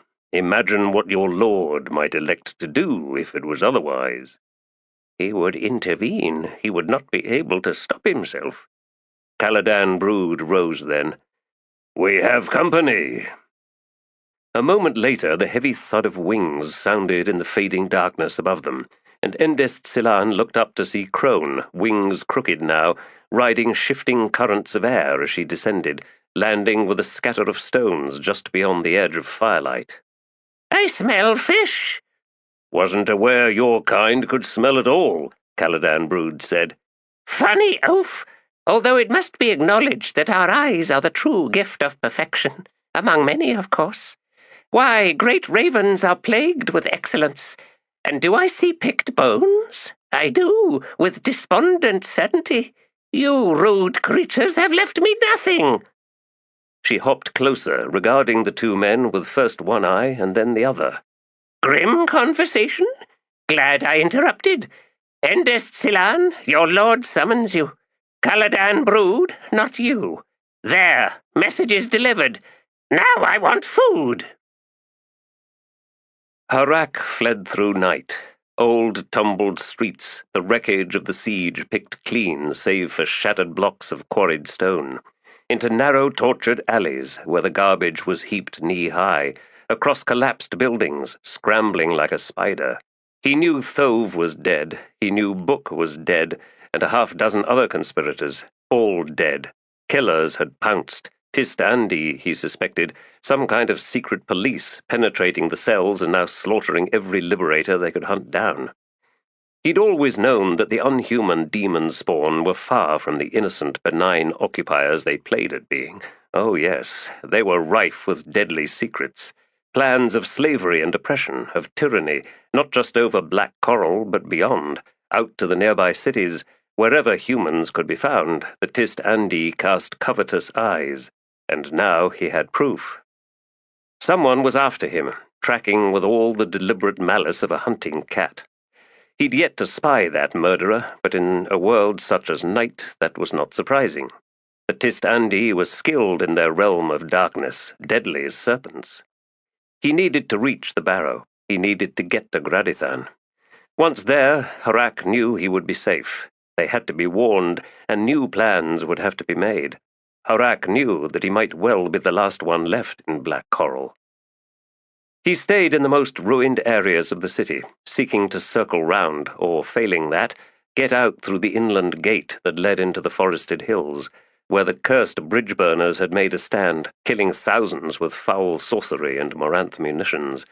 Why, the entire slope was still nothing more than shattered, charred trees, fragments of mangled armor, the occasional leather boot, and here and there, in the dead soil, jutting bones. Could he reach that, he could find a path leading into daylight, and then, finally, he would be safe. This latter option became ever more inviting. He was not too far from the gate, and these infernal shadows and the endless gloom here were of no help to him. The Tiste Andii could see in this darkness, after all, whilst he stumbled about half blind. He heard a rock shift in the rubble behind him, not 30 paces away. Heart pounding, Harak set his eyes upon the gate. Smashed down in the siege, but a path of sorts had been cleared through it, leading out to the raised road that encircled the inland side of the city. Squinting, he could make out no figures lingering near that gate. 20 paces away now. He picked up his pace and, once onto the cleared avenue, sprinted for the opening in the wall. Were those footfalls behind him? He dared not turn. Run! Damn my legs! Run! Onto the path, threading between heaps of broken masonry, and outside the city. Onward, up the slope to the raised road, a quick, frantic scamper across it, and down into the tumbled rocks at the base of the ruined slope. Battered earth, makeshift grave mounds, tangled roots and dead branches. Whimpering, he clambered on, torn and scratched, coughing in the dust of dead pine bark. And there, near the summit, was that sunlight? Yes, it was near dawn, after all. Sun, blessed light. A quick glance back revealed nothing. He couldn't make out what might be whispering through the wreckage below. He was going to make it. Harak scrambled the last few strides, plunged into cool morning air, shafts of golden rays, and a figure rose into his path. A tulwar lashed out. Harak's face bore an expression of astonishment, frozen there as his head rolled from his shoulders, bounced and pitched back down the slope, where it lodged near a heap of bleached, fractured bones. The body sank down onto its knees, at the very edge of the old trench excavated by the bridge burners, and there it stayed. Seardamin wiped clean his blade and sheathed the weapon. Was this the last of them? He believed that it was. The city cleansed, leaving only those out at the barrow. Those ones would persist for a time, in ignorance that everything in Black Coral had changed. He was weary. The hunt had taken longer than he had expected. Yes, he would rest now. Seardamin looked about, studied the rumpled trenchwork the sappers had managed with little more than folding shovels, and he was impressed. A different kind of soldier, these Malazans. But even this the forest was slowly reclaiming. He sat down a few paces from the kneeling corpse and settled his head into his gloved hands. He could smell leather and sweat and old blood. The smells of his past, and now they had returned. In his mind he could hear echoes, the rustle of armor and scabbards brushing thighs. Erdemen marching in ranks, the visors on their great helms dropped down to hide their fevered eyes. Squares of Betaclites forming up outside the city, preparing to strike northward. Scalandi skirmishers and Tenascauri, the starving multitudes, desperate as bared teeth.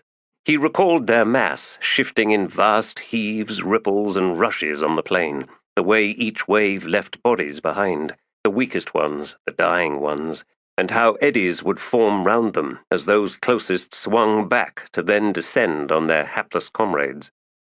When there was no one else, the army ate itself, and he had simply looked on, expressionless, wrapped in his armor, smelling iron, leather, sweat, and blood. Soldiers who had fought in a just war, a war they could see as just anyway, could hold on to a sense of pride, every sacrifice a worthy one. And so fortified, they could leave it behind, finding a new life, a different life. And no matter how grotesque the injustices of the world around them, the world of the present, that veteran could hold on to the sanctity of what he or she had lived through. But fighting an unjust war, that was different. If one had any conscience at all, there was no escaping the crimes committed, the blood on the hands, the sheer insanity of that time, when honor was a lie, duty a weapon that silenced, and courage itself was stained and foul. Suddenly, then, there was no defense against injustice, no sanctuary to be found in memories of a righteous time. And so anger seethed upward, filling every crack, building into rage. There was no way to give it a voice, no means of releasing it, and so the pressure built. When it finally overwhelmed, then suicide seemed the easiest option, the only true escape. Theodomin could see the logic of that, but logic was not enough. Anyone could reason themselves into a corner and so justify surrender. It was even easier when courage itself was vulnerable to abuse and sordid mockery. Because, after all, to persist, to live on, demanded courage, and that was only possible when the virtue remained worthy of respect. Theodomin lifted his head and glared over at the decapitated corpse. "Can you understand any of that, Harak? Can you grasp now, finally, how the very existence of people like you gives me reason to stay alive? Because you give my rage a face, and my sword, well, it's hungry for faces." It was either that, or the fury within him would devour his own soul. No, better to keep the face he slashed open someone else's, rather than his own. Keep finding them, one after another. Justice was so weak. The corrupt won, the pure of heart failed and fell to the wayside. Graft and greed crowed triumphant over responsibility and compassion. He could fight that, and that fight need not even be in his own name. He could fight for black coral, for the Tiste Andii, for humanity itself, even for the Redeemer. No, that cannot be. What I do here can never be healed. There can be no redemption for me, ever. You must see that. All of you must see that. He realized he was pleading, but to whom? He did not know. We were put in an impossible situation, and at least for us the tyrant responsible is dead, has been punished. It could have been worse. He could have escaped retribution, escaped justice. There was trauma in war. Some people survived it, others were forever trapped in it. For many of those, this circumstance was not a failing on their part, not some form of sickness or insanity. It was, in truth, the consequence of a profoundly moral person's inability to reconcile the conflicts in his or her soul. No healer could heal that, because there was nothing to heal. No elixir swept the malady away. No salve erased the scars. The only reconciliation possible was to make those responsible accountable, to see them face justice. And more often than not, history showed that such an accounting rarely ever took place. And so the veteran's wounds never mend, the scars never fade, the rage never subsides. So Theodomin had come to believe, and he well knew that what he was doing here, with weapon in hand, solved nothing of the conflict within him. For he was as flawed as anyone, and no matter how incandescent his rage, his righteous fury, he could not deliver pure, unsullied justice. For such a thing was collective, integral to a people's identity. Such a thing must be an act of society, of civilization. Not Tiste Andii society. They clearly will not accept that burden, will not accede to meting out justice on behalf of us humans, nor should they be expected to. And so, here I am, and I hear the Redeemer weep. One cannot murder in the name of justice. Irreconcilable. What he had been, what he was now, the things he did then, and all he was doing here at this moment. The would-be usurper knelt beside him, headless in sour symbolism. But it was a complicated, messy symbol, and he could find for himself but one truth in all of this. Heads roll downhill. It may be that in the belief of the possibility of redemption, people willingly do wrong. Redemption waits, like a side door, there in whatever court of judgment we eventually find ourselves. Not even the payment of a fine is demanded, simply the empty negotiation that absolves the responsibility. A shaking of hands, and off one goes, through that side door, with the judge benignly watching on. Culpability and consequences neatly evaded. Oh, Salind was in a crisis indeed. Arguments reduced until the very notion of redemption was open to challenge. The Redeemer embraced, taking all within himself, unquestioning, delivering absolution as if it was without value, worthless, whilst the reward to those embraced was a gift greater than a tyrant's hoard. Where was justice in all of this? Where was the punishment for crimes committed, retribution for wrongs enacted? There is in this no moral compass, no need for one, for every path leads to the same place, where blessing is passed out, no questions asked. The cult of the Redeemer, it is an abomination. She had begun to understand how priesthoods were born, the necessity of sanctioned forms, rules and prohibitions, the moral filter defined by accepted notions of justice. And yet she could also see how profoundly dangerous such an institution could become, as arbiters of morality, as dispensers of that justice.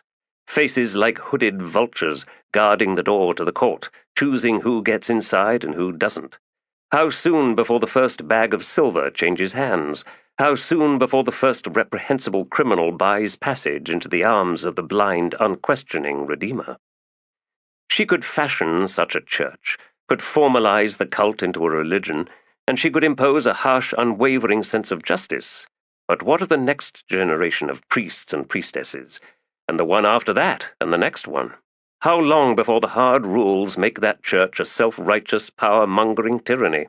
How long before corruption arrives, when the hidden heart of the religion is the simple fact that the Redeemer embraces everyone who comes before him?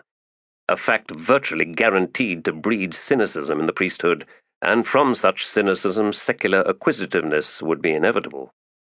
This loss was not just a loss of faith in the Redeemer, it was a loss of faith in religion itself. Her prayers touched a presence, were warmed by the nearby breath of an immortal. And she pleaded with that force. She railed, made demands, insisted on explanations, answers. And he took all her anger into his embrace, as he did everything else. And that was wrong. There were two meanings to the word benighted. The first was pejorative, a form of dour ignorance. The second was an honor conferred in service to a king or queen. It was this latter meaning that had been applied to Seardamin, a title of respect. There was a third definition, one specific to Black Coral and to Seardamin himself. He dwelt in night, after all, where darkness was not ignorance, but profound wisdom, ancient knowledge, symbolic of the very beginning of existence, the first womb from which all else was born. He dwelt in night, then, and for a time had made daily pilgrimages out to the barrow with its forbidden riches, a one-man procession of rebirth that Salind only now comprehended. Seardamin was, in truth, the least ignorant of them all. Had he known Itkovian in his life? She thought not. Indeed, it would have been impossible, and so whatever had drawn Seardamin to the cult arrived later, after Itkovian's death, after his ascension. Thus, a personal crisis, a need that he sought to appease with daily prayers. But why bother? The Redeemer turned no one away. Blessing and forgiveness was a certainty. The bargaining was a sham. Seardamin need only have made that procession once and been done with it. Had no one confronted him, he would still be making his daily pilgrimage like an animal pounding its head against the bars of a cage, and, disregarded to one side, the door hanging wide open. Was that significant? Theodomin did not want the Redeemer's embrace. No, the redemption he sought was of a different nature. Need drove her from the bed in the temple out into night. She felt weak, light-headed, and every step seemed to drain appalling amounts of energy into the hard cobbles underfoot. Wrapped in a blanket, unmindful of those she passed, she walked through the city. There was meaning in the barrow itself, in the treasure that none could touch. There was meaning in Theodomin's refusal of the easy path, in his prayers that asked either something the Redeemer could not grant or nothing at all. There was, perhaps, a secret in the Redeemer's very embrace, something hidden, possibly even deceitful. He took in crimes and flaws and held it all in abeyance. Until when? The Redeemer's death? What then? Did some hidden accounting await each soul? How much desperation hid within each and every prayer uttered? The hope for blessing, for peace, for the sense that something greater than oneself might acknowledge that hapless self, and might indeed alter all of reality to suit the self's desires. Were prayers nothing more than attempted bargains? A pathetic assertion of some kind of reciprocity? Well, she would not bargain. No, she had questions, and she wanted answers. She demanded answers. If the faith that was given to a god came from nothing more than selfish desires, then it was no less sordid than base greed. If to hand over one's soul to a god was in fact a surrendering of will, then that soul was worthless, a willing slave for whom freedom, and all the responsibility that entailed, was anathema. She found herself reeling through the gate, onto the road that Theodomin once walked day after day. It had begun raining, the drops light, cool on her fevered forehead, sweet as tears in her eyes. Not much grew to either side of the road, not even the strange Andean plants that could be found in the walled and rooftop gardens. The dying moon had showered this place in salt water, a downpour the remnants of which remained as white crust like a cracked skin on the barren earth. She could smell the sea rising around her as she staggered on. And then suddenly she stumbled into daylight, the sun's shafts slanting in from the east, whilst a single grey cloud hung directly overhead, the rain a glittering tracery of angled streaks. Bare feet slipping on the road's cobbles, Salind continued on. She could see the barrow ahead, glistening and freshly washed, with the mud thick and churned up round its base. There were no pilgrims to be seen. Perhaps it was too early. Perhaps they have all left. But no, she could see smoke rising from cook fires in the encampment. Have they lost their way, then? Is that surprising? Have I not suffered my own crisis of faith? She drew closer, gaze fixed now on the barrow. Redeemer, you will hear me. You must hear me. She fell onto her knees in the mud, and its chill rippled up through her. The rain was past, and steam now rose on all sides. Water ran in trickles everywhere on the barrow, 100,000 tears threading through all the offerings. Redeemer! Her fist closed in the short hair at the back of her neck. She was savagely pulled upright, head yanked round. She stared up into Gradithan's grinning face. "You should never have come back," the man said. His breath stank of kellic, and she saw the brown stains on his lips and mouth. His eyes looked strangely slick, like stones washed by waves. "I am tempted, priestess, to give you to my Urdamen. Not that they'd have you." Urdamen. He was an Urdo, a commander of the fanatic elites. Now I begin to understand. But Monkrat might. She frowned. What had he been saying? "Leave me," she said, and was shocked at how thin and weak her voice sounded. "I want to pray." He twisted his grip, forcing her round to face him, close enough to be lovers. "Monkrat!" Someone came up beside them. "Get some Seaman Kellic. I'd like to see how well she dances." She could feel his hard knuckles pressing the back of her neck, twisting and ripping hair from its roots, pushing into the bruises he'd already made. "I can give you nothing," she said. "Oh, but you will," he replied. "You'll give us a path." And he turned her back to face the barrow. "Straight to him." She did not understand, and yet fear gripped her, and as she heard someone hurrying up, bottle swishing, her fear burgeoned into terror.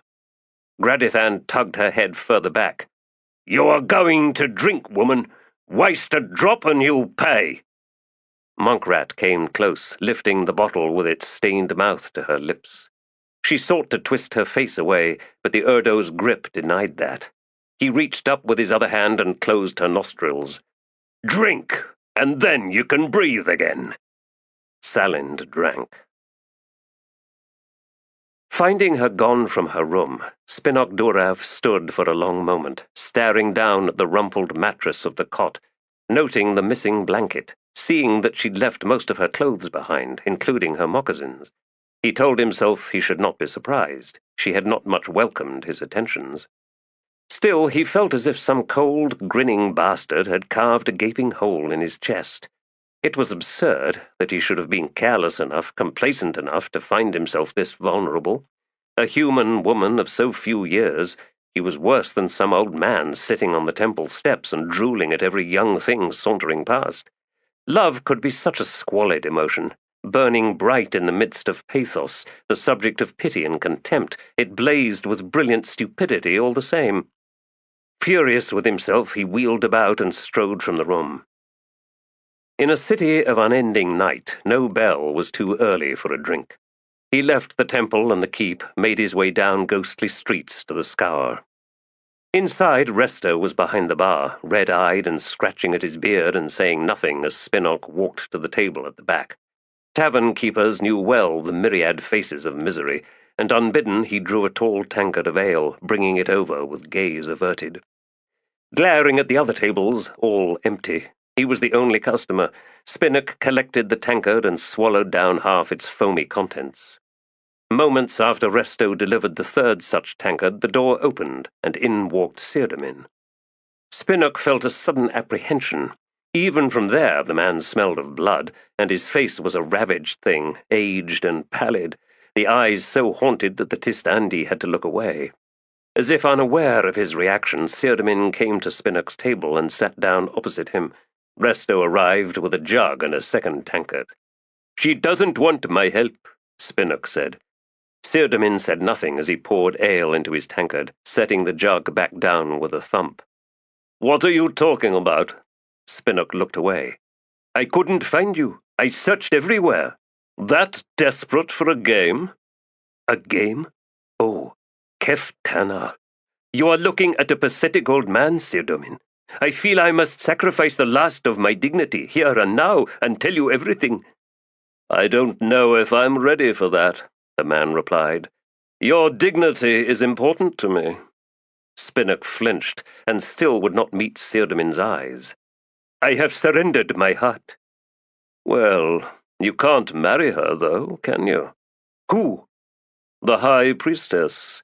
Although it's about time you realized that she loves you in return. Probably always has. You damned Andii. You live so long it's as if you're incapable of grasping onto things in the here and now. If I had your endless years— no, scratch out the eyes of that thought. I don't want them.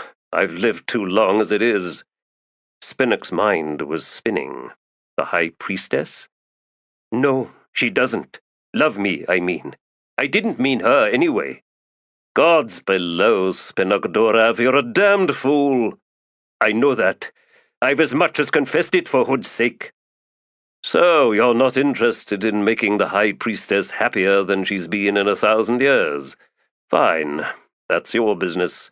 Some other woman, then. Careful, someone might up and murder her. Jealousy is deadly." This was too offhand for Seardamin, too loose, too careless. It had the sound of a man who had surrendered to despair, no longer caring about anything, loosing every arrow in his quiver, eager to see it suddenly, fatally empty. This Seardamin frightened Spinok. "What have you been up to?" he asked. "I have been murdering people." He poured another round, then settled back in his chair. 11 so far. They saw themselves as liberators, scheming the downfall of their Tiste Andii oppressors. I answered their prayers and liberated every one of them. This is my penance, Spinok Durav, my singular apology for the madness of humanity. Forgive them, please, because I cannot." Spinok found a tightness in his throat that started tears in his eyes. He could not so much as look at this man, dared not, lest he see all that should never be revealed, never be exposed, not in his closest friend, not in anyone. That, he said, hating his own words, was not necessary. Strictly speaking, you are right, friend. They would have failed. I lack no faith in your efficacy, especially that of your lord. Understand, I did this out of a desire to prove that on occasion we are capable of policing our own. Checks and balances. This way the blood stains my hands, not yours, giving no one else cause for hating you. Those who hate need little cause, Theodomin. The man nodded. Spinner caught the motion peripherally. There was a silence. The tale had been told, Spinnock recalled, more than once. How the bridge burner named Whiskey Jack, a man Anomander Rake called Friend, had intervened in the slaughter of the Panion witches, the mad mothers of children of the dead seed. Whiskey Jack, a human, had sought to grant the Son of Darkness a gift, taking away the burden of the act. A gesture that had shaken his lord to the core. It is not in our nature to permit others to share our burden, yet we will, unhesitatingly, take on theirs. I wonder if we blazed his trail. What? Spinnock rubbed at his face, feeling slightly drunk. It Covians. Of course you didn't. The grey swords possessed a shield anvil, yes, but they were not unique in that. It's an ancient title. Are we the dark mirror to such people? Then he shook his head. Probably not. That would be a grand conceit. I agree, Theodomin said in a slurred growl. I love her. So you claimed, and presumably she will not have you. Very true. So here you sit, getting drunk. Yes. Once I myself am drunk enough, Spinnock Dorav, I will do what's needed. What's needed? Why, I will go and tell her she's a damned fool. You'd fail. I would? Spinnock nodded. She's faced you down before, unflinchingly. Another stretch of silence that stretched on and on. He was drunk enough now to finally shift his gaze, to fix his attention on Theodomin's face. It was a death mask, white as dust. Where is she? The man asked in a raw, strained voice. On her way back out to the barrow, I should think. Theodomin, I am sorry. I did not lie when I said I was a fool. You were. And he rose, weaving slightly before steadying himself with both hands on the back of his chair. But not in the way you think. She didn't want my help, Spinnock Dorav said, and I would not give her mine. Your choice. You should not have listened, my friend, to her. You should not have listened to her. Spinnock stood as Theodomin spun round and marched for the door. He was suddenly without words, numbed, stunned into confusion. What have I done? What have I not done? But his friend was gone.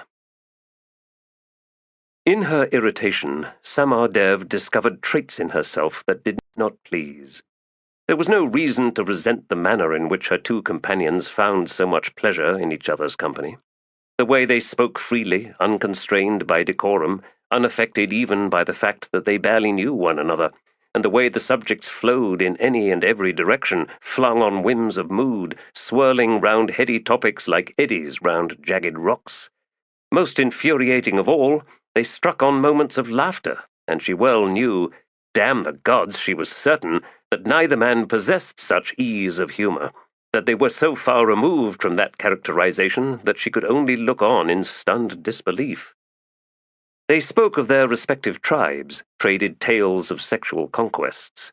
They spoke of weapons, and neither hesitated in handing over his sword for the other to examine, and, indeed, try a few experimental swings and passes with.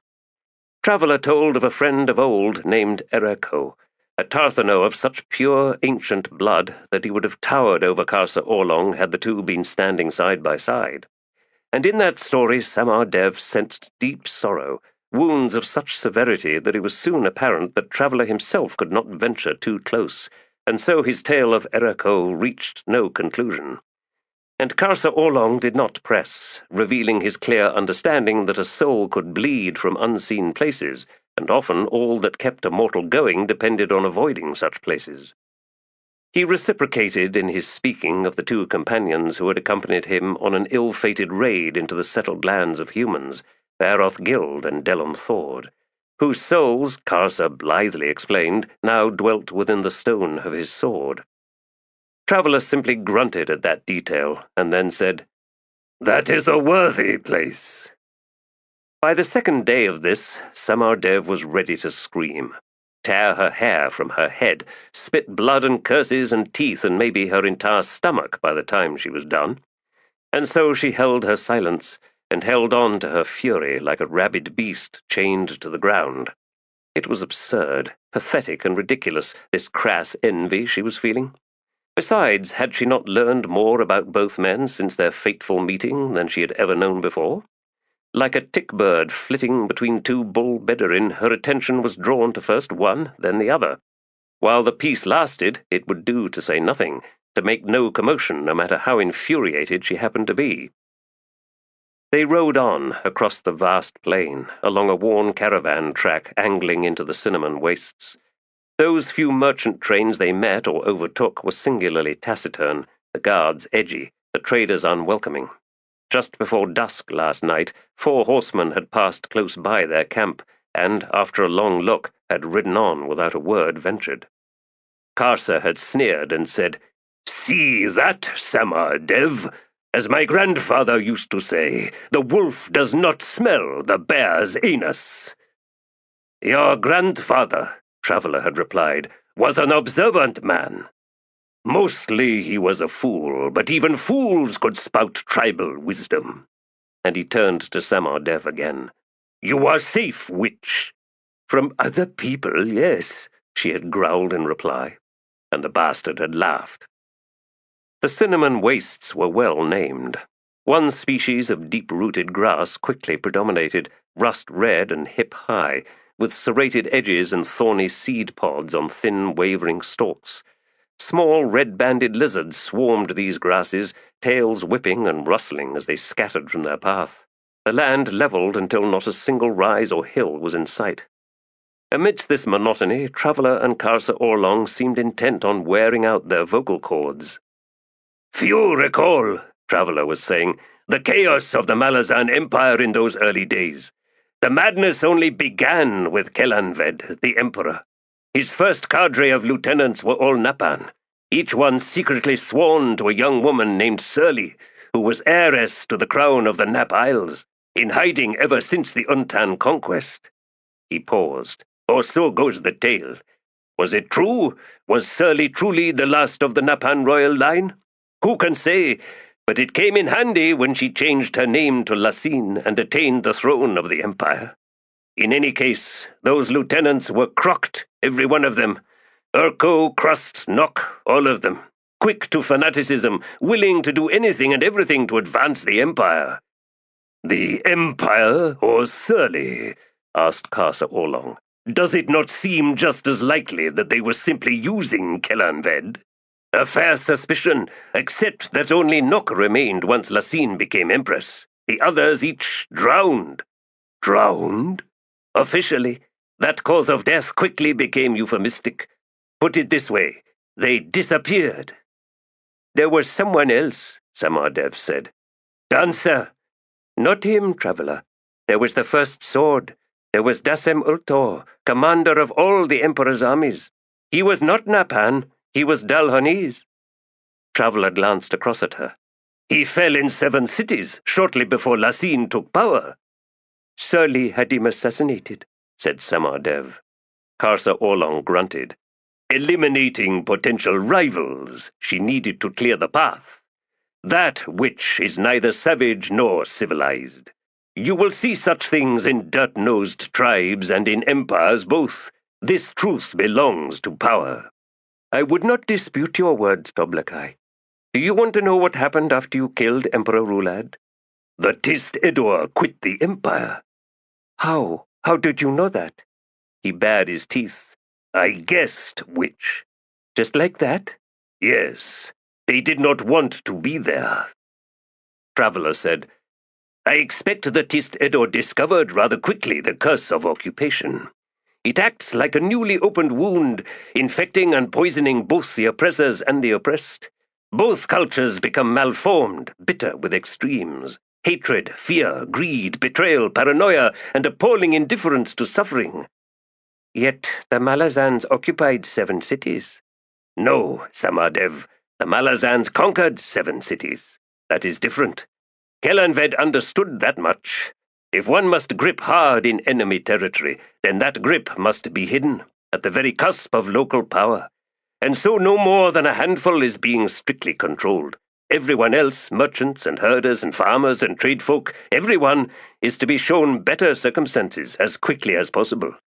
Conquer as a rogue wave, rule in quiet ripples. The Emperor's own words. This is what the Claw did, isn't it? Infiltrate and paralyze the rulers. The less blood spilled, the better. Karsa Orlong barked a laugh. That depends, he said. There are other kinds of conquest. Such as? Traveller, my friend, you speak of conquest as a means of increasing one's power. The more subjects and the more cities under your control is the measure of that power. But what of the power of destruction? Samardev found she was holding her breath, and she watched Traveller considering Karsa's words before he said, There is nothing then to be gained. You are wrong, said Karsa, pausing to stretch his back. Havok's head tossed, a chopping motion like an axe blade. I have looked upon the face of civilization, and I am not impressed. There is no flaw in being critical. He's not just being critical, said Samardev. He intends to destroy it. Civilization, I mean. The whole thing from sea to sea. When Karsa Orlong is done, not a single city in the world will remain standing. Isn't that right, Toblakai? I see no value in modest ambitions, witch. Traveller was quiet then, and the silence was like an expanding void, until even the moan of the incessant wind seemed distant and hollow. Gods, how often have I wished him well, even as the thought horrifies me. He would kill millions. He would crush every symbol of progress, from ploughs back to sticks, from bricks to caves, from iron to stone. Crush us all back into the ground, the mud of waterholes. And the beasts will hunt us, and those of us who remain, why, we will hunt each other. Traveller finally spoke. I dislike cities, he said. Barbarians both, she muttered under her breath. Neither man responded. Perhaps they hadn't heard. She shot each of them a quick glance, right and then left, and saw that both were smiling. Riding onward, the day rustling in waves of red grass, until Traveller once again began speaking. The first law of the multitude is conformity. Civilization is the mechanism of controlling and maintaining that multitude. The more civilized a nation, the more conformed its population, until that civilization's last age arrives, when multiplicity wages war with conformity. The former grows ever wilder, ever more dysfunctional in its extremities, whilst the latter seeks to increase its measure of control until such efforts acquire diabolical tyranny. More of Kellanved? Samardev asked. Traveller snorted. Hardly. That was Daika, the imperial historian. Through the course of the night just past, Nimander had led his meagre troop through the city of Bastion. Children of darkness, with Aranatha's quiet power embracing them, they had moved in silence, undetected as far as they could tell, for no alarms were raised. The city was a thing seemingly dead, like a closed flower. At dusk, shortly before they set out, they had heard clattering commotion out on the main avenue, and went to the gates to watch the arrival into the city of scores of enormous wagons. Burdened with trade goods, the carters slack-faced, exhausted, with haunted eyes above brown-stained mouths. Bales of raw foodstuffs, casks of figs and oils, eels packed in salt, smoked bedouin, spiced mutton, and countless other supplies that had been eagerly pressed upon them in exchange for the barrels of kellic. There was cruel irony to be found in the sordid disinterest the locals displayed before such essential subsistence. Most were past their desire for food. Most were starving in an ecstatic welter of semen kellic, the black ink of a god's pain. The Tiste Andii wore their armor. They wore their gear for fighting, for killing. Nimander did not need a glance back to know the transformation and what it did to the expressions on all but one of the faces of those trailing behind him. Skintic, whose smile had vanished, yet his eyes glittered bright, as if fevered. Kedavis, ever rational, now wore a mask of madness, beauty twisted into something terrible. Nimander, for all his postures of ferocity, was now ashen, colourless, as if the truth of desires soured him with poison. Desra flushed with something like excitement. Only Aranatha was unchanged. Placid, glassy-eyed with concentration, her features somehow softer, blurred. Skintic and Kedavis carried Clip between them. Nimander held over one shoulder the man's weapons, his bow and quiver, his sword and knife belt, all borne on a single leather strap that could be loosed in a moment should the need arise. They had slipped past buildings in which worshippers danced, starved limbs waving about, distended bellies swaying. Doors had been left open, shutters swung back to the night. Voices moaned in disjointed chorus. Even those faces that by chance turned towards the Tiste Andii as they moved ghostly past did not awaken with recognition, the eyes remaining dull, empty, unseeing. The air was warm, smelling of rancid salt from the dying lake, mixed with the heavier stench of putrefying corpses. They reached the edge of the central square, looked out across its empty expanse. The altar itself was dark, seemingly lifeless. Nimander crouched down, uncertain. There must be watchers. It would be madness to think otherwise. Could they reach the altar before some hidden mob rushed forth to accost them? It did not seem likely. They had not seen Calor since his march to the altar the previous day. Nimander believed the old man was dead. He believed they would find his body, cold and pale, lying on the tiled floor somewhere within the building. For some reason, Nimander did not think that likely. Skintic whispered behind him, "Well, it's nearing dawn, Nimander." What awaited them? There was only one way to find out. Let's go. All at once, with their first strides out into the concourse, the air seemed to swirl, thick and heavy. Nimander found he had to push against it, a tightness forming in his throat and then his chest. "They're burning the shit," Skintic hissed. "Can you smell it? The Kellic!" "Quiet." 15, 20 paces now. Silence all around. Nimander set his eyes on the entrance to the altar, the steps glistening with dew or something far worse.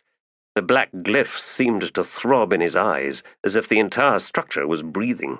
He could feel something dark and unpleasant in his veins, like bubbles in his blood, or seeds eager to burst into life. He felt moments from losing control. Behind him, hard, gasping breaths. They were all feeling this. They were all... "Behind us," grunted Nimander. And to the sides, crowds closing in from every street and alley mouth, slowly, dark shapes pushing into the square. They look like the scarecrows, cut loose from their stakes. Mother's blessing. 40 strides, reaching the center of the concourse. Every avenue closed to them now, barring that to the building itself. "We're being herded," said Kedavis, her voice tight. "They want us inside." Nimander glanced back, down upon the limp form of Clip, the man's head hanging and hair trailing on the ground. Clip's eyes were half open. "Is he still alive?" "Barely," said Kedavis. Hundreds of figures drew yet closer, blackened eyes gleaming, mouths hanging open. Knives, hatchets, pitchforks, and hammers dangled down from their hands. The only sound that came from them was the shuffle of their bare feet. 20 paces now from the steps. To the right and left, and in their wake, the worshippers in the front lines began lifting their weapons. Then those behind them followed suit. "Skintic," said Nimander. "Take Clip by yourself. Aranatha, his weapons. Desra, ward your sister. Kedavis, Nimander, prepare to rearguard. Once we're inside, hold them at the entrance." 2 against 1,000 or more. Fanatics, fearless and senseless. Gods, we are unleashed. He heard a pair of swords rasp free of scabbards. The sound sliced through the air, and it was as if the cold iron touched his brow, startling him awake. The crowd was close now, a bestial growl rising. Nimander reached the first step. "No!" They rushed upward. Skintic was immediately behind Nimander, Clip on his hunched back as he gripped one wrist and one thigh.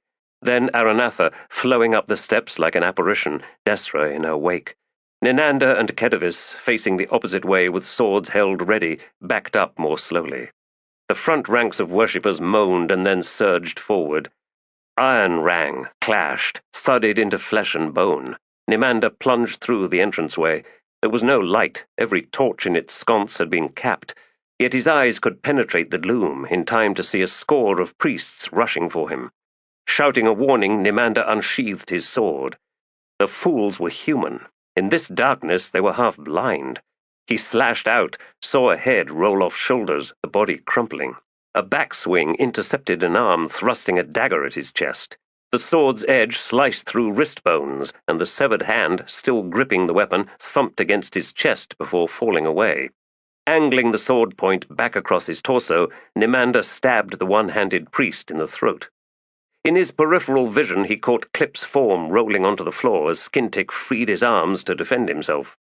The sickly sound of edge-biting meat echoed in the chamber, followed by the spatter of blood across tiles.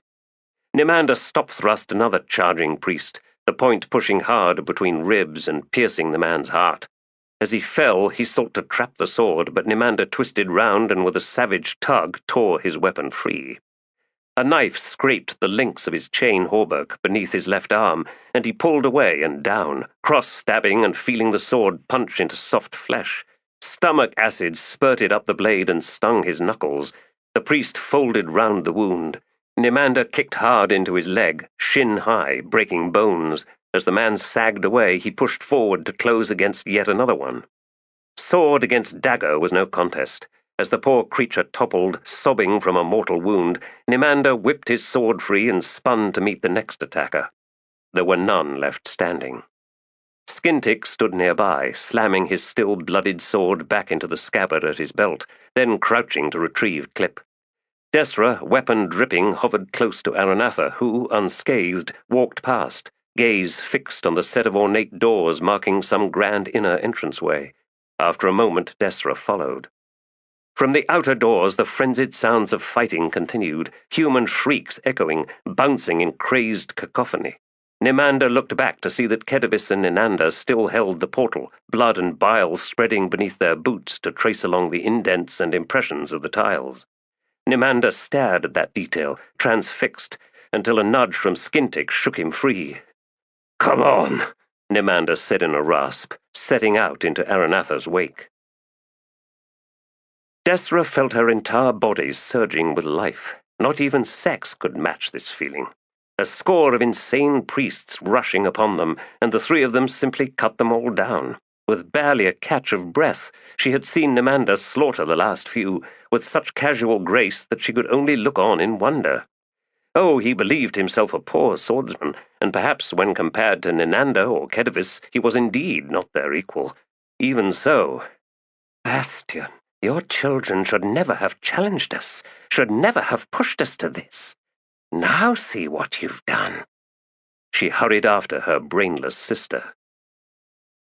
Skintic wanted to weep, but he knew enough to save that for later, for that final stumble through into some future place when all this was over and done with, when they could each return to a normal life, an almost peaceful life. He had never been one for prayers, especially not to Mother Dark, whose heart was cruel, whose denial was an ever-bleeding wound in the Tiste Andii. Yet he prayed nonetheless, not to a god or goddess, not to some unknown force at ease with the gift of mercy. No, Skintic prayed for peace, a world of calm. He did not know if such a world existed anywhere. He did not know if one such as he deserved that world. Paradise belonged to the innocent, which was why it was, and would ever remain, empty. And that is what makes it a paradise. At the outer doors the slaughter continued. Kedavis saw Ninander smiling, and had she the time, she would have slapped him, hard enough to shake the glee from his eyes. There was nothing glorious in this. The fools came on, crushing each other in their need, and she and Ninander killed them one by one by one. Oh, fighting against absurd odds was something they were used to, something they did damnably well. That was no source of pride. Desperate defense demanded expedience and little else, and the Tiste Andii were, above all else, an expedient people. And so blood spilled down, bodies crumpled at their feet, only to be dragged clear by the next ones to die. She killed her 20th worshipper, and he was no different from the 19th, no different from the very first one, back there on the steps. Blood like rain, blood like tears. It was all so pointless. Nimander began laughing. Moments later, the worshippers changed their tactics. With frenzied screams, they pushed forward en masse, and those Nimander and Kedavis mortally wounded were simply heaved ahead, dying, flailing shields of flesh and bone. As the mob drove onward, the two Tiste Andii were forced from the threshold, and the attackers poured in with triumphant shrieks. Nimander stopped laughing. Nimander was at the inner doorway when he heard the savage cries behind him. Spinning round, he saw Nimander and Kedavis retreating under an onslaught of maddened figures. "Skin-tick!" His cousin shifted Clip's body onto Nimander's shoulders, then turned and, drawing his sword once more, plunged into the melee. Nimander staggered into the passageway. Why are we doing this? We deliver Clip to the dying god like a damned sacrifice. Ahead he saw Desra and Aranatha approaching the far end, where it seemed there was another chamber. The altar room, where he awaits us. "Stop!" he shouted. Only Desra glanced back. Aranatha strode within. The reek of burning kellic assailed Nimander, and he stumbled as he moved forward beneath the slack, dragging weight of Clip's unconscious form. The roared lifts swarmed on the walls to either side. Projecting busts of some past deity showed battered faces, sections crushed and others sheared off by recent demolition. Lone eyes leered down, half-mouths smiled with a jester's crook, passing by one after another. Trembling, Nimander forced himself forward. He saw Desra stride after Aranatha. The glyphs began weeping, and all at once he felt as if time itself was dissolving. Sudden blindness, the terrible sounds of fighting behind him diminishing, as if pulled far away until only the rush of blood remained, a storm in his head, through which, faintly and then rising, came a child's voice, singing softly. Seardamin emerged from night, squinted against the mid-morning glare. Silver clouds ahead, heaped above the barrow like the sky's detritus. Rain slanted down on the mound. Talwar in his hand, he hurried on, boots slipping in the salt-crusted mud of the track. She had gone out, alone. Spinok Durav, the only friend he had left, had professed his love for her, but he had not understood. Yes, she would refuse his help, but such refusal must be denied. He should have comprehended that. Gods below, this was not Seardamin's fight. She was not his fight.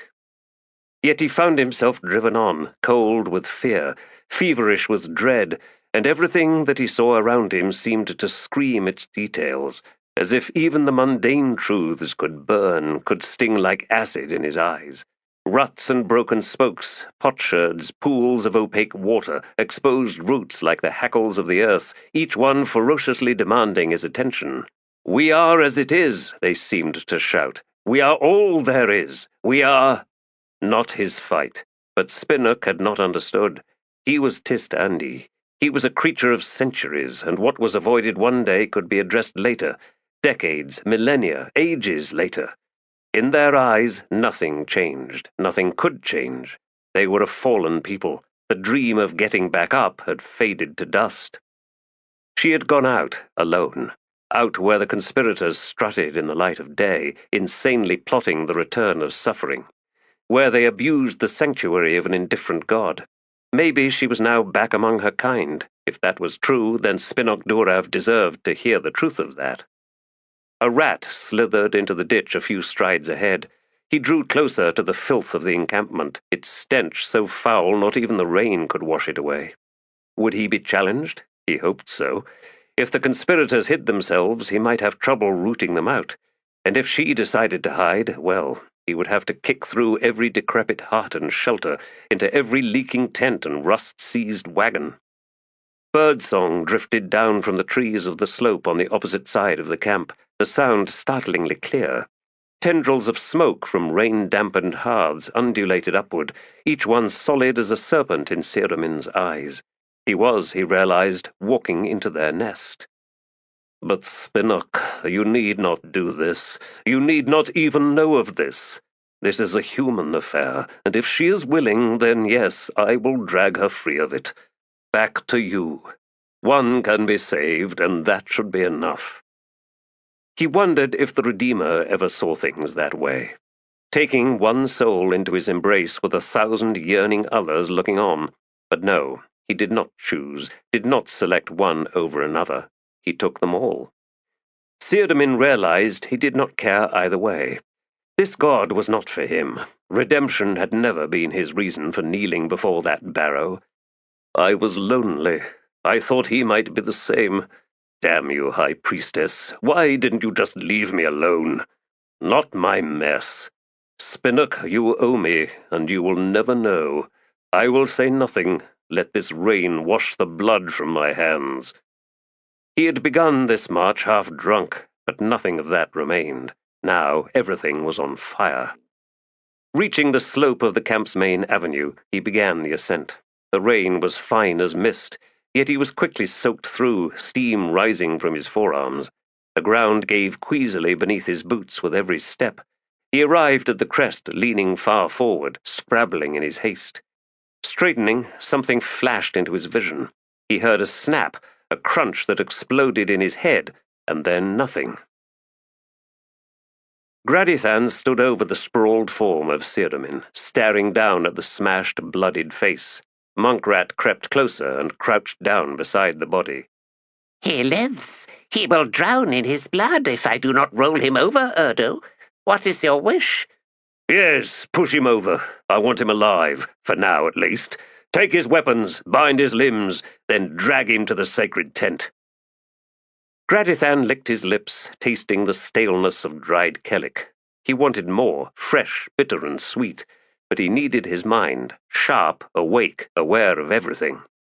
As Monkrat directed 2 of his Erdemen to attend to the Ceramin, Gradithan set off for the sacred tent. Sanctified ground, yes, but only temporary. Soon they would have the barrow itself, the barrow and the ignorant godling within it. Along the track, the once worshippers of the Redeemer knelt as he passed. Some moaned in the dregs of the night's dance. Others stared at the mud in front of their knees, heads hanging, brown slime drooling down from their gaping mouths. Oh, this might seem like corruption, but Gradithan wasn't interested in such misconceptions. The dying god was more important than Black Coral and its morose overlords, more important than the Redeemer and his pathetic cult. The dying god's song was a song of pain, and was not pain the curse of mortality?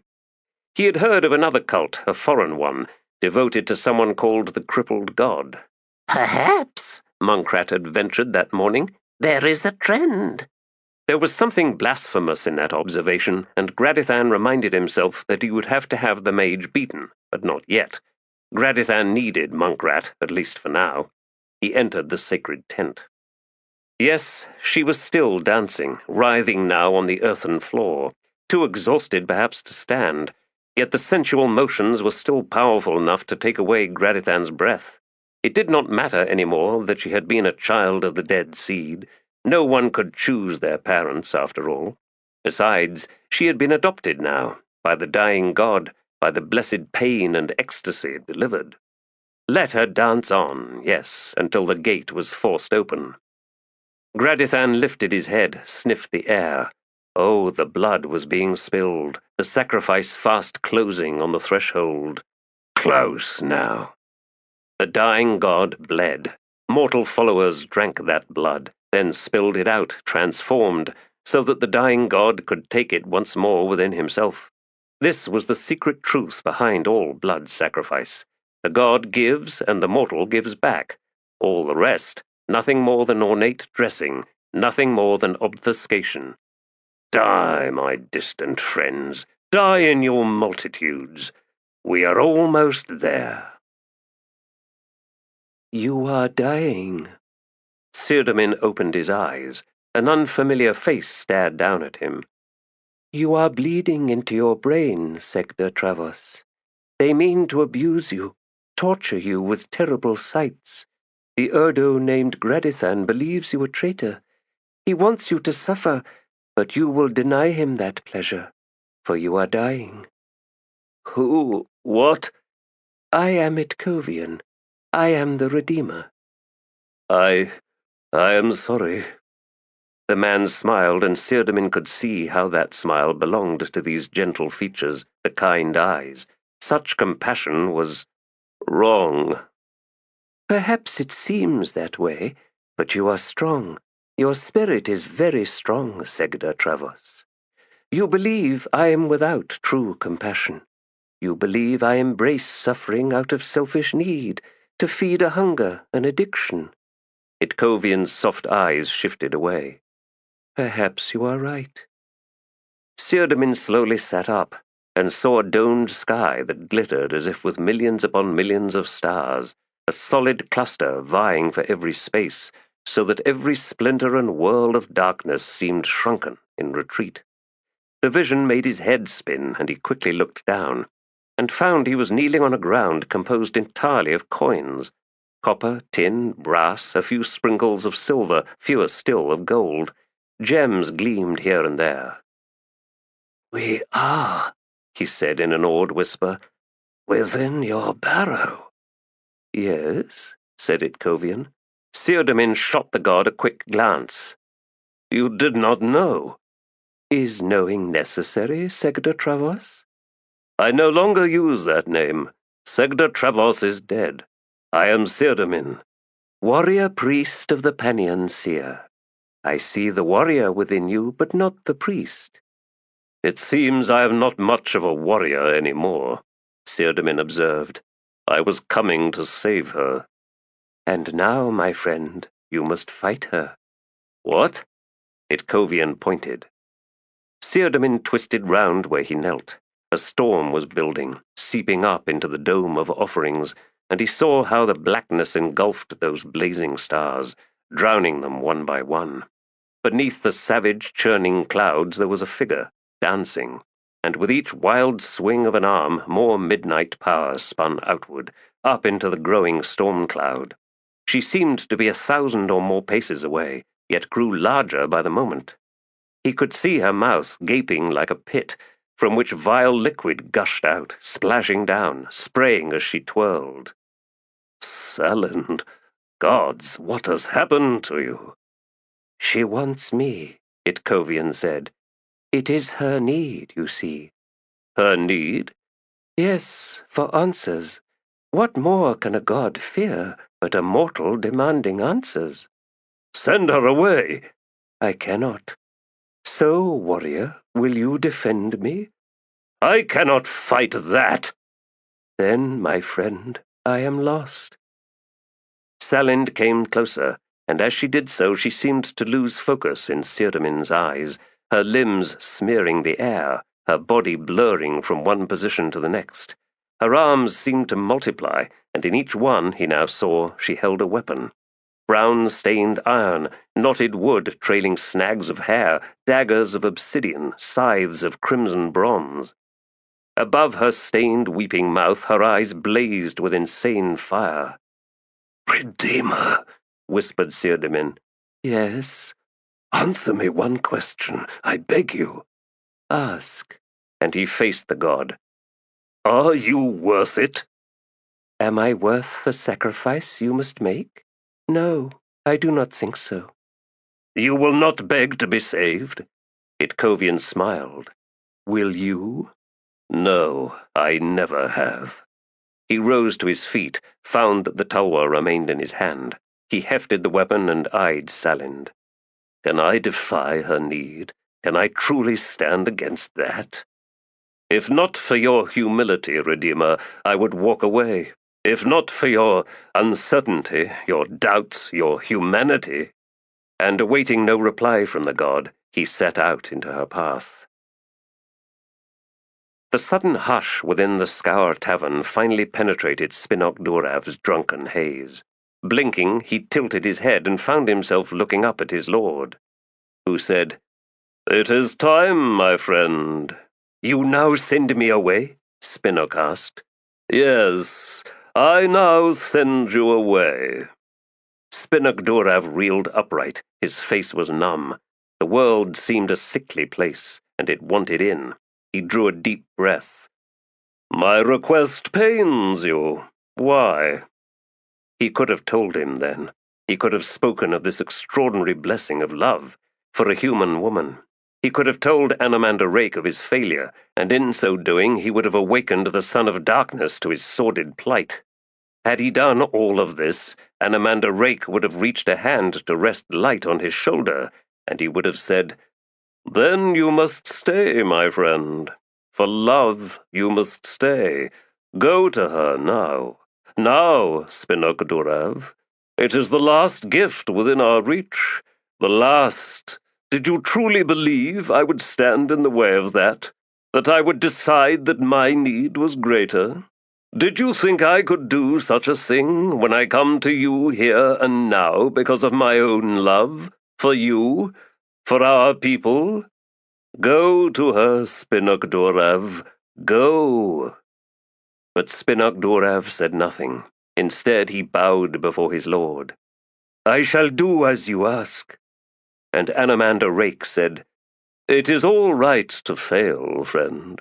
I do not demand the impossible of you. Do not weep at that moment. For me, Spinnock Dorav, find a smile to announce the end. Farewell." The killing seemed without end. Skintick's sword arm ached, the muscles lifeless and heavy, and still they kept coming on, faces twisted eager and desperate, expressions folding round mortal wounds as if sharp iron was a blessing touch, an exquisite gift. He stood between Kedavis and Nimander, and the three had been driven back to the second set of doors. Bodies were piled in heaps, filling every space of the chamber's floor, where blood and fluids formed thick pools. The walls on all sides were splashed high. He could see daylight through the outer doors. The morning was dragging on. Yet from the passage at their backs there had been nothing. Were they all dead in there, bleeding out on the altar stone? Or had they found themselves somehow trapped or lost with no answers? Was Clip now dead, or had he been delivered into the dying god's hands? The attackers were running out of space, too many corpses, and most now crawled or even slithered into weapon range. "Something's wrong," gasped Kedavis. "Skintick, go! We can hold them off now. Go! Find out if—" "If we're wasting our time. I understand." He pulled back, one shoulder cracking into the frame of the entranceway. Whirling, he set off along the corridor. When horror stalked the world, it seemed that every grisly truth was laid bare. Life's struggle ever ended in failure. No victory was pure or clean.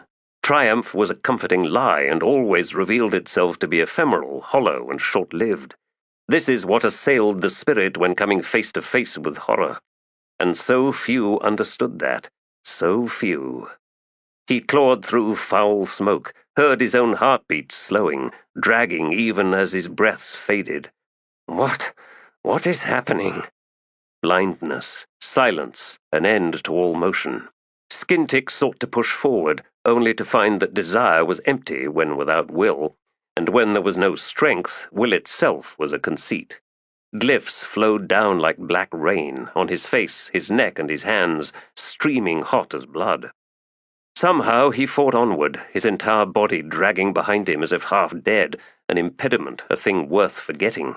He wanted to pull free of it, even as he understood that his flesh was all that kept him alive, yet he yearned for dissolution, and that yearning was growing desperate. Wait, this is not how I see the world. This is not the game I choose to play. I will not believe in this abject surrender. It is what Kellic offers. The blood of the dying god delivers escape from everything that matters. The invitation is so alluring, the promise so entrancing. Dance! All around you the world rots. Dance! Poison into your mouths and poison out from your mouths. Dance, damn you, in the dust of your dreams. I have looked into your eyes and I have seen that you are nothing. Empty. Gods, such seductive invitation. The recognition sobered him, abrupt as a punch in the face. He found himself lying on the tiles of the corridor, the inner doors almost within reach. In the chamber beyond, darkness swirled like thick smoke, like a storm trapped beneath the domed ceiling. He heard singing, soft, the voice of a child. He could not see Nimander or Desra or Aranatha. The body of Clip was sprawled not 5 paces in, face upturned, eyes opened, fixed and seemingly sightless. Trembling with weakness, Skintick pulled himself forward. The moment he had bulled his way into the altar chamber, Nimander had felt something tear, as if he had plunged through gauze-thin cloth. From the seething storm he had plunged into, he emerged to sudden calm, to soft light and gentle currents of warm air. His first step landed on something lumpy that twisted beneath his weight. Looking down, he saw a small doll of woven grasses and twigs, and, scattered on the floor all round, there were more such figures, some of strips of cloth, others of twine, polished wood and fired clay. Most were broken, missing limbs or headless. Others hung down from the plain low ceiling, twisted beneath nooses of leather string, knotted heads tilted over, dark liquid dripping. The wordless singing was louder here, seeming to emanate from all directions. Nimander could see no walls, just floor and ceiling, both stretching off into formless white. And dolls, thousands of dolls, on the floor, dangling from the ceiling. "Show yourself," said Nimander. The singing stopped. "Show yourself to me." "If you squeeze them," said the voice, a woman's or a young boy's, "they leak. I squeezed them all, until they broke." There was a pause, and then a soft sigh. "None worked." Nimander did not know where to look. The mangled apparitions hanging before him filled him with horror now, as he saw their similarity to the scarecrows of the fields outside Bastion. They are the same. They weren't planted rows, nothing made to deliver a yield. They were versions. "Yes, failing one by one. It's not fair. How did he do it?" "What are you?" Nimander asked. The voice grew sly. "On the floor of the abyss. Yes, there is a floor. There are the fallen, gods and goddesses, spirits and prophets, disciples and seers, heroes and queens and kings. Junk of existence. You can play there. I did. Do you want to? Do you want to play there too?" "No." "All broken, more broken than me." "They call you the dying god." "All gods are dying." "But you are no god, are you?" "Down on the floor you never go hungry. Am I a god now? I must be. Don't you see? I ate so many of them. So many parts, pieces. Oh, their power, I mean. My body didn't need food. Doesn't need it, I mean. Yes, that is fair to say. It is so fair to say. I first met him on the floor. He was exploring, he said, and I had travelled so far, so far." "Your worshippers—" "Are mostly dead. More to drink. All that blood, enough to make a river, and the current can take me away from here, can bring me back, all the way back, to make her pay for what she did." Having come from chaos, it was no surprise that the god was insane. "Show yourself." "The machine was broken, but I didn't know that. I rode its back up and up. But then something happened, an accident. We fell a long way. We were terribly broken, both of us. When they dragged me out. Now I need to make a new version, just like you said. And you have brought me one. It will do. I am not deaf to its thoughts. I understand its chaos, its pains and betrayals. I even understand its arrogance. It will do. It will do." "You cannot have him," said Nimander. "Release him." "None of these ones worked. All the power just leaks out. How did he do it? One of these dolls. He is one of these dolls, hiding in the multitude. The voice began singing again, wordless, formless. He drew his sword. What are you doing? The iron blade slashed outward, chopping through the nearest figures. Strings cut, limbs sliced away, straw and grass drifting in the air. A cackle, and then, You want to find me? How many centuries do you have to spare? As many as I need, Nimander replied, stepping forward and swinging again, splintering wood, shattering clay. Underfoot he ground his heel into another figure. I'll be gone long before then. The river of blood you provided me, my way out. Far away I go.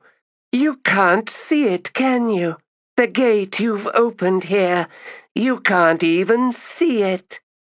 Nimander destroyed another half-dozen dolls. Never find me. Never find me. A savage blur of weapons as Salind charged Círdamin. Each blow he caught with his tulwar, and each blow thundered up his arm, shot agony through his bones. He reeled back beneath the onslaught. 3 steps, 5, 10. It was all he could do simply to defend himself, and that, he knew, could not last. The Redeemer wanted him to hold against this? He struggled on, desperate. She was moaning, a soft yearning sound, a sound of want. Mace heads beat against his weapon, sword blades, the shafts of spears, flails, daggers, scythes. A dozen arms swung at him, impacts thundered through his body. He could not hold, he could not. An axe edge tore into his left shoulder, angled up to slam into the side of his face. He felt his cheekbone and eye socket collapse inward. Blinded, Círdamin staggered, attempting a desperate counterattack, the tulwar slashing out. The edge bit into wood, splintering it. Something struck him high on his chest, snapping a clavicle. As his weapon arm sagged, suddenly lifeless, he reached across and took the sword with his other hand. Blood ran down from his shoulder. He was losing all strength. Another edge chopped into him, and he tottered, then fell onto his back. Salind stepped up to stand directly over him. He stared up into her dark, glittering eyes. After a moment, Nimander lowered his sword. The dying god was right. This was pointless. "Show yourself, you damned coward!" Aranatha was suddenly at his side. He must be summoned, she said. "You expect him to offer us his name?" The dying god spoke. Who is here? Who is here? I am the one, answered Aranatha, who will summon you. You do not know me. You cannot know me. I know your path, she replied. I know you spoke with the one named Hairlock on the floor of the abyss, and you imagined you could do the same, that you could fashion for yourself a body, of wood, of twine, of clay. You don't know me. She discarded you, said Aranatha. Didn't she? The fragment of you that was left afterwards, tainted, childlike, abandoned. You cannot know this. You were not there. Aranatha frowned. No, I was not there, yet the earth trembled, children woke, there was great need. You were the part of her that she did not want. She will pay, and for you, I know you now, and it is too late. Aranatha sighed. Husband, blood sworn to night chill, she intoned. Child of Thelomen Tarthano-Toblakai, Belurdan skull-crusher, I summon you. And she held out her hand, in time for something to slap hard into its grip. A battered, misshapen puppet dangled. One arm snapped off, both legs broken away at the knees, a face barely discernible, seemingly scorched by fire. Aranatha faced Nimander. Here is your dying god. Around them the scene began dissolving, crumbling away. He does not speak, Nimander said, eyeing the mangled puppet. No, she said. Curious. Are you certain you have him, Aranatha? She met his eyes and then shrugged. What did he mean, that he knew you? And how did you know his name? She blinked and then frowned down at the puppet she still held out in one hand. Nimander, she whispered in a small voice. So much blood. Reaching out to Clip, Skintick dragged the man close, studied the face, the staring eyes, and saw something flicker to life. Clip? The warrior shifted his gaze, struggling to focus, and then he scowled. His words came out in an ugly croak. Fuck. What do you want? Sounds, motion, and then Nimander was there, kneeling on the other side of Clip. We seem, he said, to have succeeded. How? I don't know, Skin. Right now, I don't know anything. Skintick saw Aranatha standing just near a massive block of stone, the altar. She was holding a doll or puppet of some sort. Where's Desra? He suddenly asked, looking round. Over here. The foul smoke was clearing. Skintick lifted himself into a sitting position and squinted in the direction of the voice. In the wall behind the altar and to the left, almost hidden between columns, there was a narrow door, through which Desra now emerged. She was soaked in blood, although by the way she moved, none of it was her own. Some sort of high priest, I suppose, she said, trying to protect a corpse, or what I think is a corpse. She paused and then spat onto the floor. Strung up like one of those scarecrows, but the body parts, all wrong, all sewn together. The dying god, said Aranatha, sent visions of what he wanted, flawed, but what leaked out tasted sweet. From the corridor, Kedivus and Nimander arrived. They both looked round, their faces flat, their eyes bludgeoned. I think we killed them all, said Kedivus, or the rest fled. This wasn't a fight, this was a slaughter. It made no sense. Blood, said Nimander, studying Clip, who remained lying before him, with something like suspicion. You are back with us? Clip swung his scowl onto Nimander. Where are we? A city called Bastion. A strange silence followed, but it was one that Skintick understood. The wake of our horror, it settles, thickens, forms a hard skin, something lifeless, smooth. We're waiting for it to finish all of that, until it can take our weight once more.